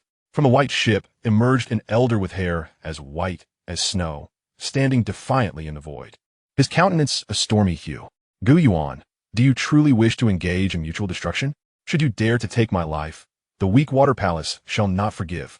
The gravity of their exchange caused the faces of the onlookers to pale. Both the weak water palace and Demon Flame Mountain were titanic entities within the chaotic star domain, and Xianxia and Gu Yuan were renowned celestial beings of great repute. "Huh," Gu Yuan replied with a chilling laugh. "If I were to eliminate you all, who would ever suspect me? In the chaotic star domain, it is not uncommon for 1 or 2 celestial beings to perish." Gasps of shock reverberated through the crowd as Gu Yuan's intentions became horrifyingly clear. He sought to silence them all. "I am of the Divine Sword Sect," shouted one. "I hail from the Luo River Sect. I represent the Egret Merchant Association." The clamoring voices rose in urgency, each revealing their affiliations, hoping that the sheer multitude of forces present would instill a modicum of caution in Gu Yuan. Li Changsheng, however, merely shook his head, stepping forth onto the vessel of Xiao Hanyue and her companions. What do you intend to do? Xiao Hanyue questioned, her celestial weapon half drawn. Anxiety etched upon her features as she regarded Li Changsheng. Undeterred by their apprehension, Li Changsheng spoke with an air of indifference. Hand over the celestial jade you possess, and I shall guarantee your safety. What? The group, momentarily taken aback, believed they had misheard. In such dire circumstances, how could one possibly demand celestial jade? Even if they acquired it, what use would it serve now? You have 3 breaths to consider. Should you refuse, I shall seek my next target. Li Changsheng's impatience was palpable. Though these individuals appeared the most gullible, lacking any elders in their midst, he was not entirely reliant on them. Were it not for a near shortage of spiritual stones, he would not be so inclined to offer protection for a mere handful of celestial jade. Produce the celestial jade. Xiao Hanyue glanced at Li Changsheng, then promptly instructed her junior disciples. Currently, their strength pales in comparison to that of certain rogue cultivators. When the individuals from Demon Flame Mountain take action, their chances of escape are exceedingly slim. They must place their trust in the enigmatic figure before them. Among these individuals, Xiao Hanyue holds a prominent position, and upon her command, everyone presented their celestial jade to her. Friend, this is all the celestial jade we possess, they declared. Xiao Hanyue handed a storage pouch to Li Changsheng. Understood. Li Changsheng received the pouch without hesitation, his mind focused on the thought. Recharge. Recharge successful. Balance. 12,034 gold. Would you like to use the cultivation simulator immediately? Each use costs 5,000 gold. The celestial jade possessed by Xiao Hanyue and her companions was slightly less than he had anticipated, most of it being contributed by her. Over 7,000 pieces, while the remaining 10 or so individuals managed to gather only 2,000 to 3,000. The total amount of spirit stones among this multitude barely equaled that of a single su long. Without a moment's pause, Li Changsheng declared use. Simulation commencing. At 148 years of age, you arrive in the Xianxia Great World via a teleportation array. In the Chaotic Star region, you encounter the people of Demon Flame Mountain besieging those from the Weakwater Palace, and you become an innocent bystander. A fierce battle erupts between the Demon Flame Mountain and Weakwater Palace, as dozens of Demon Flame Mountain cultivators advance towards you. You unleash the great Strength Bull Demon technique, striking fiercely and killing 2 Earth Immortal cultivators from Demon Flame Mountain, leaving the crowd astounded. An elusive celestial immortal from Demon Flame Mountain, witnessing this, can no longer remain passive and charges towards you. You engage in a fierce battle with the celestial immortal, fully employing the divine Demon 9 transformations and the great Strength Bull Demon technique, clashing for 377 rounds, with neither side gaining the upper hand. Seizing the opportunity, the people of Weakwater Palace flee as you hold off several powerful adversaries from Demon Flame Mountain, while Gu Yuan pursues them. You exchange a final blow with the celestial immortal from Demon Flame Mountain, then depart with Xiao Hanyue and her companions. Notably, the celestial immortal does not pursue you, but instead chases after the members of Weakwater Palace. You lead Xiao Hanyue and the others to the black corner of the Chaotic Star region, parting ways. And news of your single-handedly slaying 2 Earth Immortal cultivators from Demon Flame Mountain and fighting to a standstill with their celestial immortal spreads, earning you the title of Bull Demon King. The rival forces from Golden Lion Mountain seek you out, inviting you to join as their protector with an annual salary of 100,000 celestial jade, to which you consent. You diligently cultivate within Golden Lion Mountain.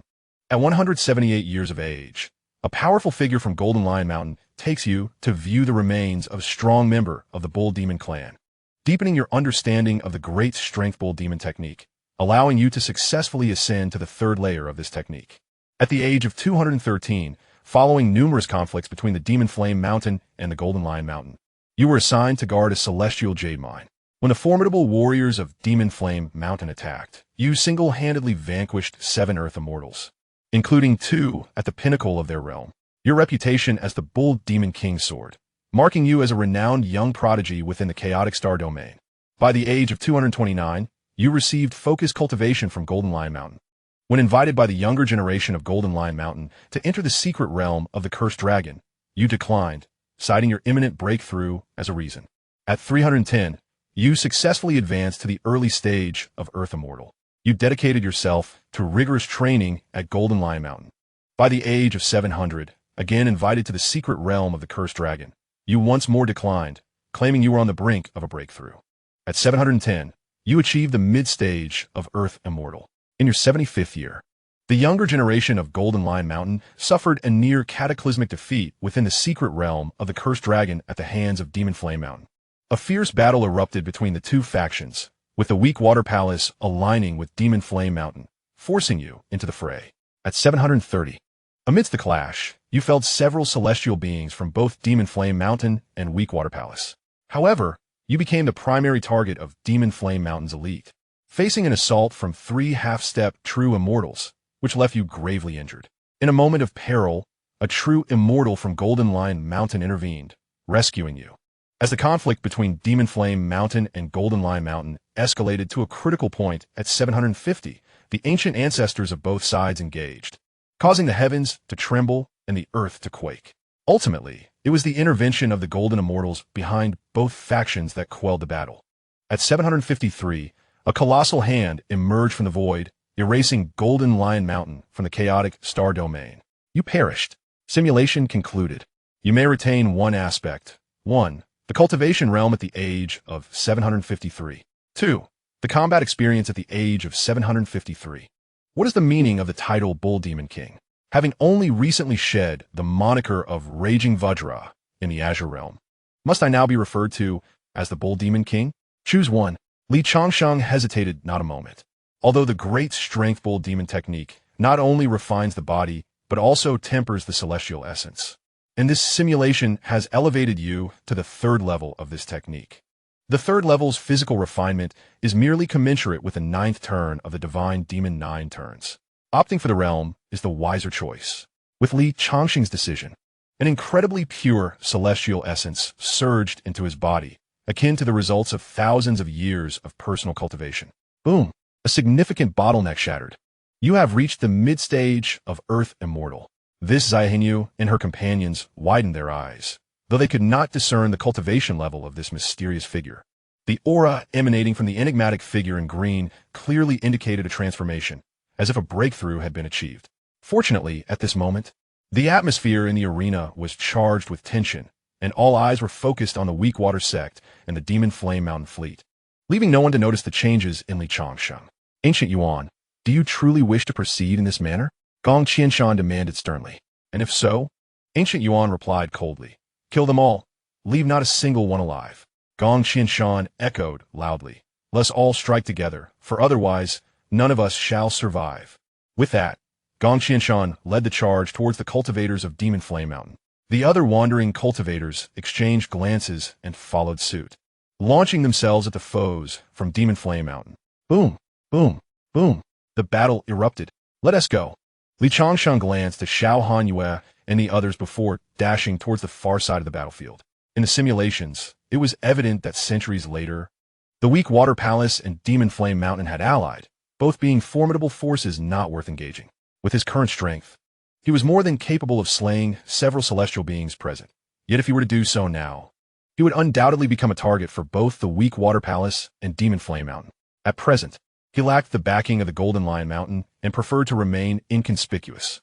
Furthermore, he had no desire to acquire the title of Bull Demon King. Upon hearing his words, Xiao Hanyue and the others hurriedly followed Li Changsheng, attempting to break through in a specific direction. However, Ancient Yuan had long since commanded that no one was to escape. 2 early-stage Earth Immortals from Demon Flame Mountain, noticing the group trying to slip away, exchanged smirks, wielding their celestial swords and pursuing them directly. Thinking of leaving? Have you consulted us? The older Earth Immortal from Demon Flame Mountain sneered, sweeping his sword toward the group. A sword light, thousands of zhang in length, sliced through the void, obliterating all star fragments in its path with an overwhelming force aimed at Li Changsheng and his companions. Pale-faced and filled with despair, Xiao Hanyue and the others turned their eyes toward Li Changsheng. At this moment, they could only place their hopes entirely upon this enigmatic elder. Why must you force my hand? Could you not simply overlook my presence? Li Changsheng abruptly halted, his gaze icy. He had come to the Xianhuang Great World merely to survive and simulate, rapidly advancing his cultivation. Why must these individuals continually compel him to act? Boom! With a flick of his finger, Li Changsheng unleashed a surge of demonic energy that shattered the towering sword light into fragments. A master indeed. The two Earth Immortals from Demon Flame Mountain exchanged glances, each recognizing the gravity reflected in the other's eyes. Roar! Changsheng was enveloped in a swirling mass of black, demonic energy, obscuring the heavens and the earth, as an ancient demonic bull's phantom emerged around him, its roar resonating throughout the vast expanse. With a single step, he appeared 100 meters away from the two, raising his left hand high before delivering a powerful punch. Boom! The two Earth Immortal cultivators were as fragile as paper, instantly obliterated in midair, transforming into a cloud of blood mist. Hiss! Witnessing this scene, Xianxia and the others drew in a sharp breath. Two celestial beings, formidable in the chaotic star domain, were unexpectedly obliterated by a single punch from this elder. Could it be that this elder is a being of the heavenly immortal realm? Within their sect, the most powerful leader was merely a heavenly immortal. Who would have imagined that a youth, seemingly of similar age, was indeed a heavenly immortal himself? At this moment, the inhabitants of Demon Flame Mountain also took heed of the commotion. A venerable figure clad in black robes, adorned with a dark pattern on his brow, descended from the sky, his face betraying an unmistakable fury. You dare to slay my kin from Demon Flame Mountain? Suddenly, Changsheng stomped the ground with vigor, unleashing a torrent of demonic energy, while the phantom of the demonic bull grew increasingly substantial and charged towards the heavenly immortal of Demon Flame Mountain. How dare a mere bull demon act so brazenly? The black-robed elder remained composed in the face of Changsheng's imposing attack. With a celestial sword ignited by fierce black demonic flames, he struck down towards the bull phantom, proclaiming, "Experience the searing touch of Demon Flame Mountain's inferno." The black-robed elder discerned Changsheng's cultivation level. He was merely a mid-level earthly immortal, far from being a challenge for a nascent heavenly immortal like himself. Moo! The bull phantom behind Changsheng roared, sending forth waves of black, demonic energy sweeping towards the flames. Boom! Though the quality of the demonic energy paled in comparison to the flames, the relentless waves of black energy ultimately extinguished the inferno. The black-robed elder's expression tightened. This demon, despite its youth, possessed some skill. Changsheng, unfazed by the elder's thoughts, surged forth, enveloped in demonic energy, resembling an unparalleled demon as he charged at the black-robed elder. In an instant, Changsheng appeared close to the elder, delivering a series of punches, each powered solely by his physical strength, without drawing upon his true essence. The elder regarded him with disdain. Although this demon had some capabilities, he was still a rank below, and how could an earthly immortal contend with a heavenly immortal? He swung his celestial sword directly at Changsheng's fist. Clang! Upon contact, the elder's countenance shifted dramatically. A tremendous force struck the celestial sword, nearly disarming him. The sword, imbued with spirit, emitted a mournful cry, revealing a crack upon its surface. You wretch! The elder felt a surge of shock and anger. He had never anticipated such formidable power from an earthly immortal. In their first encounter, he had suffered a setback. Changsheng, undeterred, intensified his demonic energy, raining down punches upon the black-robed elder. Boom! After several strikes, the elder's celestial sword could no longer withstand the onslaught, shattering into two under Changsheng's might, while the elder himself was sent flying thousands of meters away, blood trickling from the corner of his mouth. The two engaged in a fierce clash, exchanging dozens of blows before a victor emerged. However, the battle left Changsheng utterly drained. In a bid to refrain from employing his innate techniques, he resorted to the still unfamiliar great strength bull demon technique. He even conjured various special effects to convince onlookers that he was a formidable, top-tier demon. Had it not been for his desire to avoid drawing too much attention, he could have easily vanquished the elder in black long ago, even while utilizing the great strength bull demon technique. Observers from other skirmishes witnessed this spectacle. Who is that demon? The bull demon appears quite youthful, likely a prodigy of the ancient barbaric bull lineage. Otherwise, he wouldn't be able to suppress the celestial beings from the Demon Flame Mountain with a mere earthly body. Hope sparked in the eyes of those who had narrowly escaped the massacre at Demon Flame Mountain. Although they had suffered nearly a third of their ranks and casualties at the onset, the emergence of a powerful ally reignited their prospects for survival. Gu Yuan's expression turned grave as he sent Gong Qianshan flying with a single palm, fixing a cold gaze upon Changsheng. Which faction do you belong to? Gu Yao inquired softly. In the chaotic star domain, the most renowned demon faction was the Golden Lion Mountain, and they were arch-rivals of the Demon Flame Mountain. What does it matter where I hail from?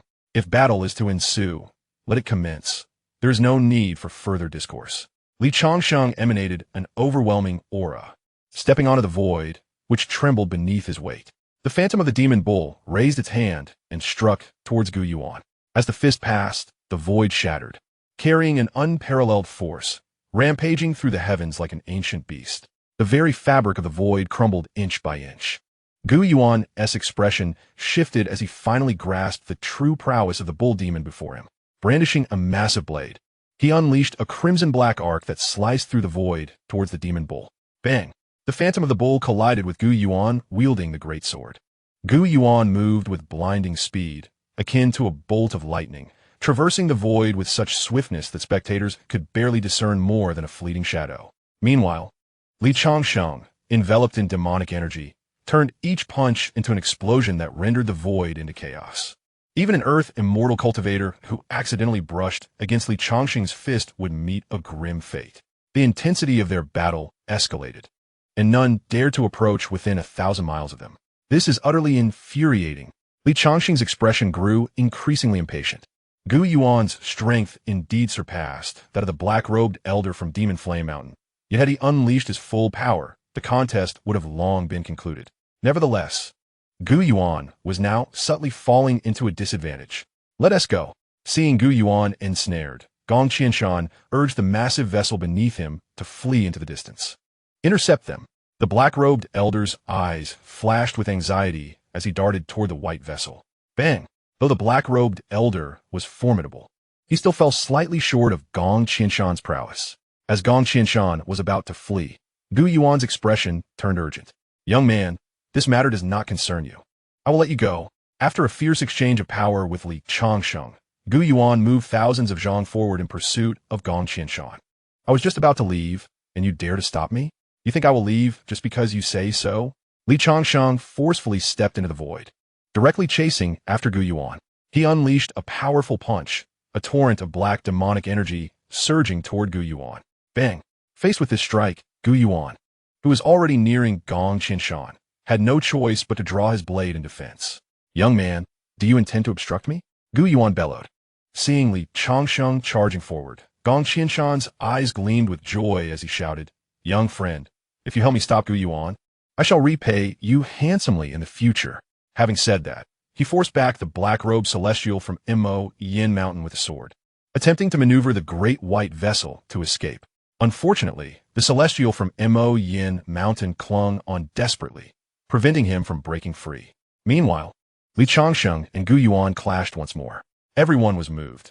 On the battlefield where several celestial beings fought, the expanse of thousands of miles was thrown into chaos. The disciples of Weak Water Palace aboard the white vessel suffered heavy casualties from the aftermath of the battle, with many injured and a look of terror in their eyes. You are indeed impressive, Changsheng remarked. Gu Yuan's strength was formidable. It was likely that in his youth he was a paragon among his peers, several times stronger than the black-robed celestial and Xianxia. However, as the battle raged on, Changsheng's understanding of the great powerful demon technique deepened. With a mighty punch, he struck down. Bang! Gu Yuan's long blade shattered with a resounding crash, and he was sent flying hundreds of miles by Changsheng's blow. Well done, young friend, Xianxia exclaimed with a smile upon witnessing this scene. With Gu Yuan, the strongest opponent, severely injured, the danger had been averted. Ha! An aura of demonic energy surged around Changsheng as he let out a cold snort, his right hand striking down toward Xianxia. Who the hell do you think you are, calling me young friend? Chapter 141, Robbery. You. Xianxia was both astonished and enraged. He never expected that this young demon would suddenly turn against him. He could only hurriedly confront this unexpected strike. Bang! A tremendous noise erupted as Xianxia was directly slammed into the white vessel by the overwhelming force of Changsheng's palm, creating a massive hole in the vessel.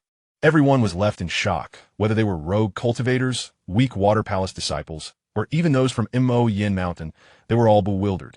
Just moments ago, the Yin Mountain cultivators had been surrounding them, and now had turned into a personal display by this unparalleled great demon.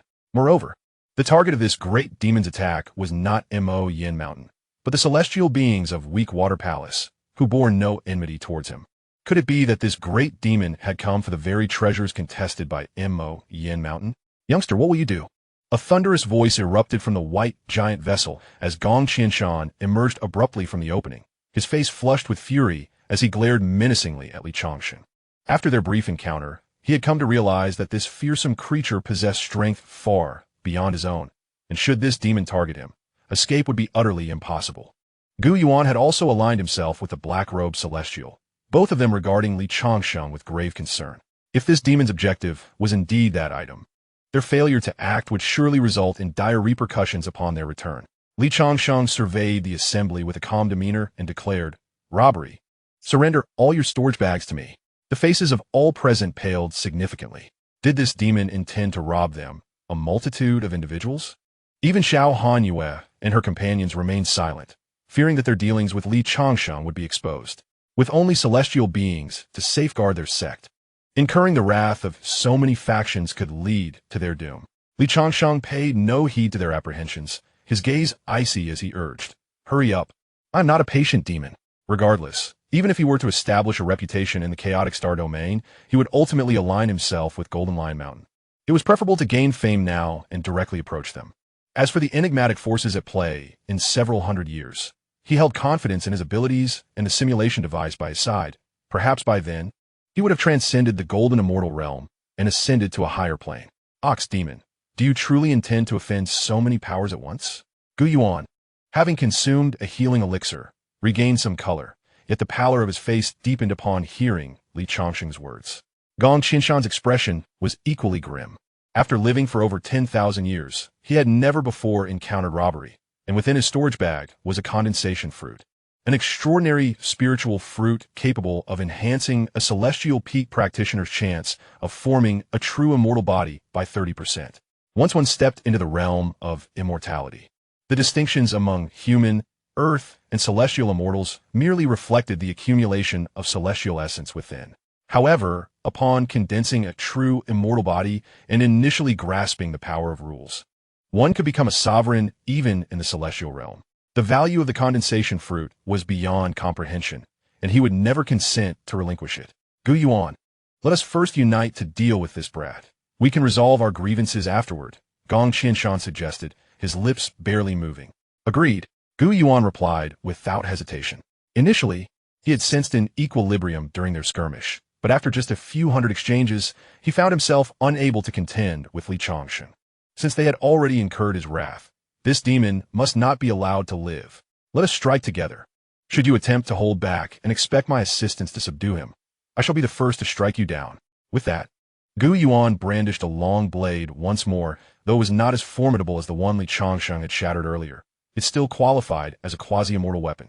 In the realm of the black-robed celestial palace at Demon Flame Mountain, Qianshan showed no inclination to hold back, unleashing his most formidable techniques directly at Li Changsheng.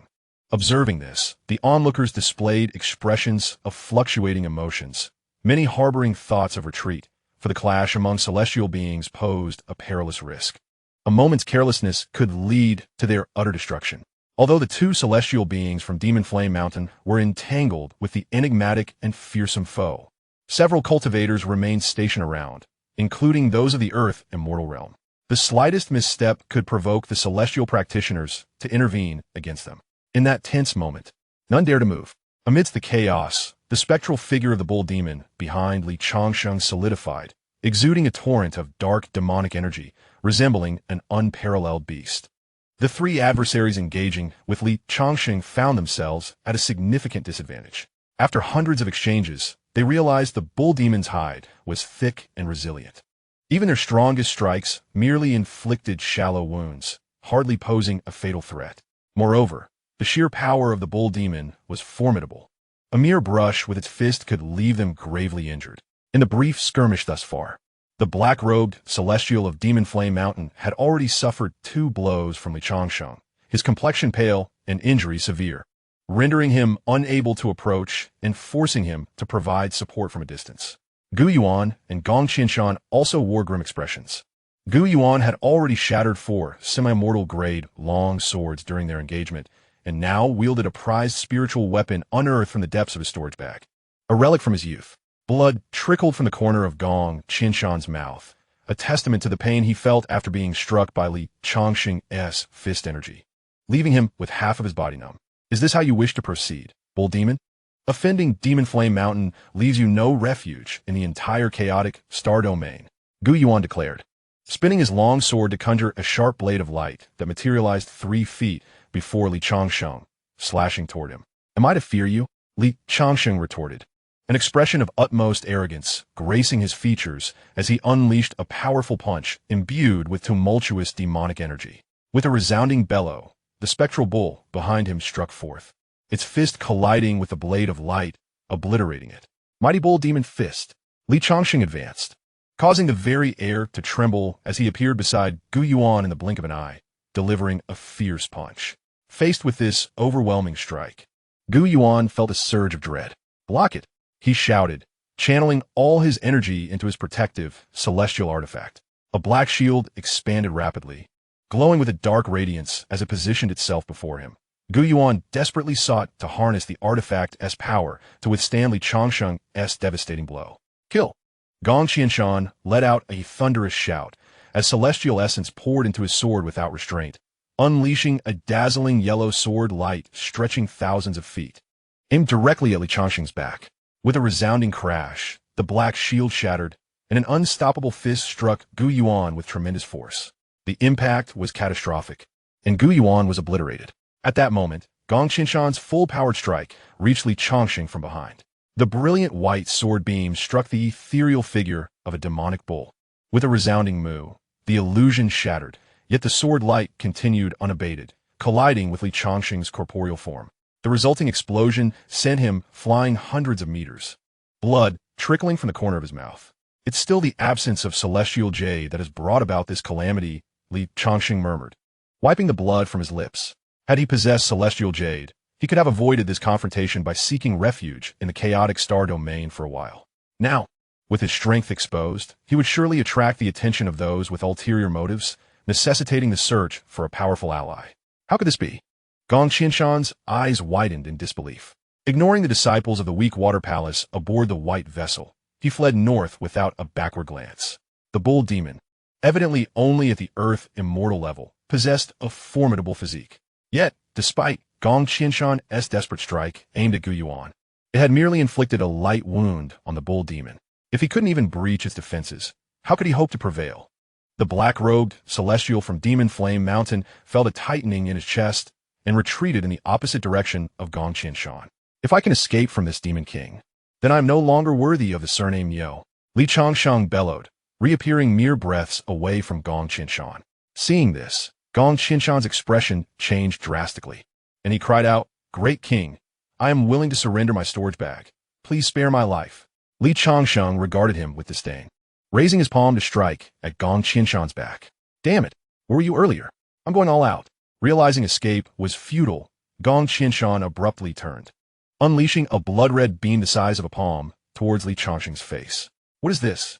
Li Changsheng remained cautious, aware that within the Xianhuang Great World, there could be treasures capable of harming his flesh. With his sword in hand, he gently deflected the attack before slicing through the air. The Void Slaughter sword technique. The blood beam was cleaved in two, yet it still lunged toward Li Changsheng. With a flick of his left hand, he sent both fragments of the blood beam careening away.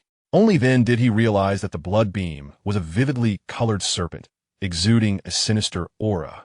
Even after being struck with all his might, it had not burst apart, indicating it was indeed a renowned exotic beast, albeit one he did not recognize. Curse you! I nearly fell into your trap. Li Changsheng struck with a single palm, sending the fleeing Gong Qianshan stumbling. In an instant, Li Changsheng appeared beside him.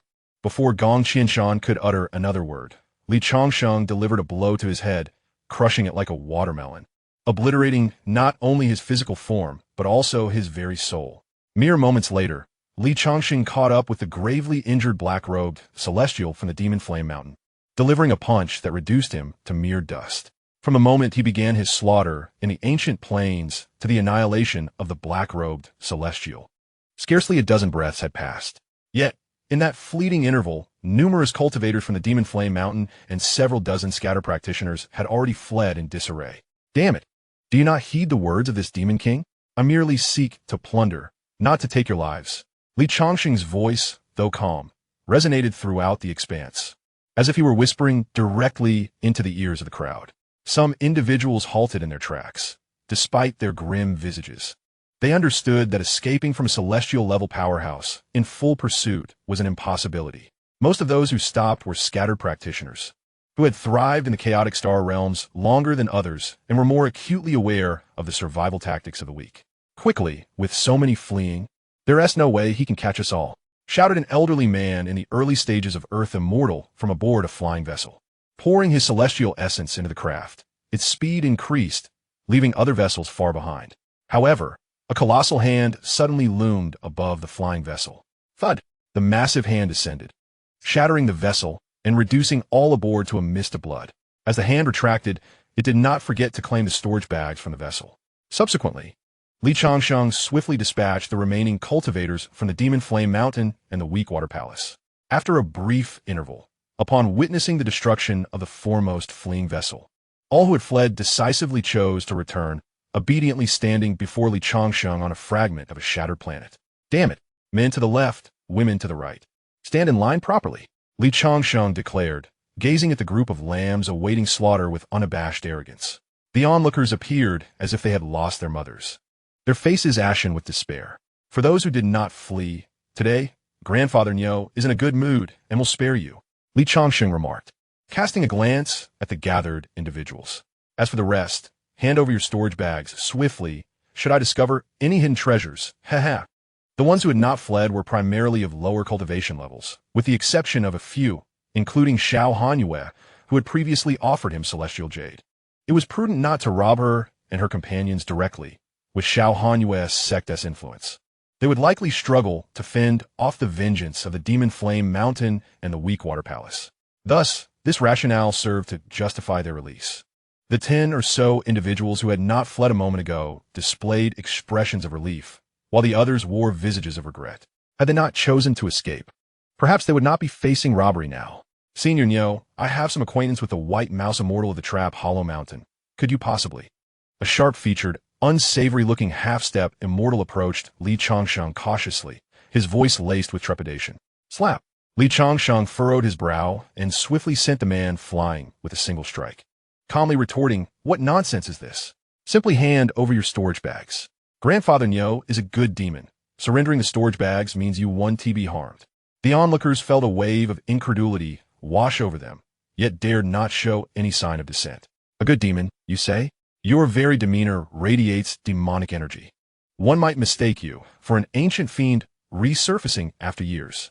Furthermore, you just decimated 3 celestial beings and effortlessly erased those aboard a flying vessel.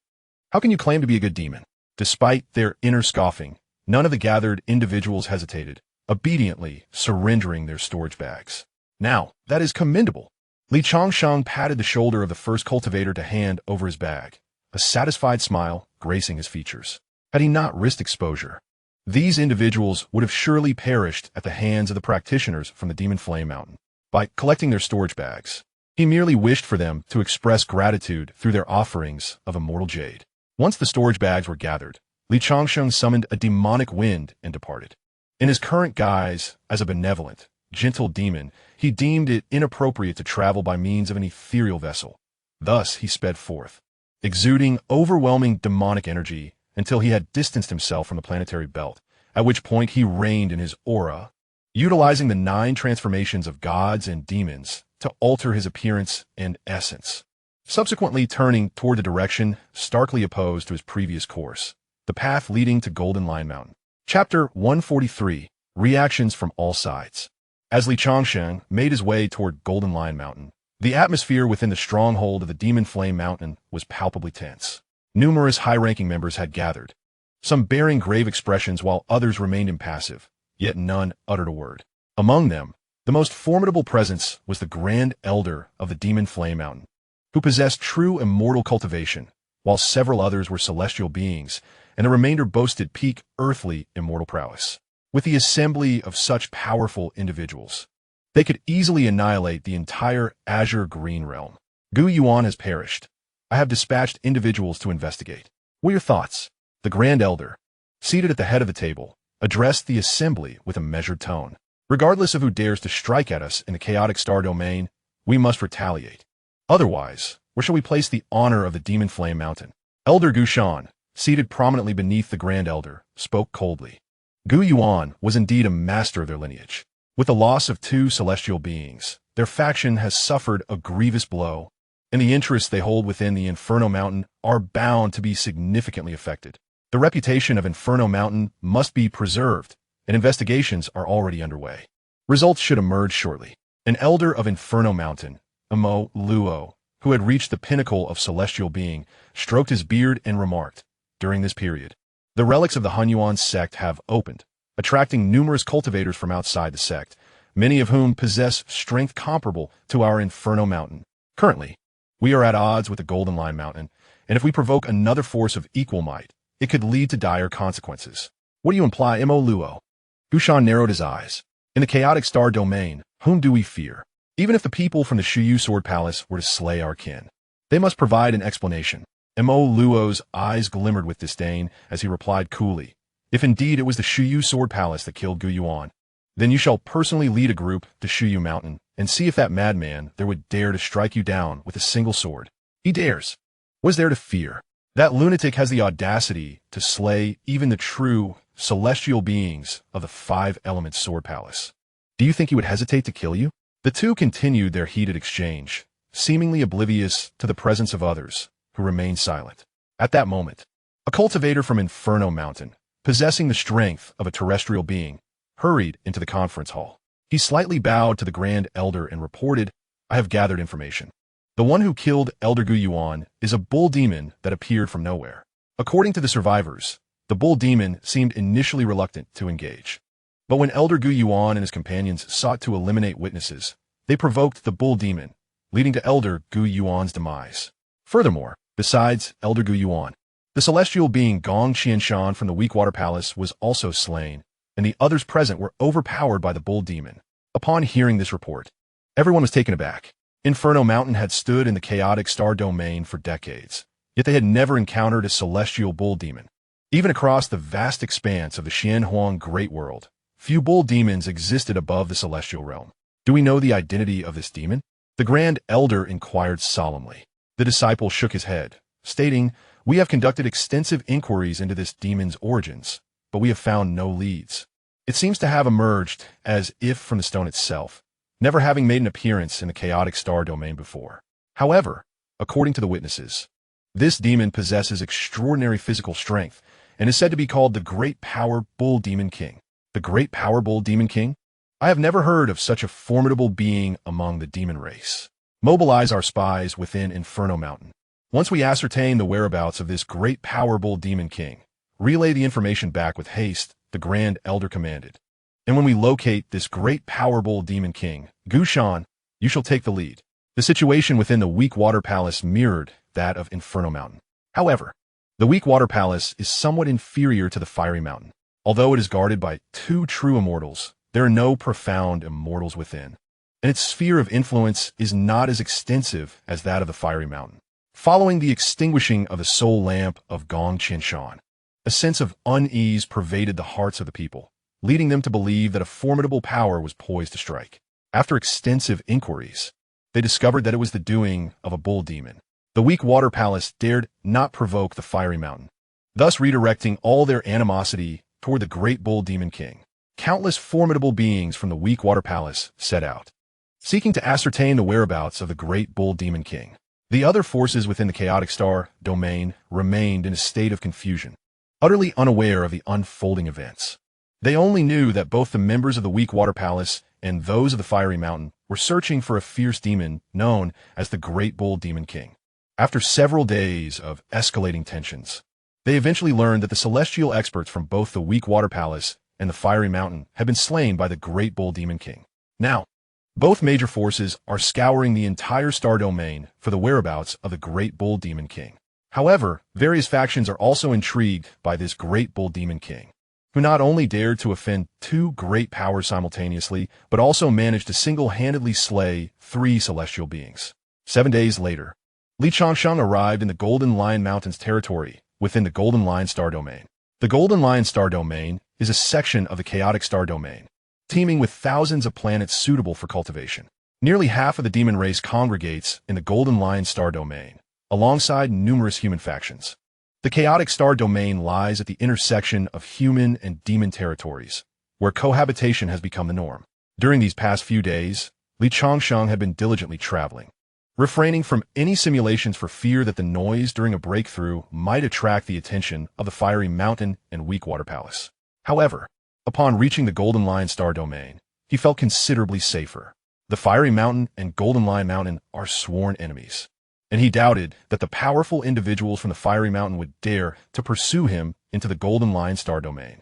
Along the way, he learned that the Golden Lion Mountain originally thrived within the demon realm, but for reasons unknown, it migrated to the chaotic star domain several 100,000 years ago, becoming one of its dominators. Nonetheless, the Golden Lion Mountain maintains connections with formidable beings among the demon race. Approximately 370,000 years ago, a conflict erupted between the Golden Lion Mountain and the top human faction, the Five-Element Sword Palace. The golden immortal ancestor of the Five-Element Sword Palace personally engaged in the fray, but fortunately, a towering golden lion of several tens of thousands of feet negotiated with the powerful beings of the Five-Element Sword Palace.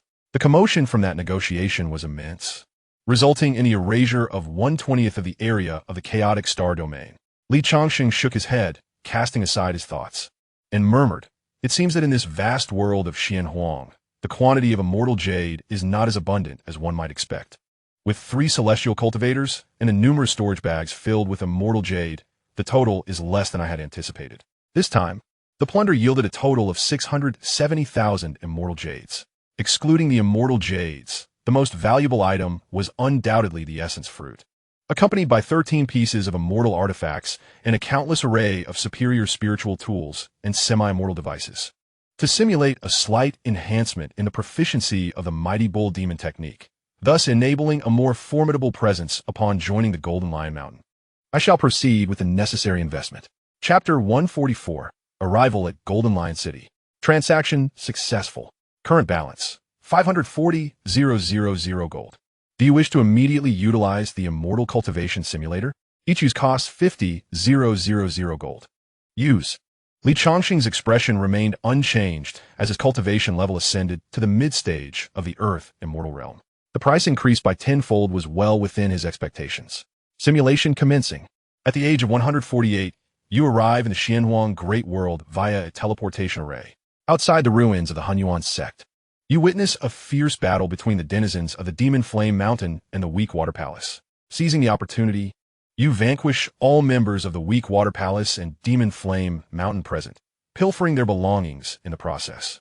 Your reputation spreads throughout the chaotic star domain, earning you the title of the Mighty Bull Demon King.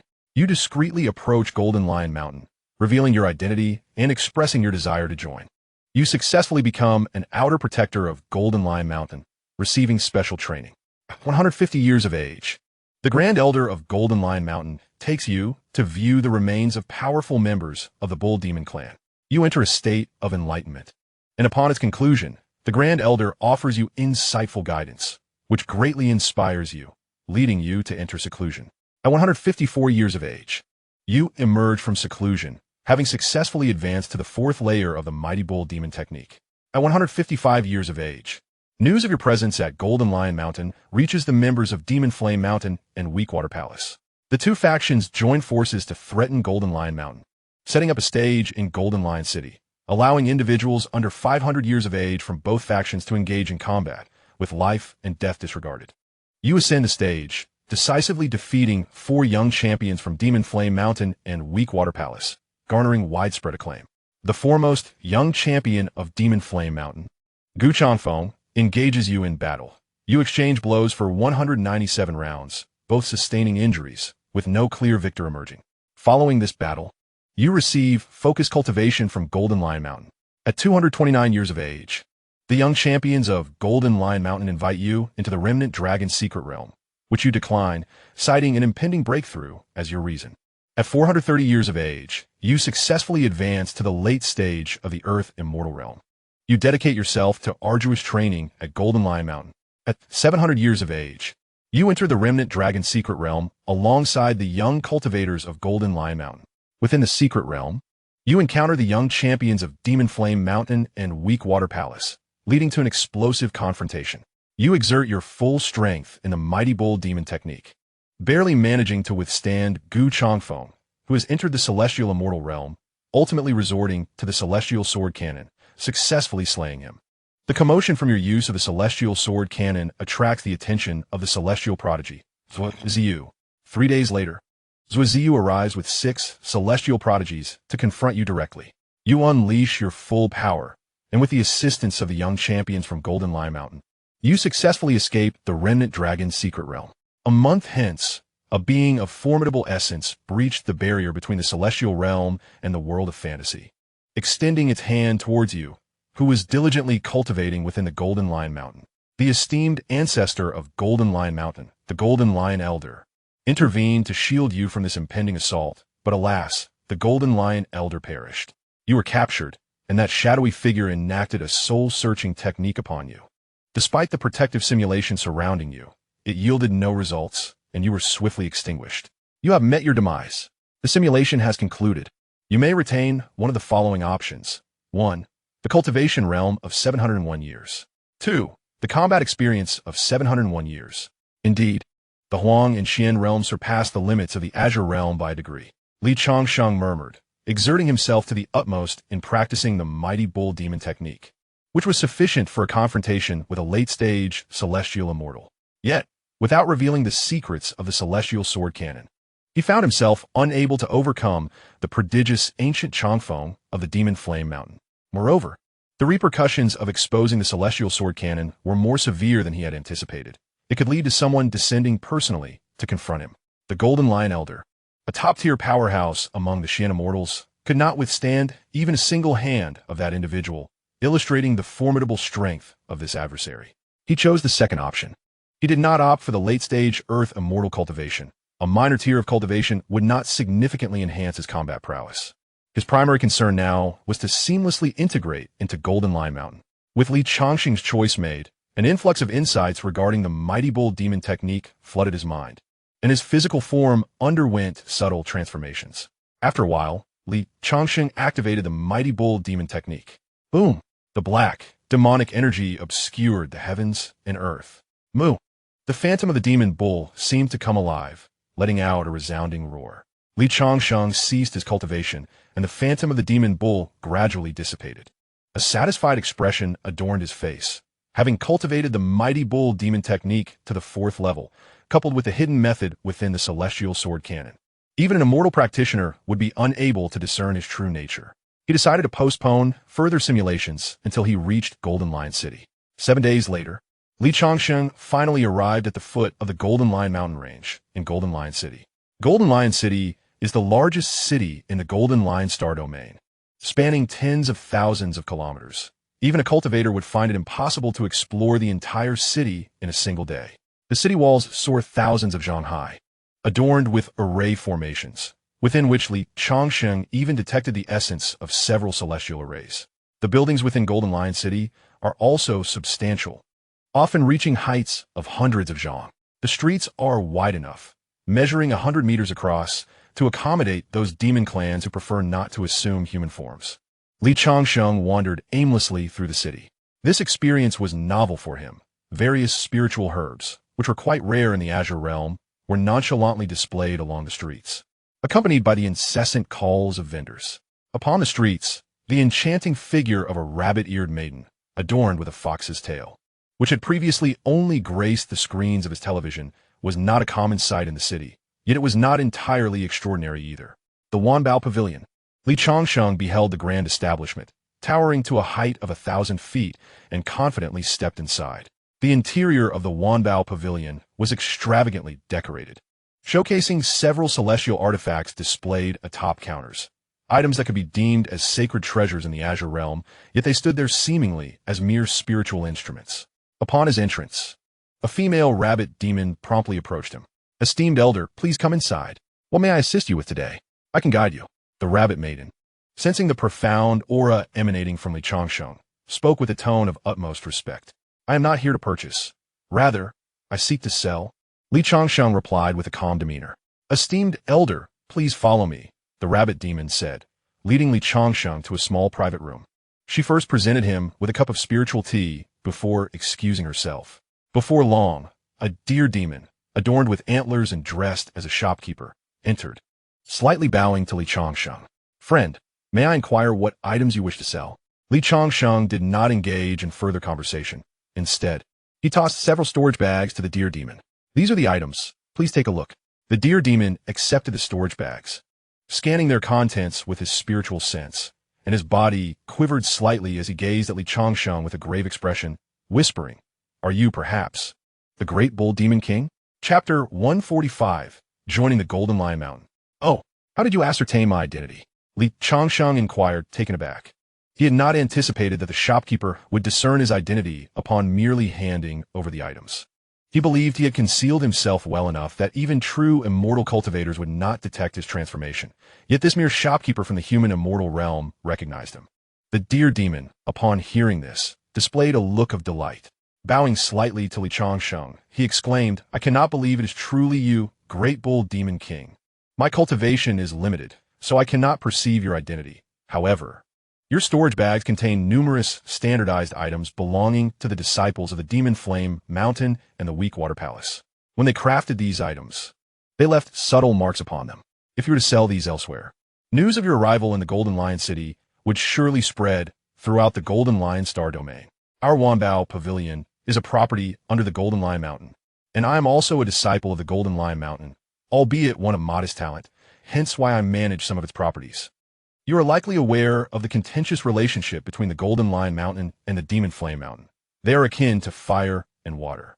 Many young disciples of the Golden Lion Mountain idolize you, and it has been instructed that should you arrive in the Golden Lion Star domain, you must be invited to visit the mountain. I will assess these items and provide you with a price. Would that be agreeable?"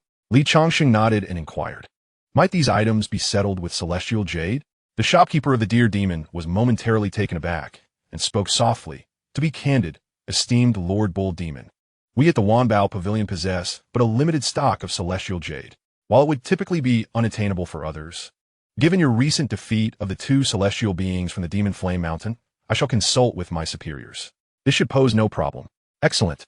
The shopkeeper withdrew and soon returned to the private chamber. "We are willing to procure these items at the price of 490,000 celestial jades. Would this be satisfactory to you, Lord Bull Demon?" Indeed, Li Changsheng successfully acquired the 490,000 celestial jades, feeling quite pleased with the arrangement. After all, celestial jade greatly benefits the cultivation of powerful beings who have entered the celestial realm. The various factions in the lower realms typically reserve their celestial jade solely for the training of their subordinates, rarely engaging in transactions involving it. In the lower realms, exchanging spiritual stones for celestial jade is nearly impossible. It appears the relationship between Golden Lion Mountain and Demon Flame Mountain is even more strained than he had anticipated. Having merely slain 2 celestial beings from Demon Flame Mountain, the attitude of those from Golden Lion Mountain towards him has already shifted significantly. "My lord, I have just relayed a message to the mountain. They wish to invite you up. What say you?" The deer demon, named Lu Jiao, inquired cautiously. Though they were in Golden Lion City, the individual before him was a formidable demon who had effortlessly slain 3 celestial beings. If displeased, he could face dire consequences. "Lead the way." Li Changsheng nodded. His purpose for visiting was to join Golden Lion Mountain. Initially, he had planned to subtly reveal his identity within Golden Lion City, hoping that the people of Golden Lion Mountain would take notice. But it seems that even selling an item has yielded the desired effect. Golden Lion Mountain, despite its name, is actually an expansive mountain range stretching for hundreds of thousands of miles, home to innumerable powerful beings who reside there. As one of the mightiest factions in the chaotic star domain, the exact number of strong figures within Golden Lion Mountain remains unknown to outsiders. Yet it is acknowledged that at least 2 profound celestial beings are stationed there. As Li Changsheng journeyed alongside the deer demon Lu Jiao, they encountered others, both humans and demons, who greeted Lu Jiao warmly, suggesting that he was not merely an ordinary disciple of average talent, as he had claimed. The pair navigated a flying vessel and arrived at the mountain gate, descending from the clouds to stand before an immense entrance towering several thousand meters high. Standing before this colossal gate, Li Changsheng felt a tightening in his chest, as though scrutinized by an ancient, ferocious beast. Despite his strength, Beads of cold sweat formed on his brow. My lord, this is the heart-observing gate of Golden Lion Mountain, a premier celestial artifact forged by golden celestial beings, capable of discerning one's malicious intent. Lu Jiu observed Li Changsheng's reaction, his eyes widening in surprise. This is one of the most renowned locations within Golden Lion Mountain. Have you not heard of it? Li Changsheng, taken aback, responded, I see. I have spent my time cultivating in the mountains under my master's guidance. This is my first venture down the mountain. Please, my lord, Lu Jiu replied, refraining from further comment.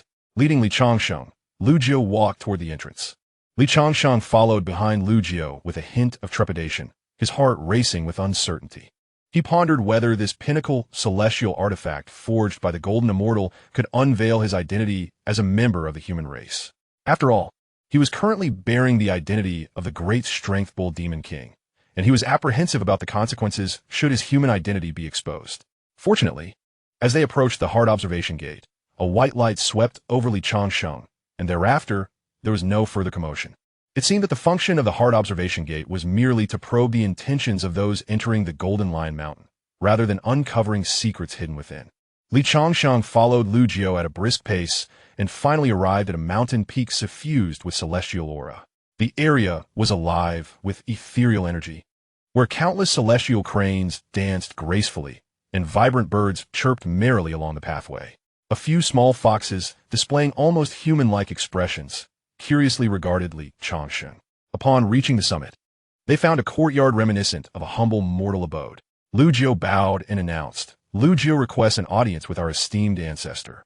Enter, please, my lord. Lu Jiu gestured to Li Changsheng and led him into the courtyard, where they were met with the sight of an elderly man with a pair of antlers. His profound strength palpable, engaged in a chess match with another elder adorned with wings. Li Changsheng recalled the year he established the World Association among mortals, when he often enjoyed playing chess with Bai Qing'er during idle moments. Seeing the two elders engaged in their match, he nearly burst into laughter. He had expected these ancient beings to possess exceptional chess skills, yet was surprised to find them both rather inept, their skills comparable to his own. Nevertheless, they matched each other well, exchanging moves upon the board with spirited intensity. Upon noticing Li Changsheng and Lu Jiu's entrance, the elder with wings, finding himself at a disadvantage, abruptly swept the chess pieces aside, declaring, no more. This match ends in a draw. The antlered elder glanced at Li Changsheng, foregoing any dispute with his winged counterpart. Instead, he stepped forward and approached Li Changsheng, patting him on the shoulder with satisfaction. Indeed, you are worthy of the title, having slain 3 celestial beings. Your foundation is solid. In ancient times, it would rival that of youthful divine demons. You must be practicing the great strength bull demon technique, correct? We at Golden Lion Mountain also possess the great strength bull demon technique, though regrettably, only up to the 4th level. The antlered elder shook his head and directly addressed Li Changsheng. Young man, allow me to introduce myself. I am the 2nd elder of Golden Lion Mountain, Lu San. He then pointed to the winged elder, saying, this is the 3rd elder, Jinyu. The reason we brought Lu Jiu to lead you up the mountain is to inquire whether you would be willing to join our Golden Lion Mountain. Rest assured, as fellow demon kin, I will not coerce you into joining. Should you choose to do so, you will secure a position to compete for opportunities in the Remnant Dragon Secret Realm. If you are unwilling to join us, given your remarkable achievement of slaying 2 celestial beings at Demon Flame Mountain, I, from Golden Lion Mountain, can offer you a celestial treasure or an opportunity to witness the remains of the great saint of the wild bull. Although the great saint is not the originator of the mighty bull demon technique, he perfected it to the 8th level. Observing his remains would greatly benefit your cultivation of the mighty bull demon technique. However, the extent of your comprehension will ultimately depend on your own efforts. Chapter 146, The Remains of the Great Saint. The great saint of the wild bull? Upon hearing this, Li Changsheng was momentarily taken aback. He had learned from Mo Changkong that only those above the golden immortal rank among the demon clan could be referred to as great saints. Such formidable beings hold significant power in the celestial realm. Even within the blood demon sect, where Mo Changkong resides, there are only a handful of golden immortals. With those above the golden immortal rank not exceeding 3, they represent the sect's ultimate foundation. He had assumed that the remains of the bull demon at Golden Lion Mountain belonged to a mere golden immortal, but to his astonishment, they were the remains of a great saint from the demon clan.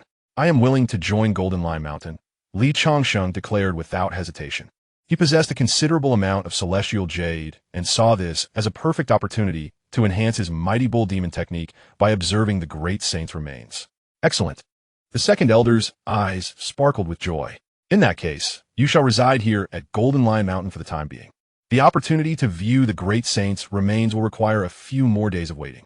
You are quite impressive, the third elder remarked kindly regarding Changsheng.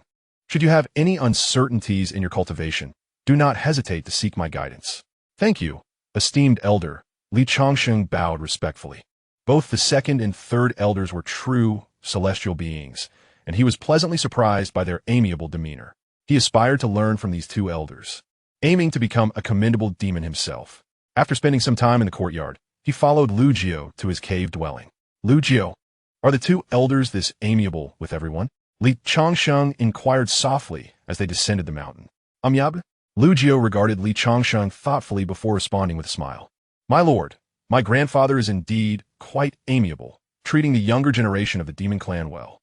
However, the third elder once engaged in a fierce battle with the grand elder of Demon Flame Mountain 70,000 years ago, with neither side emerging victorious. In a fit of rage, the third elder transformed into his true form and devoured thousands of disciples and elders from a branch of Demon Flame Mountain. Would you still describe him as amiable? Why is that? Changsheng asked, astonished. The third elder had spoken to him in a mild tone, appearing as a kindly old man, yet he had such a fearsome reputation. Lu Jiao glanced around before whispering. The third elder's son, Lord Jinjun, was once a prodigy of Golden Lion Mountain. Unfortunately, he was besieged and killed by members of Demon Flame Mountain 40,000 years ago, and he was even refined into a medicinal pill. This is why the third elder harbors such deep-seated hatred for Demon Flame Mountain. The third elder regards you favorably, likely due to your recent triumph over two celestial beings from the Demon Flame Mountain. It is worth noting that the third elder typically spends his time either playing chess with my grandfather or seeking trouble with the Demon Flame Mountain. Countless practitioners from the Demon Flame Mountain have perished at the hands of the third elder.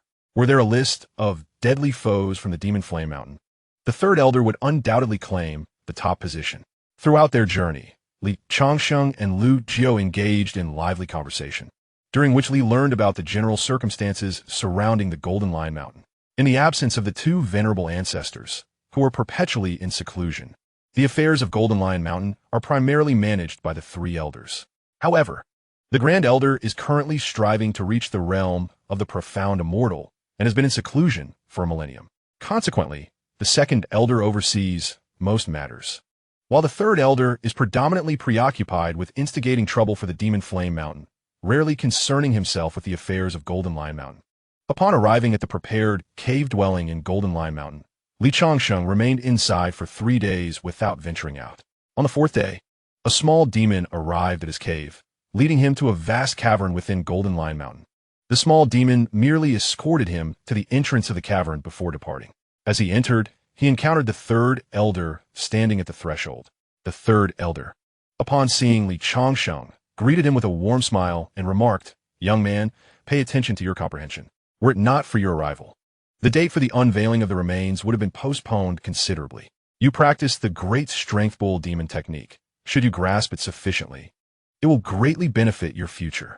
Inside the cavern, there were already over a dozen young individuals, the weakest of whom possessed the cultivation of a human immortal, with 3 others at the same level as Li being earth immortals. Among them, one young woman bore a pair of delicate jade-hued antlers, exuding an innocent charm reminiscent of a neighborly little sister. The other 2 earth immortal practitioners had dragon horns atop their heads and radiated a faint draconic aura, suggesting they either possessed dragon blood or hailed from a younger generation of the dragon lineage. The final individual donned a flowing white robe. Upon noticing Changsheng's gaze, he amiably nodded in acknowledgement. The remaining attendees regarded Changsheng with curiosity, having heard of the great strength bull demon's illustrious reputation and learned just days prior of his affiliation with Golden Lion Mountain. Yet this was their first encounter with the true demon. He appeared far less ferocious than the legend suggested, even possessing a somewhat amicable demeanor. "Brother, is this truly the great strength bull demon?" "He doesn't quite seem like it," remarked a newly ascended human immortal monkey demon, scratching his head in confusion as he spoke to a more mature, golden-furred monkey beside him. The golden monkey scratched his head and replied, "Once we witness the remains, we'll know for certain after having a spar with him." Enough. The third elder interjected with a commanding voice, continuing, among you are individuals from Golden Lion Mountain, as well as other prodigies from the demon clan. These remains belong to the great sage of the bull. Immerse yourselves in the experience. If you find it overwhelming, feel free to exit the cavern. You will not face any repercussions. As the third elder waved his robe, a radiant golden relic soared from its folds, landing at the heart of the cave. The moment the relic settled, a soft golden light enveloped the entire cavern. Changsheng had yet to take any action. Yet the great strength bull demon technique began to operate autonomously, resonating with the golden relic as if they were intertwined. The relic pulsed gently, emanating a greater brilliance, while an invisible essence of the Tao diffused from it. Witnessing this, others felt a twinge of envy towards Changsheng, but the cave was saturated with Tao essence, presenting them with an opportune moment for enlightenment. This young man truly possessed extraordinary fortune. Even the third elder, standing at the entrance, nodded slightly, a satisfied expression gracing his face. Only Changsheng forcibly withdrew from his state of comprehension, silently intoning, "Commence simulation." Chapter 147, A Sudden Breakthrough. Consuming 50,000 currency. Commencing simulation. At the age of 148, you slay 3 celestial cultivators from the Demon Flame Mountain and the Weak Water Palace in the Chaotic Star Domain. And the name of the great strength bull demon reverberates throughout the entire region. You successfully join the Golden Lion Mountain, experiencing the relic of the great bull sage alongside the younger generation. Due to your cultivation of the great strength bull demon technique to the 3rd level, combined with your divine demonic bloodline, a resonance with the relic occurs. Utilizing the resonance of the relic, you wholeheartedly comprehend the great strength bull demon technique. 1 month later, your technique breaks through to the 4th level. 3 months later, your great strength bull demon technique progresses to the mid-4th level. Due to the rapid advancement, you find yourself somewhat overwhelmed and exit the state of comprehension. At the age of 149, you diligently cultivate atop the Golden Lion Mountain. At the age of 155, the Demon Flame Mountain and Weak Water Palace discover your presence at the Golden Lion Mountain. The 2 forces join hands, pressuring Golden Lion Mountain, and a contest is arranged within Golden Lion City, allowing exchanges between individuals under the age of 500. With life and death disregarded, you boldly engage, slaying Gu Changfeng, the foremost of the younger generation from the Demon Flame Mountain, significantly dampening their morale. Seeing Gu Changfeng's demise, the true celestial experts of the Demon Flame Mountain, enraged, attack you, prompting the 3rd elder to intervene in a fierce battle against them. Ultimately, the stronghold of the Demon Flame Mountain retreats. At the age of 160, tensions between the Demon Flame Mountain and Golden Lion Mountain escalate, with frequent skirmishes erupting between them. Coincidentally, Celestial Jade Mine is seized by the Demon Flame Mountain, and you accompany the 3rd elder to confront them at the mine. In battle, you slay 2 celestial cultivators from the Demon Flame Mountain, provoking their peak elders to engage you. You find yourself slightly at a disadvantage, facing 2 foes alone. However, the 3rd elder, unable to contend against 2 true celestial beings, has no choice but to retreat with you, resulting in significant losses for Golden Lion Mountain. At the age of 190, the conflict between Golden Lion Mountain and Demon Flame Mountain escalated dramatically, plunging the entire Chaotic Star Domain into unparalleled turmoil. A young disciple from Golden Lion Mountain stumbled upon a clandestine medicinal herb garden belonging to Demon Flame Mountain, compelling a group of youthful cultivators to embark on a mission to pilfer the celestial herbs. Utilizing the advantages of top-tier celestial artifacts, you successfully breached the protective formation of the herb garden and stealthily infiltrated its confines. Within the garden, you discovered dozens of exceedingly precious celestial herbs, and together, you ravaged the garden's treasures.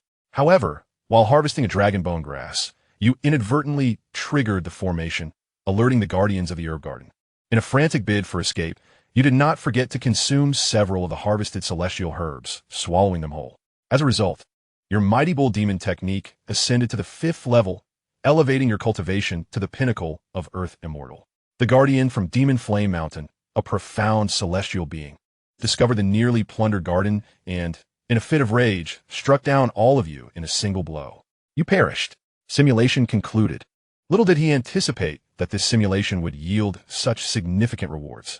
The herb garden was undoubtedly the most vital one belonging to Demon Flame Mountain, for it housed an abundance of celestial herbs, including the coveted dragonbone grass. This herb held immense value for those of dragon lineage, capable of transforming their demonic bones into dragon bones, and with continual purification of their bloodline, it was conceivable that one day they might evolve into pure-blood dragons. Each pure-blood dragon possesses innate strength exceeding that of a golden immortal, while mature dragons exhibit power far surpassing that threshold. He had also gleaned from Mo Changsheng that even within the celestial realm, pure-blood dragons are exceedingly rare. However, there are whispers of an ancient azure dragon residing in the celestial realm, one that even the celestial kings regard with utmost reverence. Despite not having been seen for countless millennia. Select option 2. Changsheng made his choice without the slightest hesitation. With a thunderous rumble, as Changsheng made his decision, his aura transformed. An overwhelming surge of demonic energy rushed towards him. Countless memories regarding the cultivation of the mighty bull demon technique flooded his mind, and his power was surging forward in silence. Meanwhile, the remains of the mighty bull saint trembled violently. An inexhaustible stream of golden energy poured forth from his bones, cascading into Changsheng's being. With a sharp crack, a sound resonated from within Changsheng, awakening those who had just entered a state of enlightenment. They turned to witness the remains of the mighty bull saint hovering above Changsheng, as endless golden energy surged directly into the body of the mighty bull demon king. In that moment, envy was etched upon the faces of the onlookers. How pure was the energy left within the remains of a demon saint, now infused into the mighty bull demon king. Even a mere pig would soar to great heights. Steady your hearts. This is your opportunity. A clear voice rang out from Lu Ying, prompting everyone to regain their composure. The remains of the great sage of the wild bull have been activated numerous times. Yet the magnitude of energy surging forth now is unprecedented.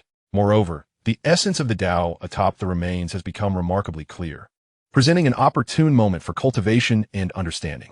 Even those who are not direct beneficiaries can still partake in the benefits.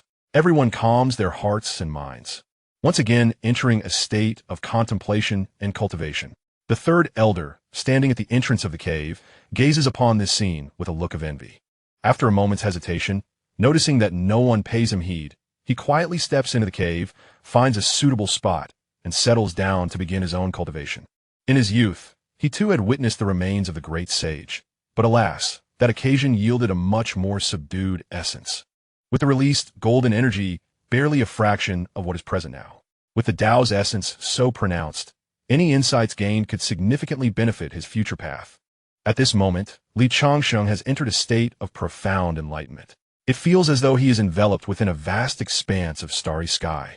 And not far from him stands a middle-aged man, towering and majestic, adorned with a pair of golden horns. The man seems to perceive Changsheng as well, offering him a slight smile before beginning to throw punches. As he throws his punches, the middle-aged man transforms into numerous phantoms, and with the final strike, all the images coalesce back into his singular form. With a resounding boom, as the man's fist strikes forth, the celestial realm before Changsheng begins to collapse, shattering into countless fragments. The sound reverberates powerfully. Changsheng's physical form grows increasingly formidable. An overwhelming surge of vitality floods into him, and combined with the golden energy emanating from the remains above, his aura ascends rapidly.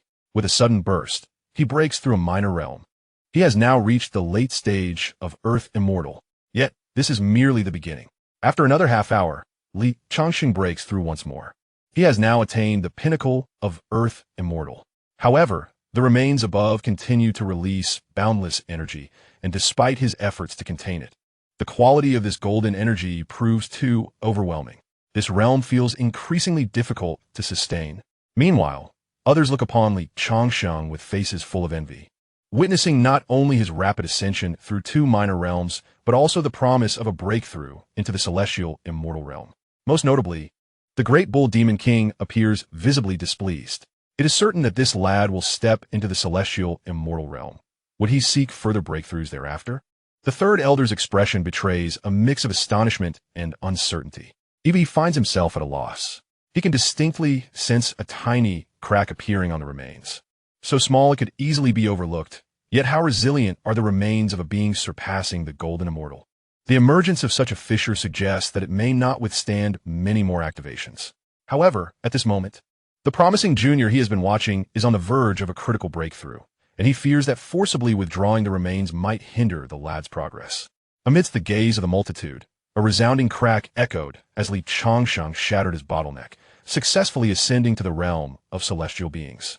Grasping a blade of grass, he found himself unable to suppress the surge within, leading to a momentous breakthrough.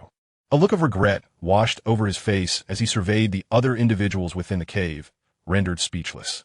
Although they too had garnered significant benefits from the opportunity to witness the relic of the great sage, such gains paled in comparison to the presence of the formidable bull demon before them. "Brother, I yearn to strike him," exclaimed a mid-stage human celestial golden monkey, scratching his head in frustration. "You are no match for him. Allow me to handle this," replied the golden monkey, who had just successfully entered the earth celestial realm, speaking softly before stepping forward to stand a short distance from Changsheng. "I have heard of the title of the mighty bull demon. However, here at Golden Lion Mountain, it is our custom that newcomers must be tempered by the veterans, lest they grow too arrogant. You may unleash your full power. If I do not reduce you to tears today, I shall consider myself defeated." The golden monkey spoke with a leisurely demeanor, as if it were his natural disposition. Changsheng glanced toward the third elder, pondering why a mere monkey who had just entered the earth's celestial realm would not fear being bested. All present were the elite of the younger generation at Golden Lion Mountain. Should a few be defeated, how could he maintain his standing there? A smile adorned the third elder's face as he remarked with keen interest, "Yuan Kong and Yuan Fei possessed the bloodline of the mischievous demon ape, inherently combative.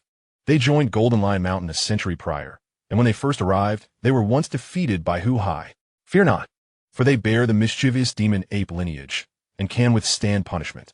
The younger Yuan Fei blushed, frequently glancing at a young man with dragon horns standing in the corner, evidently confirming the third elder's words. The remaining onlookers observed with intrigue as Yuan Kong and Changsheng prepared for confrontation. Changsheng had already proven capable of slaying celestial beings prior to his breakthrough, and while they all considered themselves exceptional among their peers, none dared to claim they could defeat 3 distinguished celestial practitioners at the mid-stage of the Earth's celestial realm. However, Yuan Kong was different. His bloodline was exceptionally pure, far surpassing that of his brother Yuan Fei, and he had previously slain peak Earth celestial practitioners while still at the mid-stage of human celestial. With Yuan Kong now having ascended to the Earth's celestial realm, anticipation surged in the air for a clash between the renowned mighty bull demon and the mischievous demon ape. "Come forth, bull demon, let me witness your prowess." With that, Yuan Kong transformed into a streak of golden light, leaping beyond the confines of the cave. "Feel free to unleash your power. Should it spiral out of control, I shall intervene to separate you." The third elder's words echoed in Changsheng's ears. "Very well." Changsheng resolved, no longer hesitating, and followed suit. Since even the third elder has confidence in Yuan Kong, it is evident that the bloodline of the mischievous demonic ape is remarkably potent. He is eager to discern whether there exists any disparity between himself and the top talents of the Xianxia great world. After several breaths, a group of individuals emerged in a vast clearing deep within the Golden Lion Mountains. The area was surrounded by arrays, clearly designated as the site where the cultivators of the Golden Lion Mountain engaged in sparring and exchanges. Let the contest begin, with the third elder's command. The newcomer was warned, if you cannot withstand the onslaught, concede. Given your previous defeat of the celestial of the demonic flame mountain, I shall refrain from bringing you to tears.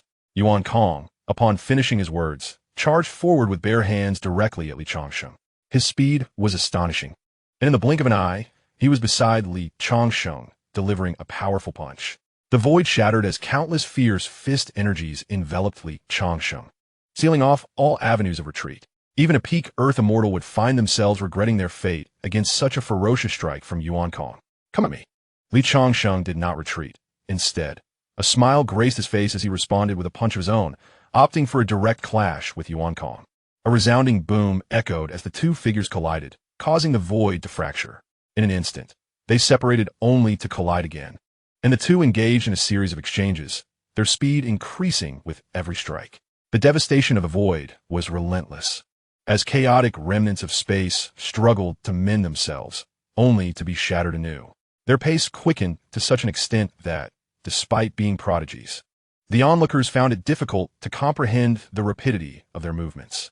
Yuan Fei, watching from the sidelines, was visibly anxious, pacing back and forth. Fu Hai, who do you think holds the upper hand between the two? Lu Ying inquired softly, standing beside the young man with dragon horns. Fu Hai, the most accomplished among them, was on the verge of entering the celestial realm. She suspected that after contemplating the Tao insights within the remains, a period of seclusion would enable her to ascend. Moreover, Fu Hai possessed the bloodline of a true dragon, granting her formidable physical prowess, even outmatching Yuan Kong, who bore the blood of the mischievous demonic ape. Yuan Kong is no match for him. Up till now, the great Strength Bull Demon King has not exerted his full power. It is evident he has cultivated the great Strength Bull Demon technique to an advanced level within his cave abode. If he were to unleash his full might, I fear Yuan Kong would not withstand even 10 strikes. Fu Hai remarked quietly. Even I would struggle to endure many blows against his full force. What? The assembly fell silent. Although Fu Hai spoke little, her prowess commanded respect. She was undoubtedly the strongest among them, vastly surpassing Yuan Kong. They believed that if Fu Hai were to unleash her full potential, eliminating 2 Celestials would pose no challenge. Yet, her admission that she would falter in the face of this newcomer left them astonished. The third elder's gaze bore a hint of gravity. With his keen perception, he discerned that Changsheng was not exerting his full strength, but merely showcasing a power akin to that of Yuan Kong in their duel. In terms of combat experience and cultivation, Yuan Kong was undeniably overshadowed by this young man. In the arena, Yuan Kong had unleashed his full might, transforming into a colossal golden ape towering 100 feet high. Changsheng, undeterred, also manifested as a gigantic figure of equal stature. Regardless of Yuan Kong's relentless assaults, Changsheng effortlessly countered each one. He had come to a realization about his own capabilities, despite Yuan Kong's lineage as a chaos demon ape, marking him as a formidable contender among the younger generation. Even when Changsheng restrained his strength to match Yuan Kong's, he could still subdue him with relative ease. At his current level of power, facing opponents of similar rank, he could simply raise his hand and dominate. Only those paragons of the same caliber warranted his earnest engagement. He would not even need to employ the techniques of the celestial sword cannon. The only adversaries worthy of his consideration were likely the exceptional disciples nurtured by the foremost sects within the celestial realm. Contemplating this, Changsheng resolved to act decisively. He stated calmly, "Brother Yuan, it seems you may find yourself shedding more tears today." With that, he advanced, fully activating the great Strength Bull Demon technique. Dark, sinister energy surged forth, enveloping both him and Yuan Kong. Before the onlookers, including Fu Hai, could comprehend the unfolding events, a series of explosive sounds erupted. Emerging from the swirling demonic clouds was the formidable Changsheng, followed closely by a dejected Yuan Kong.